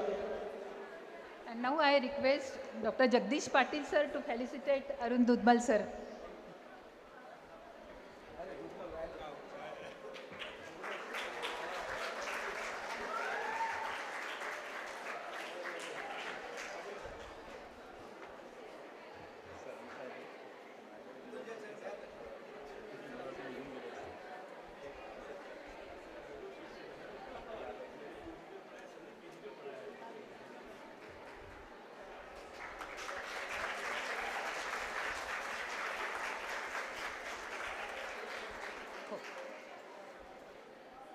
Here this session is over. For next section, I will call Dr. Syed Minaz sir.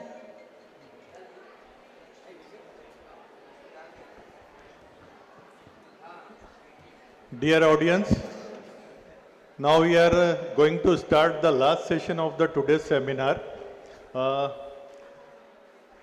Being a session in charge, I would like to declare Unani session, and for the continuation, I would like to call upon the stage Dr. Sumaya Shoaib Sheikh ma'am. Please do come on the stage and start the session. Thank you, ma'am.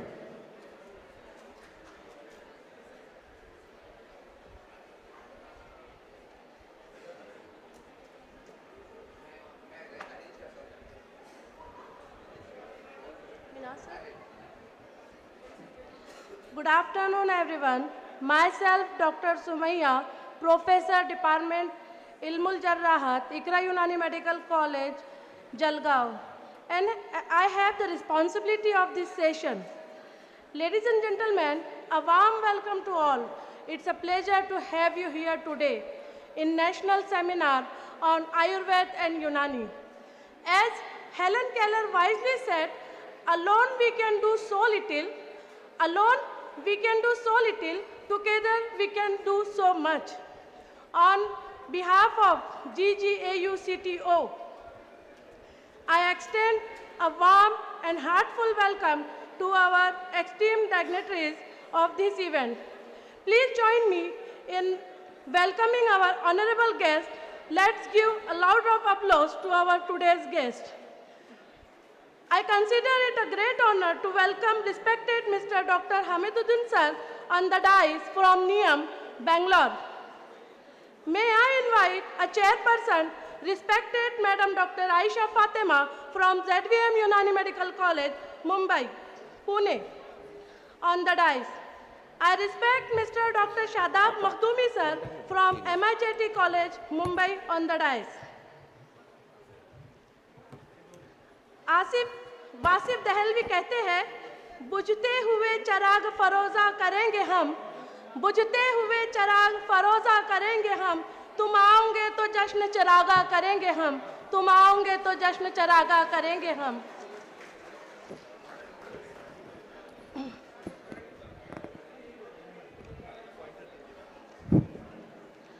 Now, ladies and gentlemen, one of the most awaited moments of today has now arrived.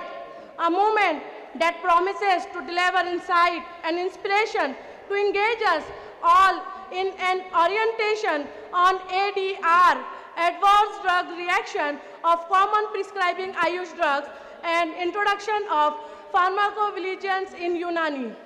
It is an immense honor to invite our speaker to the stage, respected Mr.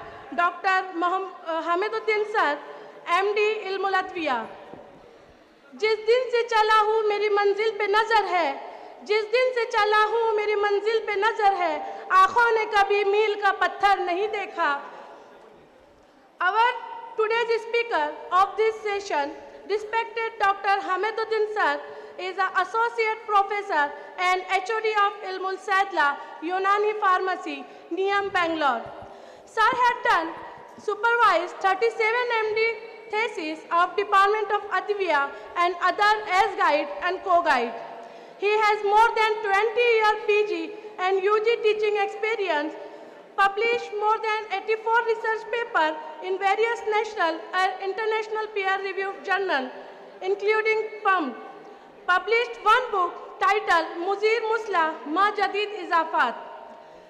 Participate in 3 projects of modified Nycil Cool Herbal Prickly Heat Powder as a co-investigator sponsored by Hans India Private Limited. He had awarded first prize at National Seminar on Recent Advance in Drug Development and Pharmacotherapeutic Approaches for Diabetes and Metabolic Disorders.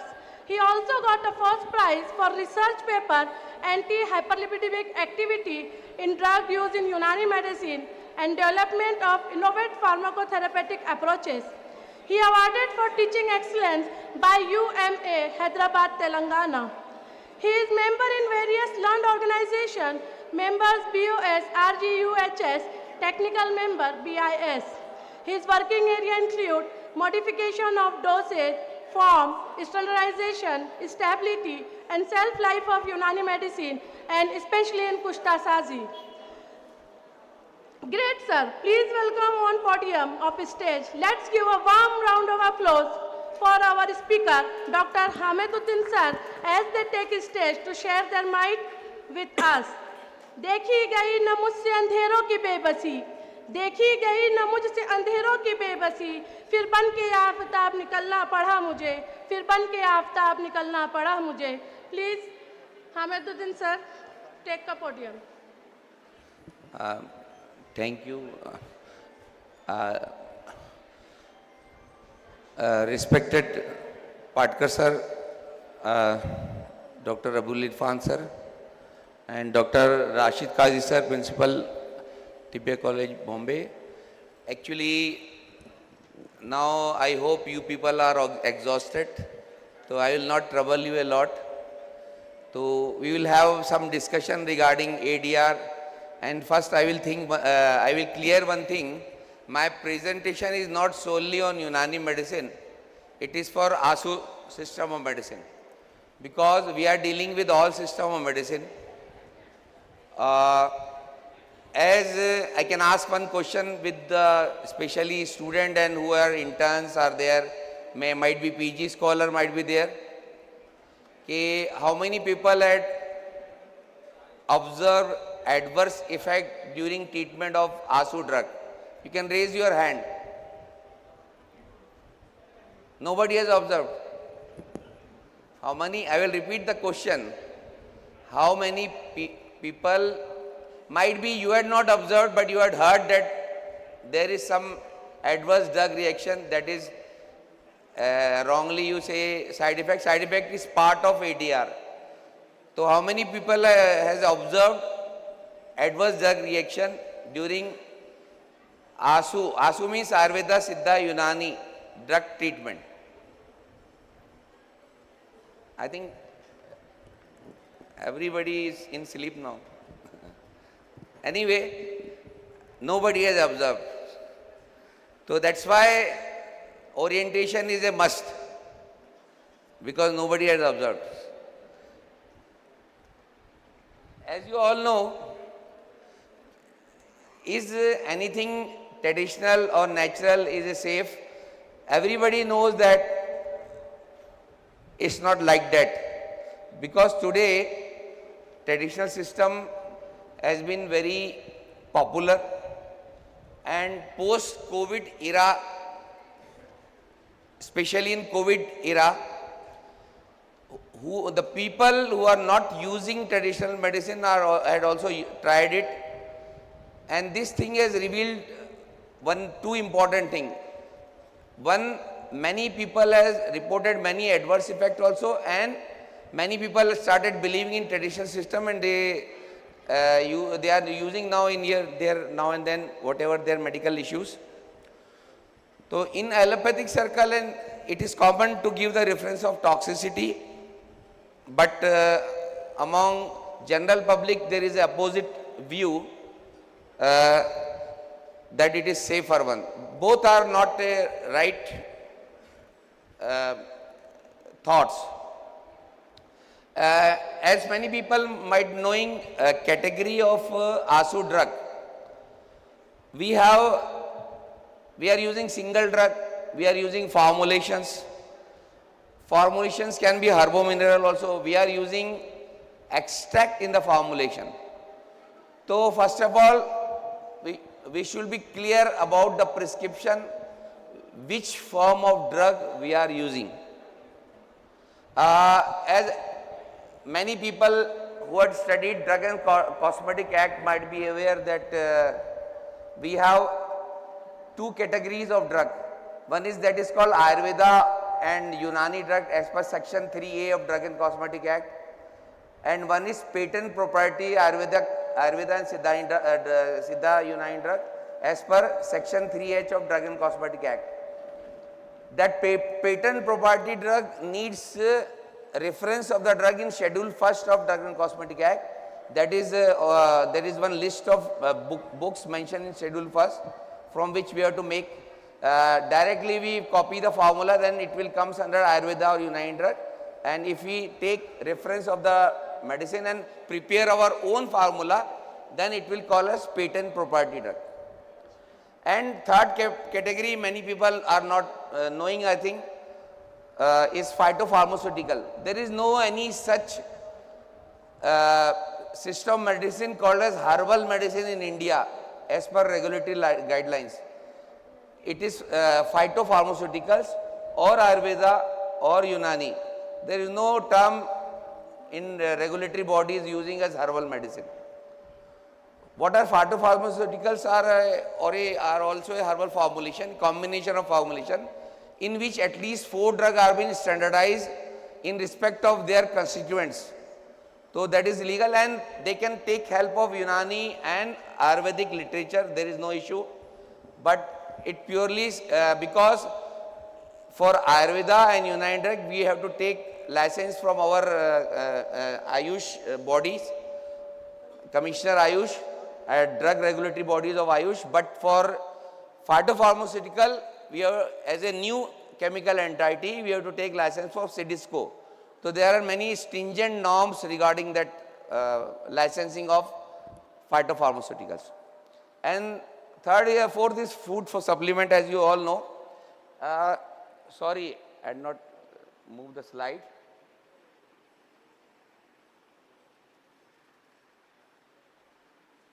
I can see this slide here, but I don't know why it is not coming there.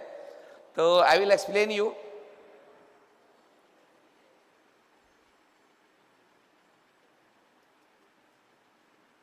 Okay, I will explain you. So we have 4 types of prescription. One is, I explain you, pharmacopoeial Ayurvedic Unani dosage form. Second is patent propriety Ayurvedic Unani dosage form. Third one is, these 2 forms have regulatory control. We have to comply the regulatory norms in these 2 forms. Third category is personal formulation prepared by a qualified physician. No regulatory form control is required for this. And fourth one is personal formulation prepared by an unqualified person. Here too, no any regulatory requirement is there. So, problem lies here, this second last 2 categories. As you are all aware, what is adverse drug reaction? I will just read the definition to brush up your already existing knowledge that any response to a drug that is noxious, unintended, and that occur at dose used in man for prophylaxis, treatment, that is therapy, diagnosis of disease, or modification of physiological function. As you all know that ADR include many things as a subheadings, that is side effect, untoward effect, toxicity, allergy, and idiosyncrasy. I will not go in the detail of this. You might all studied in your syllabus, routine syllabus. Now, how this ADR occur? ADR can occur due to self-medication. The 2 category I had just mentioned before you, last 2 category, intrinsic toxic constituent plant and other traditional ingredients, quality related, low quality, contaminated, adulterated herbal traditional medicine, herb drug interaction, etc. And what we will see, these are few important points which causes ADR. It is self-explanatory. I will not go in detail because each point required a detailed explanation. But you people are understanding it very well. Because time constraint, I will skip few slides. Wrong dosage form, wrong dose, wrong duration, wrong route, wrong expectations. You know, misleading advertisement, misleading indications. Nowadays, there is boom in this ASU drug market, and many people, many big pharmacies are misleading the people. They are landing up with a court issue, and you know very well, you might be reading newspaper, then government used to change the rule itself. Off-label use and in non-compliances, failure of information and monitoring, neglect of precaution. What precaution mentioned in those drugs are being neglected for those drugs. Many Vedachar and Hakim give some instruction with some formulation, how to use it, what all precaution you have to take. So people are neglecting it. Medication administration, dispensing error. As you all know, sometime what happened, you write rightly the preparation, but the person who is dispensing might dispensing some drug more in the formulation or some drug less by mistake. So that can land up in a big issue sometime. And that is not in the physician control also. So most common adverse drug reaction what we noted is, as allergy is part of adverse drug reaction, so we will start with allergy. as you all know, allergy, if we study the constituents of herbal drug, either single drug or formulations, there are some ingredients in the formulation of drug which are prone to cause allergy.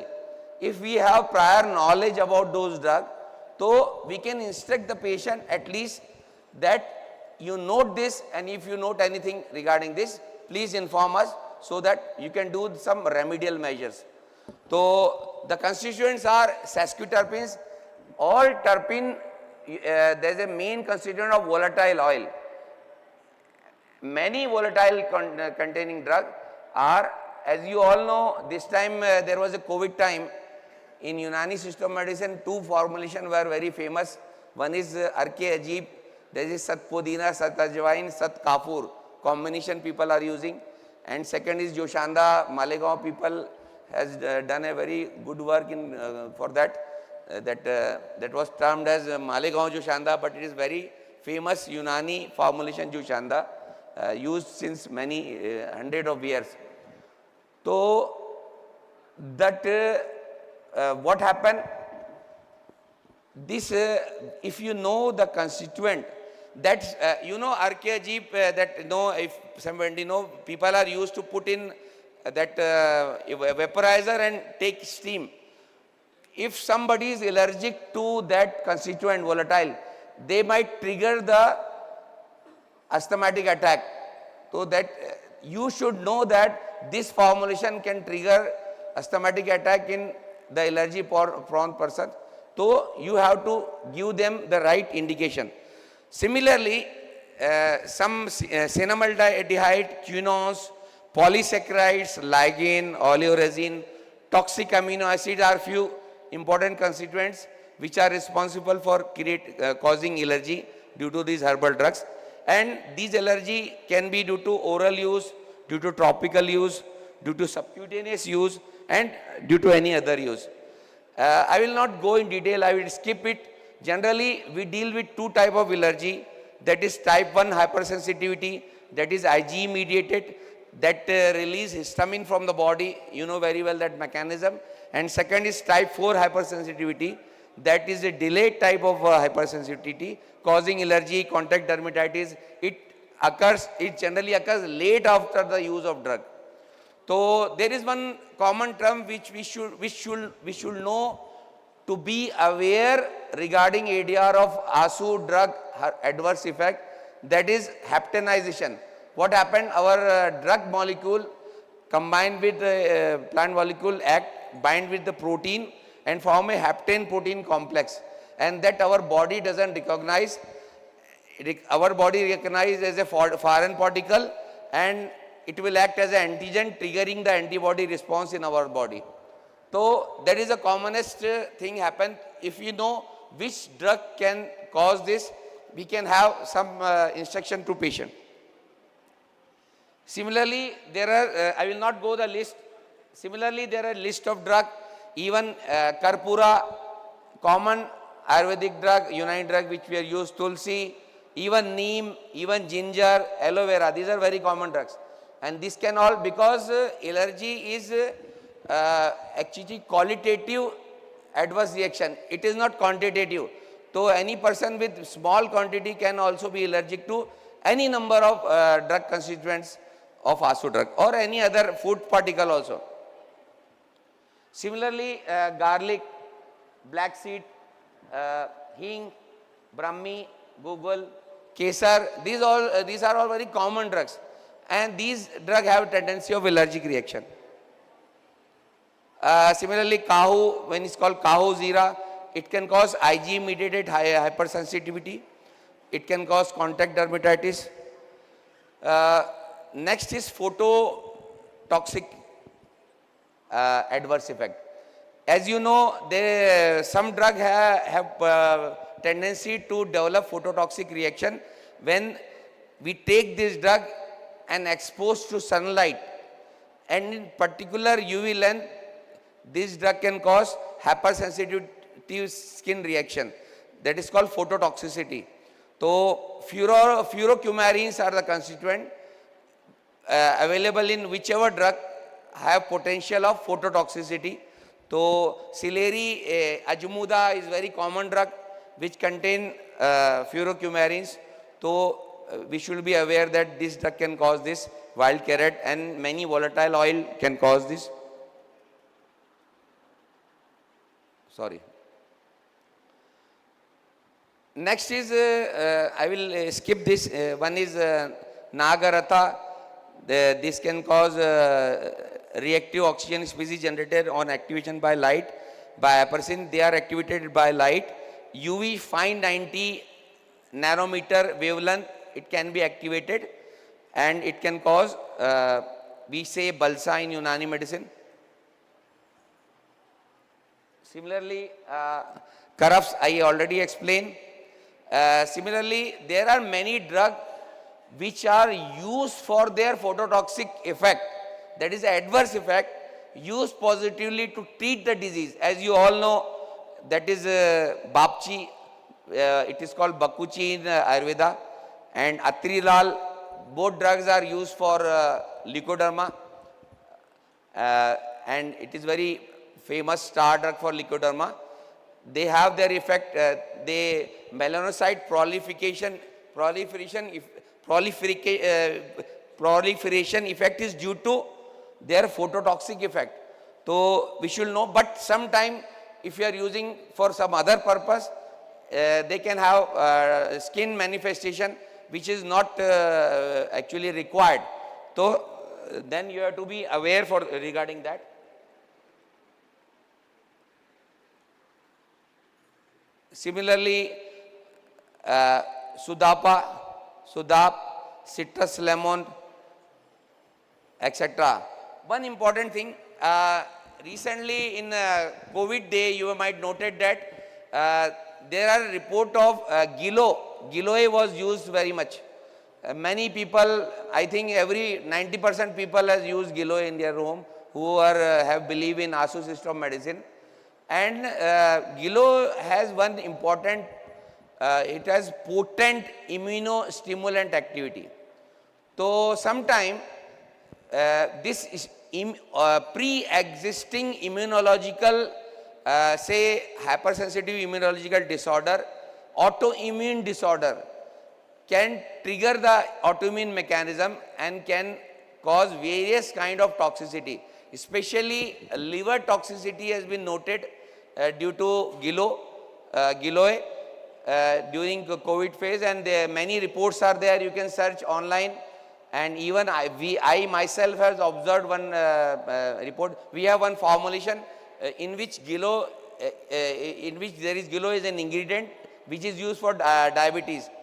So for diabetes, people used to take for long duration.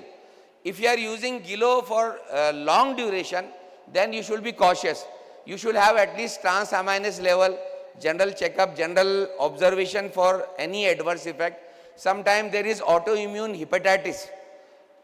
So if there is raise in a transaminase and autoimmune hepatitis, you should suspect that this might be due to the drug which is causing immunostimulant activity, and you can stop the drug. Just stopping the drugs will do, and after few days the level will come to the normal level. Otherwise, patient will land up in serious hepatocellular issues. So similarly, Ashwabala is one drug, and Ggaucto I'll already explain. I think shortness, there is a lot of detail about this, but due to time scarcity, I will skip this. Potential immunological adverse effect. What is the cause of that? It causes allergic reaction also, and sometimes it interfere with immunosuppressive therapy. If suppose simultaneously some patient is taking immunosuppressive therapy, and in turn against you are giving the against effect medicine, that is immunostimulant drug. So that can reduce the efficacy of immunosuppressant drug. So you should be aware about that and explain the patient that be careful regarding that, or you can avoid those type of potent immunostimulant drug. As I already explained, reported hepatotoxicity due to Ggaucto. Similarly, several ASU drug can cause GIT irritations. This GIT irritation can be due to volatile compound containing drug, due to anthraquinone, capsonide, diterpene, terpene, volatile oil, thymol in volatile oil, many saponin containing drug. These are all constituents available in the drug. Sulfide, berberine, glucosinolate, isothiocyanate, solanum, many alkaloids, tiglic acid, crotonic acid, anacardic acid, etc. As you all know, bitter drugs. Many people know that bitter drugs act by stimulating the bitter drug receptor in your tongue, that is backside of your tongue. These bitter drug stimulate the bitter drug receptors, and these in turn actually stimulate gastrin. That gastrin in turn stimulate pancreatic secretions, digestive secretions, liver secretions, etc., and are being used for various liver disorder, stomach disorder, and pancreatic disorder, that is diabetes. As you know very well that in food allergy, these bitter drugs are very efficient, very effective. Why? Because they increase digestive juices and help in complete digestion of protein. Because incomplete digestion of protein can make protein antigenic and cause immunological reactions. Similarly, there are some renal drug affecting terpene-rich volatile oil, beta-asaronine. Some drug can cause cardiotoxicity, some cardiac glycoside, cardiac alkaloid. Some drug can cause cardiac depressant activity. Some drug can cause hypertension. So, one very famous drug is called Ispan Hermal. I myself have noted when I was working in Malik college, I had noted one case, one adult lady has taken one formulation containing this as a anti-inflammatory formulation for joint pain. So at time there was, I was hospital in charge, co-in charge of the hospital, and I was residing in the campus, so has been called in hurry. There is some serious issue that lady has taken kashaya. Apart from that lady, her husband has also taken that. He was not a patient, but he was attending the patient, and both has got serious tremors and serious symptom at that time. Then I find out that this was due to, there is one mistake done by pharmacist, dispensary person, that he had increased the ispan quantity in the kashaya formulation. And then I studied the constituent that ispan causes ergot-like action. So it causes ammomonoxamine oxidase inhibition activity. It causes neurotoxicity. It can have DNA interaction. The constituent available in this is hermine, hermaline. As you all know, Piganum hermala is a botanical name of these drugs. So neurological, cardiovascular, gastrointestinal, psychiatric adverse effects are being noted, and we had stopped, we had done some IV, some glucose solution, and they recover afterward. Similarly, I had already explained this. Similarly, some drug have adverse effect on CNS system. Some have convulsant drug, just as camphor, thujone-rich volatile oil can cause convulsion. So you might know that which drug contain this constituent. And many drug has pyrrolizidine alkaloid, which are very serious hepatotoxic constituent. So we should be aware regarding that. Many drug has a mitogenic cellular growth. Some drug have genotoxic effect. Some drug are teratogenic. Some drug can cause cyanide poisoning, which containing cyanogenetic glycoside. But I will explain you. No need to worry about that. These are all reported or study of the constituent of the drug. Some drug have hormonal effect. Some drug can increase the estrogenic activity. Some drug can increase progesterogenic activity. Some drug have effect on insulin. They can stimulate insulin, and they can interfere with anti-diabetic medication. And combination of this drug, allopathic drug, and this our Ayurvedic or Unani drug can land up, patient can land up in serious hypoglycemia issue.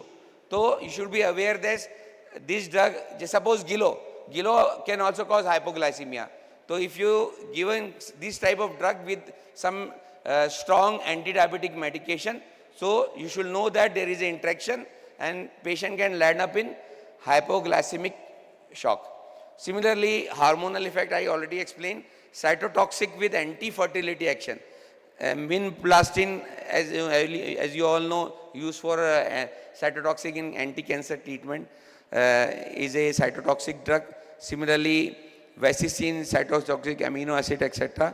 Actually, I am just summarizing in fast, just cooperate. Uterine stimulant action. Many constituents in ASU drug are uterine stimulant. They can cause, they are uteroactive. So, in early trimester of pregnancy, we should be aware, first 3 months, we should be very careful. The drugs which are uteroactive and abortifacient should be avoided. Similarly, some drugs have anti-fertility effect, some drug has spermicidal effect, even just tobacco. Tobacco is very strong spermicidal thing. So, if you avoid, and similarly tobacco, there are several drugs which are spermicidal. So, if somebody has the issue of oligospermia or any sperm issue, so you have to advise them, don't take this medication at that point of time. One more thing, we are using in Ayurveda also, we are using Ggaucto drug to increase the bile excretion. Sometime what happen, already pre-existing bile stone patient can land up in CBD bile stone obstruction issue. Then this can lead to a severe bile crisis, and it can lead up in cholangitis, pancreatitis, inflammation, severe pain, etc. So many drugs, you should be aware that these drugs can dislodge the gallstone to CBD or duct.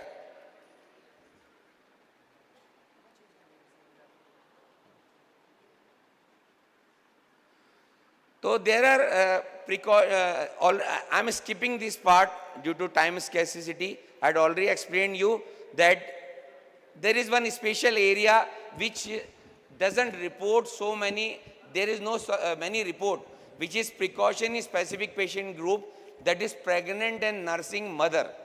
There are very less report on this, particularly in nursing mother and even in pregnant women, because at that stage doesn't allow inclusion in clinical trial due to ethical issues and all. So reports are very less at that subject area. So we should be very cautious when prescribing any drug to pregnant. I am talking about ASU drug only, pregnant and nursing mother. And similarly, I had explained you many volatile oil, uteroactive drug, hepatotoxicity drug, teratogenic drug, mutagenic drug, etc. should be avoided during this time. So I will skip the name of drug. You can see Kangi Booty, Grit Kumari, Afsantine, Daru Aridra, Genda, etc. Even Neem, Zaravan, Pittari, Bore Gozaban. So limited information I already explained you.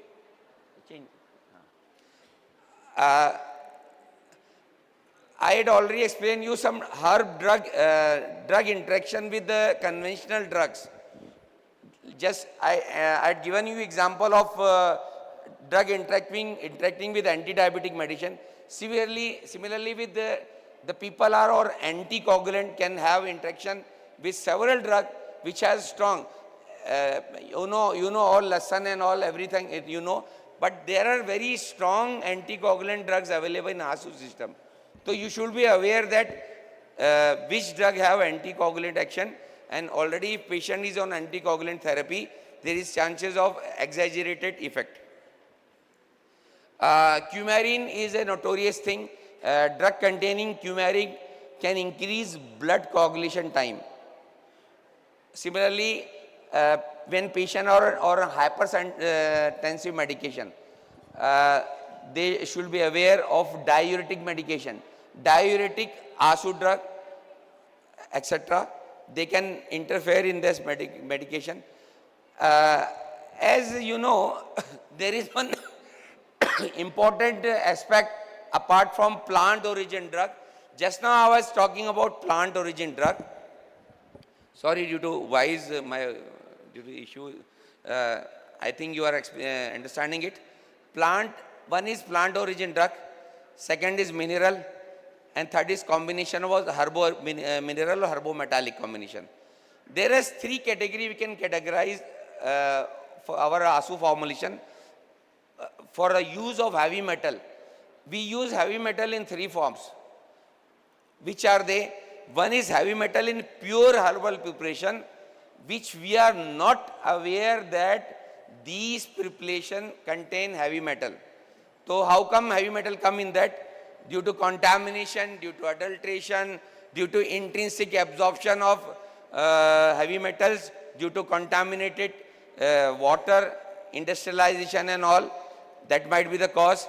Second is heavy metal in herbo-mineral and herbo-mineral and animal preparation. This is second category.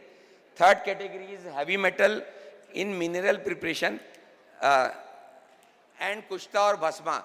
We know, as in Unani system of medicine, we are using we are generally not mixing herbo-mineral combination. We have few formulation, but we have pure kushta or bhasma formulation and plant formulation. In Ayurveda, Unani also there are some formulation which are mixing it. In Ayurveda there is Rash Aushadhis, there is one category which generally they are mixing mineral preparation with plant origin drug.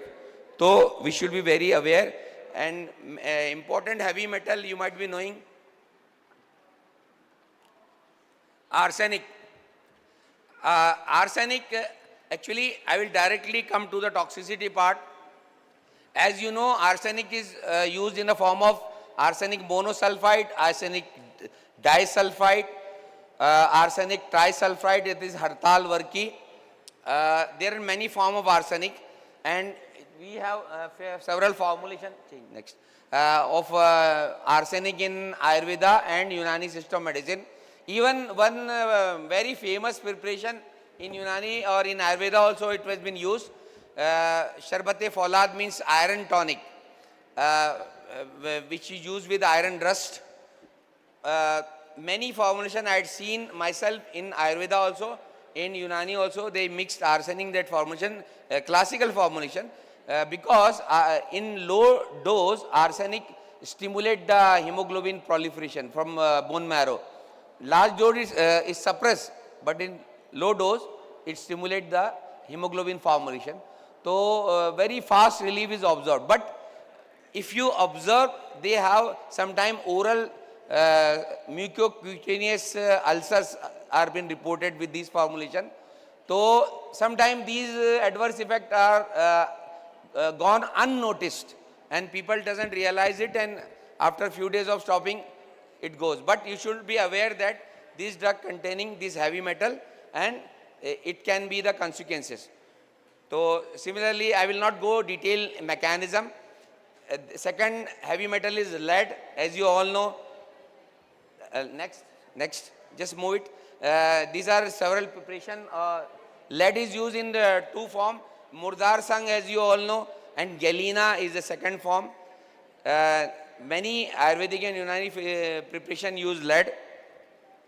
Lead is a very toxic material. It can damage nervous system and it has a number of adverse drug effect. Just move it. Mercury, as you all know, Parada. Mercury is used in the form of mercury chloride, cinnabar and vermilion. And one interesting thing I will explain you, I had myself done work on cinnabar, and we had made kushta of cinnabar up to 1200 degrees centigrade, and what we found after I had done this work in ISC Bangalore, and we found after XRD, after XRF and after ICP-MS, we found there is no mercury constituent in the drug, because if you insulate in this high temperature, all mercury has been volatilized from this, and the remaining part is sulfur you get in mercuric sulfide. So it is used in skin disorder in Unani system. So I will skip this slide and I will come direct to the point. Copper is same.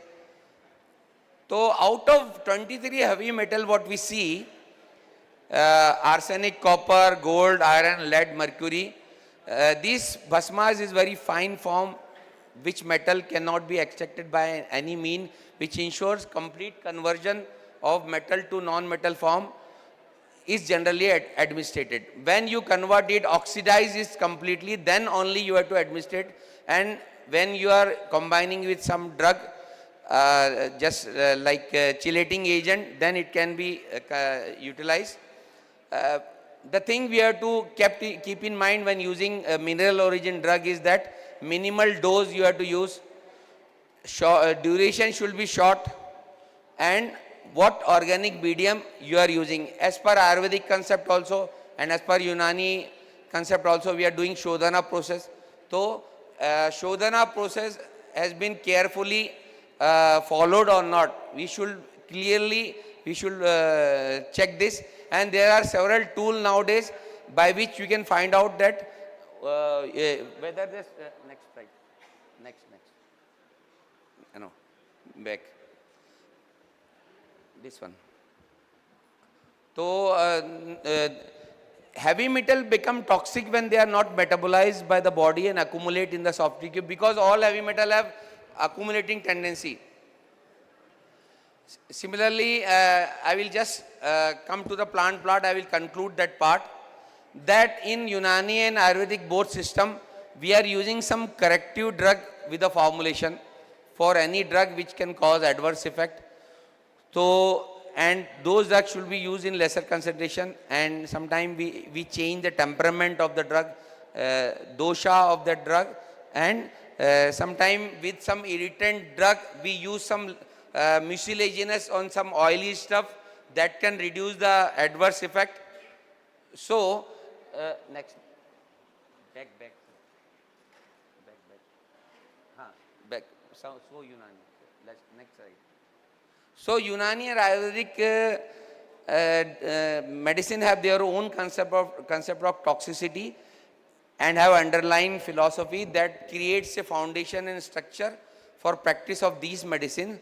So something comparing this with modern consideration of safety parameter is quite mind puzzling. All these drug and other formulation have long history of usage. So Ayurvedic and Unani physician has described full identification of plant with a specified geographical source of drug, its shelf life, which is basic need for establishing safety. Next slide.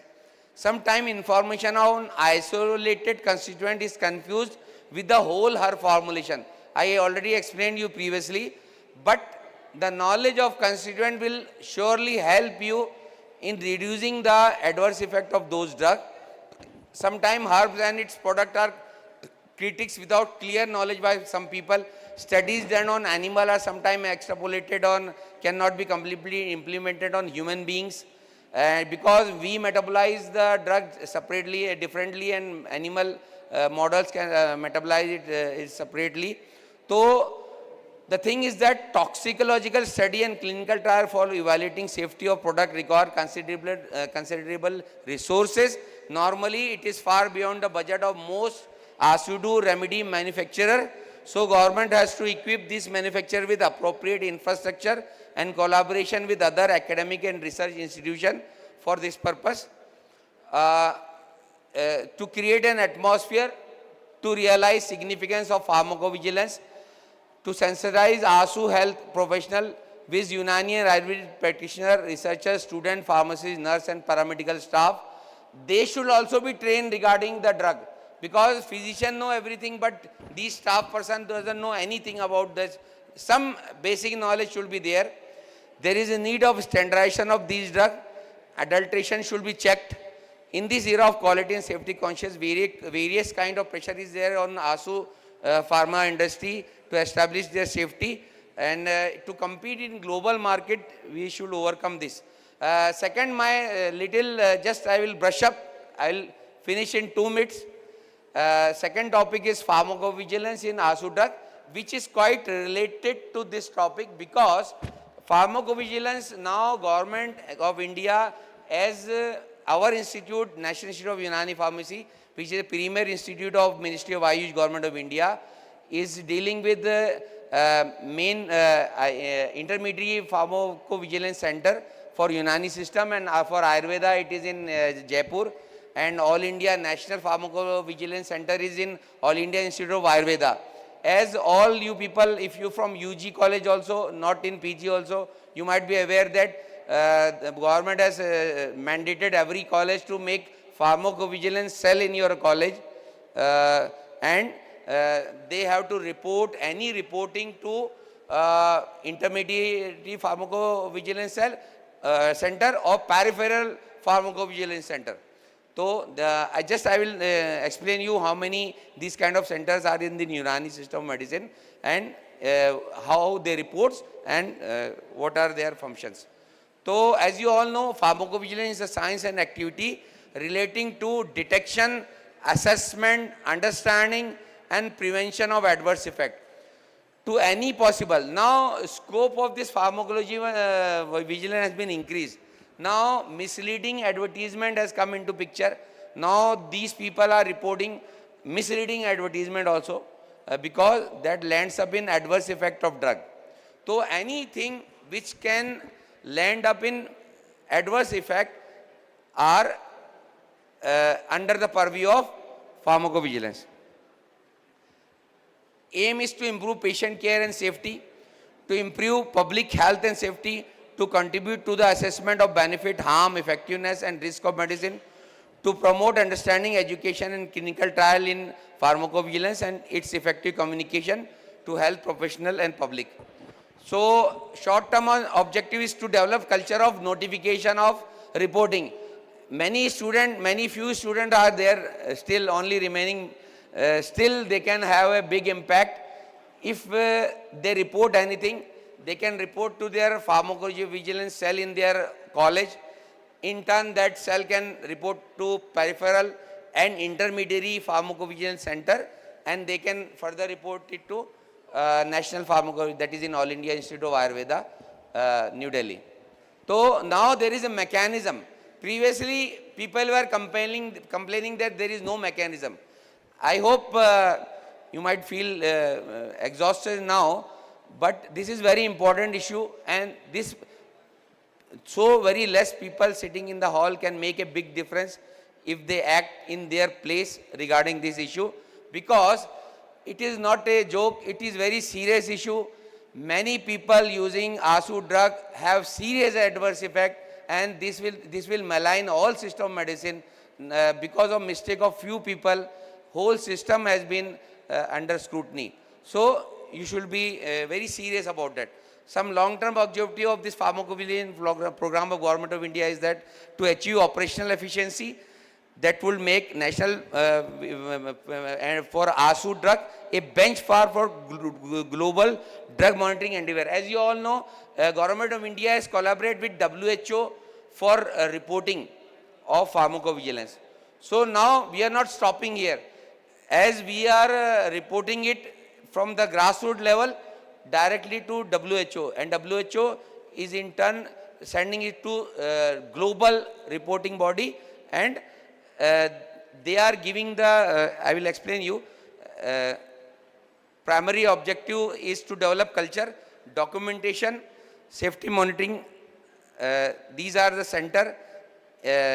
Intermediate pharmacovigilance center is 2 for Ayurveda, 1 for Unani, 1 for Siddha and 1 for Homeopathy. And these are some 15 peripheral pharmacovigilance center of Unani. I had not mentioned Ayurvedic here.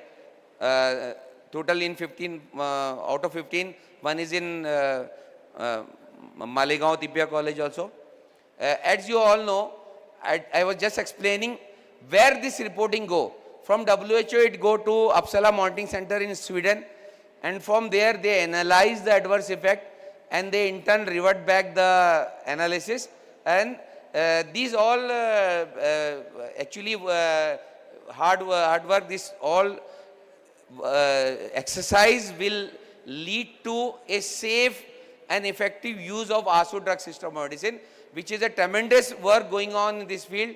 And in recent few years, there is a lot of reporting. Recently, 2,600 ADR reporting were there in year 2024 for only ASU system of medicine. Previously, it was a total failure, but now since few years, this program is going very well, and there is a lot of reporting is done. So, at last, it's enough for you, I think.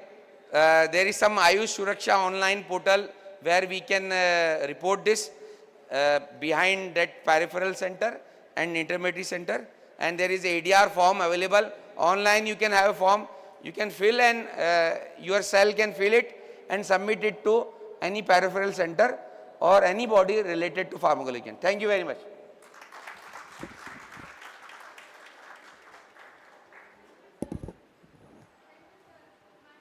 Thank for your exceptional presentation at the event. Now moving forward, I would like to invite Dr. Aisha Fatima Madam on the podium to conclude the session.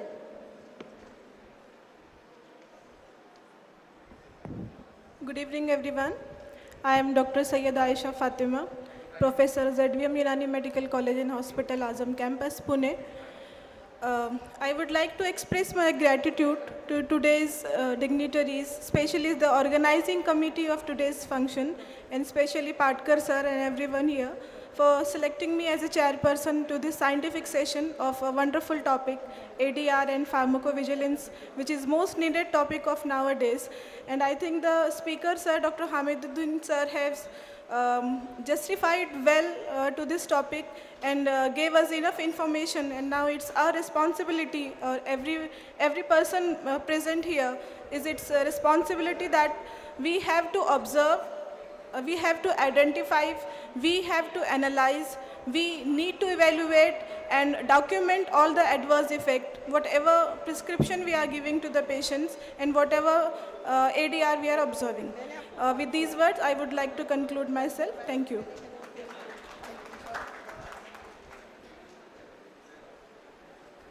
Now, it's time to express our gratitude here. We have a certificate and memento, a token of our appreciation. We request our chairman, Madam Dr. Aisha Fatima, to present the token to our honorable speaker, Dr. Hamiduddin sir.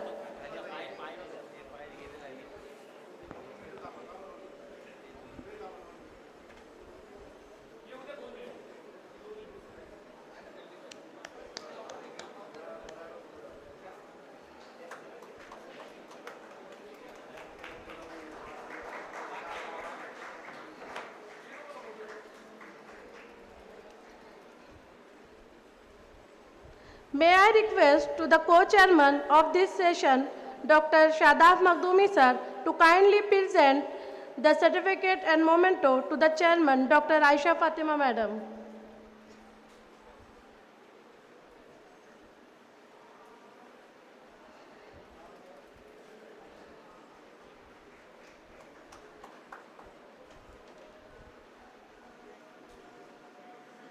Now next we request Dr. MAHARAJ sir to present a certificate and memento to the co-chairman, Dr. Shadaf Makhdoumi sir.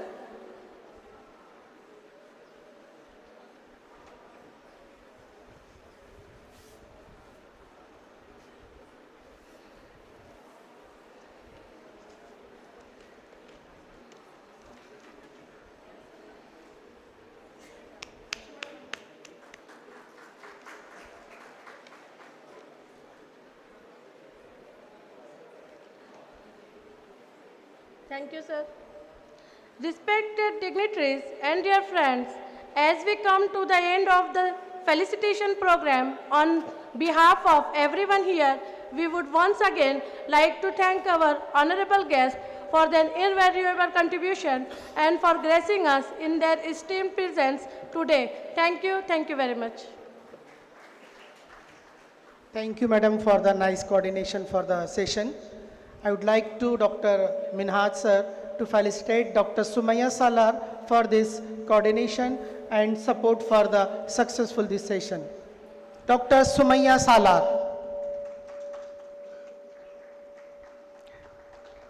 We are giving token of appreciation to Sumaya Salar.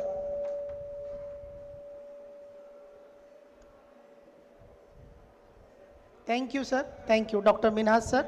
Thank you to all.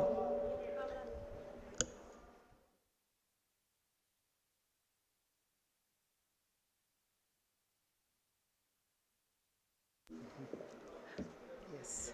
This session is over. आता शेवटच्या प्रोग्रामकडे येतो आहे आपण. व्हॅलिडिक्टरी function. सोफे घ्याल. एक 2च मिनिटात फक्त बसायला सोफे घेऊयात.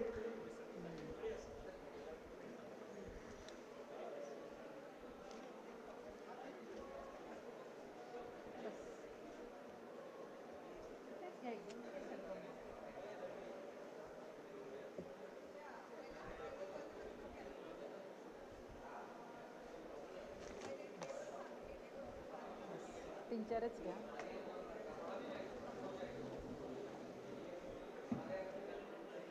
आणि तेवढा ओढून घ्या.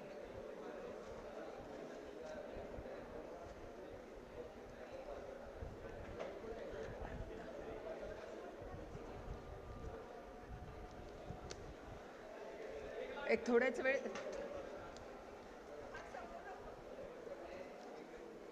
दोन्ही दोन्ही समोर ठेव.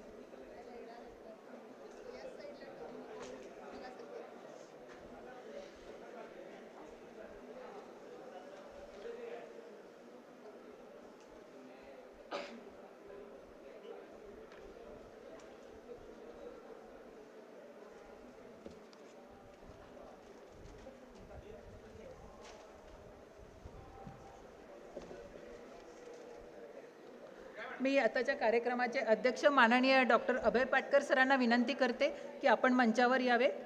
त्याचसोबत प्रमुख उपस्थितीमध्ये माननीय श्री हनुमंतराव भोंगळे सचिव आत्मा मलिक ध्यानपीठ यांनाही मी विनंती करते की आपण व्यासपीठावर यावं. माननीय डॉक्टर सूरज ठाकूर सर कार्याध्यक्ष या प्रोग्रामचे त्यांनाही विनंती करते आपण व्यासपीठावर यावं.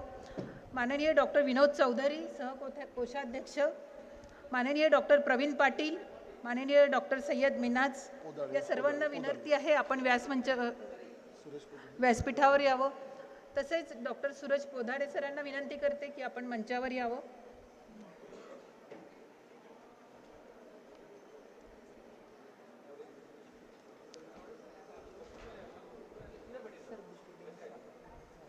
आपलेच लोक बोलवतील. हो.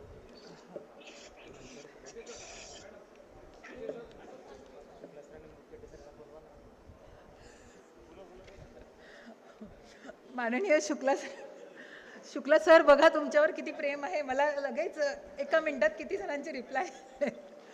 माननीय शुक्ला सरांना विनंती करते की आपण मंचावर यावं. तसंच माननीय प्रवीण पेठे सरांना विनंती की आपण मंचावर यावं. I am testing whether the audience is observing all these things or not. कार्यक्रमाच्या पाहुण्यांचे मंचावर आगमन झालेले आहे. आपण थोडा फास्ट प्रोग्राम घेऊया. त्यांचं स्वागत करण्यात येतं आहे. आजच्या कार्यक्रमाचे अध्यक्ष माननीय पाटकर सर यांचं स्वागत करण्यासाठी मी आमंत्रित करते आहे मिलिंद निंबाळकर सरांना.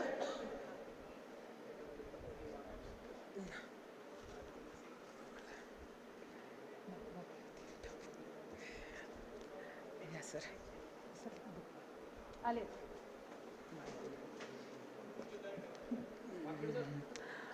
पोदाडे सर कुठे आहे? माननीय शुक्ला सरांचं स्वागत करण्याकरता मी आमंत्रित करते आहे वानखडे सरांना. आमच्या गंगाधर शास्त्री गुन्हे आयुर्वेद महाविद्यालयाचे प्राचार्य उपस्थित झालेले आहे. मी लोढे सरांना विनंती करते की आपण मंचावर यावं.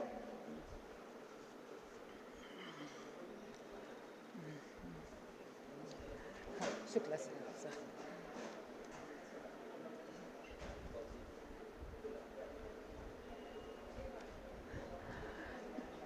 मी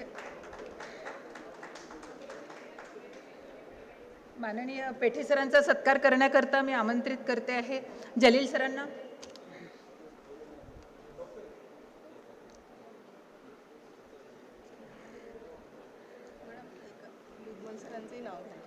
हां सत्काराला हां मी दुधमल सरांना विनंती करते की आपण मंचावर यावं.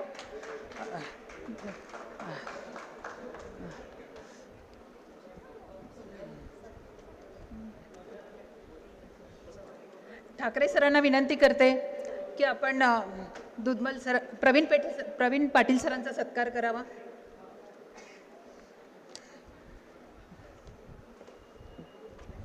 एक चेअर द्यायची होती सरांना चेअर.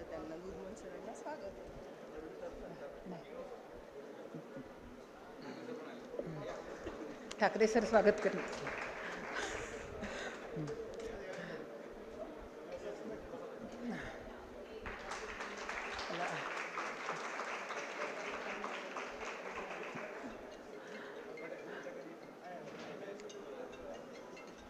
जोशी सरांना विनंती करते आहे विनोद चौधरी सरांचा सत्कार करावा.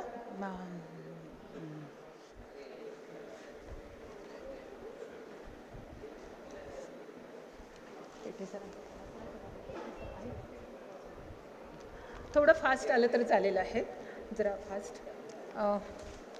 पेठे सरांचा सत्कार करण्यासाठी मी लोखंडे सरांना आमंत्रित करते आहे.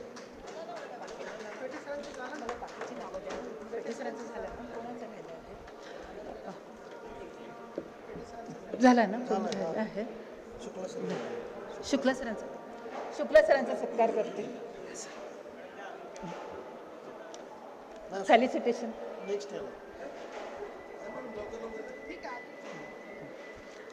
थोडी नावांची जंबलिंग होती आहे, झाली आहे. Sorry for that thing. हां दुधमल सरांचा सत्कार करण्यासाठी मी शिंगारे सरांना आमंत्रित करते आहे.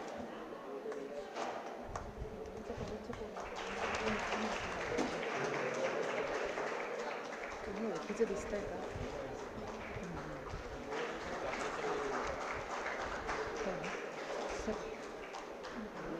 झालंय का? मी लोढे सरांचा सत्कार करण्यासाठी मी जोशी सरांना आमंत्रित करते आहे.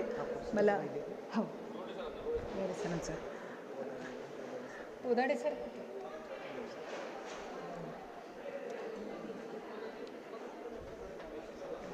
युनानीचे नाव माहीत नाही ना. हो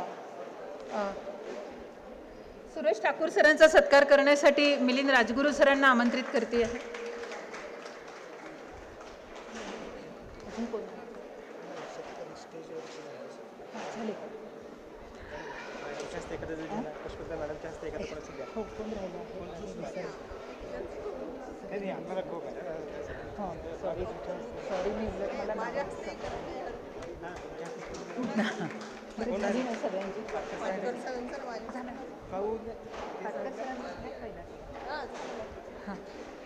यानंतर आपल्या इथे आजच्या प्राइज डिस्ट्रीब्युशनचा महत्त्वाचा कार्यक्रम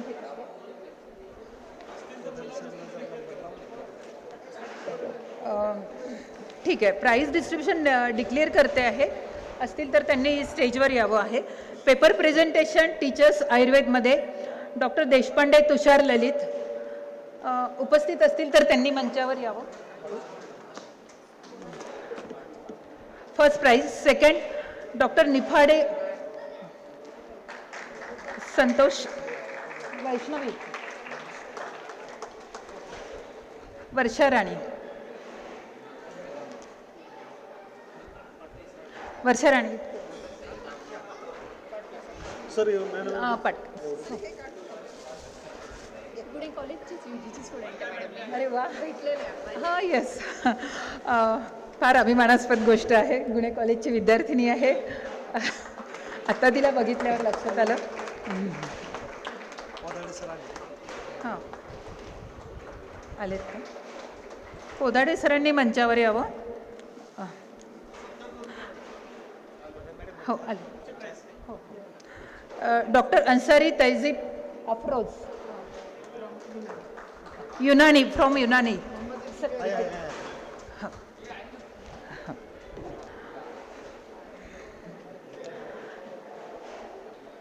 paper presentation post graduate PG doctor Saurabh Jadhav. First prize doctor Saurabh Jadhav, अभिनंदन. Second doctor Vishal Tarade. Third Sakshi Girish गंडोले.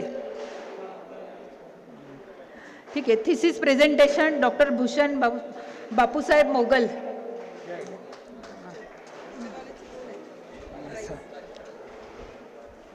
Doctor Bhushan Bapusaheb Mogal thesis presentation करता त्यांना सन्मानित करण्यात येत आहे. Poster presentation doctor Ingale Nishant Gopal. Doctor Ingale Nishant Gopal poster presentation.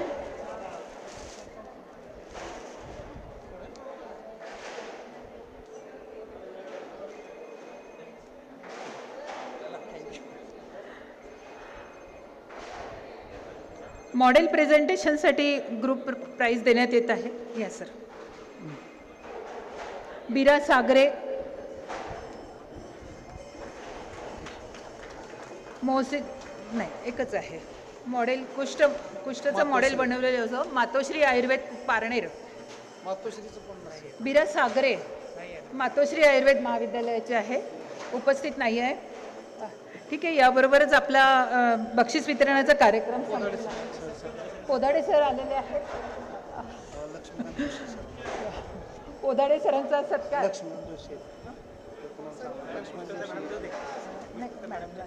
Pushpalata Ingle madam करतील अशी मी त्यांना विनंती करते. पुष्पलता इंगळे मॅडम करतील अशी मी त्यांना विनंती करते. बऱ्याचदा कार्यक्रमात असं होतं की कामं करणारी लोकच राहून जातात, तसं काहीच आत्ता झालेलं होतं. पण ठीक आहे, आमच्या लक्षात आलं. यानंतर पुस्तक प्रकाशनाचा कार्यक्रम करत आहे. डॉक्टर विनोद चौधरी यांचं पुस्तक आहे, संधी शारीरम या विषयावर आहे त्यांचं. श्री आयुर्वेद महाविद्यालयाचे ते सर अध्यापक आहेत. सर काढले ना, काढले ना. हां ते काय सर, ते पिंक पिंक पिंक पिंक ट्रेमध्ये बाकीची पुस्तकं काढली का ट्रेमध्ये? हां हो घेऊ ना. संजय पाटील घेते ना. त्यांच्या पुस्तकाचं प्रकाशन होत आहे. ही खूप त्यांच्याकरता खचितच आनंदाची गोष्ट असेल की आपल्या संघटनेतर्फे पहिल्यांदाच हा असा कार्यक्रम आयोजित करण्यात आला आणि त्यामध्ये त्यांच्या पुस्तकाचं प्रकाशन होत आहे. अभिनंदन डॉक्टर चौधरी.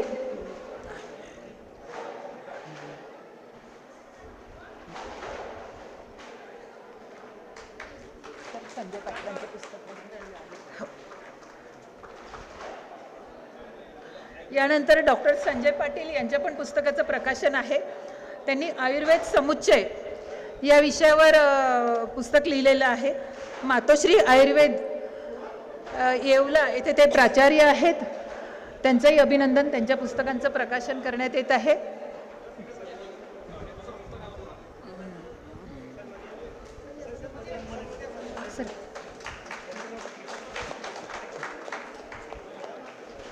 अध्यापनाबरोबरच आपल्या ज्ञानाचा विद्यार्थ्यांना उपयोग व्हावा म्हणून पुस्तकाचं लेखन करणं हे खचितच कौतुकास्पद आहे.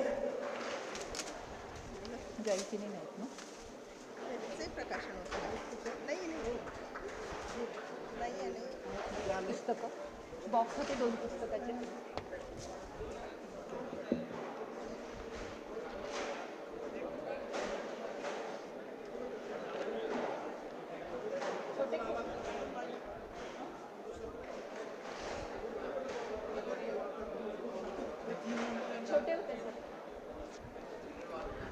डॉक्टर सूर्यप्रकाश जयस्वाल सर आहेत का? नाही.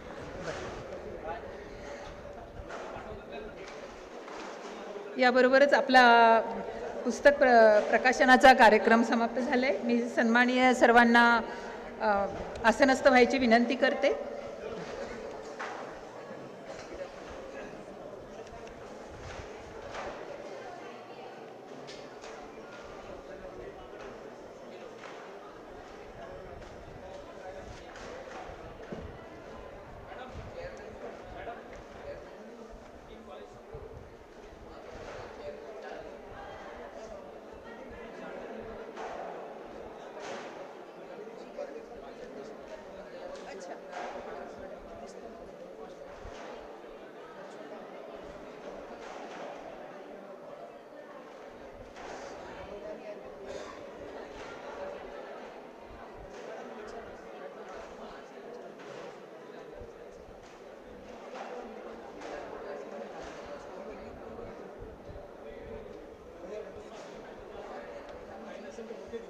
हां सध्या ठीक आहे यस हां मग ते काही आपण विशेष सत्कार आयोजित केलेले आहे. प्रथम सत्कारासाठी मी आमंत्रित करते आहे डॉक्टर दुधमल सरांना. आपल्या सर्व टीमच्या हस्ते त्यांचा सत्कार करूयात. त्याचं कारण असं आहे की एखादा कार्यक्रम करताना माहिती पुस्तिका ही उत्कृष्ट असणं अत्यंत गरजेचं असतं आणि त्या माहिती पुस्तिकेवरूनच सर्वांना कळत असतं की कुठल्या दर्जाचा कार्यक्रम होणार आहे.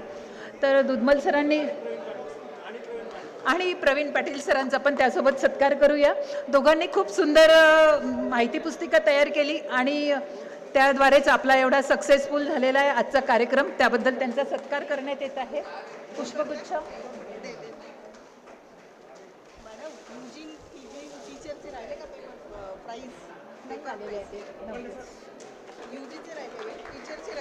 नाही आले 2 मोमेंटो दिले ना त्यांना.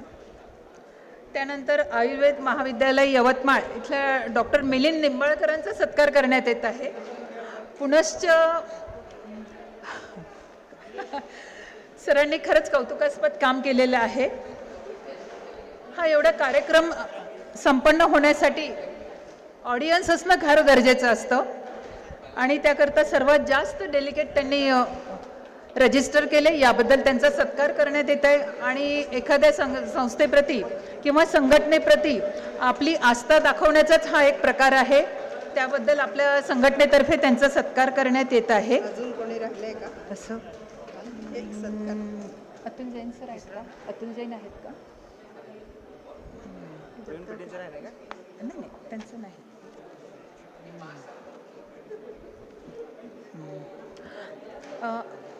विदर्भ आयुर्वेद महाविद्यालय अमरावती येथील डॉक्टर अतुल जैन सर आहेत का? मला असं वाटतं ते गेलेले आहेत. त्यांचा एक सत्कार करणार होतो.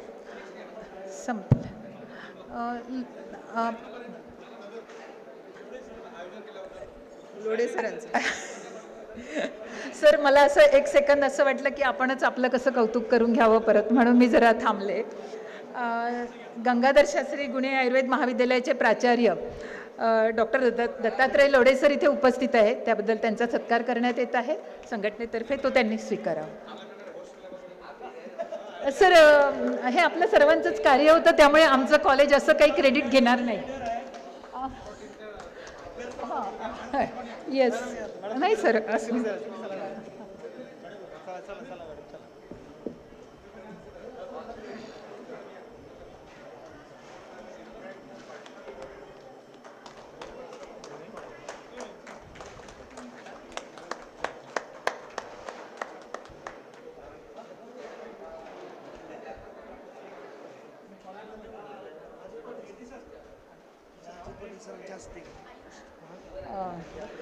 आजच्या आपल्या कार्यक्रमाकरता ते चेंज करून आले. हां लक्ष्मीकांत जोशींच्या हाताने करतो. नारायण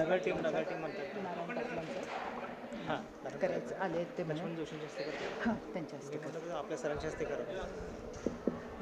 ते ड्रेस चेंज करून हां त्यांना आता ते भिजले पण मगाशी.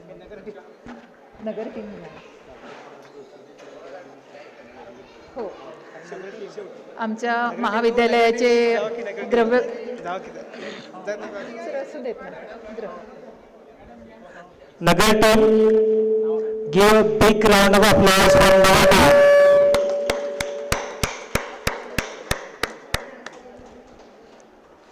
झालं अजून कोणाचं राहिलं? त्यांनी ना पेपर प्रेझेंटेशनची नावं नाही दिली UG आणि टीचर्सची. दिले का? दिले झालं की दिले बक्षीस पण मग आमच्या त्या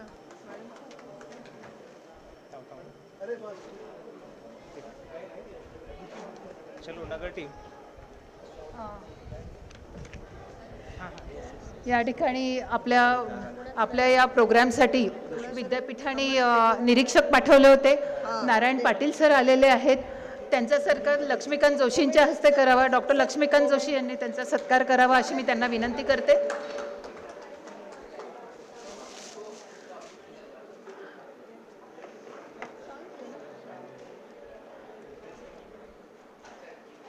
आलेले आहेत ना?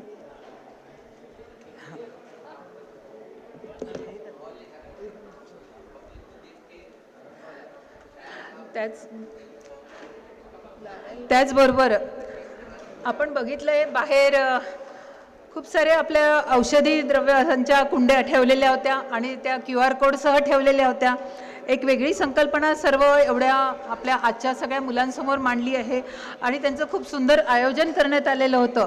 ते आयोजन करण्यात आमच्या महाविद्यालयाच्या प्रवीण जोशी सरांचा खूप मोठा सहभाग आहे. त्याबद्दल त्यांचा सत्कार करण्यात येत आहे. मी त्यांना मंचावर आमंत्रित करते आहे आणि पाटकर सरांना विनंती करते की आपण त्यांचा सत्कार करावा.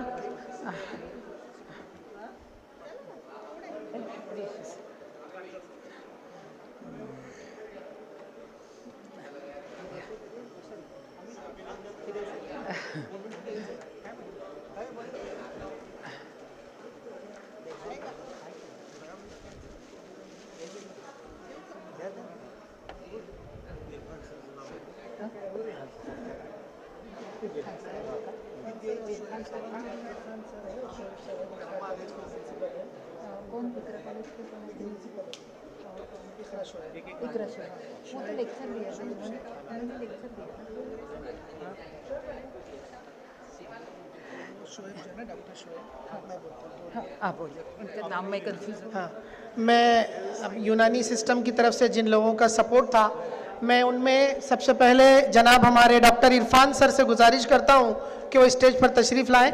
आपकी सरपरस्ती में यूनानी का काफ़िला जितना आगे बढ़ा उसके लिए हम बहुत ममनून और मशकूर है. संगठन की तरफ से हम आपका स्वागत कर रहे हैं. इसी तरह डॉक्टर शोएब सर को मैं रिक्वेस्ट करता हूं कि वो जलगांव से हमारे को चेयरमैन को लेकर आए और हमारे इस संगठन को के प्रोग्राम को बहुत कोऑपरेट किया. जनाब शोएब सर स्टेज पर तशरीफ़ लाएं. मैं पाटकर सर से गुजारिश करता हूं कि इन दोनों की खिदमत में गुलों का नजराना पेश करें. जनाब हमारे पाटकर सर.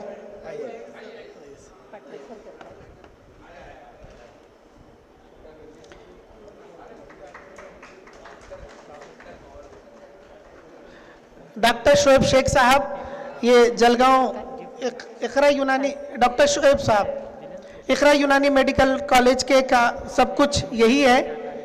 वैसे तो वाइस प्रिंसिपल है लेकिन मैनेजमेंट से ताल्लुकात बहुत गहरे हैं.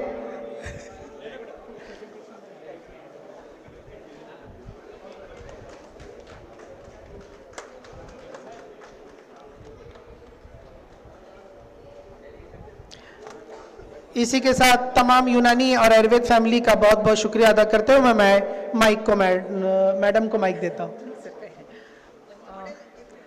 आजच्या निसर्गाने आपल्याला, मला असं वाटतं आजच्या कार्यक्रमातनं मी सर्व मान्यवरांना स्थानापन्न होण्याची विनंती करते.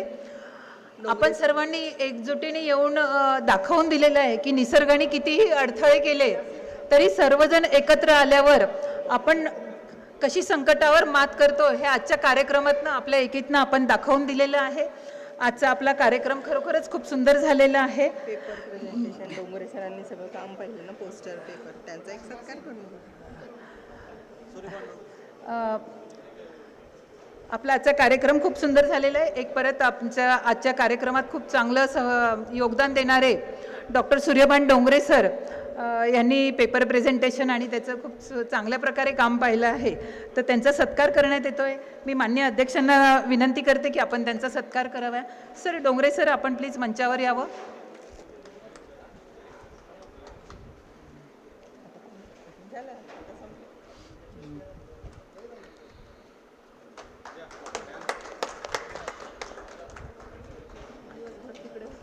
हो,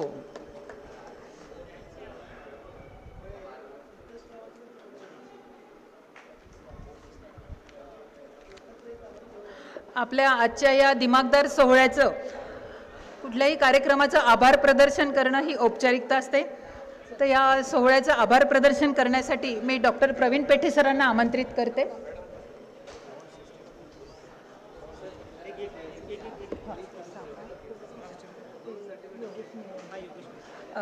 योगेश यांचा सत्कार करते एकच मिनिट. हां, आजच्या आपल्या कार्यक्रमाला साऊंड सिस्टीम अगदी व्यवस्थितपणे हे करणारे, बऱ्याच वेळेस लाईन गेली तरीही फारसा खंड न येता त्यांनी व्यवस्थित आपल्याला सर्व्हिस दिलेली आहे. त्या आत्मा मलिकच्या योगेश निळे सरांचा सत्कार करण्यात येत आहे. त्यांनी मंचावर यावं. मी अध्यक्षांना आणि ठाकूर सरांना विनंती करते की आपण त्यांचा सत्कार करावा. निळे सर आपण यावं. हो, थँक्यू.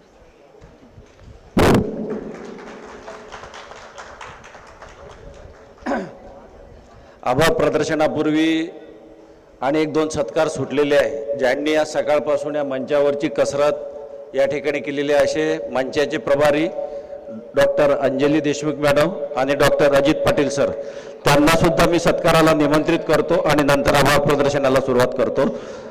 डॉक्टर अंजली पाटील यांचा सत्कार करतील डॉक्टर अभय पाटील सर, अभय पाटकर सर, अंजली देशमुख मॅडम.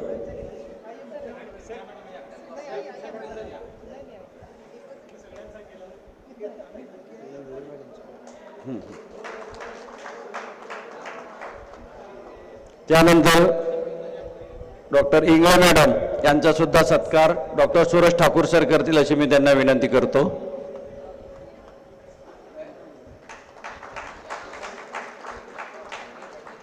आणि not but list doctor Ajit B Patil यांचा सुद्धा सत्कार डॉक्टर अभय पाटकर सर करतील अशी मी त्यांना विनंती करतो.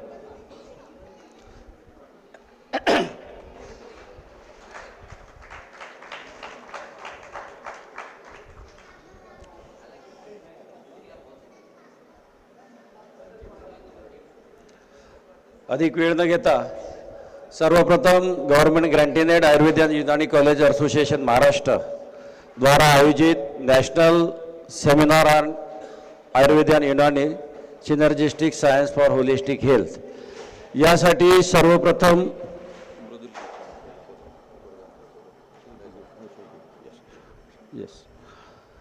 तर ही जी Ggaucto MS यांची ही जी मूळ संकल्पना होती, या संकल्पनेचा हा पहिला सुरुवात झालेली आहे. यामध्ये जे काही सर्व संघटनेचे सदस्य आयुर्वेद क्षेत्रात आणि युनानी क्षेत्रात महाराष्ट्र आणि देशाभर काम करणारे सर्व आयुर्वेदाचे आणि युनानीचे ग्रॅज्युएट्स आणि या सेमिनारला सर्वांनी रजिस्टर केलेले सर्व डेलिगेट्स या सर्वांचं मी Ggaucto MS यांच्या वतीनं आणि या ऑर्गनायझिंग सेक्रेटरी म्हणून या सेमिनारचं स्वागत करतो किंवा आणि त्यांना धन्यवाद पण देतो. तसंच या सेमिनारकरता आम्हाला स्पॉन्सरशिप किंवा लोगो वापरू देणारे NCSM नवी दिल्ली, त्यासोबतच Maharashtra university of health science Nashik, Ayush directorate Mumbai आणि MCSM मुंबई यांनी त्या कार्यालयाने आम्हाला त्यांचा लोगो आणि वेळोवेळी सहकार्य केलं. त्यांचासुद्धा मी संघटनेच्या वतीने आणि या सेमिनारचा ऑर्गनायझिंग सेक्रेटरी म्हणून धन्यवाद व्यक्त करतो. यासोबतच वैद्यनाथ सिद्धायू ज्यांनी साधारणतः ज्या सर्व विद्यार्थ्यांकडे किट्स होत्या त्या किट्सचं स्पॉन्सरशिप घेतलं आणि संघटनेला एक आर्थिक आणि एक मानसिक मोलाचा आधार दिला, ज्यामुळे संघटनेचा आजच्या ह्या संपूर्ण कार्यक्रमाची यशस्वीता दिसते. त्याबद्दल आम्हाला जो एक हुरूप आणि तो आला त्याबद्दल त्यांचंसुद्धा वैद्यनाथ आणि सिद्धायू यांचंसुद्धा आभार व्यक्त करतो. यासोबतच आत्मा मलिक संस्थान स्पोर्ट्स आणि ही अकॅडमी यांनी आम्हाला अत्यल्प दरामध्ये किंवा कुठलेही प्रोफेशनल नियम न लावता एक सौहार्दाचं वातावरण म्हणून आणि एक आपुलकीचं आणि नगर जिल्ह्याचे आयोजक असलेले आमचे गंगाधर गुणशास्त्री महाविद्यालय, त्यामुळे ह्या नगर जिल्ह्याचं हे करतो. आणि यासोबतच या कार्यक्रमासाठी कळत नकळत ज्या सर्व हितचिंतकांचे सहकार्य लाभले मुलाचे त्या सर्वांचं आभार व्यक्त करतो. अधिक वेळ न घेता हा कार्यक्रम या ठिकाणी आभार प्रदर्शनाचा संपला असं मी जाहीर करतो. अनावधानाने कोणी सुटले असतील त्यांचासुद्धा हे करतो. त्यासोबतच 6 आमचे गेस्ट स्पीकर, इथली लोकल टीम, कार्यकारी टीम, या मंदिर आत्मा मलिक संस्थांचे विश्वस्त, त्यांची कार्यकारी मंडळ, या सर्वांचं या ठिकाणी आभार व्यक्त करतो. धन्यवाद. हां, त्यासोबतच युनानीचे सुद्धा सर्व कॉलेजेस यामध्ये सहभागी झालेले आहेत आणि या कार्यक्रमाची शोभा वाढवली त्याबद्दल त्यांचे सुद्धा आभार व्यक्त करतो.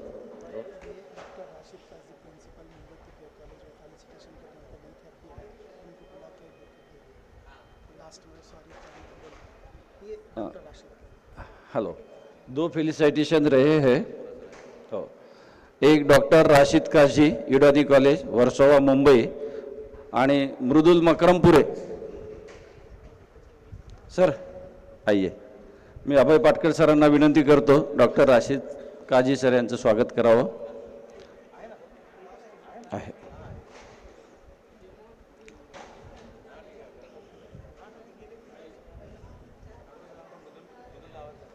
मृदुल, त्यानंतर डॉक्टर मृदुल मकरमपुरे ज्यांनी आपल्या 4 दिवसापासून सर्टिफिकेट प्रमाणपत्र आणि आपल्या ऑफिस जे सेमिनार ऑफिस म्हणून 3 दिवसापासून कार्यरत आहे त्याचं महत्त्वाचा कार्यभार सांभाळला, त्यामध्ये मुलाचा सहभाग हे दिला। त्यामुळे मी डॉक्टर मृदुल मकरमपुरे यांचा सत्कार डॉक्टर अभय पाटकर सर यांनी करावा अशी विनंती करतो।